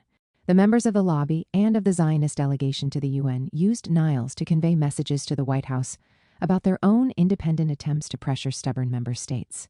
This autonomous action outraged some of the White House and State Department staff. Matt Connolly, the private secretary to the president, wrote a memorandum to the president, conveying to him a complaint from Undersecretary Robert Lovett that our case is being seriously impeded by high pressure being exerted by Jewish agencies. There have been indications of bribes and threats by these groups. They threatened Liberian politicians that they had the power to thwart an American promise to help develop Liberia's natural resources. Pressure on Liberia also came from Harvey Firestone, the owner of the famous tire company, who recalled he was asked to persuade the Liberian president to vote in favor of partition. There were similar promises of loans and financial help to Haiti and political assistance to Nicaragua. Lovett reported that the Nicaraguan delegate to the UN informed him that he was offered political bribes. In the case of Nicaragua, the delegate was told by some of these groups that if he went along, these groups would see to it that they were recognized by the United States. It is interesting that Lovett reported these complaints, as the Philippines delegate claimed Lovett pressured his government to vote in favor. The bribes, so to speak, offered in return for voting for partition, were a mixed bag: money for political leaders, American recognition for fledgling states, and American aid for local development projects. All these goodies were promised on behalf of America by either leading members of the American Zionist community or official American representatives. The countries approached included China, Ecuador, Paraguay, and Greece. The World Jewish Congress took part in these negotiations. It was a veteran organization founded in 1936 to coordinate pan-Jewish diplomacy for Jewish communities in need. It was also a Zionist organization in its own eyes, and in the eyes of those who worked with it. Its records, however, do not reveal the context of the conversations with the foreign delegates. When the 48 hours were over, it was clear that the lobby had done its job. Despite serious reservations from the State Department, pro-Israel advocates enjoyed the taste of victory. On 29 November, 2/3 of the members voted in favor of a program that disregarded the Palestinians' aspirations, which included the right to self-determination, the building of a democratic state covering all of historical Palestine, and the integration of the country within the Arab world. The resolution adopted by the 2/3 majority of the General Assembly, Resolution 181, offered the Palestinians less than half of their homeland and asked them to be in economic union with the future Jewish state while allowing citizens of both states to vote in whichever state they chose. It also devised a timetable for British withdrawal from Palestine and a map demarcating the borders of both states. This was not precisely the Zionist vision. The movement wished to build a state over a much larger part of Palestine and share the land, if at all, with Transjordan and not the Palestinians. The movement also rejected the idea of an international Jerusalem, which it wished to make the capital of the Jewish state. However, as research has shown recently, this diminished version of the Zionist dream was accepted, since it was clear that the Palestinians and the Arab world would reject it anyway, and what would matter would be who had the power to take over the mandatory state. The importance of the UN resolution for the Zionists was its recognition of the Jewish state, not its partition map or arrangements. The Zionist leadership had already made final preparations for taking by force as much of Palestine as they could and leaving as few Palestinians in it as possible. When further discussion on Palestine moved to a different location, Lake Success, the picture changed dramatically, and with it the American position towards Zionist aspirations in Palestine. Contrary to what its name suggests, Lake Success on Long Island was an ancient arena of defeat, that of the Native American Montaukett Nation, who were destroyed in the overall genocide of Native Americans. Like so many other locations in the USA, this, too, is named after the chief of the defeated tribe, Saukett. By the 20th century, it was chiefly home to the military-industrial complex, with industrial plants producing bomber planes, missiles, and gun turrets. In 1946, the fledgling United Nations approached the mayor of this seemingly unpromising town and asked to rent some of the industrial areas, including huge hangars, as a temporary home. The inevitable result in the months that followed, from December 1947 to February 1948, was the unfolding of a civil war in Palestine. It began with Palestinian demonstrations and sporadic attacks on Zionist colonies and transportation. The Zionists used these attacks as a pretext to launch large-scale ethnic cleansing of the Palestinians from the areas allocated to them by the UN Partition Resolution from November 29, 1947. At the beginning of February, under the noses of the British, the first 3 Palestinian villages around the ancient Roman town of Caesarea were occupied, and their entire population was expelled. It was clear to foreign representatives on the ground that the Zionist forces were now preparing a huge attack on the major urban centers of Palestine in order to destroy the Palestinian elite and economic centers.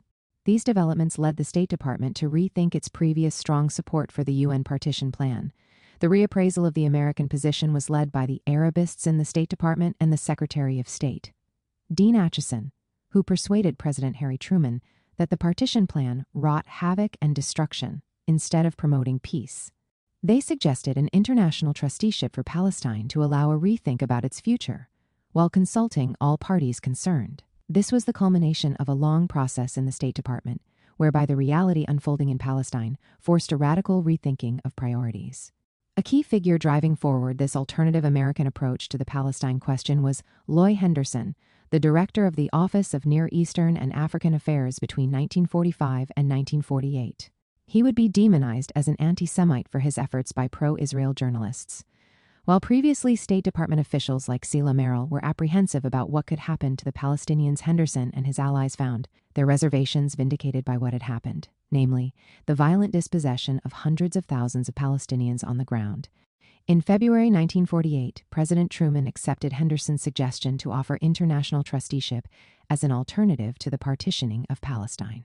In a hangar in Lake Success, this new American policy, or rather this U-turn in American policy, was revealed to the world. Here, on February 19, 1948, the American representative to the UN, Warren Austin, expressed America's wish to annul the partition plan and replace it with a new peace plan for Palestine. It was a short declaration that had 3 points. The first was that it was obvious that the partition plan could only be implemented by force. The second was that there was a need for a ceasefire, and the third was a suggestion that international trusteeship would be imposed on Palestine pending an agreement by all sides on its future. This apparent change of heart in American policy sent shockwaves through the Zionist world in Palestine and beyond. The American Zionist Emergency Committee's AZEC, then the most significant organization in the Zionist lobby, had labored long and hard to secure American support for the partition resolution in November 1947. It was mobilized by its energetic prime mover, Isaiah Sikenen, who understood that if a State Department or a president is being difficult, you can always exert pressure on Congress. Keenan had already built up an impressive network of connections on Capitol Hill before 1948 and used his influence on senators and members of the House to push the White House to reaffirm the principle of partition in Palestine. Until this perilous moment, President Truman had been the lobby's hero, orchestrating the American diplomatic campaign to secure the necessary majority in the UN for Resolution 181. The president of B'nai B'rith had declared that Truman would go down in history as a hero to Jews worldwide. The veteran Zionist Chaim Weizmann expressed his profound sense of gratitude directly to Truman. 15. After Austin's UN speech, all these accolades were on the line. There is an ongoing historiographical debate about Truman's attitudes towards and perceptions of Zionism.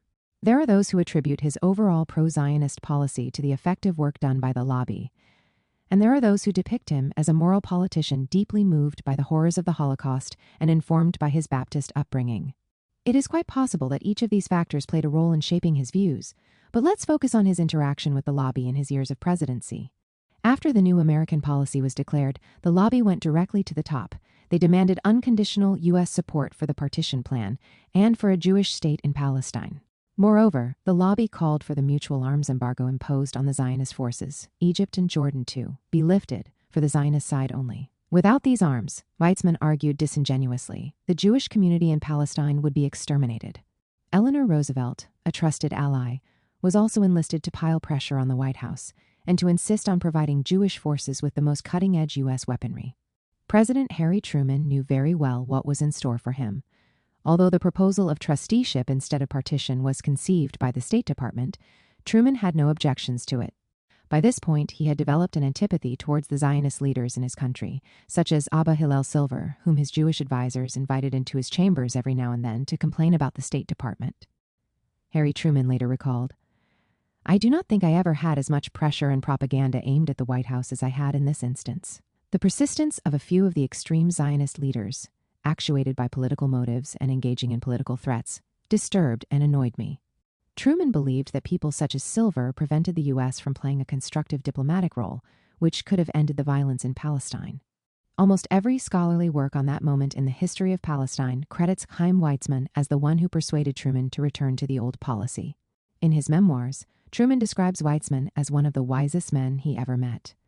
The crucial meeting between the two on this question was arranged by Truman's friend and former Jewish business partner from Kansas City, Edward Jacobson.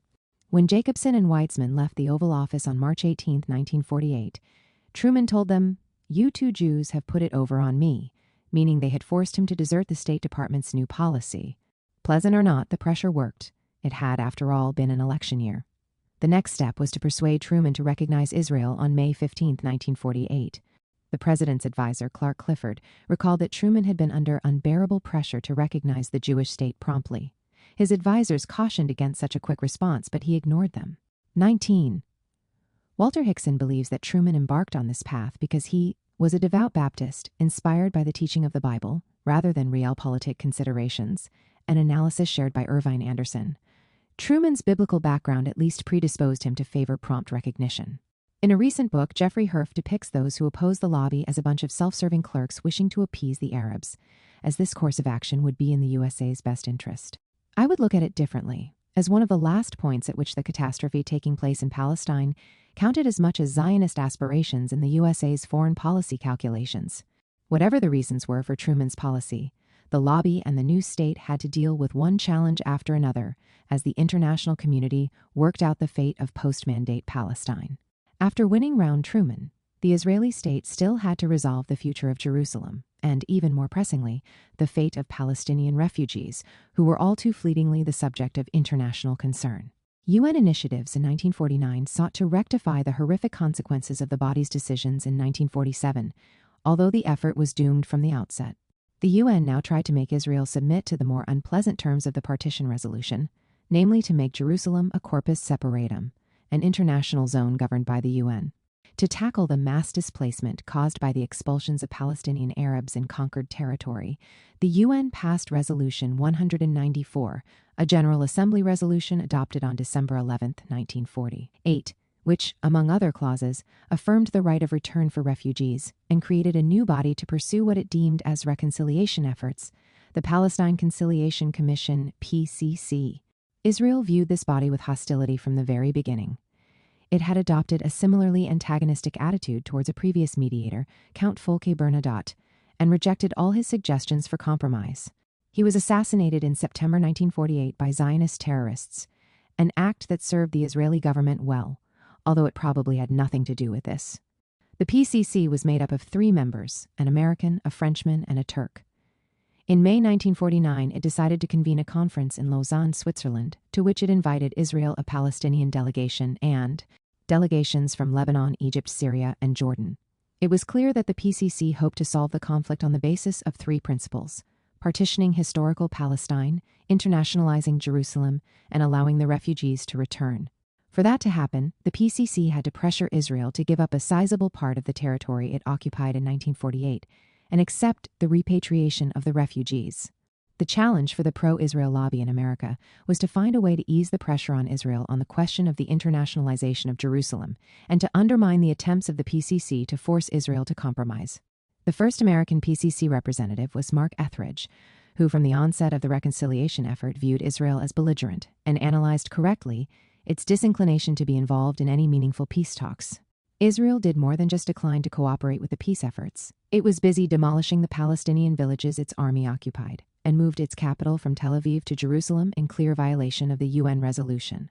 The Christian lobby group, the American Palestine Committee, duly sprang into action, aiming to get America to endorse Israel's blatant violations of the UN's policies. This group coordinated opposition to the United Nations efforts to internationalize the city of Jerusalem, which was divided between Israel and Jordan in the 1948 war.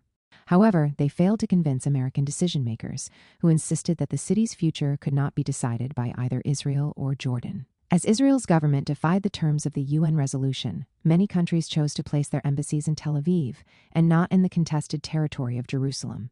The U.S. followed suit and refrained from opening an embassy in Jerusalem right up until 2019 in the days of the Trump administration. Yet this was at best a token gesture of support for the UN's decisions. The U.S. took no other steps to prevent Israel from making Jerusalem its capital, regardless of the censure of the international community. The U.S. approached the refugee problem in a similarly ambivalent fashion. The State Department's position in principle was that repatriation of the Palestinian refugees was the preferred solution to their plight. The root cause of the conflict was hence the 1948 ethnic cleansing of Palestine, even if this was not stated directly. Under its guidance, the Palestinian right of return was the backbone of the new UN peace initiative attempted in 1949. Then, as they had in February 1948, the White House and other bodies involved in formulating U.S. policy on the question of Palestine at first accepted the department's lead. One month was noteworthy, May 1949. In that month, the U.S. demanded that Israel must allow the repatriation of hundreds of thousands of Palestinian refugees, regardless of the cause of their flight and not even pending the conclusion of a final settlement. On May 29, 1949, the U.S. ambassador to Israel, James MacDonald, conveyed a very sharp letter from President Truman to the Israeli Prime Minister, David Ben-Gurion, which made an explicit threat of severe sanctions if Israel did not adjust its policies. This was accompanied by a threat to suspend a grant promised to Israel to assist it in the absorption of new Jewish immigrants who arrived from Europe. For a short while, the relationship between the two states seemed at risk, and the lobby panicked. The grant had been the final product of a concerted and successful effort by the various bodies that were part of the pro-Israel lobby. In January 1949, Truman was persuaded to award Israel a $100 million grant, and at first it seemed it would be provided with no strings attached. However, 4 months later, the U.S. pursued a more complex approach due to its involvement in the Lausanne Conference. Mark Etheridge, the American representative in this body, felt he had the freedom to pursue a tougher policy towards Israel's intransigence. He used his position at the conference to exert pressure on Israel to allow a sizable repatriation of nearly 1 million Palestinian refugees and worked for the resettlement of the rest in neighboring Arab countries. He also believed that the partition plan now, in 1949, would be accepted by both the Arab world and the Palestinians as a basis for peace negotiations. His most impressive achievement in this respect was persuading the head of the Israel delegation to the conference, Walter Eitan, director, General of the Israeli Foreign Ministry, to sign with all the Arab delegates a protocol on May 12, 1949. The protocol stated that on the basis of the Partition Resolution and Resolution 194, calling for the return of the refugees, peace negotiations would commence between all sides concerned. A day later, the Israeli Prime Minister, David Ben-Gurion, forced Eitan to declare Israel's withdrawal from the protocol. This was the day. Israel was admitted to the UN as a member state, and Ben-Gurion felt there was no need for any more gestures towards the international organization. Nonetheless, Ben-Gurion understood that while he may not need to appease the UN, he could not afford a direct confrontation with the USA. In June 1949, Israel conveyed the impression that it was about to give in to pressure both on the issue of repatriation of the refugees and the internationalization of Jerusalem, but asked for time to deal with some technical aspects of the requests. In the meantime, conflicts broke out in different parts of the globe as the Cold War began to heat up, hence until the end of Truman's administration. That pressure slowly petered out and the PCC was robbed of any meaningful say in the future of Israel or Palestine by 1951. A long period of inactivity on the diplomatic front ensued. The result was that officially America's UN delegation continued to support the Palestinian right of return, while in practice any mechanism for fulfilling this right had been neutered. Truman remained president until 1953, and in his final 3 years in office, the Israeli government had some work for the lobby to do. The liaison between the government and whoever was part of the formal or informal pro-Israel lobby in America was Abba Eban. He coordinated the work from his seat in the Israeli embassy in Washington, where he had been appointed as an ambassador in June 1950. Eban convened an utterly private and unofficial caucus regularly to implement the Israeli government's agenda. He preferred such a small group any larger, and they would hesitate to speak personally in a really confidential way. The group included one of the leaders of the American Zionist Federation, Louis Lipsky, and David Niles, among others. Others in Eban's informal advisory group included the Democratic fundraiser Abraham Feinberg, of whom I will talk more later in this chapter, and representatives of Jewish communities from around the nation. This unofficial group would evolve into a major player in the lobby, the Conference of Presidents of Major American Jewish Organizations. The various missions for advocacy included pressure to continue financial assistance to Israel, which was overstretched by the influx of more than 1 million new Jewish immigrants. The 1950 Law of Return made every Jew in the world a potential citizen of Israel, while the government wanted to build both a welfare state and a strong army. Truman was persuaded to pursue a policy of emergency financial help to Israel for the resettlement of these immigrants. Keenan was called to coordinate the campaign on Capitol Hill that ended with a $150 million grant to Israel, despite protestation from the State Department's senior officials who rejected what they called the favoritism shown towards Israel. There was the same division of labor as we saw in the 1944 elections, Kennan being the liaison with the Democratic Party and Silver with the Republican one. During Truman's term of office, the Arabists of the State Department exercised significant influence over the Palestine policy, even if they couldn't alter Truman's overall pro-Israel stance. Evan Wilson commented that the early months of the Truman presidency represented the last time the State Department exercised a dominant role in our policy on Palestine. And yet, the Arabist legacy also seemed to influence Truman's successor, Dwight Eisenhower, who was elected in 1953, and remained a force to be reckoned with during the administration of President Kennedy. The State Department was the #1 enemy of the pro-Zionist lobby in the USA during all 3 administrations, from Truman through Eisenhower and up to Kennedy's term in office. To counter this influence from the moment it was detected by the pro-Zionist lobby in the USA, there was a need for a new outfit, much stronger and more efficient than any of the previous Zionist organizations in the land. And this is how AIPAC came into being in the early 1950s. But before that happened, AIPAC needed to confront the new Eisenhower administration, which the Israeli government deemed as led by an unsympathetic president, and 2 very hostile brothers. One was the Secretary of State and the other the director of the CIA, the Dulles brothers. Facing Eisenhower and the Dulles brothers, in January 1953, it seemed that the new president, Dwight Eisenhower, had not given up on finding a reasonable solution to the 1 million Palestinian refugees displaced after Israel's 1948 ethnic cleansing. He was heard more than once talking about the need to allow their repatriation. Moreover, unlike his predecessor Truman, Eisenhower distinguished between the American need to provide humanitarian aid to the refugees in their camps and adherence to principled American support for the right of return. His Secretary of State, John Foster Dulles, visited the area and reported that allowing the return of refugees was still physically possible. In fact, Dulles wanted more. He aspired to revise the previous administration's policy towards Israel and condemned the Truman administration for acquiescing to the wishes of the Zionists in this country, which had created a basic antagonism with the Arabs. He was about to reverse the lobby's earlier success by steering American policy on Jerusalem and the refugees away from its pro-Israel bias. He was less successful in pushing forward his own peace plan, the Alpha Plan. In order to build a pro-American alliance in the Arab world, he assumed that Israel needed to concede territory in the south, allowing a land bridge between Jordan and Egypt and repatriating refugees. Numbers were not specified. The Israeli Prime Minister at the time, David Ben-Gurion, pleaded with AIPAC to foil the project, especially after he received indications that Gamal Abdel Nasser might agree to it. In fact, in the British press, the Egyptian president welcomed the project, as it was based on his own ideas for a solution, while, at the same time, the Czech Republic was about to sign an arms deal with Egypt. AIPAC explored every possible avenue. It targeted public opinion, working in tandem with the Israeli embassy, and distributed information kits showing the danger of the new American strategy towards the Middle East and Israel. In a last-ditch attempt to change the course of that policy, Keenan met Dulles to persuade him to change his views, but to no avail. But the real coup and the best option was winning over the houses of Congress. These offered a more pro-Israel line of thinking.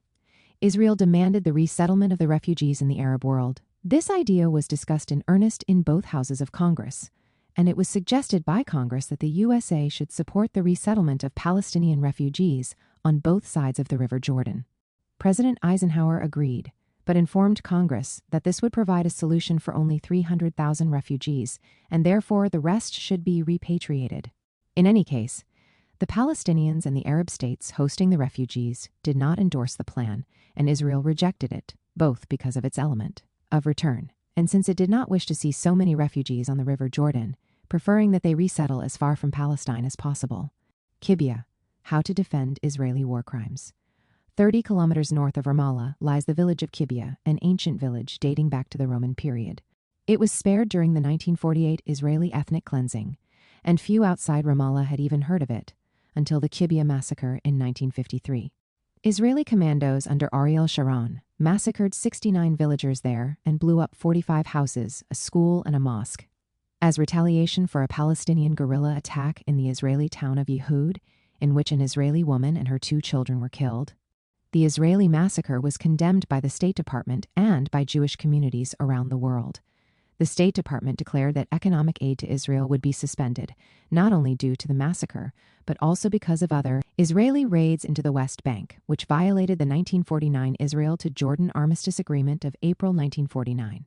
Canaan was mortified, less by the massacre itself and more by its potential for collateral damage to the lobby. He stated that the massacre undermined the moral position of the Jewish people, discredited the premises of our propaganda, and has given the color of truth to Arab propaganda. 29. He embarked on a damage control campaign, the principal message being that American policy was one-sided. Retrospectively, he seemed to relish the need to face a serious challenge like this, which enabled the lobby to spring back to life and action in a crisis. This leap involved extending AZEC's networks to include churches and colleges, where AZEC previously had less presence. Particularly important recruits were the Jewish councils across the country, tasked with making sure that their local news media received Israeli propaganda. As historian Doug Rossinow argues, AZEC reacted to the aftermath of the Kibbutz massacre by creating the Conference of Presidents of Major American Jewish Organizations, COP, convened by Nahum Goldman, the president of the World Jewish Congress, which became a force to reckon with inside the lobby. Consequently, instead of generating moral outrage against Israel, the official American condemnation of the massacre produced closer unity between non-Zionist and Zionist Jewish bodies in America. This may seem counterintuitive. A civilian massacre ought to have increased hostility to Zionism. Yet the instinct of non-Zionist organizations was to defend Israel's legitimacy, regardless of the morality of its conduct. This new unity was badly needed. Oppositional voices started to appear on the stage. The American Friends of the Middle East, AFME, founded in 1951, and the American Council for Judaism, founded in 1942 by a group of Reform rabbis, were leading the criticism of Israel. The AFME was encouraged to form by Allen Dulles, the Secretary of State's brother and director of the CIA. He and Henry Byrode, the Assistant Secretary of State for the Near East, were looking for a force to counter the pro-Israel lobby and help them pursue the policies they deemed best for the American national interest. The lobby coined the term Byrodism, meaning a toxic mix of anti-Semitism and Arabphilia, which would be thrown at anyone not loyal enough to Israel among the senior diplomats of the USA. A similar accusation was directed at British politicians not towing the pro-Israel line on the other side of the Atlantic. This allegation was usually directed unjustly towards officials who opposed Israel's policies on the basis of their expertise on the Arab world in general and Palestine in particular. Even at this early stage, many predicted accurately that the plight of the Palestinians would continue to drive resistance to Israel and American policies in the Middle East. Byrode warned prophetically that Israel aimed to have complete control of the Jordan River and had total disregard for the UN, and declared that Israeli policy would preclude a reasonable settlement. He also cautioned that Israel would be immune from any genuine criticism of its intransigent policies if it were to win the propaganda battle. Byrode, however, was deserted by the Dulles brothers by the end of 1953. Even these two brothers were afraid to confront Israel with such an accusation, and Byrode was demoted and reassigned as the American ambassador to Egypt. Both brothers were still convinced that the lobby for Israel undermined the American national interest and that it operated in an ethically dubious way in its attempt to influence American policy towards the Middle East, even if it did not violate any laws. A year later, they would learn that this lobby was even more powerful than they thought when the 1954 mid-term elections came. However, President Eisenhower did not share Byrode's apprehension and asserted that there was no substantial Zionist lobby in the U.S., Zionist lobby being his phrase of choice for the grouping. On October 28, 1953, he wrote to Dulles, "The political pressure from the Zionists in the Arab-Israeli controversy is a minority pressure. My Jewish friends tell me that except for the Bronx and Brooklyn, the great majority of the nation's Jewish population is anti-Zion." He added, "I should inform Israel that we'd handle our affairs exactly as though we didn't have a Jew in America." The large proportion of non-Zionist Jews in his administration informed this perspective, which was welcomed by the State Department's civil servants and was supported by a number of other government agencies. But Eisenhower was in for a rude awakening about the lobby's aggressive tactics during the midterm elections. The lobby wanted candidates to support an embargo on military aid to Arab states and upgrade financial and military aid for Israel. The demand did not go down well with the executive branch of the administration. Eisenhower reacted by promising to continue our present policy of impartiality and vowed not to be deterred by political pressures in connection with the forthcoming elections. Dulles pledged he would not allow himself to be stampeded into arming the Israelis, explaining that it would be interpreted throughout the Arab world that we have capitulated again. All we have tried to do will be lost. Dulles even summoned Abba Eban to exhort Israel not to interfere in the elections, complaining about Israeli embassy activities, which seemed clearly to go beyond the bounds of what was proper for a foreign government, in that they involved domestic political action. He received a vague promise from the Israeli ambassador, far from satisfying in Dulles's eyes. He now had a further source of concern. During the midterm elections, a more powerful lobby than AIPAC appeared. AIPAC evolved into a new body, the American-Israeli Public Affairs Committee, AIPAC. The making of AIPAC. AIPAC appeared at a time when lobbying in the USA became more professionalized and closely connected to economic interests and American identity politics. Success in the American political system was practically guaranteed if you had affluent backers on one hand and a well-defined identity group behind you on the other. AIPAC took a similar line to other powerful lobby groups, which were led by politicians weaponizing collective identities for the sake of a fruitful political career. The master of such identity politics and the person who inspired AIPAC was the ultimate New Yorker politician, Fiorello H. LaGuardia. He was born in the Bronx in 1882, the child of an Italian immigrant and a Hungarian Jew. This double ethnicity became a useful political tool during LaGuardia's career in the American labor movement, culminating in his becoming a member of the House of Representatives and mayor of New York. At every stage of his political career, until he died in 1947, he drew on his ethnic identity cards, Italian or Jewish, to enhance his chances of being elected to coveted positions. He mastered Italian and Yiddish, and some claim his Hebrew was not at all bad. His legacy was such that those who followed him understood how useful instrumentalizing identity politics was within the overall political scene.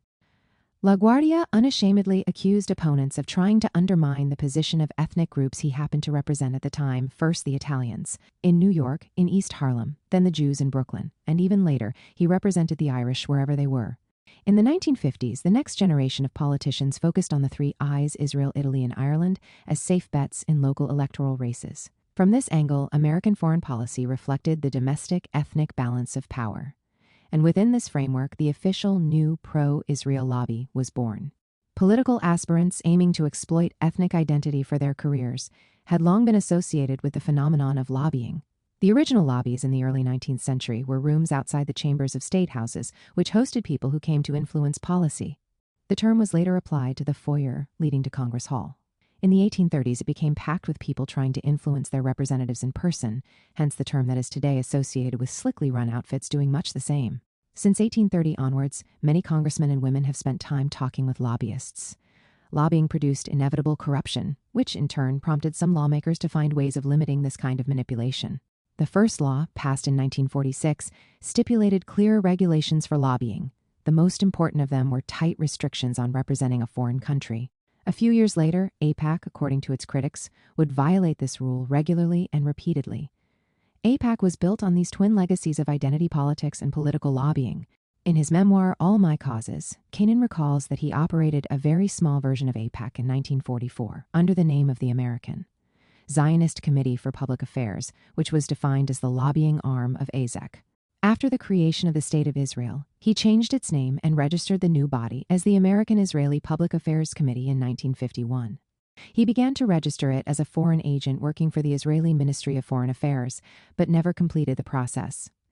Realizing that registering AIPAC in such a way would limit the new lobby's sphere of influence and risk legal violations, he strategically understated the link to Israel and portrayed AIPAC as a public body working for AIPAC. But very soon, the arm of the new body consumed the mother organization and replaced it. AIPAC as we know it today was finally shaped in 1959, and throughout the process of finalizing it, Kennan believed that significant anti-Israeli policies by the administration could only make the group stronger and more influential. This conviction seemed to fuel the journey ahead, beginning in 1954 with AIPAC's first ever attempt to affect the result of the midterm elections in America. Kennan boasted of having 300 candidates from 36 states, as well as 25 senators in the lobby's pocket, willing to heed the lobby's request to impose an embargo on arms sales to the Arab states. Indeed, the impact of AIPAC still working as part of AIPAC on the midterm 1954 elections was impressive, but despite the election of many pro-Israel candidates, it seemed that as long as Eisenhower and Dulles were shaping American foreign policy, neither Kennan nor the new AIPAC could rest on their laurels. They were constantly urged by Israel to intensify their efforts to change American policy. It is difficult to judge how successful they were. On the one hand, Eisenhower despairingly admitted in 1958 that he did not have a free hand in pursuing policies towards Israel to the detriment of the American national interest. On the other hand, twice in his term of office, he bluntly ignored Israeli pressure to take its side in policy towards the Arab world. In fact, on those two occasions, in 1956 and 1958, his administration took a very harsh position towards Israeli policies and forced Israel to revise its actions on the ground. In a matter of 7 years, Israel was twice threatened with American sanctions. As mentioned, in October 1956, Israel colluded with Britain and France in an attempt to topple Gamal Abdel Nasser, the president of Egypt, following his nationalization of the Suez Canal and his support for the Palestinian guerrilla operations against Israel from the Gaza Strip. During the attack on Egypt, Israel occupied the Gaza Strip and the Sinai Peninsula, and its actions were condemned by both the USA and the USSR. In 1958, in the wake of the 14 July Revolution in Iraq, in which officers terminated the pro-Western Hashemite rule, Britain and the USA feared that Jordan and Lebanon would be next to fall to what they defined as Arab radicalism. Israel offered to occupy parts of the West Bank to save them from falling into radical Arab hands, should the Hashemites also lose Jordan, but their offer to help was declined by the Americans. When Kennan looked back at that period, he credited the lobby with preventing the administration from turning punitive threats into actual sanctions. Such a retrospective assessment disregards the success of the Americans in forcing Israel to withdraw from the Sinai Peninsula and the Gaza Strip in 1956, and the very assertive rejection of David Ben-Gurion's desperate wish to turn Israel into a Western ally in the Anglo-American campaign against progressive and revolutionary forces in the Arab world in 1958. Without Israeli help, which was conditional on Israel taking over the West Bank, American and British forces assisted the young Hashemite king of Jordan, King Hussein, to retain his throne. Kennan and Abba Eban redoubled their efforts after these two crises unfolded. They realized there was a need for even more systematic and professional groundwork among the American media and inside the legislative arm. If future presidents and their secretaries of state were to adopt similarly critical policies towards Israel. Parallel to these efforts, Kennan issued a new publication under the name of the Near East Report, which became the pro-Israel lobby's mouthpiece, funded partly by Israel. As Walter Hickson writes, this was not just a ploy to disseminate the message of the lobby more efficiently, it was also a way of circumventing tax issues that every now and then had preoccupied ASEC when it came to tax exemptions for funding and contributions. Kennan understood that once he finalized the legal status of AIPAC around 1957, he had a problem. Because of its legal status, AIPAC could not legally receive contributions from Jewish and non-Jewish organizations that supported it if they wanted the contributions to be tax-free. However, they could purchase endless copies of the new publication, which they did, thus adding to the coffers of AIPAC. By 1949, the Near East Report had a circulation of 20,000 paid subscribers. The first visible result of Kennan's call to arms was action taken by Jewish members of the Dockers Union, who boycotted Arab ships in American harbors in order to prevent American aid reaching Arab states that did not recognize Israel. Then, around 1960, came the first of many pro-Israel initiatives on Capitol Hill, pushing for more anti-Arab legislation, in particular, a demand to boycott products from countries belonging to the Arab League as a response to the Arab League's boycott on Israel. On the way to finalizing the formal organization and orientation of AIPAC, Kennan focused on mobilizing support by pressuring any upcoming politician from the most local level possible up to the congressional level. This was the lobby's proverbial ace, at least in Kennan's eyes. Detective work was needed to find out voting patterns and prospective candidates' vulnerabilities, as AIPAC perfected the system of offering help and then threatening to withdraw it. Kennan had an index card system that located politicians on a spectrum between leaning away to active champions of Israel. No electoral candidate escaped his meticulous mapping. The old method of letter writing was resurrected to the media and to politicians. Make sure that also Christians write the letter, Kennan proposed. And like the old Jewish and Christian Zionist methodology of the late 19th century, dinner parties in opulent venues were arranged to maintain constant contact with key stakeholders. The biggest prize was a private function with the ambassador, Abba Eban. As we shall see, the British lobby would mimic these tactics in the 1990s, helping to secure formidable allies in the British Labour Party. A journal, a think tank, and a grassroots network now constituted the visible face of AIPAC, which was ready to take up the mantle as the leading force in pro-Israel lobbying in the USA. Before it could assume this role, it needed the blessing of two places. One was the Conference of Presidents of major American Jewish organizations, which provided not only legitimacy, but also another avenue through which tax-free financial donations could be channeled legally, or nearly legally, to AIPAC. The other place was Israel. After obtaining Israel's favor, nobody could stop AIPAC from overshadowing all other organizations. There were many other groupings, but AIPAC formulated the strategy for the lobby as a whole and dominated the discussion about Israel. AIPAC needed a clear, conventional administrative structure.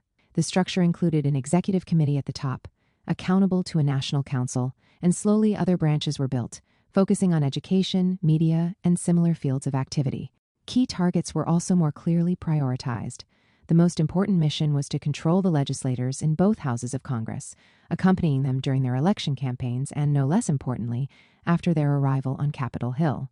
It was more than just benignly tagging along with the new elected representatives. It was making sure they towed the line.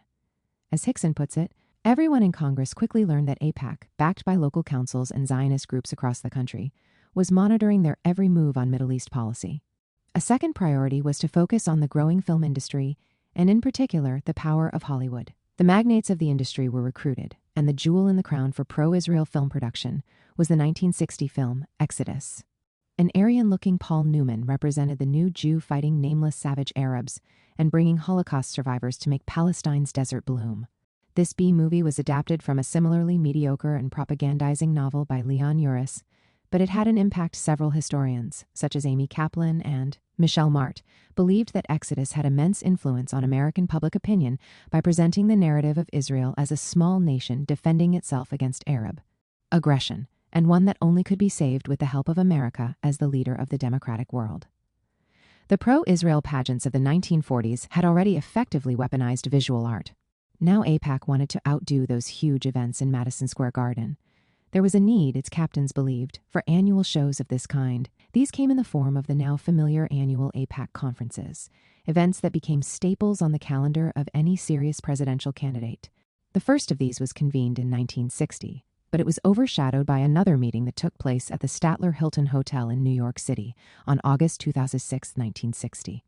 This was an event organized by the American Zionist Federation, and its keynote speaker was Senator John F. Kennedy. He began his speech by referring to pre-Zionist Palestine as a wasteland, and thus his listeners knew that he would be loyal to the Zionist narrative in the rest of his speech. He recalled visiting Palestine in 1939 and seeing there, as he put it, the neglect and ruin left by centuries of Ottoman misrule. He proudly mentioned attacks on him on Egyptian radio for saying Israel is here to stay, but also expressed his wish to be the mediator should he be elected president and to facilitate peace between Israel and the Arab states. Since I have always believed that there is no real conflict or contradiction between the genuine aspirations of the Arab nations and the genuine aspirations of Israel. He received a standing ovation, but whoever was part of the lobby, of course, waited to see what his policies would be once he sat in the White House, which he did in 1961. Taming John F. Kennedy. AIPAC had high hopes for a change in American policy when John F. Kennedy won the election, and the Eisenhower era came to an end. After all, a number of pundits believed that Kennedy narrowly won against Richard Nixon because of the Jewish vote. Two of Kennedy's funders worked long and hard after the election to try and keep Kennedy on the right track. These were the men responsible for recruiting the Jewish vote for him, Meyer Feldman and Abraham Feinberg. Meyer Feldman was from Philadelphia and had a career in the Army and in financial regulation before he was recruited as a legislative advisor by Kennedy's team during the election, remaining as a presidential advisor after the election. In private, he often met with David Ben-Gurion, Israel's prime minister, and Golda Meir, Israel's foreign minister. Feldman denied that these meetings affected any of his recommendations to the president. His most important mission was to try and avert any decisive move by Kennedy against Israel's development of nuclear capacity and weapons at the Dimona plant in the Negev Desert. Feldman's advice was vehemently challenged by the CIA and its director, Richard Helms. At first, Kennedy was willing to take this matter seriously, and he grasped the risks of Israel's desire to become a nuclear power. In the past, this had pushed Israel into an alliance with France in developing its nuclear capacity, until Charles de Gaulle changed his attitude towards Israel in the wake of the 1967 war. The U.S. president, mainly in classified correspondence, used harsh language to describe what he saw as Israeli tactics to try and deceive the Americans and prevent them from inspecting the Dimona plant. AIPAC and Feldman began an opposing campaign, depicting Kennedy as an appeaser of the Arab world. However, Kennedy's efforts to curb Israel's nuclear ambitions and its intransigence regarding Palestinian refugees were cut short by his assassination. What is clear is that Kennedy was not alone in his efforts. The director of the CIA, Richard Helms, long before 1967, worried that Israel's aggressive policy, motivated by territorial expansionist ambitions, would lead to a military confrontation with Egypt's Nasser. Another ally was Kennedy's Secretary of State, Dean Rusk, who complained to the president that Feldman was working too closely with Israeli politicians.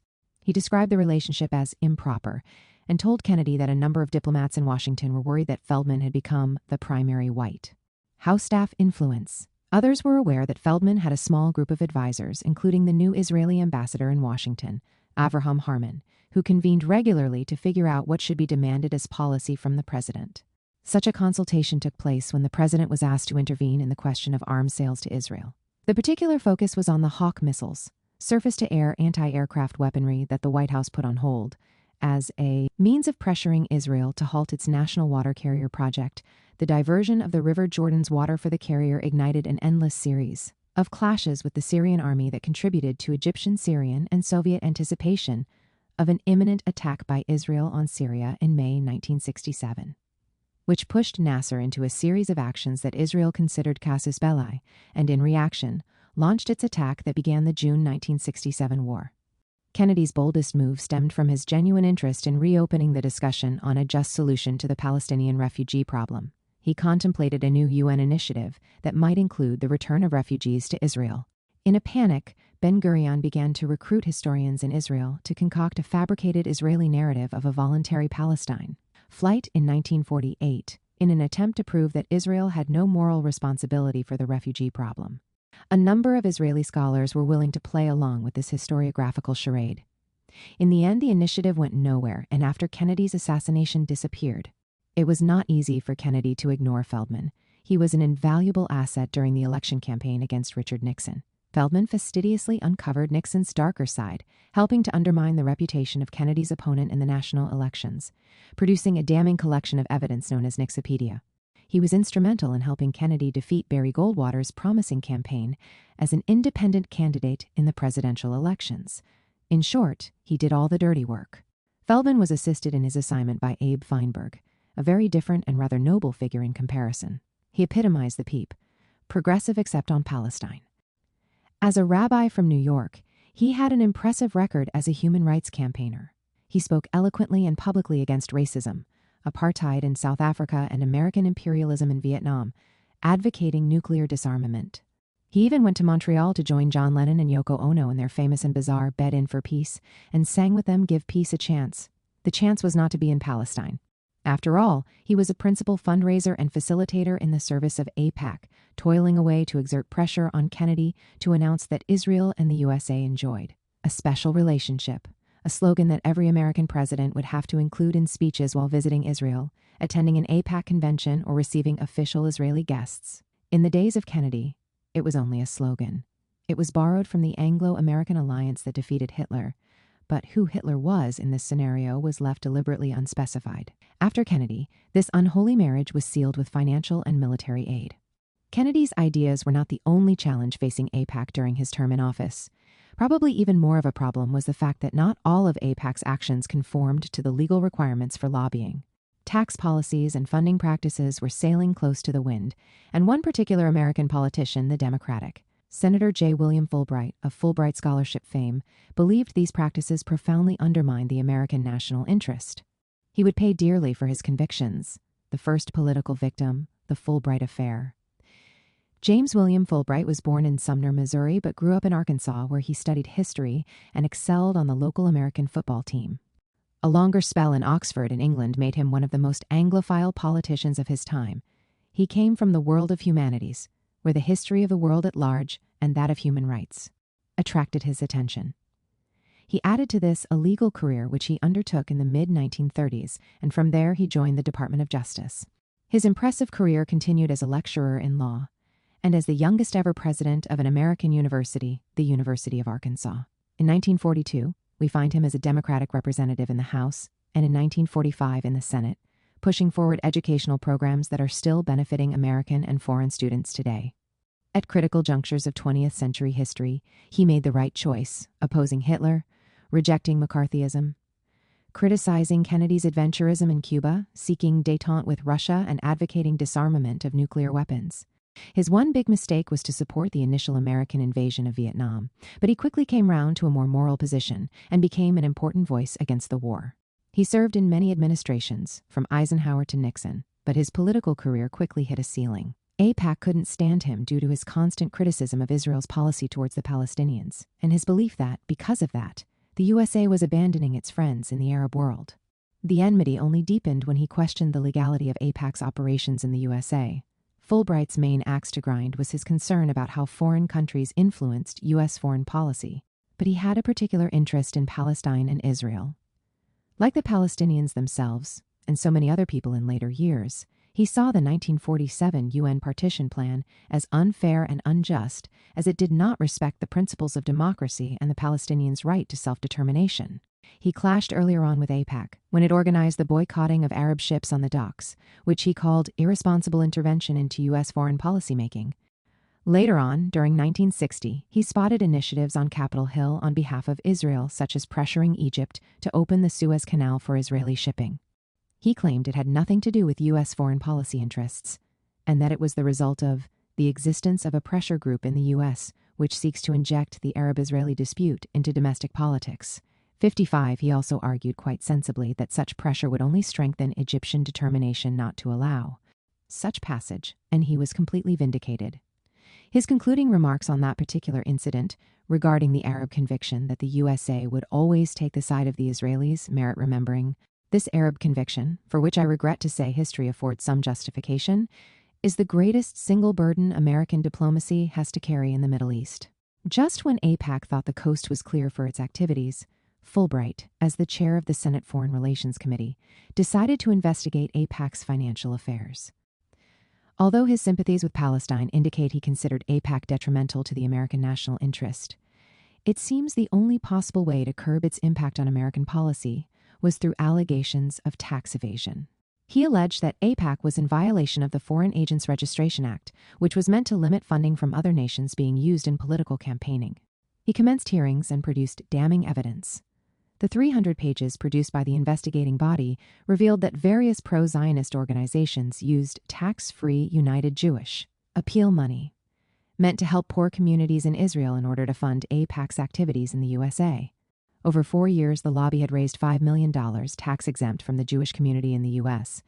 Some of the money was recruited from two known mobsters, Aaron Weisberg and John Factor, known as Jack the Barber. Fulbright's committee drew on FBI wiretaps and subpoenaed documents, which revealed how subscription to the Near East Report, the mouthpiece of AIPAC, was used as a source for funding and circumventing tax issues for the donors. But the brazen violation of financial regulations occurred through AIPAC's relationship with the Jewish Agency in Israel. This obsolete pre-mandatory Zionist body played two roles after the founding of Israel, Judaizing the lands in Israel and funding the lobbying abroad. The system was quite complicated. Some of the money that AIPAC needed came directly from Israel, for instance. Kennan was paid quarterly payments of $5,000 for his labor. But most of the money was extracted from American Jewish donors who purchased Israeli bonds. Ostensibly, these donors received shares in operations in Israel, allegedly focusing on social issues and helping communities in need. But some of the money funneled back to AIPAC from Israel through the services of a new body, the Jewish Agency American Section, registered in the USA. In fact, Fulbright's committee found out that none of the money was ever delivered to the deprived citizens of Israel. Instead, it went to the Israeli state, and from there, immediately back to the U.S., directly into Zionist organizations. For instance, for 8 years, 80% of the budget of AZEC, of which AIPAC was officially the lobbying branch, came from the Jewish Agency in Israel. Fulbright had been on the hunt for these violations, and he found them. Between 1955 and 1962, in this way, the Jewish Agency American Section received $5 million from American donors, money intended for deprived people in Israel. The money raised was also used to fund trips to Israel organized by the American Christian Palestine Committee, as well for funding Hebrew culture chairs at American universities. As Alfred Lilienthal revealed in 1995, these masked funds touched almost every aspect of Jewish and Christian relations. 61 and oiled the machinery for pressuring both the American media and politicians to adopt a pro-Israel stance. One very important outfit funded by Israel with American Jewish money was the Jewish Telegraphic Agency, JTA. This was another outfit that was initially concerned with Jewish affairs in general, in this case global Jewish affairs, which gradually became a mouthpiece for Israel and part of the lobby in the USA. It was founded in 1917 with the mission of informing world media about issues concerning Jewish communities worldwide. Until the 21st century, it was highly loyal to the Israeli narrative, but, like many other progressive Jewish outfits in the USA, it became more critical of Israel during the Netanyahu era, and sharply distanced itself from AIPAC. We respect the many Jewish and Israeli advocacy organizations out there, but JTA has a different mission: to provide readers and clients with balanced and dependable reporting, which it began to do to such an extent that the lobby created an alternative news agency in 2010, the Jewish News Service, which was loyal to Israeli right-wing politics. But in the 1960s, the JTA's reporting displayed utter fidelity to the Israeli narrative. Fulbright became the pro-Israel lobby's arch-nemesis and had to be deposed by any means possible. AIPAC immediately started turning the screws on the new president, John F. Kennedy, and his vice president, Lyndon B. Johnson. Kennedy's Jewish affairs advisor, Meyer Feldman, told the president that the Jewish community is very uneasy about this investigation. 63, the pressure worked only partially when Fulbright agreed, reluctantly, to hold his committee hearing behind closed doors. But that didn't mean AIPAC's misdeeds would be kept secret. A summary of the damning report that concluded the investigation appeared in Newsweek on August 12, 1963. The uproar was immediate and public. The memory of the Fulbright hearings meant that AIPAC would foil his career at every turn. The last straw for AIPAC was Fulbright's refusal to join a group of 59 senators and 238 House representatives in appearing in an ad published in the New York Times attacking the UN position on the conflict, namely condemning the UN's call for Israel to withdraw from the areas it occupied in the 1967 June War and expressing concern for the plight of the Palestinian refugees. His later opposition to large-scale funding for Israel was already assumed by AIPAC to be inevitable, as would be in their eyes his doubts about the wisdom of granting Israel a $2 billion grant in the aftermath of the October 1973 war. Instead of rearming Israel, we could have peace in the Middle East at once if we just told Tel Aviv to withdraw behind its 1,967 borders and guarantee them. The campaign against him became an AIPAC model. The Near East Report accused him of being consistently unkind to Israel and our supporters in this country. Everything was done to ensure that he would not be reelected. Lobby money poured into the campaign coffers of his rival, Arkansas Governor Dale Bumpers, in the May 1974 Democratic primary election. Anyone standing against him was financed and supported. On behalf of Arkansas Jews, Little Rock attorney Philip Kaplan announced that Fulbright is a Neanderthal. Philip Back, Arkansas chairman of Bonds for Israel, said that the senator's statement that Congress was controlled by Israel was uniformly disliked by Arkansas Jews, and he should be retired to private life. A Bumpers lieutenant boasted to the Chicago Tribune, "I could have bought Central Arkansas with the offers of money from the Jewish community. They came particularly from people in New York and California who have raised a lot of money in the Jewish community for political purposes." 6. From that time to this day, the road to the Capitol has been scattered with candidates, from the elite of American politics whose careers have been similarly torpedoed by AIPAC. In this manner, AIPAC manipulated Congress policy with such successful results that very few have since dared to follow in Fulbright's footsteps. As noted, less draconian means were used by AIPAC to deal with Kennedy. On occasion, he showed willingness to confront Israel, but at the end of the day, he laid the foundations for a fortified alliance between the two states. In retrospect, Kennan regarded Kennedy as a president who did not dare to deviate too much from Eisenhower's unwelcome policies towards Israel. Kennedy disappointed him because he did not introduce any significant change to his predecessor's policy, and he was relieved when Lyndon B. Johnson took the reins.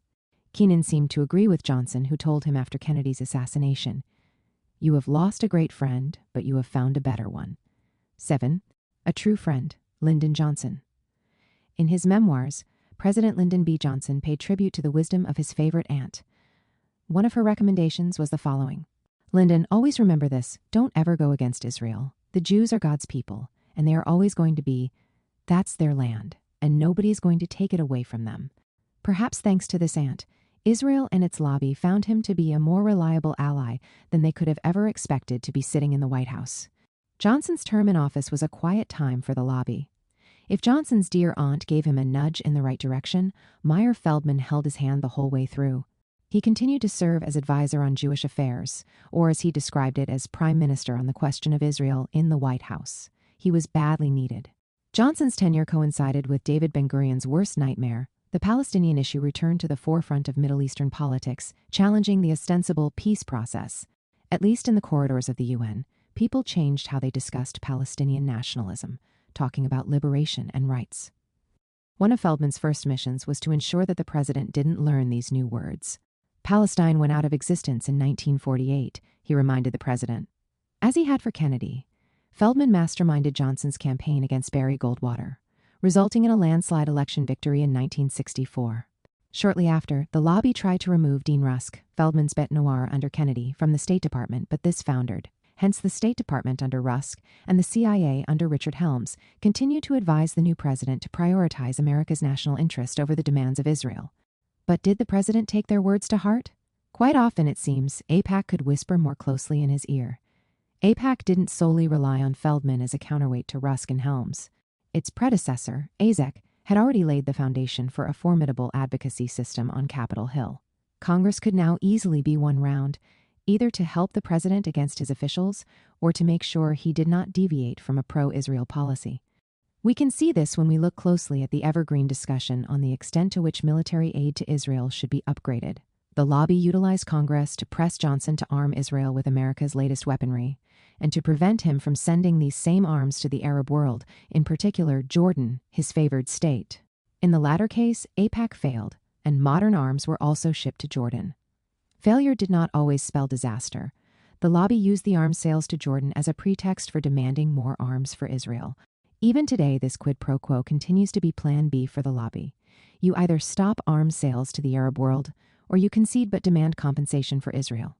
Even after the Abraham Accords, a set of peace agreements between Israel, the UAE, Bahrain, and Morocco, were concluded in 2020, arms deals for Arab countries continued to be balanced by more aid to Israel, making sure the arms race never ended.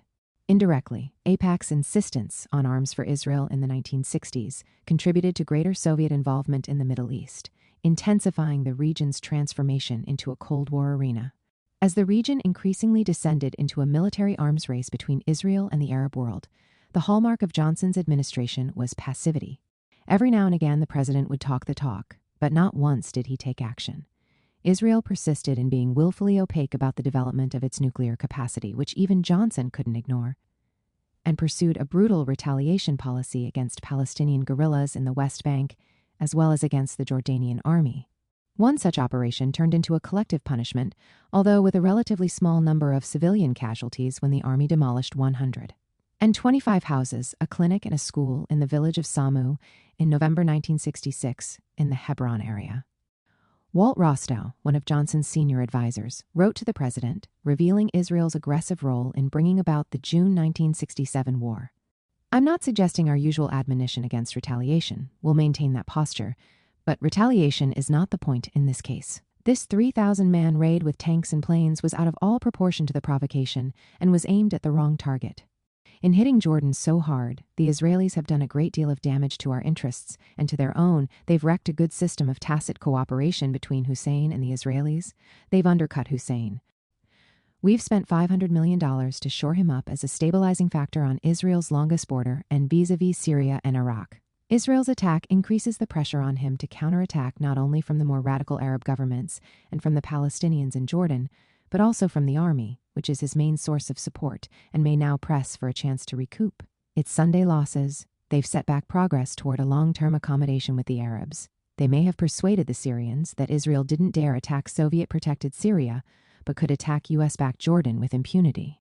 It's important that we strengthen the hand of those within the Israeli government who feel this is not the proper way to handle the problem. Even members of the Israeli military now doubt that retaliation will stop the cross-border raids, though they see no better solution. In the UN, the American delegate joined his British counterpart in strong condemnation of the operation as a clear violation of solemn obligations undertaken by Israel in the General Armistice Agreements. The Israeli government reacted by ordering AIPAC to communicate its displeasure at how the U.S. was behaving in the international arena. But AIPAC dragged its feet on this. They realized Johnson was too big an asset to risk alienating, especially for the sake of empty talk. The Near East report assured its readers that the tough American position was a clever trick to tame the Soviet attempt to dominate the Arab world. American reaction to the massacre in Samu was pathetic and contributed to the young King Hussein's decision to join Egypt and Syria in a military alliance, defending him both from domestic anger about his pro-American stances and from future Israeli aggression. The simmering tension on Israel's borders was close to boiling point. AIPAC's propagandizing and lobbying in the White House only made things worse from there. On the eve of the 1967 war, AIPAC convinced the president to withhold a critical wheat package from Egypt, then the U.S. food aid program's largest per capita consumer. This decision caused Gamal Abdel Nasser to lose hope that the USA had any intention of enabling a positive resolution to the conflict between Israel and the Arab world.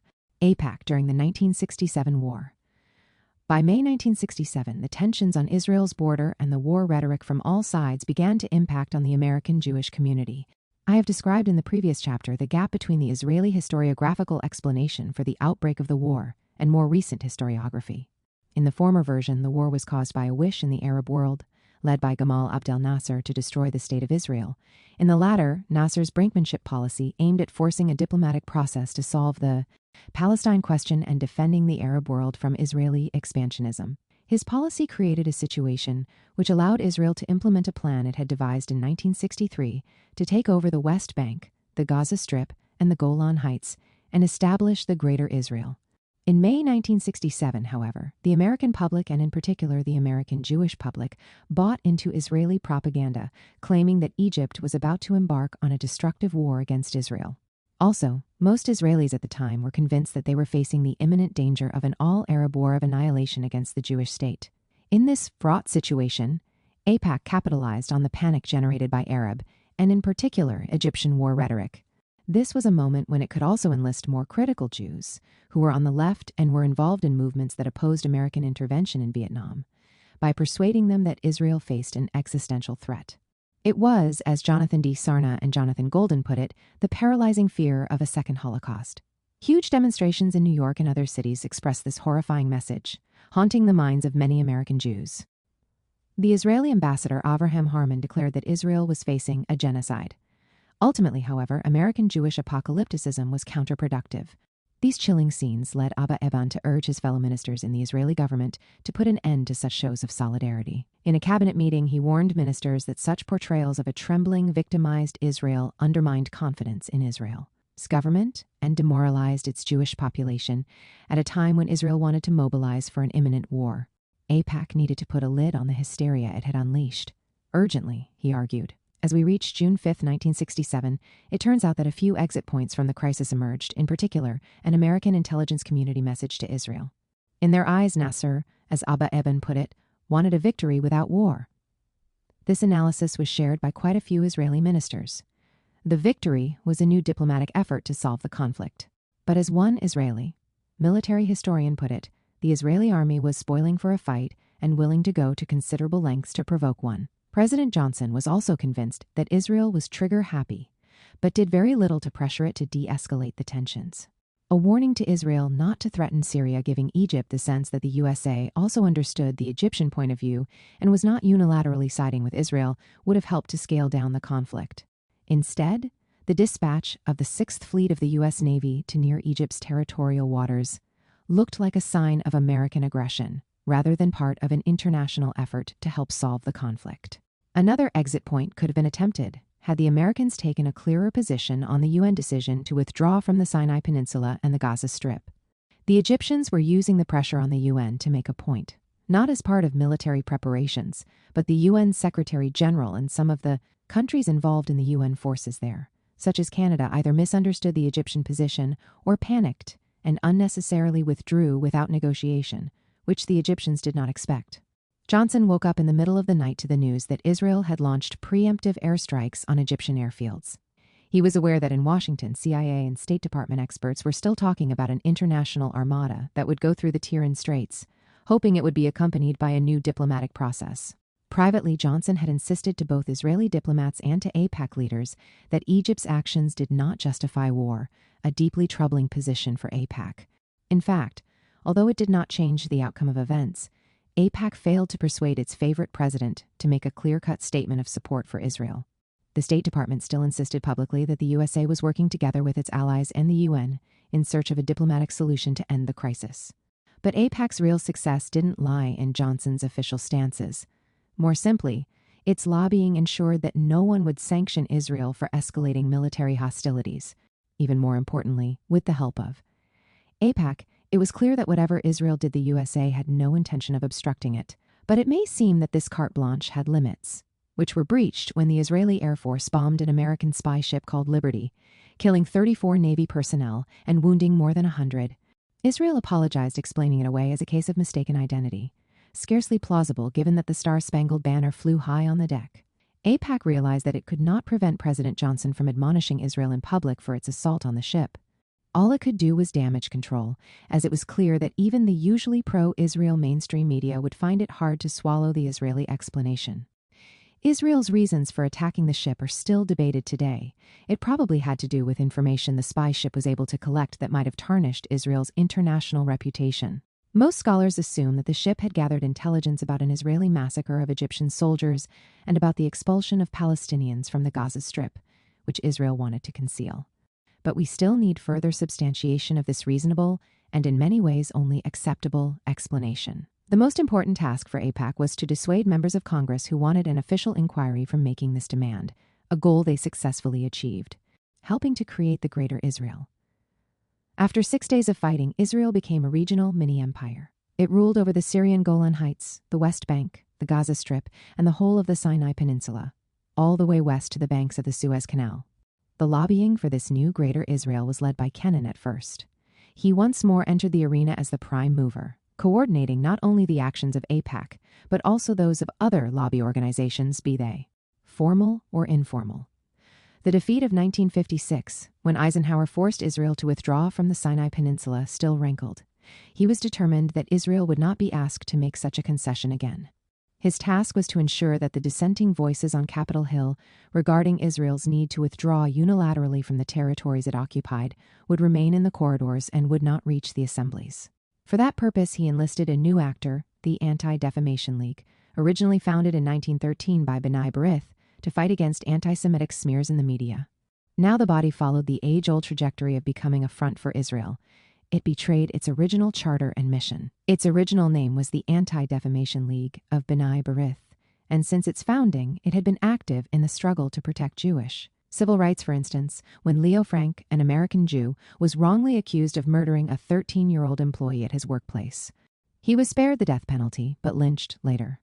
After 1967, combating anti-Semitism against American Jews ceased to be its main task. Now, cheered on by AIPAC, it sought to portray certain anti-Israel actions as anti-Semitic. It propagandized against any attempt to pressure Israel into withdrawing from the occupied territories. Kennan recalled that after the June 1967 war, the wheels of the lobbying machine were especially well greased, as the events had prompted many American Jews to donate generously to AIPAC. But as in the case of Truman in 1948, AIPAC did not just target Congress, but also used its contacts with the small entourage of the president's friends. Every possible avenue had to be taken. Every lobbyist knew what was at stake here. With not one Israeli settler in the West Bank or in the Gaza Strip, the international community considered full withdrawal entirely achievable. This was the time when the ruler of Jordan, King Hussein, made a mea culpa statement in several interviews, namely that it was a mistake to involve Jordan in the war.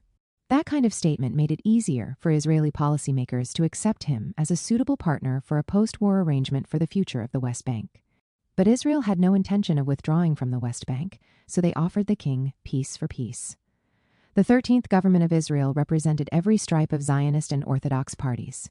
All were united on one point: the necessity of creating a Greater Israel. The lobby now needed to win round Israel's allies to this position, hence the appeal to the president's friends. The most important among them was Abe Fortas, a Supreme Court judge born and raised in Memphis, who became very close to Johnson, a friendship forged when Fortas represented Johnson in a legal skirmish that was bitterly fought during the president's second nomination.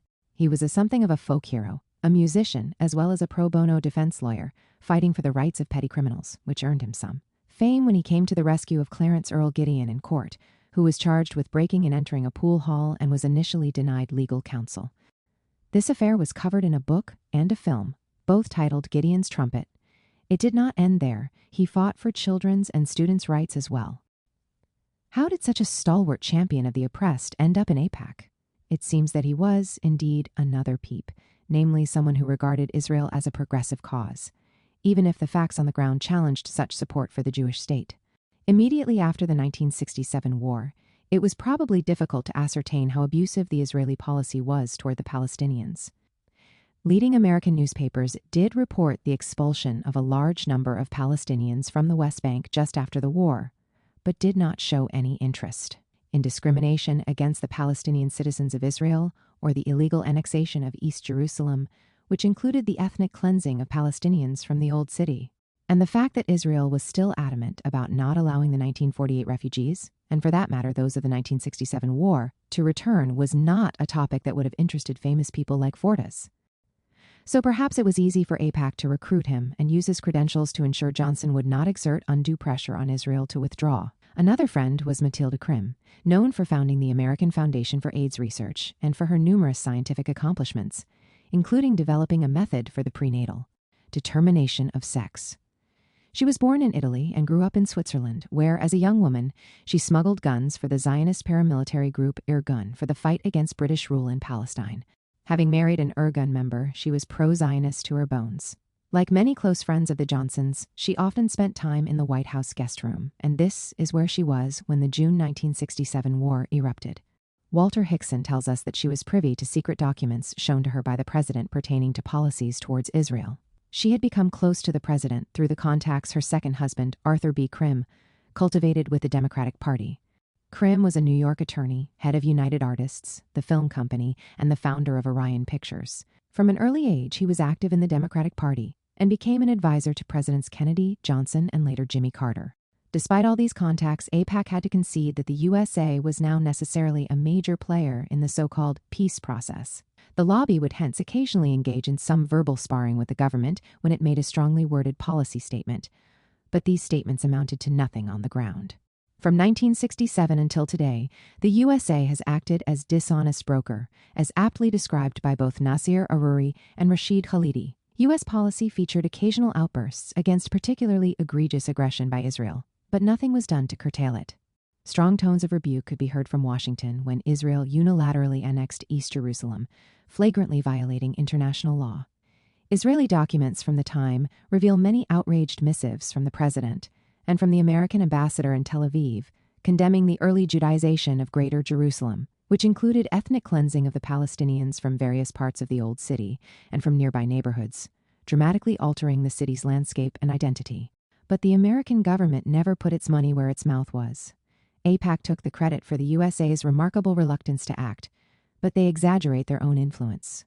Earlier Zionist and later pro-Israel efforts had already entrenched inertia as the standard approach. While it was easy to reprimand Israel in writing, there was no political will to stand in its way. AIPAC's real service in the last years of Johnson's term in office was in pressuring the U.S. to provide the cutting-edge weaponry it produced to Israel, such as the F-4 Phantom jet fighters, to which very few armies outside the USA had access. These took the Israeli Air Force to a new level. Experts, whether in the CIA or the State Department, warned that such a supply would make the U.S. the main arms provider of Israel in the eyes of the Arab world. Their warning was unheeded, and the USA became the main supplier, but it did not impact on the Arab-American relationship that much. After much effort by AIPAC, constantly stoking fear about the Arab threat, Israel received its first 16 Phantom jets in late 1969. They deployed these long-awaited jets to devastating effect when bombing Beirut in 1982. As we can see, the political elite were the main target of the lobbying endeavors in the Johnson era. As the administration's sympathies were unambiguously with Israel, there was little need to smear recalcitrant politicians or scheme to remove them from office. There was also no reason for AIPAC to be particularly worried in the immediate aftermath of the June 1967 war about undercurrents in American civil society, which were not yet easy to detect, that might shift sympathy to the occupied Palestinians and away from Israel. Both Arno Mayer and Noam Chomsky recalled a reasonable level of freedom when talking about Israel and the Palestinians until 1960, 784. A seismic change in what could be said about Israel only took place after it had won the June 1967 war. Mayer observed that in American academia, Israel was seen as rather a niche interest, and most Jewish academics were involved in different fields. After Israel's victory in the 1967 war, its empire in miniature finally invoked national pride in some American Jews. If Johnson was a friend, Nixon was a hero. Richard Nixon was a Republican president elected after a relatively long period of Democratic occupants in the White House.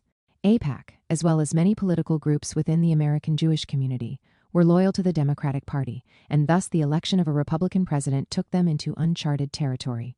On the surface, Nixon had no real need to be CO operative. As a Republican president in the late 1960s, it was clear to him that the Jewish vote went to the Democrats. However, as a new president, he needed the support of Congress, and Congress only grew more and more intertwined with the lobby when it came to policies towards Israel and the Middle East as a whole. This meant that the lobby would have leverage and a way of influencing his policies on Israel and beyond. Lenny Ben David, who worked as an intern for AIPAC in those years, gives us a taste of why the election of a Republican president like Nixon did not much change the influence AIPAC already had in Congress. The lobby's work on Capitol Hill in those days was run from a relatively small office, headed by Kanan, working with 10 staff members, who were not always paid their salaries on time due to the relatively small budget $300,000 annually that Kanan had at his disposal. However, it was an effective operation. Kanan didn't have to prowl the halls of Congress to meet with elected officials and twist arms. He consulted with 2 handfuls of congressional titans, and they set the legislative agenda and rounded up the votes on the Hill. Many years later, Kenan's work in those years was summarized by the neoconservative Israeli think tank, the Jerusalem Center for Public Affairs. Kenan supplemented his direct relationship with senior members of Congress with the key contacts on his telephone, Rolodex and mailing lists of local Jewish community leaders and politically active friends of Israel across the United States. When a legislative issue or foreign aid vote was pending, AIPAC would mail out an alert or even a mailgram to them, the new postal conveyance of the time. Long-serving chairmen of important committees possess the power to promote legislation or crush it, and the ability to do the same to the career of a junior committee member. Once a chairman decided, that was final. Their positions were protected by their droit de seniority until younger members of Congress finally rebelled. There was another reason for optimism that a Republican president would not change course regarding Israel and Palestine, and that was the appointment of Henry Kissinger as the president's national advisor. After a stellar career at Harvard University as a professor for international relations, Kissinger joined politics as advisor to other Republican candidates until he was recruited in 1968 by Nixon. Kissinger was a dedicated Zionist by the time he entered the White House. He had visited Israel 6 times before taking up the position, establishing an important network of contacts with its leaders. The first manifestation of Kissinger's influence on policy towards Israel appeared in what became known as the Nixon Doctrine. With other members of the president's entourage, Kissinger helped the president to author a new doctrine for defending the American national interest, and when the president spelled out this doctrine, it included a total reliance on Israel as the main pillar of U.S. policy in the Middle East. Moreover, he pledged to guarantee Israel a margin of technological and military superiority over the Arab world. The New York Times wrote back then that the pledge marked a significant shift in the methods to be used in advancing America's Middle East policy. His doctrine also included turning a blind eye to Israel's nuclear capacity, destabilizing the region by instigating a nuclear arms race there. However, there was another presidential appointment that worried AIPAC, William Rogers as Secretary of State. He was someone who was never close to the lobby and was an enigma as far as his position towards Israel was concerned. A lawyer by profession, his appointment in 1969 surprised many, owing to his lack of previous experience in world affairs. Kissinger constantly ridiculed his deficiencies on this front, mainly because he coveted the job for himself. What worried both Kissinger and AIPAC about Rogers was that he seemed to listen carefully to the advice of the professionals within the State Department, including the remaining Arabists in the Near East Department. Together with these veteran diplomats, Rogers devised a simple plan for peace between Israel and the Arab states that were involved. In the June 1967 war, based on the formula of land for peace, the more land Israel would withdraw from, the more formal the peace with the Arab states would be. This was also the spirit of UN Security Council Resolution 242, which advocated such a formula for peace in the wake of the June 1967 war. AIPAC was busy in Congress undermining every step taken by Rogers, who was willing to work in tandem with the UN to implement Resolution 242 as the basis for a solution. As we've seen, The November 1967 resolution called upon Israel to withdraw from the territories it occupied in the June 1967 war to enable peace talks, as well as calling for a just solution to the refugee problem. The peak of that campaign was AIPAC's annual conference in April 1969, which began with a statement by 227 members of Congress who rejected the Land for Peace principle and demanded Arab recognition of Israel first as a precondition for any discussion. And as always in such annual conferences and those to come, the request was for more and better arms to be supplied to Israel. Nixon heeded these appeals. Rogers was not deterred, and on December 9, 1969, he announced his 9-point peace plan, spelling out a future Israeli-Egyptian peace based on total Israeli withdrawal from the Sinai Peninsula, and seeking a joint arrangement for the Gaza Strip. It was quite similar to a plan proposed a year before by the UN mediator, Gunnar Jarring. Jarring was appointed after the UN Security Council adopted Resolution 242, which failed after being rejected by both sides, but Rogers believed that if it were packaged as an American initiative rather than a UN one, it would have a better chance of success. Both AIPAC and Kissinger castigated Rogers's plan as naive due to his lack of experience in Middle Eastern affairs. Kissinger preferred behind-the-scenes negotiations, with baby steps towards a non-aggression agreement between the two sides. Experienced or not, Rogers' peace plan was logical and hence doomed to fail. This was more than just a discussion about the right policy. Rogers was Kissinger's nemesis all along. Simply put, Rogers had got the job Kissinger wanted. AIPAC was an important ally for Kissinger in this rivalry. AIPAC went to war against the plan. AIPAC's main lobby partner in those years, and years to come, was the Conference of the Presidents of Major American Jewish Organizations. It had its own repertoire and modus operandi. In this era, this outfit was responsible for the discourse about a second Holocaust facing Israel in June 1967. Even after the war, it would occasionally generate panic about the Jewish state's fate as a result of Rogers' peace plan, and demand that American Jews be alert and operate under a constant state of emergency. Hence, in 1969, it convened a national emergency conference in Washington, at which the American Jews expressed their horror towards the existential dangers implied by the Rogers Plan. The main speaker was Max Fisher. He was a philanthropist from Pittsburgh, born into a Russian Jewish immigrant family. In another light, his was a story that proved Jews didn't need Zionism to flourish. They could be enormously successful Americans. But like many American Jews, he seemed to see the state of Israel as an insurance policy to keep in his back pocket. Be that as it may, Fisher made his money in the oil business, real estate, and banking, donating generously to mainly Jewish causes. But in retrospect, his chief vocation was, as the title of his biography puts it, being the quiet diplomat. In his case, this meant simultaneously advising the government of Israel and successive American presidents on how best the U.S. could serve Israel's interests. There on the podium in Washington, his credentials were proudly announced. He was a member of the Republican Party and advisor to Nixon, as well as a chairman of the United Israel Appeal a year earlier, the main body channeling funding from American Jews to Israel.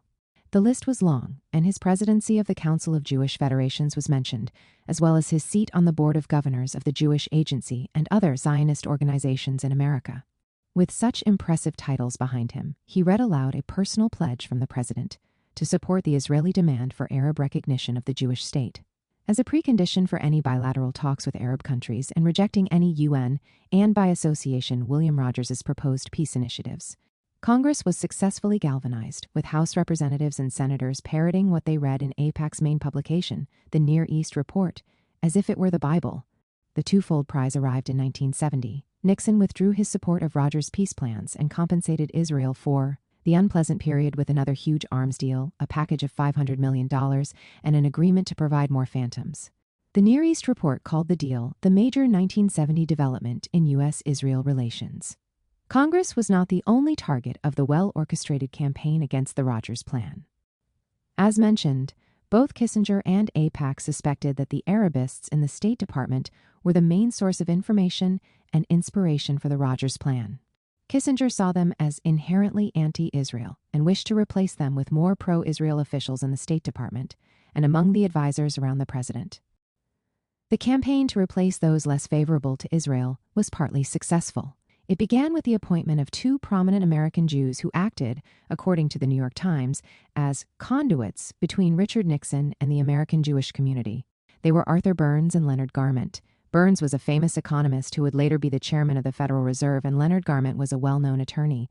Both served as counselors to the president. What these advisors succeeded in doing was to replace the one diplomat in the State Department, who for them was the epitome of an Arabist determined to subscribe to the wrong policies, Parker Thompson Hart, the Assistant Secretary of State for the Near East. He had served as a senior diplomat in most of the Arab capitals and spoke Arabic. He was too pro-Arab in the eyes of AIPAC and Kissinger, although he was professional to the bone. Under the pressure of the lobby, he was replaced by Joseph J. Sisko, who was a Sovietologist and not an Arabist, and never served abroad, and thus was more susceptible to accepting the notion that Israel was a bulwark against Soviet expansion in the Middle East. Despite the replacement of Hart, the Arabists still played a role during Nixon's term of office. As the New York Times summarized their situation in 1971, for the time being, the Arabists are a relatively happy bunch. President Nixon, Secretary Rogers, and Assistant Secretary Sisko are all pushing for a settlement in the Near East. As never before, the official ear is cocked for any suggestions from down the line. This was probably why AIPAC was also busy after 1971, until the end of the Nixon term in office, in trying to balance the influence of those they deemed anti-Israel actors, be it professional diplomats or captains of the military and oil industries. The essence of the dispute AIPAC and Kissinger had with the remaining Arabists and with Rogers was about the Palestinian issue. This was when the Palestinian national movement reemerged in the refugees' camps, taking over the mantle from the Arab League, and reminded the world that the Palestinian nation still lived. This was when a growing number of people could see the brutality of the Israeli occupation for themselves, up close. This was when Israel's propagandists around the world found it difficult to paint Israel as the victim and the underdog in what became known as the Arab-Israeli conflict. Politicians such as Rogers, with a modicum of integrity, were willing to view the conflict from both sides. Simply trying to be balanced, as many politicians learned to their peril, was condemned as anti-Israel. The lobby sought to rein in naive politicians like Rogers and ensure that no one dared to look at the Palestinian side of the question again. From 1971, President Anwar Sadat of Egypt offered the same formula to Israel that had already been offered by his predecessor, Gamal Abdel Nasser, and rejected: peace for full Israeli withdrawal from the Sinai Peninsula. Israel rejected Sadat's peace proposals and moreover took action on the ground that hindered any future agreement between the two states, including building Jewish settlements at the northern and southern ends of the Sinai Peninsula. The failure of the plan led to a war of attrition between Israel and Egypt, which consisted of artillery duels over the Suez Canal and widespread Israeli aerial bombardments of wide areas west of the Suez Canal, displacing 1 million Egyptians from the canal area. During that time, Rogers was content with trying to persuade the two sides to agree to a ceasefire, achieving this in 1971. The military escalation, which occurred not only on the Suez Canal but also on Israel's border with Jordan, where the PLO and Israel were involved at the same time in another war of attrition, caused Nixon to view Rogers' efforts at pacifying the region more favorably. More importantly, Nixon began to suspect that Kissinger might not be putting the American national interest first in this case. He almost made a U-turn in 1971, telling anyone who was willing to listen that Israel was deceiving him and had no interest in achieving peace. Kissinger, he lamented, had fallen prey to their machinations as he was Jewish. Hence, the staggeringly large-scale military aid, decided upon by Congress, was temporarily withheld. The Prime Minister of Israel, Golda Meir, attempted to change Nixon's mind, but Nixon refused to budge. Encouraged by the détente with the USSR and the American-Chinese rapprochement, Nixon wanted some tangible results in ending hostilities in the region. With Nasser out of the way and Egypt's new leader Anwar Sadat distancing himself from the Soviets, the time was ripe for a change. Nixon wanted to help Sadat win legitimacy in the West by triggering an incremental Israeli withdrawal from the Sinai Peninsula through disengagement agreements. However, Meir and her defense minister, Moshe Dayan, were still in a triumphant and euphoric mood and rejected out of hand any proposal for an Israeli withdrawal from Sinai in return for bilateral peace with Egypt. As a goodwill gesture, Nixon withdrew his objection to yet another huge arms deal with Israel, hoping it would encourage the Israeli government to adopt a more positive posture towards the disengagement process. It did not matter, in Nixon's own analysis, because Congress was totally loyal to AIPAC. In the Middle East, the problem is Israel. Israel's lobby is so strong that Congress is not reasonable. We have to have policies which don't allow an obsession with one state to destroy our status in the Middle East. In October 1973, in collaboration with Syria, Sadat led his army in a surprise attack that was meant to retake the Sinai Peninsula by force. He did not succeed, and eventually, the Israeli army repelled the Egyptian forces and invaded a small part of the western bank of the Suez Canal. However, their success in defeating the Egyptians' surprise attack came at the cost of a high number of casualties, and was only possible because of massive military supplies organized by Kissinger during the early part of the Egyptian offensive, in which the Egyptians managed to get a long way into the Sinai Peninsula. In retrospect, Kissinger regretted his opposition to the peace plan. When he met a group of Jewish leaders at the Hotel Pierre in New York in June 1975, he told them, "I am sorry that I did not support the Rogers effort more than I did," which would have prevented the 1973 war. 98.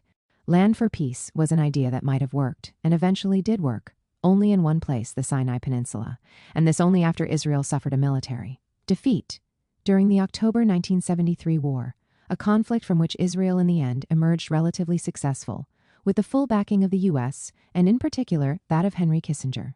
In the case of Palestine, where it mattered more, there was never a chance for such a formula to work, vis-a-vis either Jordan or the Palestinians. The Israeli Labor Party viewed any diplomatic conversation on land for peace as a tolerable nuisance, since it did not prevent Israel from colonizing the occupied territories. Their successor, the Likud Party, which came to power in 1977, dispensed with the talk and nonetheless survived and thrived. Whenever more realistic or more honest American policymakers repeated the naive mistakes of Rogers, attempting to take a balanced view, their good deeds did not go unpunished. They were scolded and called to order by AIPAC.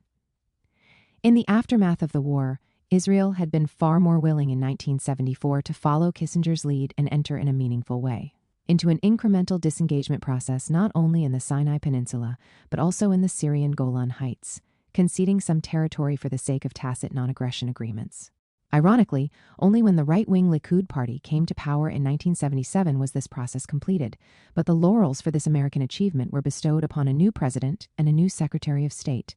After the October 1973 war, Kissinger conferred more regularly with the prime movers within the pro-Israel lobby in America, AIPAC, and the Conference of Presidents of major American Jewish organizations.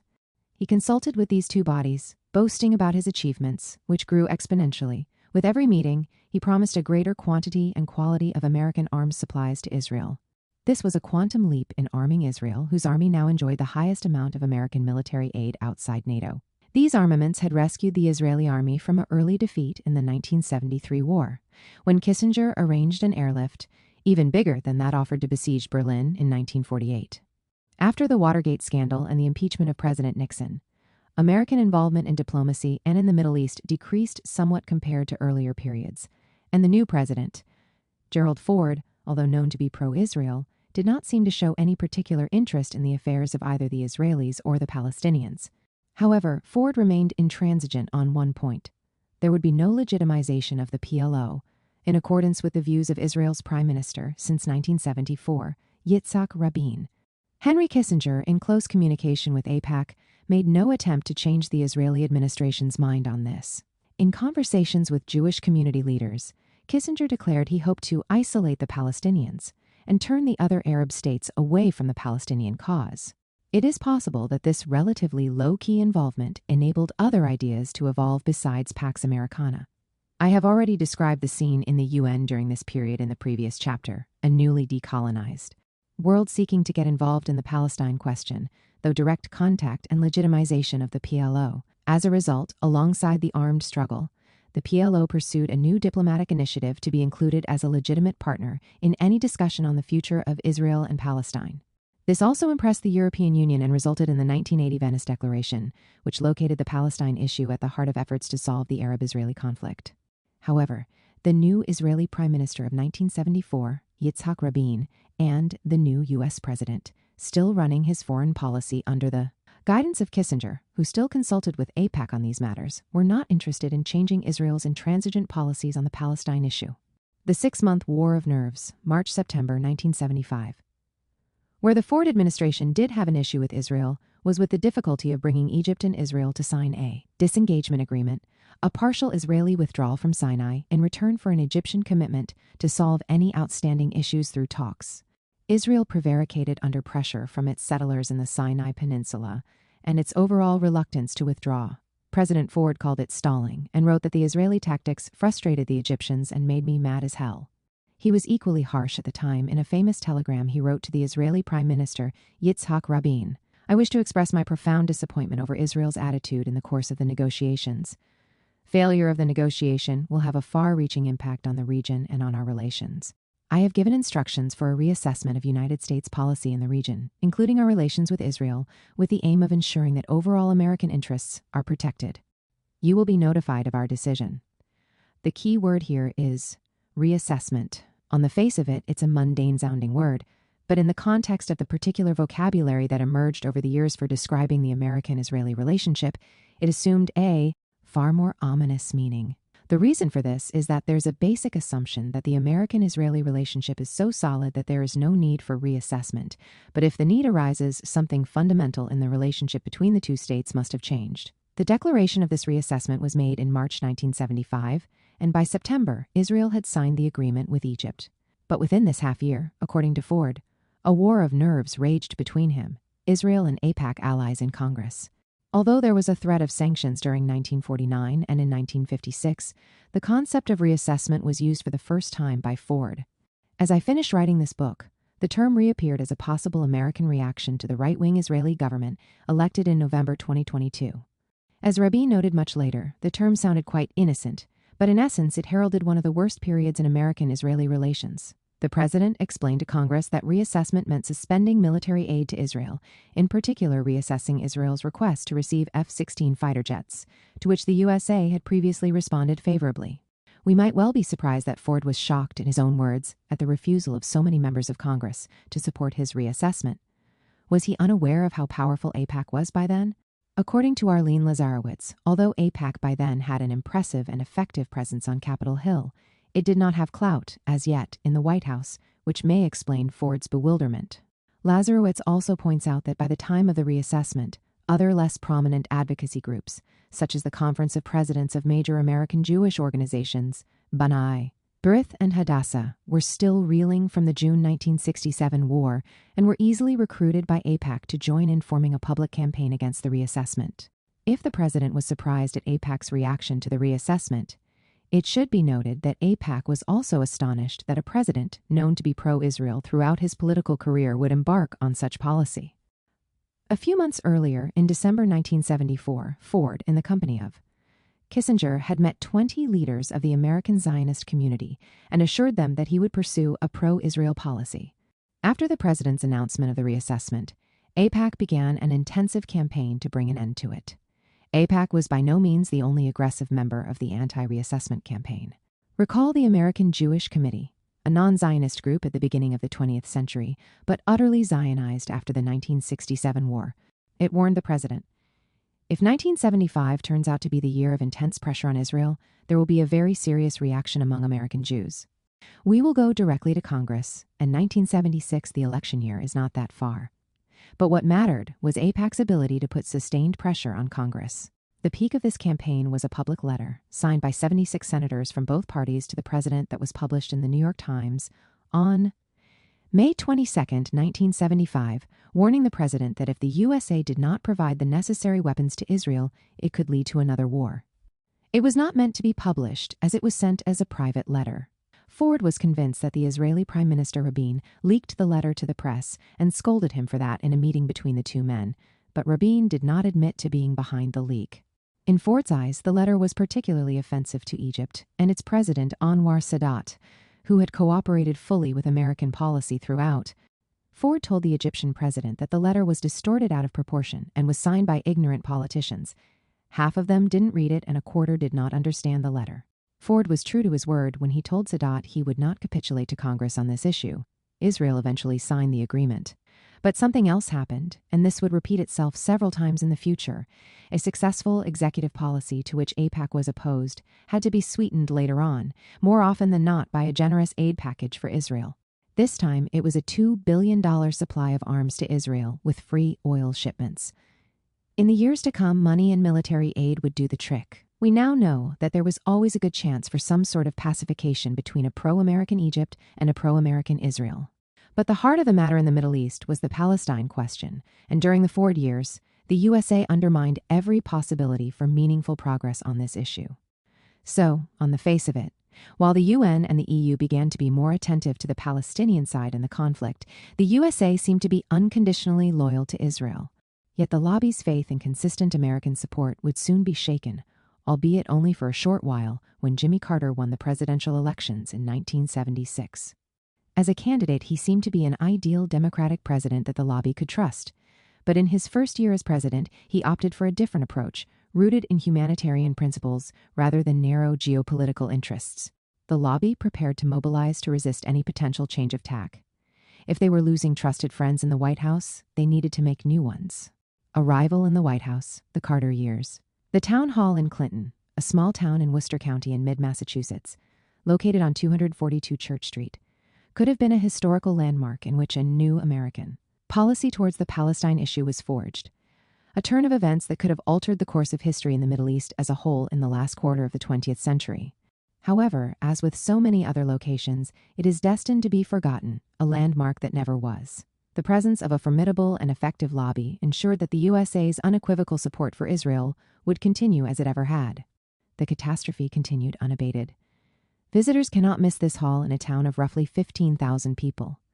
At its center rises a rectangular tower, dividing the relatively small building into two parts. The tower soars into the sky, looking down on a red tile roof. At the top, there's an open section surrounded by thin white pillars. It was built in 1909, replacing Clinton's old town hall, which had burned down 2 years earlier. But rather than becoming a landmark in Palestine's history, its claim to fame remained its role in America's industrial upsurge that began in the mid-19th century and ended with the 1929 Depression. In 1828, the Bigelow brothers, Erastus and Horatio, started an industrial revolution that altered this rural community and introduced it, and the county around it, to the modern world. Erastus, a mechanical genius, invented a power loom for manufacturing coach laces, counterpane cloths, and gingham plaids. Horatio was a marketing entrepreneur, and the brothers captured a firm hold on the textile industry, not only in Clinton but also all over Worcester County and other parts of Massachusetts. Perhaps because of this illustrious history, many presidents have honored this town with a visit. Carter's arrival on March 16, 1977, was the 8th visit by a sitting American president to the greater Worcester area. George Washington and John Quincy Adams were here in the early years of the new republic, while Theodore Roosevelt and William Howard Taft arrived as the 19th century edged into the 20th. In 1932, Herbert Hoover campaigned in Worcester for a second term, and FDR visited 4 times from 1934 to 1944. Lyndon B. Johnson gave the 1964 commencement address at the College of the Holy Cross in Worcester. After Carter, Bill Clinton came twice, once to honor the 6 firefighters killed in the deadly Worcester Cold Storage and Warehouse Company fire in December 1999. In 2014, President Barack Obama gave the commencement address at Worcester Technical High School. 40 years ago, as the Evening Gazette reported, Carter's goal was to stay close to the people in an ordinary town. Instead, he told the gathered crowds he had discovered that the town of Clinton was extraordinary. The Jimmy Carter we know today is an elder statesman, a Nobel laureate, a man revered for his tireless devotion to peace and human rights as well as his efforts to combat homelessness. In his 90s, as this book is written, he still teaches Sunday school every week in his hometown of Plains, Georgia, and volunteers for Habitat for Humanity. He continues to be involved with the Carter Center, which he and his wife Rosalind founded in 1982 as a nonprofit, nonpartisan organization, whose goal is to resolve conflict, promote democracy, protect human rights, and prevent disease and other afflictions, according to the Carter Library website. Indeed, the former president has only taken time off to receive treatment for metastatic melanoma, with which he was diagnosed in 2015. In 1977, however, when he visited Clinton as part of a campaign to connect with the American public president, Carter was just beginning his first and only term in office. Most of the critical moments of his presidency, the Camp David Accords, the seizure of American hostages by Iranian revolutionaries, were yet to come. There were other pressing issues that year. Inflation and unemployment were high, the country was in the middle of an energy crisis, and people were having trouble paying their bills. His anticipated talk at the town hall was meant to focus on these issues. After Air Force One landed in nearby Hanscom Field, Carter made his way to the home of Edward and Catherine Thompson on Chestnut Street, where he stayed the night, delighting the local community with his obvious humility. "We didn't even know he was up until we heard the shower running about 7 a.m. An excited and grateful Catherine Thompson told the Gazette's reporter, Christine R. Dunphy. Carter delivered his speech on 16 March in Clinton Town Hall in front of a packed house, with hundreds more listening outside. Standing next to a lectern with a drawing of the pre-colonial landscape on it, together with emblem of the president, and of course next to the American flag, he outlined his future plans as the new president. Between his short talk and the questions from 18 representative residents, the president called for federal income tax and welfare reform, a reduction in the arms race with the Soviet Union, and help for Vietnam veterans looking for jobs. He talked about abortion, the Israeli situation, oil spills, and the draft, wrote the Gazette reporter Leonard J. Lazure. The Central Massachusetts audience was, Carter recalled, the first to applaud his opposition to abortion, 4 years after the passage of Roe v. Wade. He pledged to work to provide family planning services so that every child born would be wanted. As we know, what he endorsed back then in terms of family planning services was wiped out by the Supreme Court during Donald Trump's tenure. Carter's domestic reform stuck only in part, and the American economy did not take off under his presidency, although he created jobs and reduced the national deficit. He is remembered as the president who established the Department of Education and attempted to forge unsuccessfully a national energy policy. But in the end, he was not judged by his domestic policies, but rather by his foreign policy, which he hoped would focus on peace in the Middle East.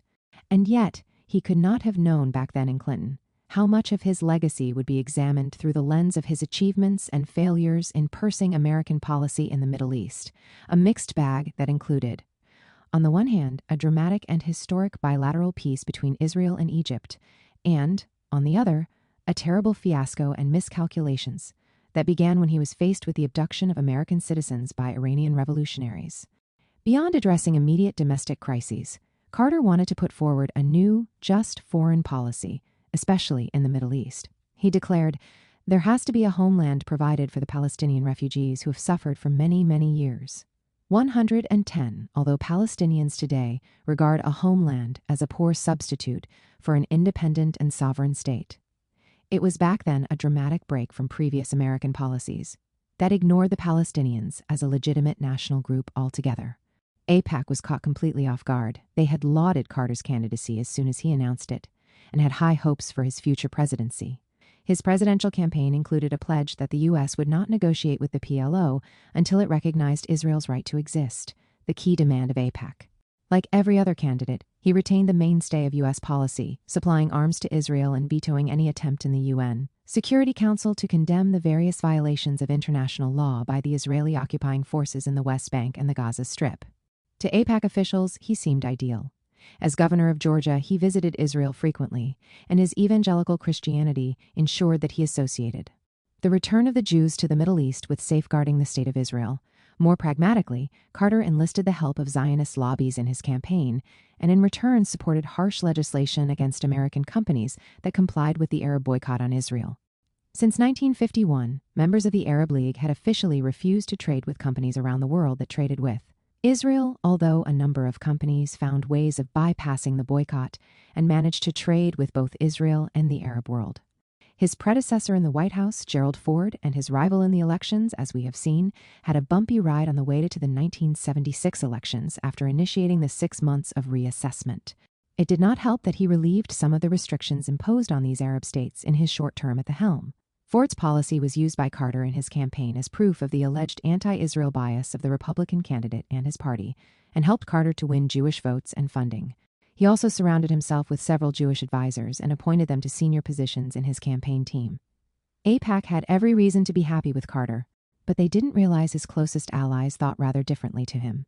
In 1975, his national security advisor, Zbigniew Brzezinski, and William B. Quandt, his advisor on Middle Eastern affairs, were working in the Brookings Institution, attempting to forge the Democrats' Middle East policy.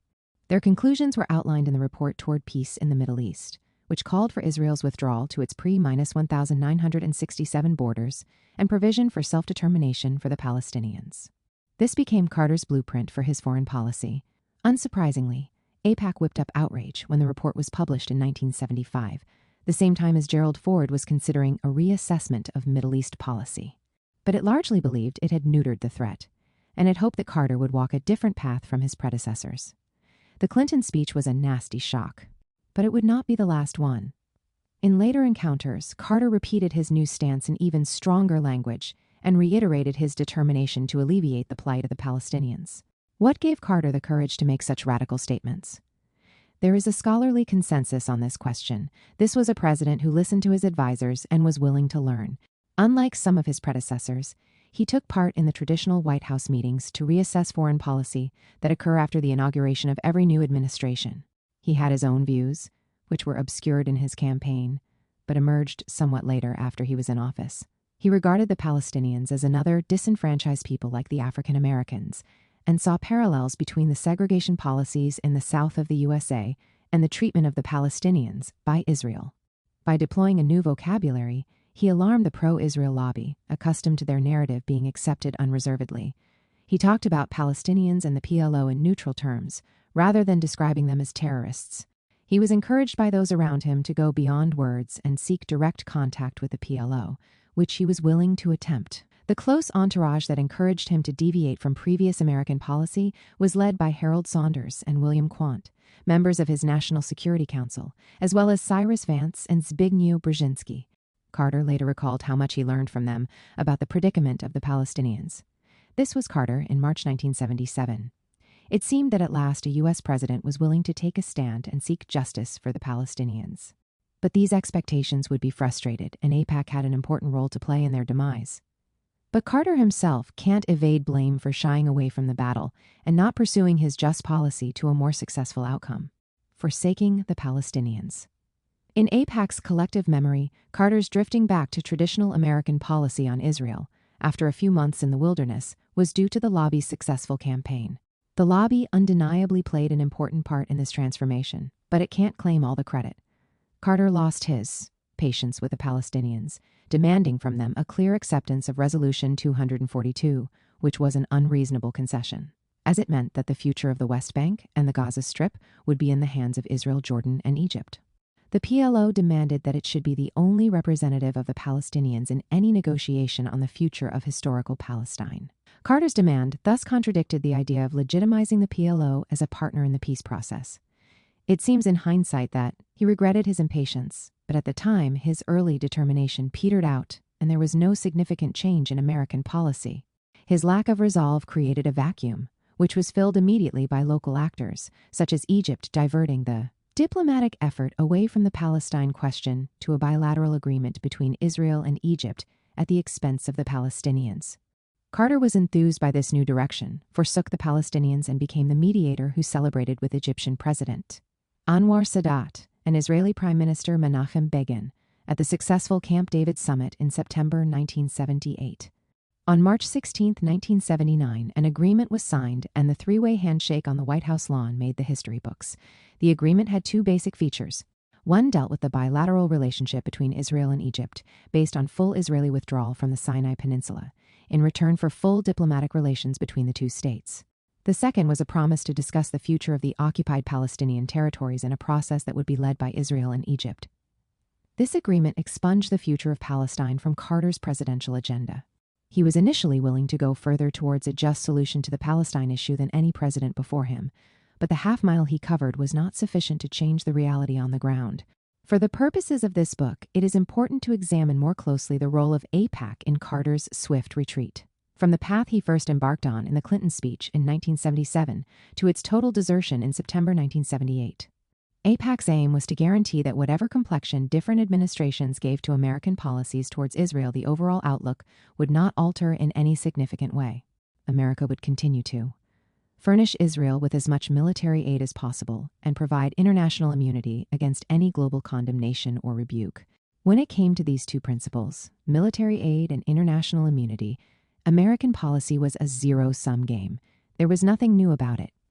From the very beginning of lobbying for Zionism until today, there remains no option for reserved, conditional support. As Congressman Paul Findley would opine some years later, one's support had to be 100%, give 90% support, and they'd allege you were an anti-Semite, as will be demonstrated a bit later when we look at his particular clash with AIPAC. On these two fronts, military aid and international immunity, the lobby had no issues with Carter. It entered a new field of activity when it decided to add a third dimension to its activity, controlling the narrative on Palestine and the Palestinians, or, in other words, fighting against any attempt to legitimize the Palestinian narrative. The day Carter pronounced the word homeland, he became the lobby's enemy. To accord the Palestinians any consideration whatsoever was completely taboo, and Carter went even further by daring to broach the issue of displaced Palestinian refugees once again. It didn't matter that he had made no political commitments. The very mention was enough to send AIPAC into overdrive. AIPAC's printers relentlessly churned out data, articles, and booklets, assisted by Israeli and pro-Israel academics. This anti-Palestinian propaganda then flooded the White House. The most important weapon in AIPAC's arsenal was a 1977 report on Middle East refugees by Joan Peters, who claimed that as Syria had 100% employment, Palestinian refugees ought to resettle there. She later became notorious as the author of the best-selling 1984 book From Time Immemorial, which made the implausible claim that most Palestinians only arrived in the land in the 1930s and, moreover, that the expulsion of Arabs in 1948 was merely a population exchange, as their numbers equaled the number of displaced Jews in Arab countries. By the time of the book's UK publication, her stock had fallen. Even pro-Israel scholars could not ignore the serious errors in her scholarship. AIPAC feted Peters's report to counteract Carter's reference to the refugees as people displaced by force. Carter's team perceived a just solution to the Palestinian refugee problem as the key for any future comprehensive settlement of the Palestine question. The new administration's effort began with organizing an ambitious conference in Geneva, involving all the parties concerned with Palestine and aiming to deal with all outstanding issues around the Palestine question, including the future of the 1948 and 1967 Palestinian refugees, numbering 5 to 6 million at the time. Israel, and by extension AIPAC and other pro-Israel lobby groups, categorically rejected this approach. They tolerated Nixon and Kissinger's step-by-step approach that led nowhere and was bound to drag on, while the occupation of the Golan Heights, the West Bank, and the Gaza Strip could be further entrenched and expanded. At this time, the Sinai Peninsula was still under Israeli control, but there was Israeli willingness after the harsh October 1973 war to recognize it as Egyptian territory that would eventually be returned to Egypt. The new approach was dangerous in the eyes of AIPAC as it could reopen old wounds, refugees' right of return, and the future of Jerusalem. The lobby headed a coalition that included the Anti-Defamation League and B'nai B'rith, intent on teaching the president the actual facts, in the words of Maurice Amate, then AIPAC's director. He even had a textbook for the president, Myths and Facts, published by Near East Report in 1976.115. The campaign against Carter reached its peak in July 1977. An ad hoc formation of pro-Israel leaders of the American Jewish community met with Carter, Vice President Walter Mondale, Cyrus Vance, and Zbigniew Brzezinski. Needless to say, no Palestinian delegation would have been able to enjoy such a privilege. If the White House were committed to balance, the best they could achieve was meeting with Arab American organizations, but they only did so in December 1977. By this time, American policy was following the lead of the Israeli and Egyptian governments, as Begin and Sadat sought to reach a settlement between their two states. The U.S. had lost interest in reigniting discussion about the fate of Palestine and the Palestinians. At this July meeting, Carter experienced firsthand the zero-sum game approach of the pro-Israel lobby. He was taken aback by their criticism.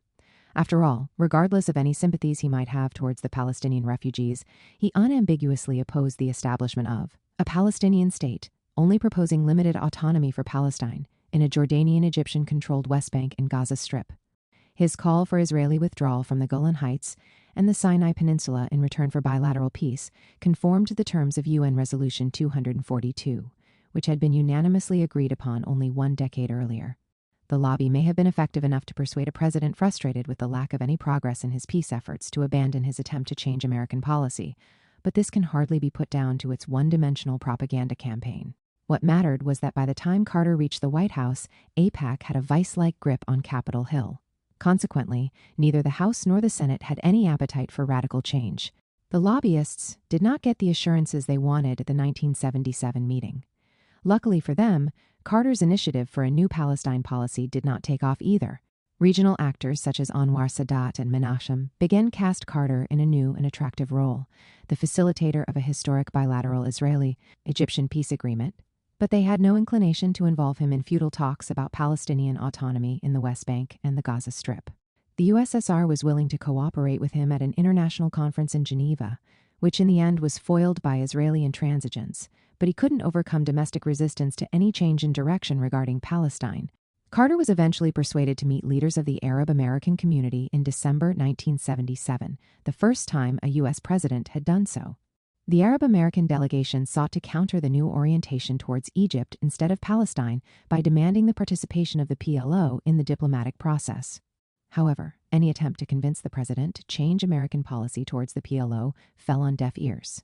As we have seen, a PLO that did not recognize Israel or accept Resolution 242 as a precondition for any American contact with it was deemed a terrorist movement that could not be included in the peace process.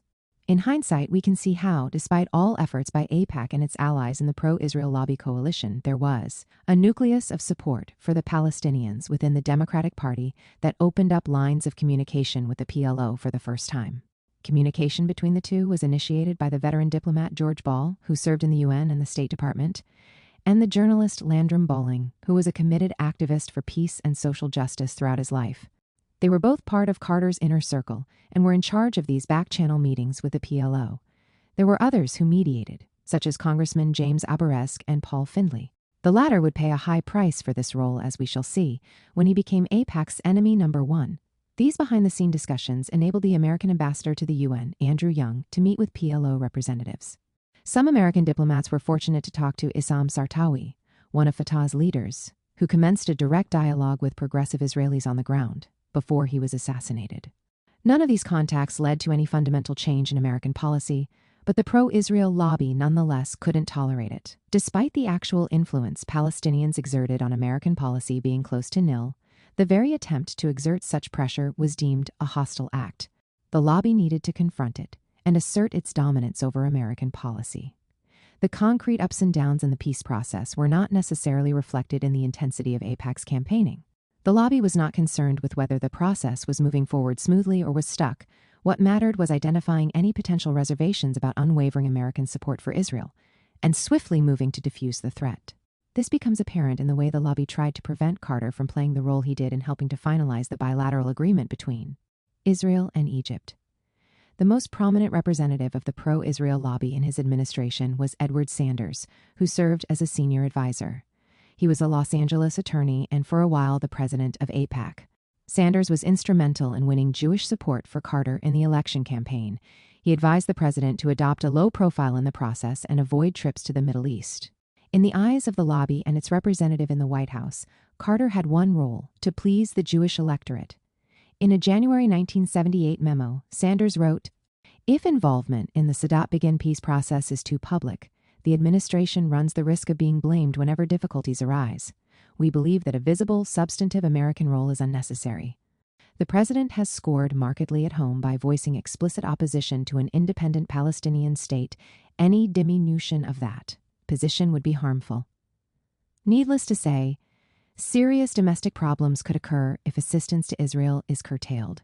But Carter did not heed the advice, visiting both Cairo and Jerusalem in March 1979. The final peace treaty would be signed on March 26, 1979 in Washington, D.C. However, even if AIPAC and its supporters in government couldn't prevent Carter mediating between Israel and Arab states, it did ensure that American policy still had support for Israel as its bedrock. As he negotiated the Israel-Egypt Treaty, Carter promised to Israel that the U.S.'s military relationship with them would take on new and strong and more meaningful dimensions. Carter may have been sincerely committed to peace in the region, however. Sincerity was not enough to overcome the pro-Israel bias long since baked into U.S. policy. Carter's mea culpa. In 2006, Jimmy Carter published his book, Palestine, Peace Not Apartheid. The book cost him dearly. He was accused by pro-Israel groups and individuals of falsifying history and of being anti-Israel. Some even went as far as condemning him as an anti-Semite. The very use of the word apartheid in the title, which today is more acceptable regarding Israel, was not common at the time and definitely was not used by former presidents. It is written as a memoir, covering his involvement in the Palestine issue since his first visit to Israel in 1973 up to the establishment of the Carter Center in Atlanta after he retired from the White House.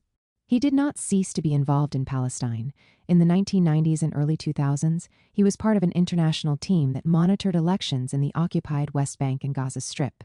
He regrets not doing enough for Palestine and attributes his failure to the power of the lobby, which ensures that Israeli policies cannot be opposed by the USA, even by the U.S. president. Israeli government decisions are rarely questioned or condemned. Voices from Jerusalem dominate in our media, and most American citizens are unaware of circumstances in the occupied territories. Nothing could have prepared him for this reality. He had never been anti-Israel. His upbringing led him to believe strongly in Israel before he became president. I was excited and optimistic about the apparent commitment of the Israelis to establish a nation that would be a homeland for the Jews, dedicated to the Judeo-Christian principles of peace and justice, and determined to live in harmony with all their neighbors. Carter is vaguer about how far he was responsible for excluding the PLO from the peace negotiations. He repeats the fact that he demanded the PLO recognize Israel and accept Resolution 242, but seems to rethink whether this was the right attitude. At that time, he finally concludes that the PLO was out of diplomatic bounds, still officially classified by the United States as a terrorist organization. The second half of the book relates to events after his term in office. For the sake of this book, it is noteworthy that Carter believes Israel had already been involved in building an apartheid system when he was in office, but he was not aware of this at the time. Today, the apartheid framework is extended to describe both Israel and the occupied territories. Yet despite his convictions, Carter's hands were tied with regard to actually doing anything to change the situation. Reading the book, one gets the impression that Carter faced two apartheid regimes, one in South Africa and one in Israel, and despite his great ambitions as the leader of the foremost global superpower, he was quite restrained in influencing his country's policies to challenge both these apartheid regimes. Neoconservative advocacy groups in America deemed South Africa an asset in the Cold War and restricted Carter's wish to be more proactive against the regime in Pretoria. Despite declaring the protection of human rights as the main guideline of his foreign policy, the USA continued to support other dubious regimes around the world. His hands were tied even more tightly when facing apartheid in Israel by a pro-Israel lobby that was willing to destroy anyone's political career should they dare to confront Israel in any significant way. Faced with spiraling inflation, a major energy crisis in 1979, and the humiliation of the United States after 52 Americans were held hostage for over a year by Iran, Carter lost the 1980 election by a landslide. The lobby could breathe a sigh of relief. His successor, Ronald Reagan, had no aspirations to be a peacemaker, and so the lobby's influence could grow uninhibited. But Reagan's penchant for arms deals with the Arab world soon started causing them problems. Ronald Reagan, the golden years of the lobby. You can't miss the McDermott Building, home of the eponymous legal firm at 500 North Capitol Street in Washington. A glass building with 9 floors and a new roof deck, it was built in 1922 and renovated in 2012. It stands at the east end of the city, very near Independence Avenue and, of course, Capitol Hill. This proximity was needed for the third-floor occupants in Suite 300, the AIPAC headquarters in Washington. It was not the only AIPAC building in town, but it was more or less until 2009 its hub. In their book on the lobby, Mearsheimer and Walt published several recollections of politicians invited there as part of what was called briefing, but was more of a grilling of prospective candidates who were offered AIPAC's financial and political help in their campaign during the Reagan era in the White House. The lobby also had offices in other high-rises nearby on several blocks, forming a mini-empire, most of which could not be easily identified as AIPAC's bases. If you were perceptive enough, or interested enough as I was in the 1980s, you would realize you had entered the AIPAC zone by detecting a tightly guarded building with uniformed officers and remote-controlled entrance doors. The remaining staff members were located in 7 geographical regions around the United States plus an office in Jerusalem. A gigantic fist, do it our way or you will pay the price. This was the power of the pro-Israel lobby during the Reagan years, according to AIPAC's vice president. And yet it soon found a policy it couldn't bulldoze, although it made a formidable attempt to direct its fist against it.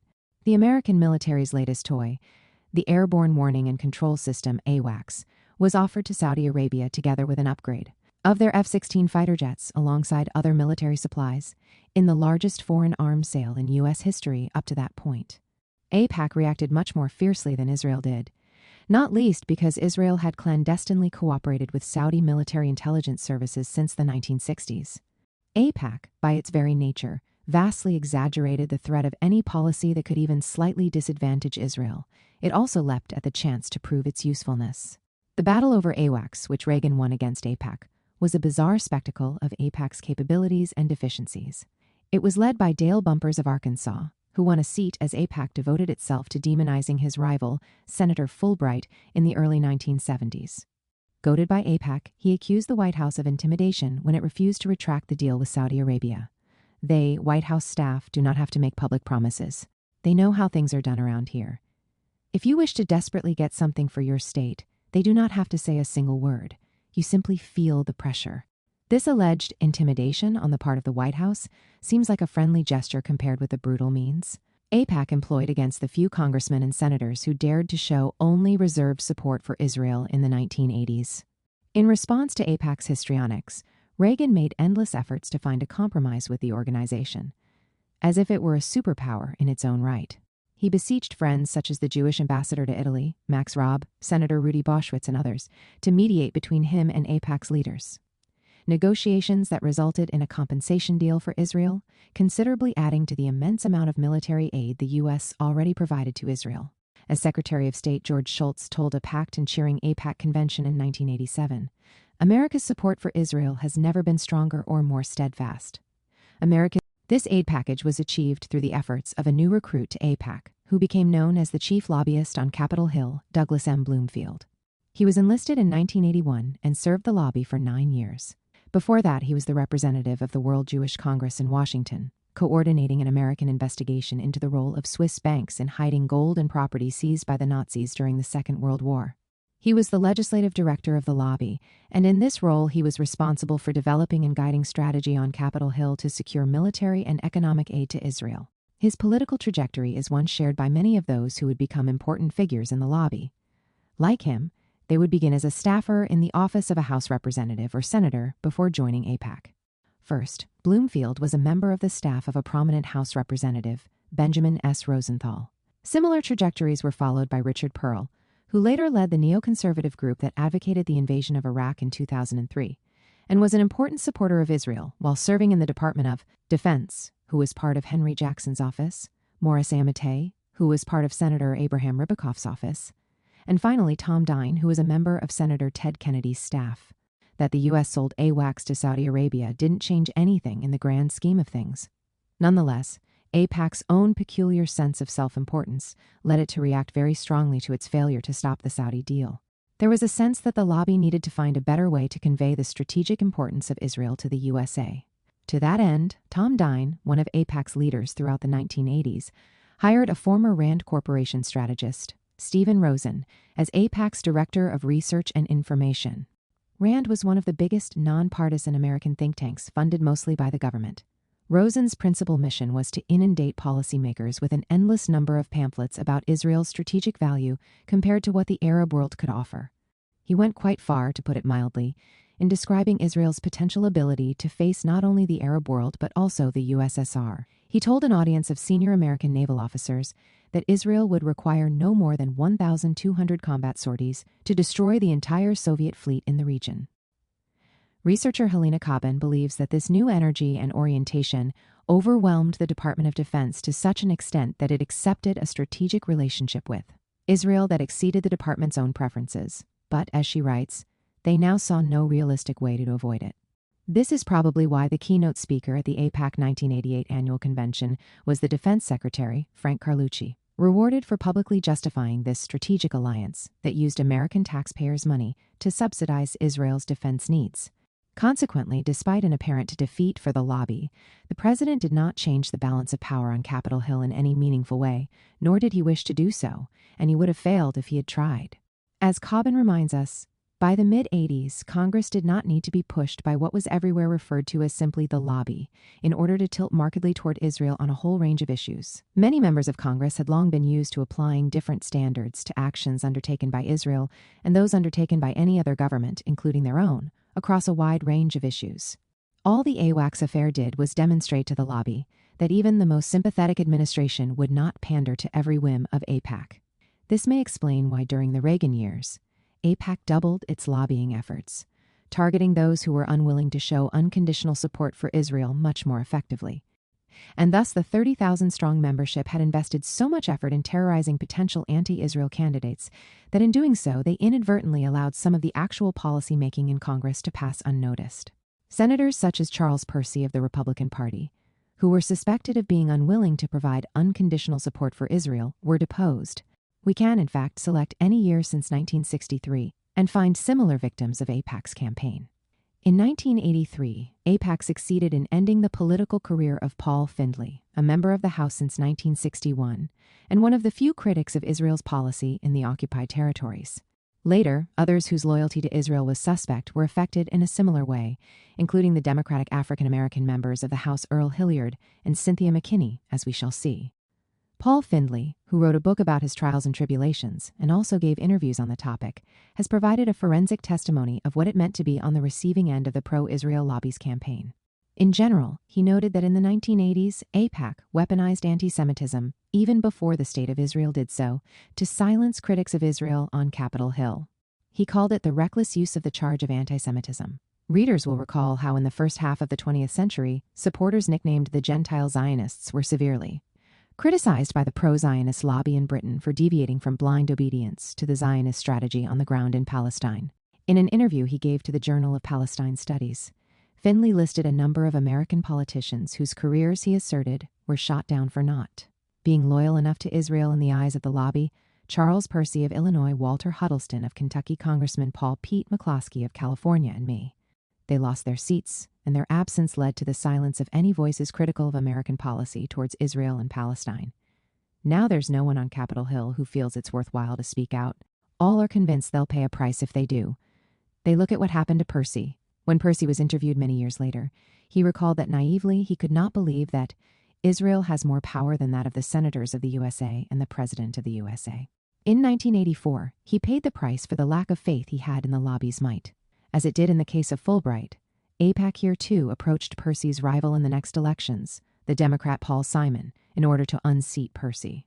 As Tom Dine recounted, "We told him, 'Simon, run. We can help you. The committee will help you.'" Simon corroborated this in his autobiography. Dine thought the ability to persuade someone to run as a rival candidate became a new AIPAC strategy in the 1980s, although, as noted, it had a precedent in Fulbright's case. From that moment, Dine proudly declared, AIPAC was feared. Jonathan Weissman of the Washington Post referred to these tactics back then in the 1980s as a hunting season in which AIPAC was taking people out, including Jewish members of Congress. Findley believed that AIPAC's methodology was distinguished by its meticulous attention to detail. AIPAC and other groups, such as the Anti-Defamation League, published lists of enemies of Israel intended to intimidate journalists, professors, news media people, people in public life, and retired diplomats from speaking out on the Middle East. 143, he further noted that AIPAC had a network on the campuses throughout the United States and trains college students in methods to keep critics of Israel off campuses and instructs students in how to harass speakers who do come on campus. According to him, this effectively silenced Israel's critics in the USA.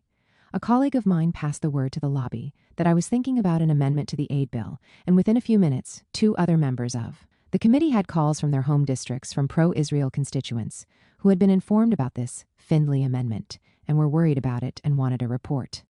The congressman came to me asking questions. It was a dramatic illustration of the effectiveness of the lobby in getting information, passing it out quickly, and getting a reaction from the precincts very rapidly. The lobby helps its friends, and it has almost instant access to members of the House and Senate. One of the lobbyists told me candidly that he can walk in and see just about any congressman he wants. No other lobbyists that I know of can do that. Most lobbyists figure they're lucky if they can get in to see 2 legislators a day. Not so with Israel's lobby, 145. AWACS was not the only bone of contention between AIPAC and President Reagan. A debate evolved around the president's Middle East peace plan, introduced in his first year in office. The peace plan was devised by George Shultz, the Secretary of State, and was condemned by Menachem Begin, the Israeli Prime Minister. The Reagan plan was relatively mild by today's standards. It opposed Palestinian statehood in the West Bank and the Gaza Strip, and at the same time rejected Israel's annexation of these territories, proposing instead a fully autonomous, self-governing Palestinian authority linked to Jordan. Israel's refusal to play along did not undermine its strong strategic alliance with the USA. The Reagan years were also a period of dramatically increased strategic cooperation between the 2 countries. The Lebanon War, 1982. If the Israeli invasion of Lebanon in June 1982 was a seminal event in the history of Israel-Palestine and the Middle East, and one that had some impact on British policy towards Israel-Palestine, it did not have any lasting effect on American policy. A year before the invasion, America was involved in attempts to prevent further deterioration on the Israeli-Lebanese border, an area of friction since the PLO moved to southern Lebanon in 1970 after being expelled from Jordan. The president entrusted the mission to a veteran career diplomat, Philip Habib. He failed to preempt the invasion and became the facilitator of the arrangements in Beirut after the end of hostilities during the summer of 1982. Quite extraordinarily, his role in expelling the PLO further to Beirut and allowing the Israelis to stay on Lebanese soil for a long time won him the Presidential Medal of Freedom, the highest official honor given to an American citizen by the president. It was not the first or last time those who failed to bring peace and justice to historical Palestine were rewarded with prizes. At first, the U.S. interest in this particular crisis was military. Israel shared Soviet weapons captured in Lebanon with Washington, along with lessons learned in confronting Soviet-built Syrian planes and air defense systems. American policy during the crisis pleased AIPAC. A week after the Israeli invasion of Lebanon, on June 14, 1982, Morton Silberman, the president of AIPAC, wrote to President Reagan, "We are also proud of the stand you and your administration took during the Lebanon crisis. It was clear that your administration, unbending to foreign pressure and true to your commitment to combat terrorism, permitted Israel to effectively carry out its operations. As a result, a major source of international terrorism has been dealt a severe blow, and American interests have been enhanced. All American friends of Israel express deep appreciation for your support of our ally, Israel." The hope was that the president would continue this support after Israel's invasion of Lebanon commenced. As noted in the previous chapter, the pretext for the invasion was an attempt to assassinate the Israeli ambassador in London, Shlomo Argov. Nothing connected the incident to the PLO, but it sufficed for the Israeli Minister of Defense, Ariel Sharon, to launch the attack. He broke a ceasefire Israel had with the PLO and misled his leader and mentor, Menachem Begin, into thinking that he was aiming for a short-term and limited invasion, while he was actually planning to take over as much of Lebanon as possible and install a pro-Israel puppet Maronite president, one who would be forced to sign a peace treaty with Israel and secure its northern border.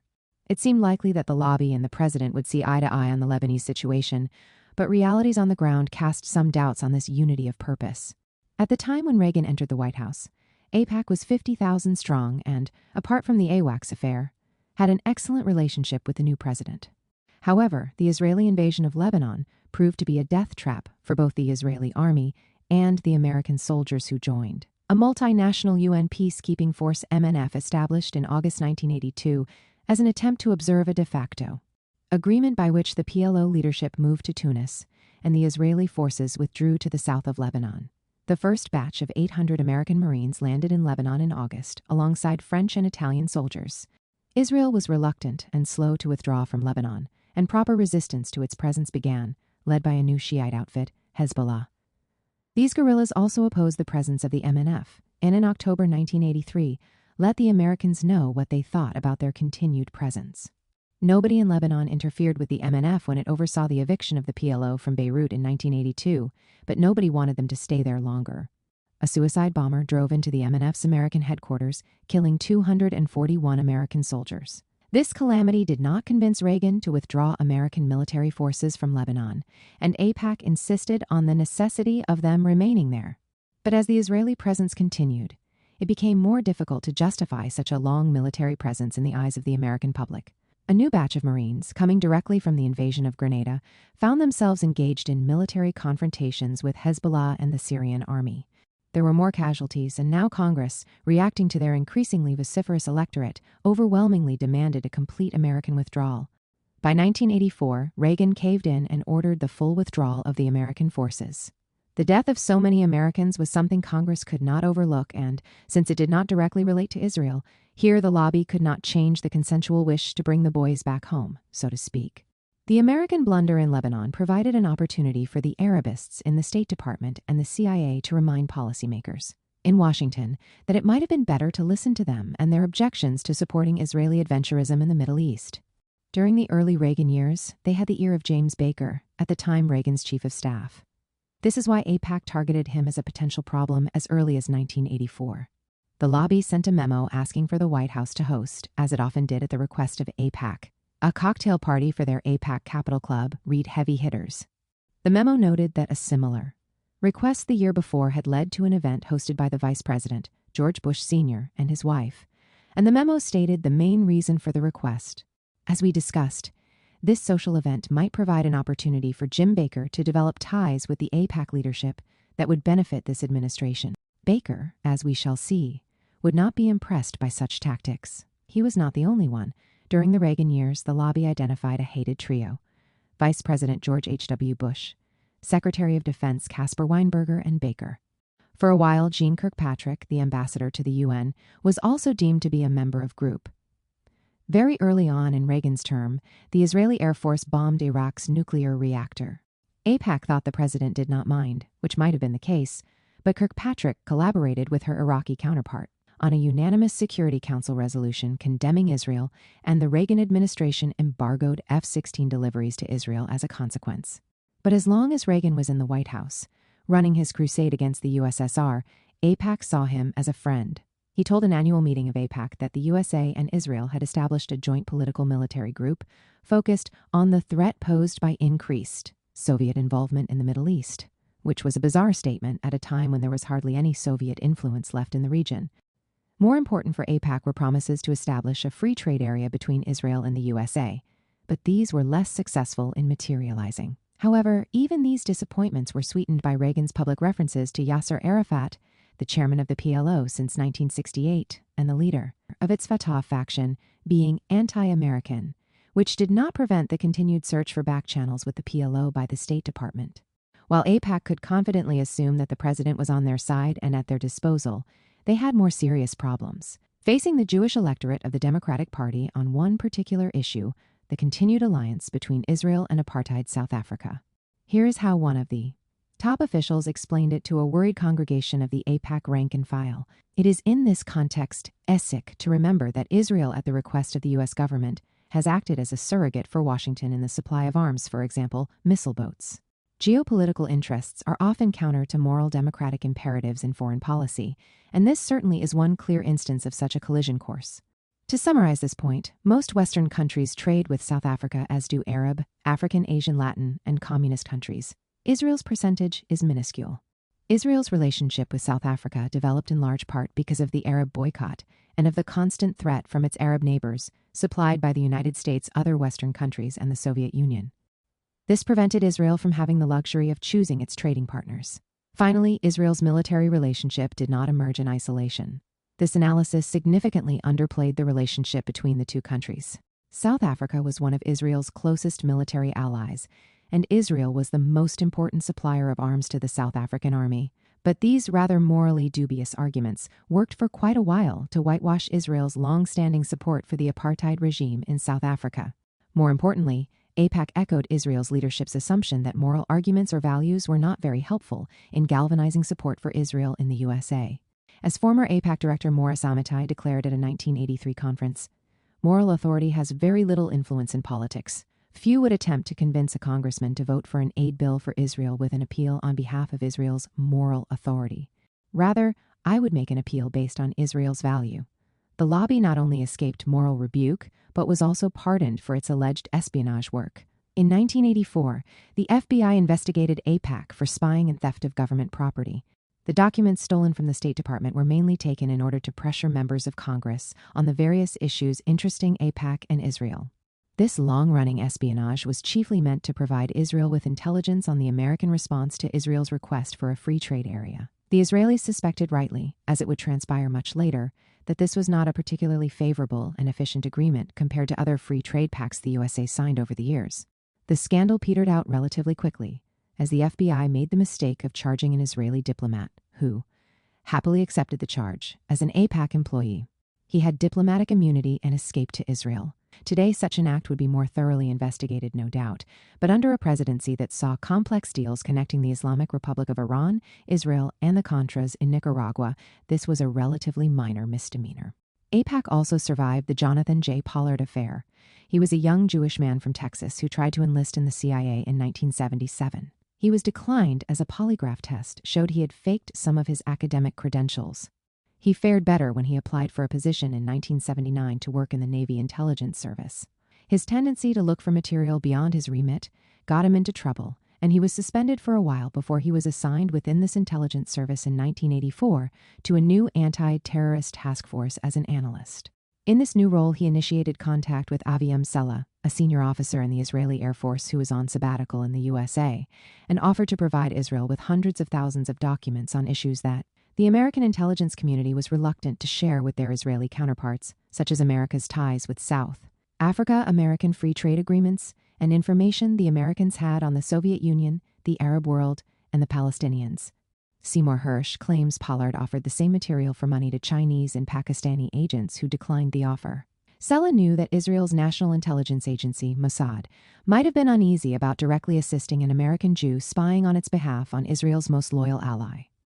Therefore, Sella handed over the material to a relatively new secret agency called LATAM, an acronym in Hebrew for the Branch for Special Assignments, run by Raphael Eitan.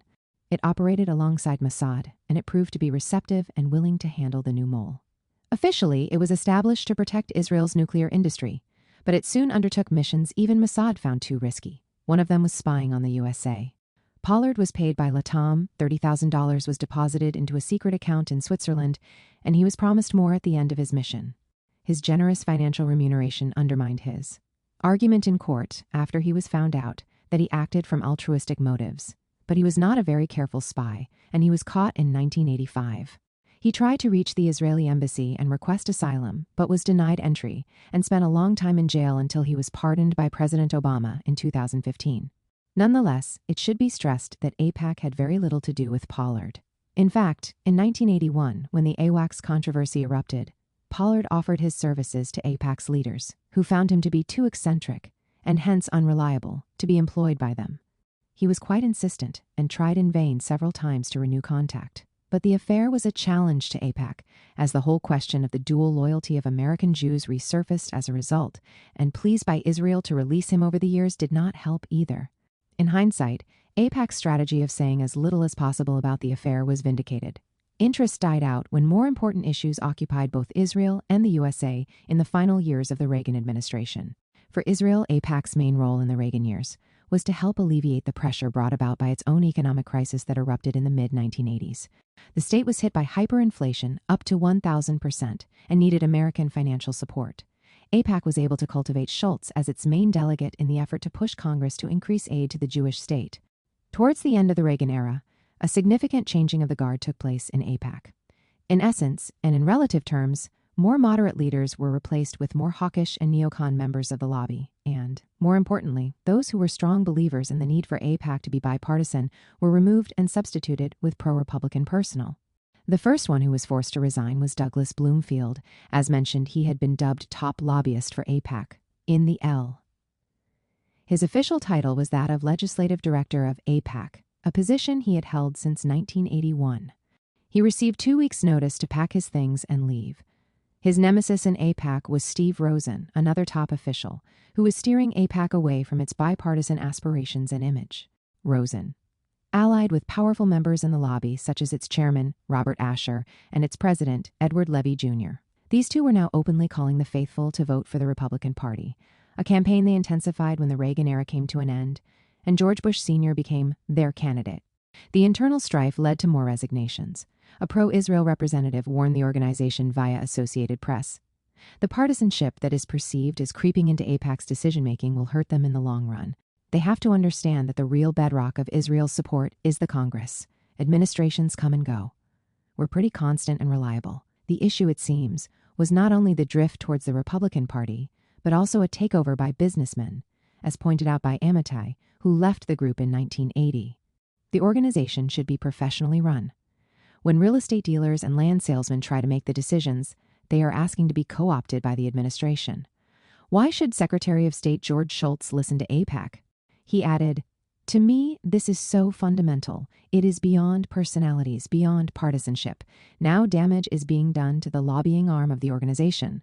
AIPAC and the American Pole Rapprochement, 1988 to 1989. The American relationship with the Palestinians in general, and with the PLO in particular, moved along two separate tracks in the 1980s. The administration had maintained backdoor contact with the PLO ever since 1981, which culminated in the American recognition of the PLO at the end of 1988. At the same time, Congress, under strong pressure from AIPAC, embarked on a series of legislative measures meant to prevent any rapprochement between the USA and the PLO. It should be obvious that the official recognition marked another failure of the powerful lobby. Alas for the Palestinians, this failure did not change their reality. By the end of that decade, and for many decades to come, they continued to live under a ruthless occupation and oppression, whether they dwelled in the West Bank or the Gaza Strip, or lived in refugee and exile communities where they were second-class citizens. But it is also an intriguing chapter that exposes the power of the lobby and its limitations. Both these tracks have to be understood against the background of two momentous events that occurred within that decade: the Israeli invasion of Lebanon in 1982 and the outbreak of the First Intifada in 1987. These events caused a shift in some sections of American civil society, including among progressive Jews, a new undercurrent that would also influence both the orientation of the lobby and its ability to influence American policy. But it seems that both the administration and AIPAC did not notice this undercurrent before 1987. Their opposing politics were motivated by different factors. AIPAC became closer in that year, both to the Republican Party and to the right-wing parties in Israel, and acted more in accordance with this more extreme Zionist worldview, which had never put much faith in any kind of reconciliation with the Arab world or with the Palestinians. As for the administration, we should recognize that until 1987, it was the PLO that initiated the contacts, and the American response was not negative but could hardly be described as enthusiastic. The PLO chairman felt, although not everyone around him agreed, that after the expulsion from Lebanon and without a superpower to support the liberation struggle, it was time to be part of the Pax Americana. The contact with the PLO that began in 1981 was conducted through a mediator named John Edwin Mraz, an expert on the Middle East who worked for a New York-based foundation. It was overseen by Alexander Haig, the Secretary of State at the time, who entrusted the Assistant Secretary of State, Nicholas Veliotes, with representing the administration in these negotiations. When George Shultz replaced Haig, he continued the effort throughout 1982 up to the Israeli invasion of Lebanon and the expulsion of the PLO to Tunis in June of that year. Mraz met Yasser Arafat and his two deputies, Abu Jihad and Abu Yad, and all three conveyed the message that the PLO was willing to declare the end of the armed struggle in return for American recognition of the PLO. The talks continued uninterrupted until 1984. There was a certain lull in the discussions in the next few years. It should be remembered that officially Congress had already banned any contact with the PLO in 1975, so all the conversations were informal. Until that time, Congress moved in the opposite direction, under the guidance of AIPAC. It seems that around 1985, the lobby wanted, or was directed by Israel, to nip in the bud any possibility of a new American policy towards the PLO. In 1985, it prodded Congress to codify a policy prohibiting negotiations with the PLO, and a few days after the outbreak of the First Intifada, AIPAC succeeded in pushing forward an anti-terrorism act that defined the PLO as a terrorist organization. Its official publications, the most important of which were its annual policy reports, still commended the president for his refusal to recognize the PLO or to negotiate with it, and urged him to look for an alternative Palestinian leadership. With that, AIPAC showed it was either unaware of how far the administration was leaning the other way, or decided to ignore the shift. But it was not only countering the administration's policy, it also did not align with the way the First Intifada was received in American civil society. Public opinion in the USA for the first time began to shift dramatically towards supporting the Palestinians and questioning the past depiction of the Palestinian liberation struggle as terrorism. Within 1 year, hesitant American PLO negotiations ended with an official American recognition of the PLO. This accelerated process is well described by Mohammed Rabi, who at the time headed an independent educational NGO in Washington. Rabi was part of a team at the Brookings Institute, headed by William Quandt, that in July 1988 had already prepared a detailed document that urged the American administration to officially recognize the PLO. At the very same time, a similar plea came from the Swedish Foreign Ministry, which also intensified its contacts with the administration and with progressive Jewish voices in America with a similar aim, and offered to mediate between the PLO and the USA. After the November 1988 elections, both the President, Ronald Reagan, and the President-elect, George Bush Sr., endorsed more warmly the Swedish offer to mediate between the Secretary of State, George Shultz, and Yasser Arafat, also using the historic Declaration of Independence by the Palestinian National Council, the PLO's parliament, on November 15, 1988, as a landmark that justified an American U-turn. In the declaration, the PLO's legislative body accepted the two-state solution as the basis for continued negotiations. While the meeting of the legislative body was taking place, American officials in Algeria took over negotiations with the PLO from the Swedes, and the road to official American recognition was open. The end result was that less than a month later, on December 14, 1988, President Reagan issued the following statement. The Palestine Liberation Organization today issued a statement in which it accepted United Nations Security Council resolutions 242 and 338 recognized Israel's right to exist and renounced terrorism. These have long been our conditions for a substantive dialogue. They have been met. Therefore, I have authorized the State Department to enter into a substantive dialogue with PLO representatives. The Palestine Liberation Organization must live up to its statements. In particular, it must demonstrate that its renunciation of terrorism is pervasive and permanent. The initiation of a dialogue between the United States and PLO representatives is an important step in the peace process, the more so because it represents the serious evolution of Palestinian thinking towards realistic and pragmatic positions on the key issues. But the objective of the United States remains, as always, a comprehensive peace in the Middle East. In that light, we view this development as one more step toward the beginning of direct negotiations between the parties, which alone can lead to such a peace. What caused the American change of heart? First of all, the American negotiators extracted from the PLO chairman agreement to the conditions that had been insisted upon ever since the days of Jimmy Carter. The PLO accepted resolutions 242 and 338 and more or less renounced terrorism, while very few among the Palestinians accepted that their armed liberation struggle was terrorism. It was not predicated on the recognition of Israel, quite cleverly, as no Palestinian leader would have been able then, or even later, to become a Zionist. One of AIPAC's former leaders, Douglas Bloomfield, asserted that this recognition occurred partly out of frustration with the government of Yitzhak Shamir and partly as a favor to the incoming Bush administration. Israel's 1984 to 1988 unity government of Likud and the Marak, meaning the alignment, a joint bloc comprising the Israeli Labor Party and the left Zionist party Mapam, was replaced by a right-wing government that showed no inclination whatsoever to be part of a peace process. Both Schultz and James Baker were outraged by its intransigence and its aggressive support for the expanded Judaization of the West Bank. Cheryl Rubenberg offered a different explanation for the new policy in 1989. She claimed that the American recognition of the PLO was not done in good faith.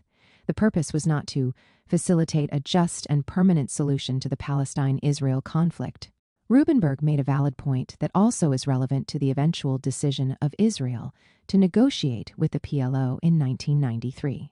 Both the Americans and the Israelis hoped that negotiations with the PLO would bring an end to the uprising in the occupied territories that had erupted in December 1987 and was not initiated by the PLO. The hope was that by promising the PLO a role in running some aspects of Palestinian life, the chairman of the PLO would at least tame his movement's desire for national self-determination. Moreover, the gesture of recognizing the PLO was meant to improve America's image in the Arab world and depict Washington as an even-handed mediator. Whatever the real motives were, in December 1988, Israel and AIPAC faced a new reality. It took the lobby by surprise because earlier in 1988, it had still been able to galvanize Congress to take even more draconian measures against the PLO. In March 1988, Congress enacted a law that had been passed in 1987, ordering the closure of the PLO Observer Office in New York. This was the office of the Palestinian delegation that participated in the UN sessions. This time, the Arab American community did not remain passive. The Arab American advocacy groups, together with the Arab ambassadors to the UN, took the matter to the International Court of Justice in The Hague, with the support of the UN, and won the case when the court ordered the USA not to shut down a body that was affiliated with the UN. Bloomfield tells us that a top aide in the Israeli Prime Minister Yitzhak Shamir's office called the leader of AIPAC, urging Israel's friends on Capitol Hill to start a firestorm of protest against the move. The firestorm was never ignited, and the whole campaign turned into a storm in a teacup. However, anyone in AIPAC endorsing the administration's move was immediately ostracized. Many scholars have overlooked the impact the recognition of the PLO had on the democratic old guard of AIPAC's founding fathers, most of them deemed redundant by Rosen. They saw no reason to be more pious than the president on the issue of the PLO. One such person, Tom Dine, called for the creation of an independent Palestinian state alongside Israel on C-SPAN and was duly fired. He was not the only one purged at that time. Reagan, with Schultz's help, by then enjoyed such a high level of trust in the pro-Israel camp that the decision to recognize the PLO went unchallenged. What was once unacceptable had become the norm, setting the stage for ambitious but largely unsuccessful peace efforts by succeeding administrations. It was not AIPAC that doomed these efforts to failure. Israel moved to the right, and the various American initiatives continued to disregard the basic aspirations and rights of the Palestinians. And yet I think that the most formidable challenge for AIPAC was not the policy of the administration. Presidents come and go, and so do secretaries of state. But public opinion is not a pendulum that sways easily from one side to the other. It is affected by trends that have longevity beyond that. It was clear by the end of the 1980s that the progressive Jewish voice was not part of the constituency of AIPAC anymore. More Democrats found it difficult to approve of a lobby that was identified only with the right wing of Israeli politics. The most important constituency that still could be relied upon was the Christian Zionists. Before they make a grand re-entrance in the 1980s, let's rewind to the 1970s and look at the fate of the lobby in that decade. With God on their side, Jews and Christians for Israel, 1970. Ominous music was heard all over cinemas in America. Kids who skipped school to go to the movies regretted their escapades. Troy Fiddler was 9 years old when he was taken to the Fox Theater in Bakersfield, California to watch Orson Welles' The Late Great Planet Earth. This movie was scary, he remembered. Joel DeCoster had a similar recollection. The movie scared the ST out of me when I first saw it as a teenager. These children and the faithful Christians and folks who love science fiction fell silent when on the screen they could see a bunch of Arabs, which transpired very soon to be ancient Hebrews, chasing a Gandalf lookalike who surprisingly leapt effortlessly over a steep rock before reaching a dead end and facing his pursuers, who, with one blow to his head, kicked him over into the abyss. If this was not enough, these ancient Hebrews continued to stone the poor fellow. In the next scene, Orson Welles rediscovers the skull of the hunted man and declares him to be the old Hebrew prophet Jeremiah, who suffered such a brutal death because he was thought to be a false prophet. Wrongly so, Welles assures us, since his apocalyptic prophecies would be fulfilled to the letter in the 1980s. Thus begins the film, The Late Great Planet Earth, adapted from Hal Lindsey's book of the same title, which sold millions of copies in a short time and was a blockbuster hit all over the USA. Born in Texas, Lindsey was enrolled from a very early age in the religious education system in the south of the USA. The Israeli victory in the June 1967 war turned him into a preacher who combined pro-Israel stances with fundamentalist Christian fervor. He sprang to public attention with the publication of that book in 1970. He was one of the early televangelists, working at TBN. He had to leave the network in 2005, rumored to have been forced to do so as his constant support for Israel coupled with virulent Islamophobia was too much to digest, even for that network. He moved to the Angel One and Daystar networks, which were very happy to broadcast his messages. He later returned to TBN with his own show, albeit self-funded. The next scene of the film shows the prophet Jeremiah as the epitome of Hollywood's image of a modern-day poet, a slim, slightly bearded, handsome young man conversing with God. The rest of the film, like the book, narrates the establishment of Israel in 1948 as the first landmark in a new trajectory that would lead to the end times and the second coming of the Messiah, in accordance with biblical prophecy. Apart from the establishment of Israel, most of these predicted events did not transpire at all, such as Lindsey's, warning that the creation of a dreary and bureaucratic 10-nation Western European confederacy would wreak mayhem and disaster on the continent. Lindsey's anti-European integration rhetoric, though, could have made him a star on the Leave campaign bus during the UK debate on Brexit, as he framed what he called the European Confederacy as the new Antichrist. He lacked the divine insight needed to prophesy the fall of the Soviet Union. In his later book, he suggested it would endure until the end of time itself. The fact that most of his prophecies were not fulfilled did not puncture Lindsey's popularity, and he continued to play a crucial role within the Christian Zionist lobby for Israel. Year after year, solidarity with Israel was spearheaded by Christians who wanted to see the state as a battlefield for the final confrontation between the forces of good and evil. Lindsey was not content with books and a film. He organized and led frequent trips to the site where the battle was supposed to occur, Tel Megiddo, on the ruins of the Palestinian village of Lajun, which was destroyed in 1948. He would usually take with him about 200 of his flock. On his visits, he was allowed by the Israelis to enter the Megiddo prison, a notorious incarceration camp where many Palestinian political prisoners were held. The prisoners were employed by the prison as diggers. They exposed a well-preserved mosaic which had adorned the floor of what may have been, according to Lindsey and the Israeli archaeologists, the Holy Land's oldest church. Among the 60 prisoners employed, one prisoner was hailed on Israeli and American TV as a happy amateur archaeologist. The fact that he was there as a political prisoner did not seem to trouble the Christian Zionists. The film and the tours were very much the product of a new wave of Christian identification with Israel after the June 1967 war.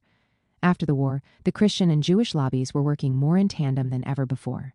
But it took some time before the Jewish lobby was willing to be associated so clearly with such fundamentalist outfits. The hidden but staunch anti-Semitic element within the millenarian dogma deterred the pro-Israel lobby at first from joining forces too visibly with the expanding network of Christian fundamentalist organizations. But it was difficult to withstand the temptation. With the election of Menachem Begin and Likud in 1977, all this changed. Menachem Begin, ironically one of the most nationalist leaders of Israel who represented more than anyone else the idea of the proud new assertive Jew, led the way to a new alliance with Christian Zionists.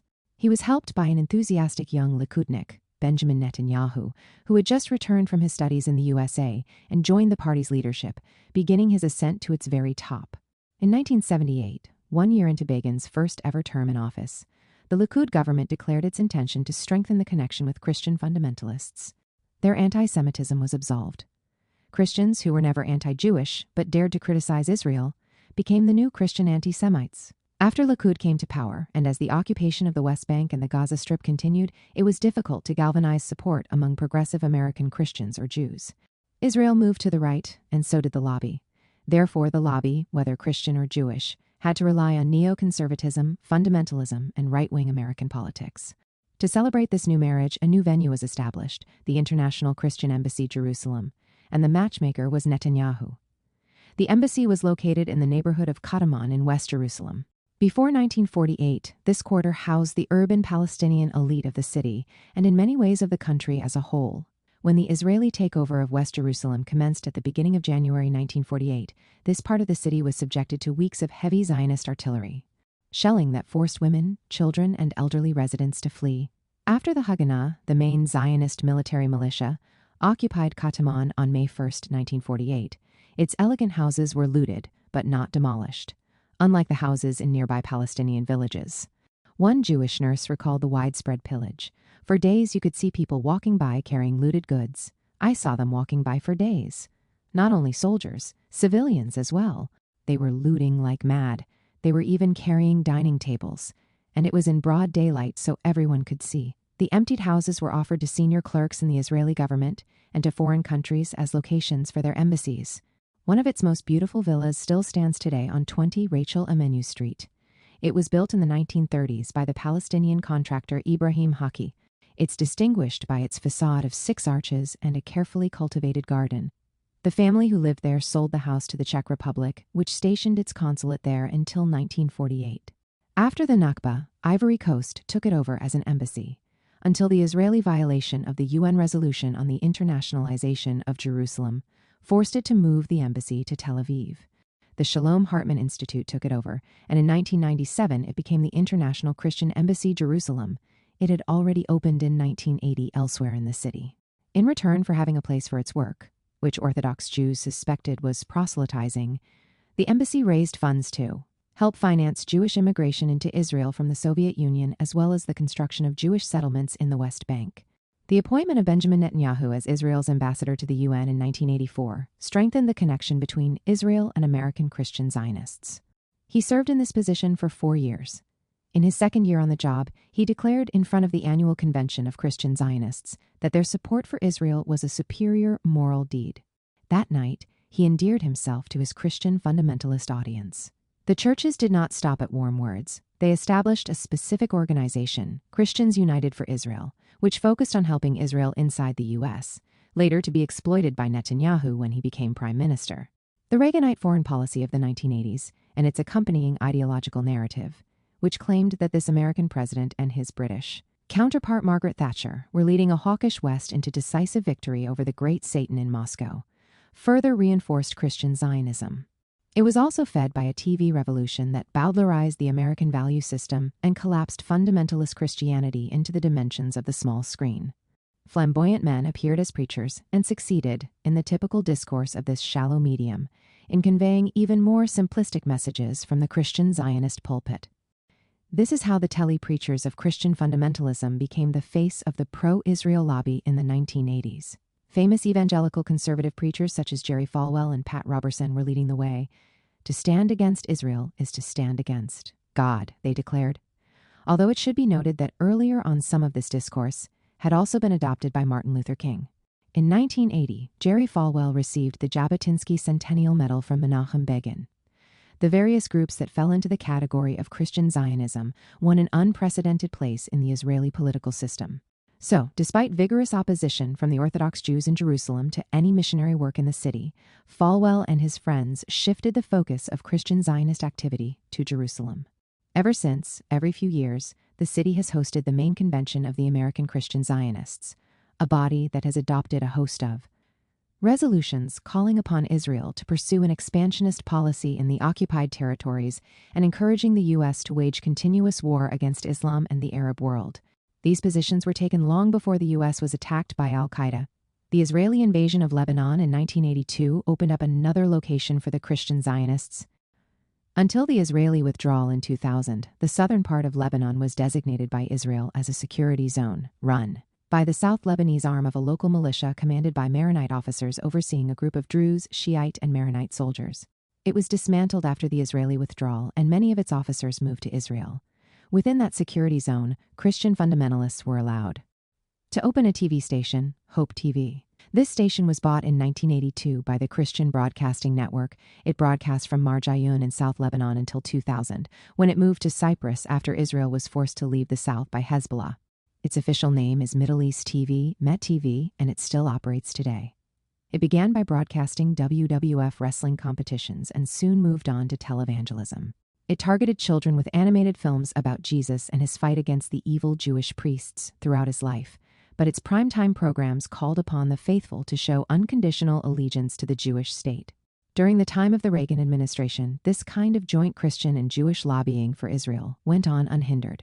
Netanyahu integrated the Christian fundamentalists into Israeli Hasbara propaganda, in this case a state PR attempt to manage views of Israel abroad. A few months before he was elected to his first prime ministerial term in 1996, the Christian university he helped to establish in Jerusalem published the following proclamation: God the Father, Almighty, chose the ancient nation and people of Israel, the descendants of Abraham, Isaac, and Jacob, to reveal his plan of redemption for the world. They remain elect of God, and without the Jewish nation, his redemptive purposes for the world will not be completed. Jesus of Nazareth is the Messiah, and has promised to return to Jerusalem, to Israel, and to the world. It is reprehensible that generations of Jewish peoples have been killed and persecuted in the name of our Lord, and we challenge the Church to repent of any sins of commission or omission against them. The modern ingathering of the Jewish people to Eretz Israel and the rebirth of the nation of Israel are in fulfillment of biblical prophecies, as written in both Old and New Testaments. Christian believers are instructed by Scripture to acknowledge the Hebraic roots of their faith and to actively assist and participate in the plan of God for the ingathering of the Jewish people and the restoration of the nation of Israel in our day. This rhetoric became somewhat watered down during the days of Reagan's successor in the White House, George Bush Sr. For a short while, the gods of petroleum, cement, and neoliberalism competed successfully with the divinities of Christian Zionists and their representatives on earth. George Bush Sr. was part of an American elite that for years sustained the connection between power and money as its launching pad for successful political careers. His family were embedded into the revolving door that existed between the upper echelons of the Republican Party and big business. Aramco and the huge construction and cement company Bechtel provided employment for George Shultz and Caspar Weinberger, who served Republican administrations. It may have been expected that these oil, cement, and armament profiteers would steer American policy away from a battle between God, Israel, and Satan, the Arab world, the Soviet Union critics of Israel, etc. In some ways, they were more critical of Israel than the Democrats, but in the end, they did not cause a shift in American policy. This military-industrial nexus had representatives in high positions in the administration, a Secretary of State here and a National Security Advisor there.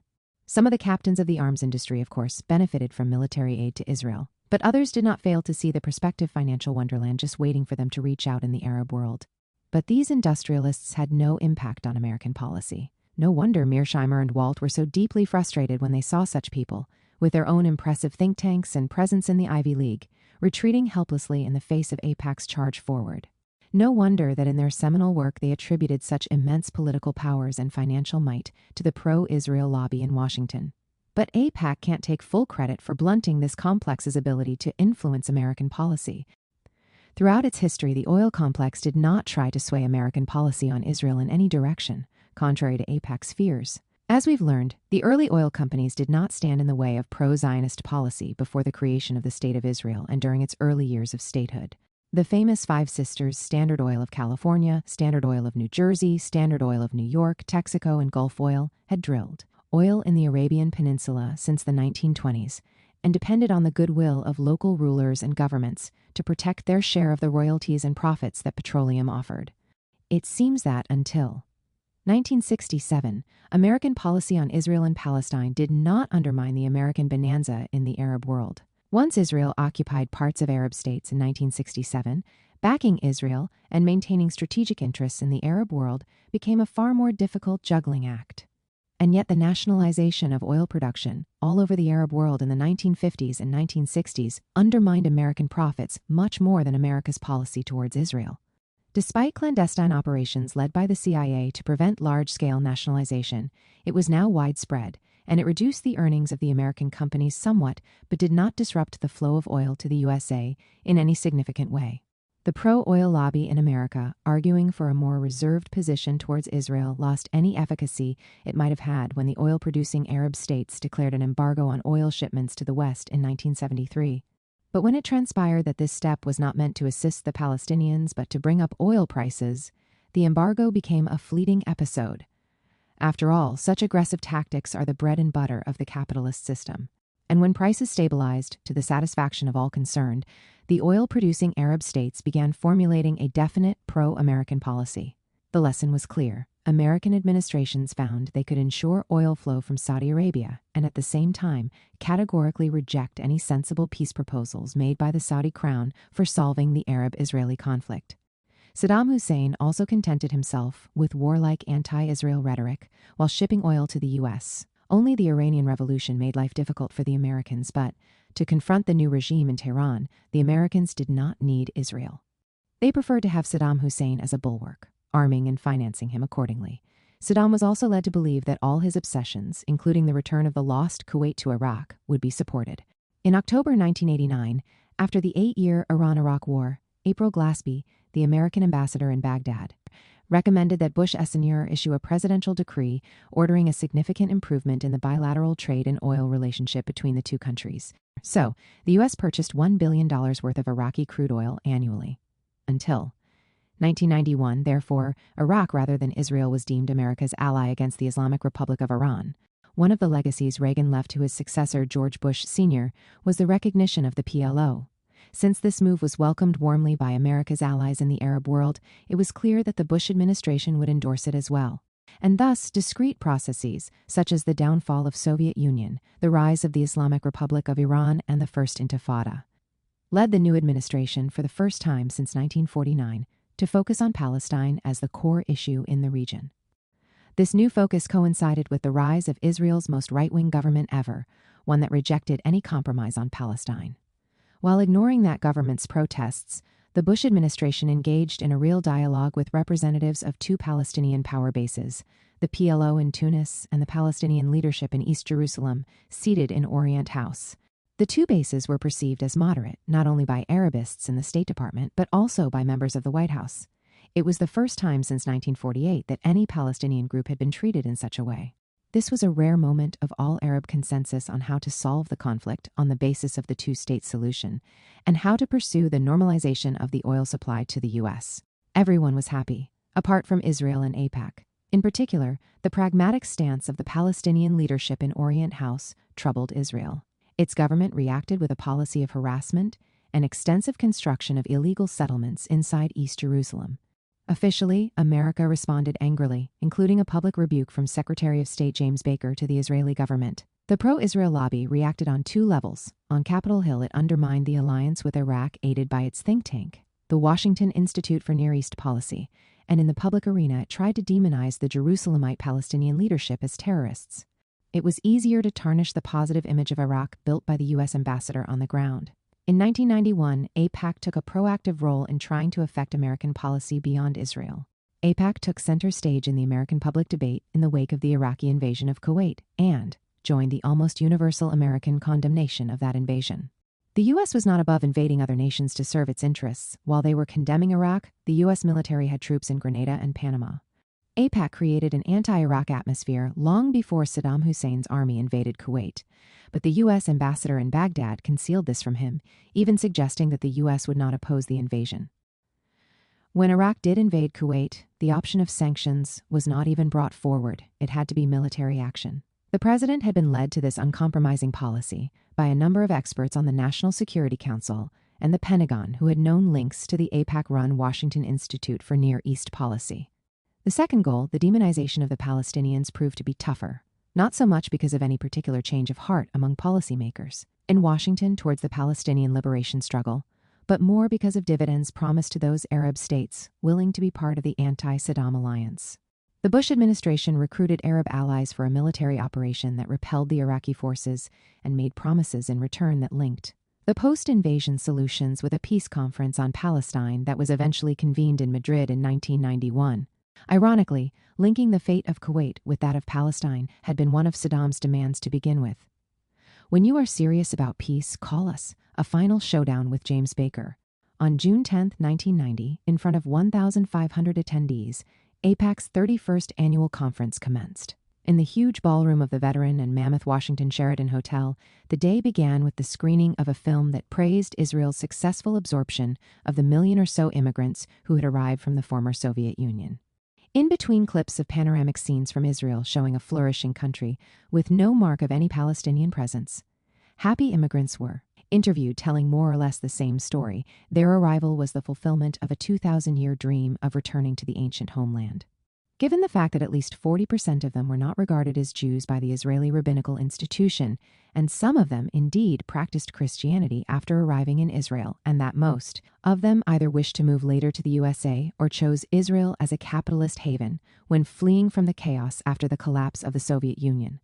This was a somewhat disingenuous message, but it was one that was hammered home by the main speakers of the day. As Tom Dine put it in his keynote speech, the film showed that this new immigration to Israel revalidated the Zionist project. Right. Before our eyes, this exodus is reaffirming the Zionist ideal and is reminding us why Israel is so precious to the Jewish people everywhere. 1 in 80. The new president of AIPAC, Mayor Bubba Mitchell, noted that it validated another crucial claim of Zionism, that Jerusalem was the capital, the Jewish people had craved for the last 3,000 years. Seeing these Jews realize their dream of next year in Jerusalem excites our imaginations on a daily basis. The last point enthused the audience. Even before the end of the film, the delegates stood up, applauded loudly, and joined in with the final score, singing Jerusalem of Gold by Naomi Shemer, a song first performed mere weeks before Israeli took over Jerusalem in the June 1967 war. There were two reasons for this particular emphasis on Russian immigrants. The first was financial. AIPAC, on behalf of Israel, had requested a $10 billion grant to help resettle these immigrants and a $400 million loan to build housing for them, money that could and did eventually also go to the Jewish settlements in the occupied territories. Secondly, this was an attempt to shift the agenda in the public mind away from talking about the new rapprochement between the administration and the Palestinians, be it the PLO in Tunis or the leadership of the Palestinians in the occupied territories. AIPAC wanted to present Israel as a continuous miracle, while depicting the Palestinians as terrorists intent on destroying the only democracy in the Middle East. These messages were supported fully by half of the Senate, who made it to the conference and were treated to a sumptuous banquet. They were also endorsed by two senior members of the executive who opposed Bush and Baker's advances towards peace with the Palestinians, Vice President Dan Quayle and Defense Secretary Dick Cheney. They all stood behind the recalcitrant Yitzhak Shamir, who refused to enter into any meaningful talks with the Palestinians, declaring that the status quo was the best Israel could hope for. Some of senators were particularly outspoken when they rose to speak during the banquet, attended by more than 2,000 people. Republican Senator Bob Packwood from Oregon encouraged the stubborn Shamir not to cave in to pressure to concede territory. "My policy would be not 1 inch." The guests ate it up, and he roused them further by shouting, "If we fight, we will win." His flair for dramatics won him a standing ovation. The governor of Virginia, Douglas Wilder, went on the attack against any gestures towards the PLO. We read the president's lips about the PLO. Now it's time for him to read the lips of the American people. No more terrorists, no more negotiations with avowed terrorists. Tom Dine concluded the conference by reminding Congress of what was expected of it on an annual basis. The single most important message for you to convey to your legislators is how vital Israel's $3 billion aid package is to U.S. interests in the region. The message of AIPAC to James Baker was clear. Do not link the promised grant to Israel with progress in the peace process. The apprehension was that Baker might do that. 1 year earlier, in his speech at AIPAC's 30th conference in 1989, he told the lobby that Israel should abandon its expansionist policies and added, Lay aside, once and for all, the unrealistic vision of a greater Israel. Forswear annexation, stop settlement activity, allow schools to reopen, reach out to the Palestinians as neighbors who deserve political rights. President Bush was quick to congratulate him on a candid and fair speech. He echoed Baker's call on the Israelis to stop the settlements. He and Baker were the first American politicians to refer to the Jewish settlements in the West Bank and the Gaza Strip as a major obstacle to peace. However, neither they nor those who followed suit went beyond verbal condemnation. Nothing practical was done to stop the Judaization of these two areas. The conference ended on June 12, 1990. The next day, Baker dropped a bombshell, giving the impression that Israel was now a belligerent state in American eyes, and that U.S. economic aid to Israel might be suspended. He appeared in front of the House Committee on Foreign Affairs and rebuked Israel for its intransigence. He told Israel that the U.S. would cease to pursue Middle East peace talks unless Israel stopped delaying proceedings. Or, as he put it bluntly, the phone number for the White House switchboard is 202-456-1414. When you're serious about this, call us. Concretely, he demanded that the Shamir government accept the American offer to commence direct talks with the Palestinians that would lead to elections in the West Bank and the Gaza Strip of a local leadership that would continue the negotiations. So far, he told the House, Israel had rejected the plan and continued to build settlements. Baker's outburst was planned, no doubt, but was uncharacteristic of someone most interviewers described as cold and emotionless.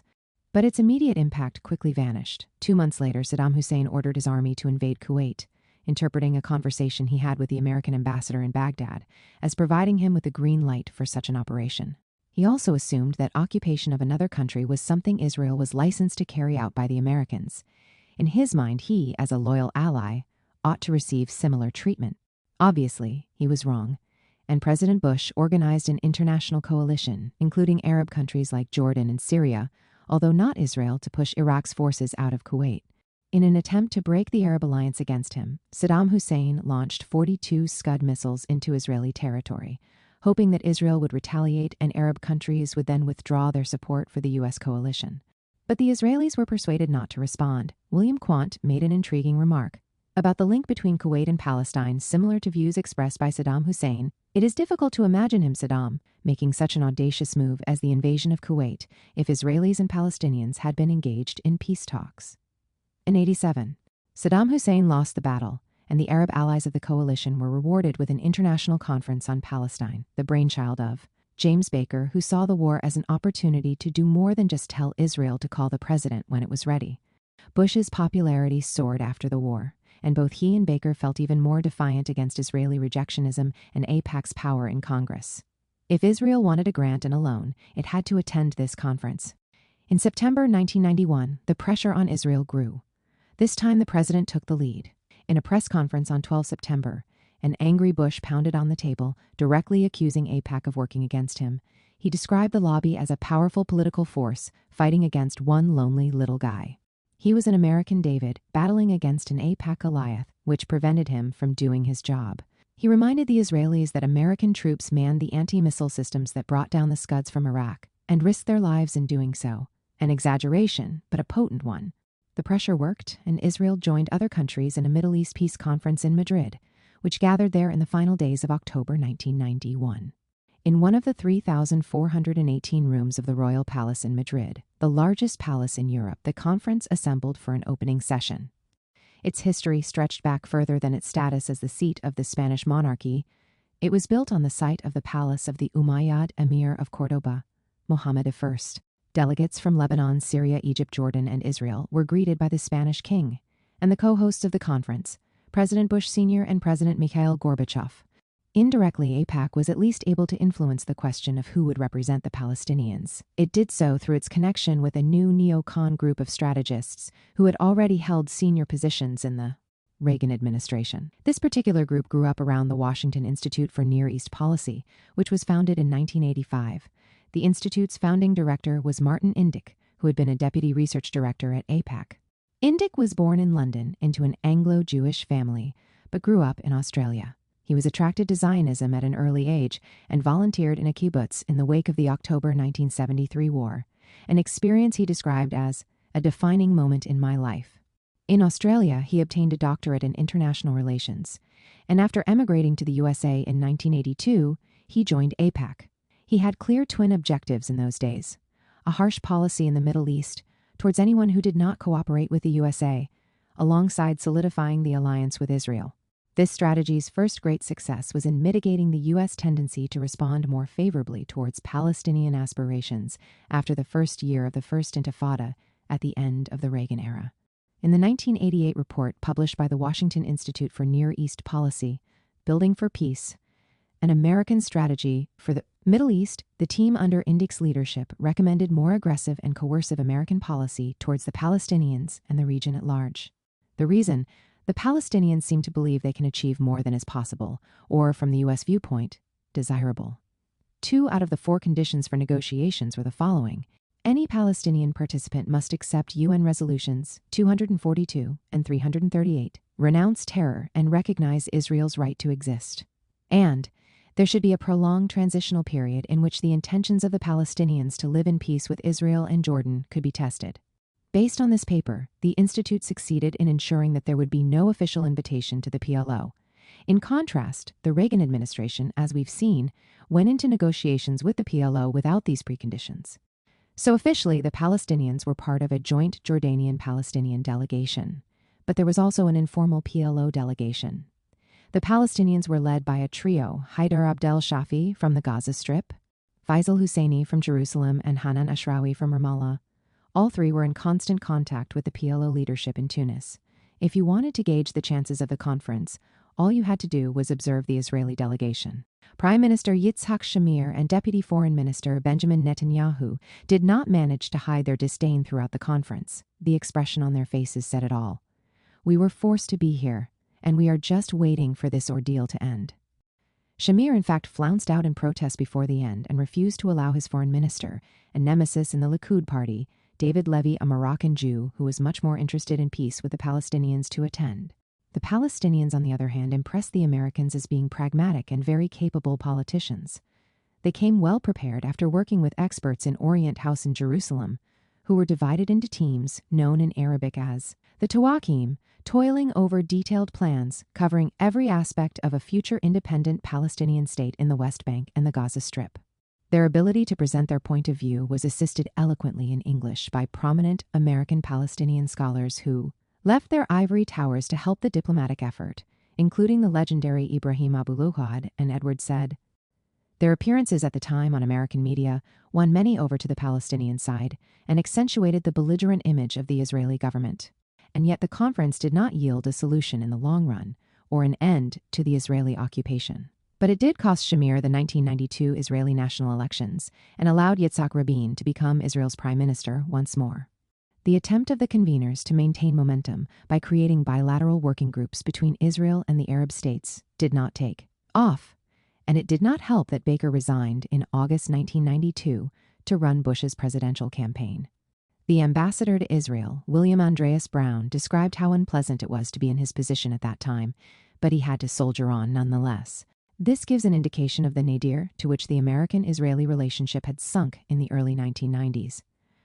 Nevertheless, and this is highly important, Israel eventually received the grant, the peace process stalled, the settlements expanded, and, as Brown put it, the worst sufferers in this whole process were Palestinians. AIPAC was vindictive, and during the election campaigns of 1992 attacked James Baker at every possible opportunity. The tabloid New York Post collaborated gladly with the ex-mayor of New York, Ed Koch, in smearing Baker. In March 1992, the Post ran a front-page headline, Baker's 4-letter insult, Esisiki of State rips Jews in meeting at White House. This was reported by Koch, who quoted Baker's dismissal of AIPAC's anger at his policies by saying, they didn't vote for us. After the word they, the Post had added in brackets, the Jews. Needless to say, this was categorically denied by Baker and the president, which did not prevent lobbyists from suggesting he might be an anti-Semite. Interestingly, Jack Kemp, a former congressman who had heard the alleged statement and told Koch about it, apologized to Baker years later and claimed that Koch had mischaracterized it. In any case, the Democrats were back in power in 1992. Both Israel and its lobby needed to face continued American scrutiny on the Palestine question. Some of the Israeli electorate embraced America's interest in the issue, but a more influential portion vehemently opposed American attempts at oiling the wheels of the peace process. AIPAC followed the lead of the latter. Liberal Zionism versus the new enemy, the Clinton years. Bill Clinton's arrival in the White House coincided with the 1993 Oslo Accords, a landmark agreement between Israel and the PLO, and Yitzhak Rabin's government's endorsement of the two-state solution. The illusion that Israel was reverting to more mainstream politics and away from right-wing Likud rule meant that, at least as far as a Democrat like Bill Clinton was concerned, Washington and Jerusalem saw eye to eye on the progress of the peace process. The only issue domestically for Clinton was AIPAC's close association with the Likud party, in opposition between 1992 and 1996. The new administration had to walk a tightrope to manage its strategic affiliation with Israel's labor government while not antagonizing the lobby at home.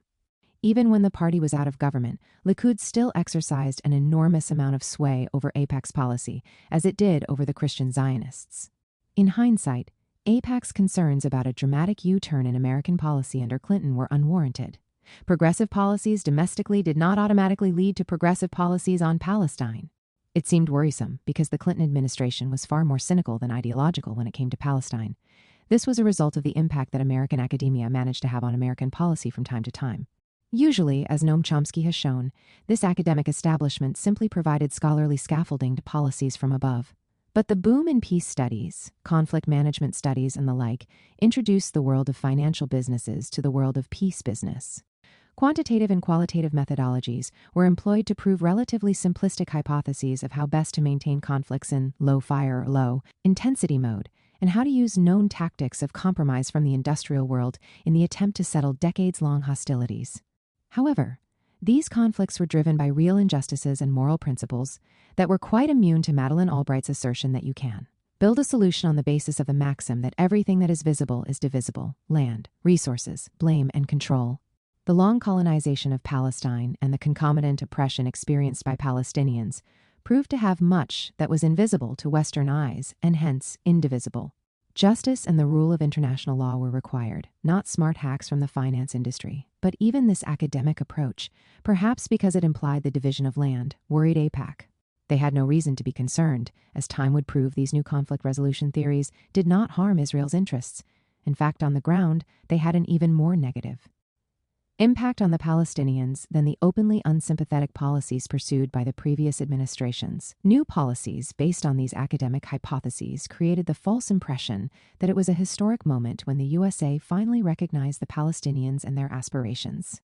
As it turned out, anyone who cultivated hopes in this direction swiftly had them dashed by actual developments in the real world. The group of academics and experts who were running the peace business in Washington through a revolving door employment policy deserve closer examination, as they reappear not only in abortive attempts to solve the so-called Arab-Israeli conflict, but also other conflicts in which America ended up intervening.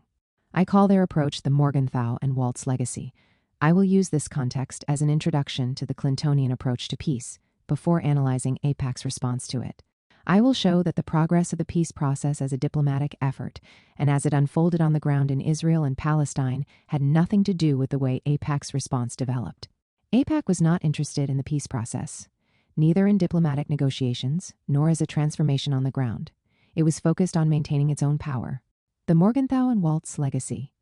In 1943, the German refugee Hans Morgenthau became naturalized as a U.S. citizen. He had arrived in 1937, taught at the University of Kansas, and then moved to the University of Chicago. No other refugee apart from the German Henry Kissinger affected American foreign policy as much as he did. His book, Politics Among Nations, published in 1948, provides a clue to his future influence. Morgenthau likened foreign policy to policy in the business world. That is, decision-making free of sentiment or moral values, and entirely based on cost-benefit considerations and balances of power. The young state of Israel was one of the first to take up his approach. Throughout October 1948, at the height of Israel's ethnic cleansing of Palestine, Morgenthau advised David Ben-Gurion on a host of political issues. The first prime minister of Israel decided to reward the academic guru by naming a destroyed and evicted Palestinian village after him. The village of Kirbat Beit Far became Tal Shahar, a translation of Morgenthau, Morning Dew, into Hebrew. 20 years later, Kenneth Waltz followed suit. He spent most of his teaching years at the University of California, Berkeley, where he became the doyen of international relations as an academic discipline. His claim to fame was a book, Theory of International Politics, published in 1979, in which he challenged some of the basic assumptions of Morgenthau. realist approach. Hence, while Morgenthau is referred to as the father of realism in international relations, Waltz is the father of neo-realism. Waltz argued that, in the field of international relations, there are no clear patterns of conduct because of the absence of a point of gravity, and thus states act within an international anarchy that dictates and limits their options. Most states seek to maintain the status quo, and those who wish to change it do so mostly due to domestic factors, and not because the international system allows them to do so. Translated into practice, states' policies are still based on cost and benefit, but there are more unexpected factors which limit the effectiveness of this approach. His work still constitutes the ideological infrastructure of most studies in international relations research centers in America. From these centers graduated the American diplomats who were selected to conduct the peace process in the Middle East, guided to overlook issues such as justice or morality in the process, and to take as few risks as possible.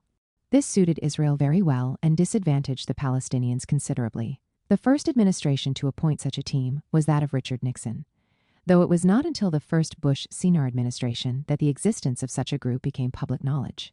Various experts, some from the State Department and others from the National Security Council and academia, translated the realist and neo-realist theories into actual policies. Under Nixon and Ford, this academic group of officials endorsed the Jordanian option put forward by the Israeli Labor Party and Peace Camp, namely, looking for a solution that disregarded the Palestinians and their aspirations. The idea was that a territorial or functional partition between Jordan and Israel of the West Bank and the Gaza Strip would be the basis for a successful peace in the future. Very much like the Jewish parable, they were looking for a lost key where there was light and not where it was lost. The First Intifada, and the lack of real intention on the Israeli side to concede control to Jordan and the West Bank, persuaded King Hussein to opt out of the Jordanian option. The academic advisors of the Bush-Senior administration now began looking to integrate the Palestinians into the negotiations more fully, and the idea of a two-state solution began to dominate the research, the thinking, and eventually the policy itself. When Bill Clinton came to the White House, he brought a group of experts with him that helped to devise his administration's interpretation of why there was a conflict and the optimal solution to it.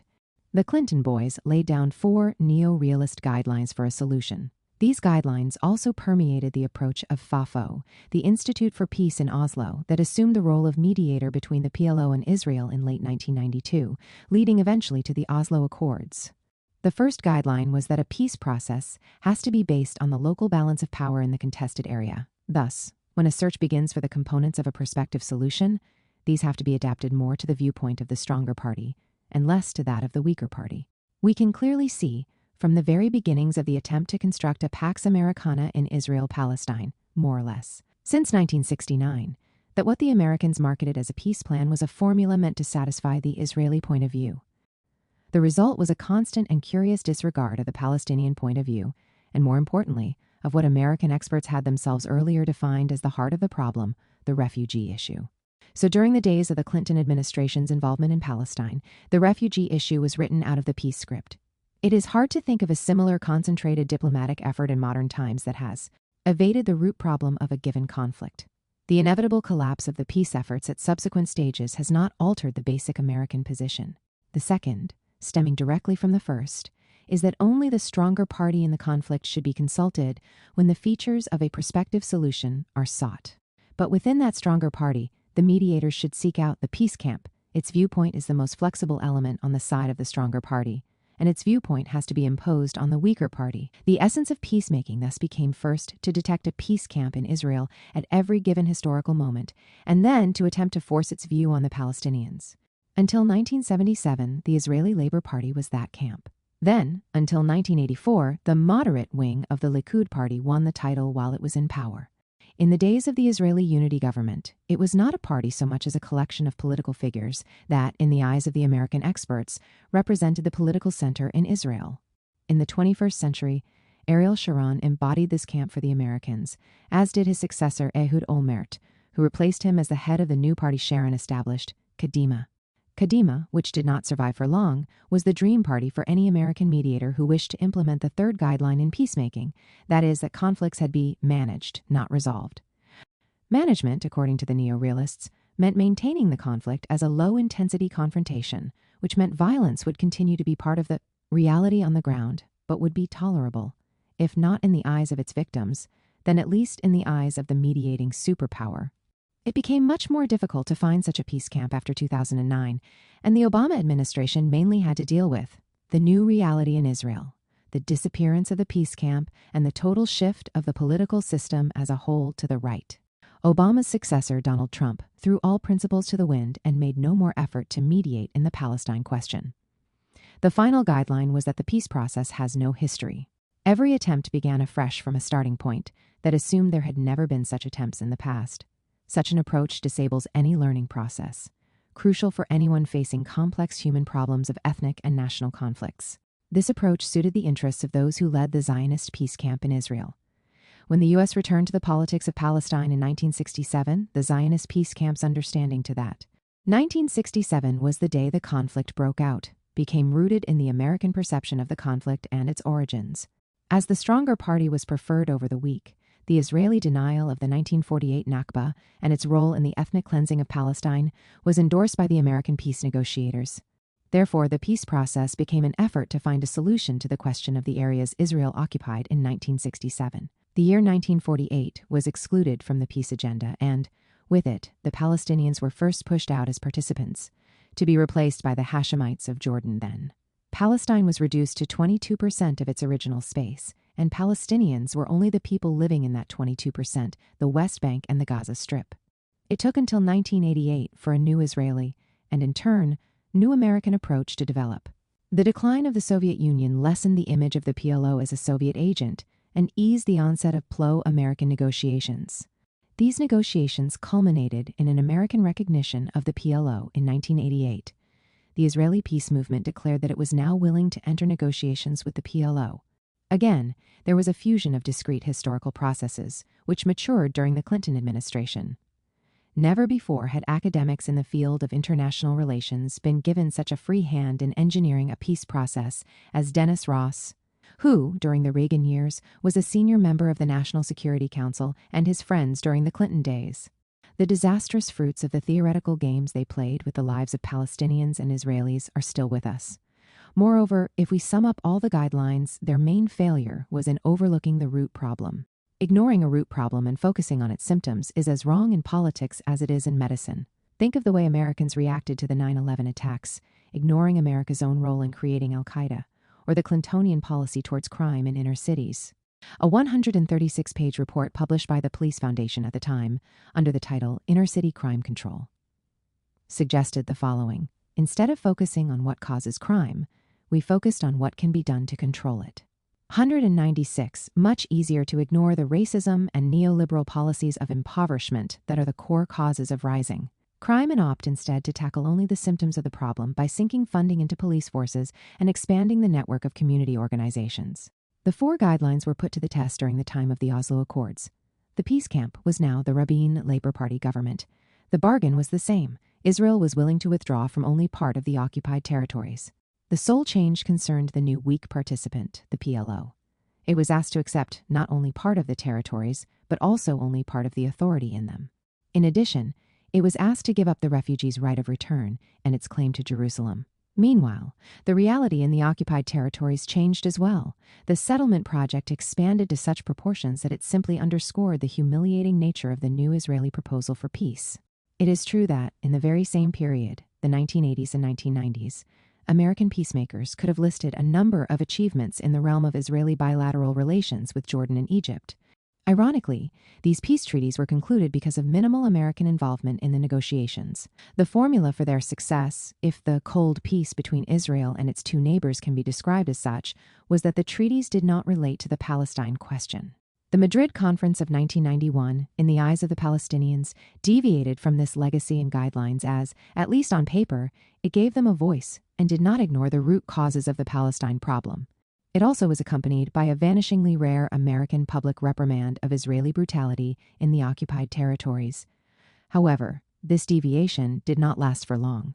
Bill Clinton did not continue Bush Sr.'s tougher stance against Israel and the Israeli Labor Party, coming back to power for the first time since 1977. Returned to the old guidelines, ignoring what had happened in 1948 and trying to impose Israel's idea of peace onto the Palestinians. At the end of the day, Bill Clinton proved to be easier prey than AIPAC suspected. A typical Democrat, he was of the opinion that without the Jewish vote, he could not win presidential elections. The victory of the peace camp in the Israeli elections in 1992 enabled Clinton to pursue an explicitly pro-Israel policy that ostensibly did not neglect Palestinian interests. Indeed, Clinton invested much time and energy to the question of Palestine, but the people he appointed to produce a roadmap for peace were mostly Jewish. The remaining Arabists, who had a foothold in these issues, were pushed out. Without the Arabists, it was easy to advance, on June 30, 1993, a policy paper that stated that Israel should have a free hand in developing, uprooting, and colonizing East Jerusalem. So, the illegal settlements of the past became the integral neighborhoods of the present. The door was opened for the settlement of 200,000 Jews in the eastern part of the city, and the commencement of the transfer of its 200,000 Palestinian inhabitants. Such an approach did not, on the face of it, require deep American involvement. But although in many ways the Oslo Accords began with minimal American involvement, it did become nonetheless an American show.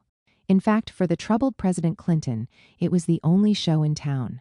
And at first it looked likely to work, since the Israelis and the Americans found a Palestinian leader who was willing to succumb to pressure, so completing the process, a plan for peace conceived in the Israeli peace camp, dictated to and accepted by the Palestinians.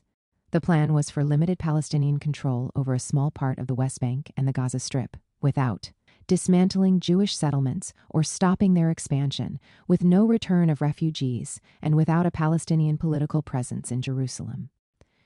As we know now, this was possible because the Palestinian leader Yasser Arafat believed that this state of affairs was temporary and that the Israeli architects of the Oslo Accords would be loyal to their promise, after 5 years of an interim agreement, to proceed to the establishment of a fully sovereign Palestinian state. He misread Israel's intentions and interpretation of the 1993 Oslo Accords, and also could not predict that Likud would return to power in 1996. The Israeli interpretation was at best a reduced Palestinian Bantustan as the final product of the peace process. When did Arafat realize that he was cheated? We do not know. Was it when he was in the Sinai Peninsula in 1994, when he had to be almost physically coerced by Egyptian President Hosni Mubarak to sign the Oslo II Accord, which translated vague ideas of the September 1993 Declaration of Principles into a new and oppressive reality on the ground?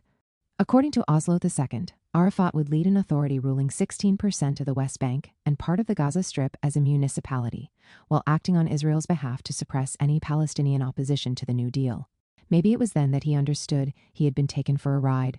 What is clear is that at one point he realized that Oslo meant the expansion of Israeli settlements and the enclaving of Palestinian autonomous areas within a matrix of settlements, military bases, and highways without any solution for Jerusalem or the refugee problem. Perhaps the realization dawned during the grotesque show Clinton staged much later, in 2000, when he was again physically pushed into a hut in Camp David and asked to sign a Palestinian letter of surrender to neo-realist logic. The surrender text included a final solution that consisted of a Palestinian Bantustan in part of the occupied territories and peace for Israel. Even for the fragile Arafat, this was too much. He resisted, and the rest, as we know, is history. A sterile version of this sequence of events was repeated after the Second Intifada broke out in October 2001, a spontaneous response to the huge disappointment of the years of negotiations since 1993. American mediators attempted in vain to revive their roadmap, leading to nowhere. Israeli colonization deepened and produced a particularly desperate resistance, which in turn produced the brutal retaliation so familiar to us today. And instead of Dennis Ross and his team asking themselves who in Israel was benefiting economically from the occupation as a possible explanation for the lack of progress, along came 9/11. The ensuing narrative was easily plotted. Islamic terrorism, linked to the attacks on America, had hijacked the Palestinian political movement. This explained the inability of the Palestinians to take part in a reasonable and sensible Pax Americana. Ariel Sharon and after him, Ehud Olmert composed another Israeli version of peace in 2006. Disengagement from Gaza, while leaving the Palestinians even less territory than was promised to them in Oslo in 1993 and Camp David in 2000. The new prescription was a lasting peace based on a Palestinian state stretching over 16% of historical Palestine, with no but real sovereignty or economic independence, and of course, with no solution to the fate of Jerusalem or the refugee problem. Again, the developing reality on the ground was grimmer than the words on the page. Gaza became a huge prison camp, bombarded and starved, with the American administration blindly standing by. AIPAC, under Clinton,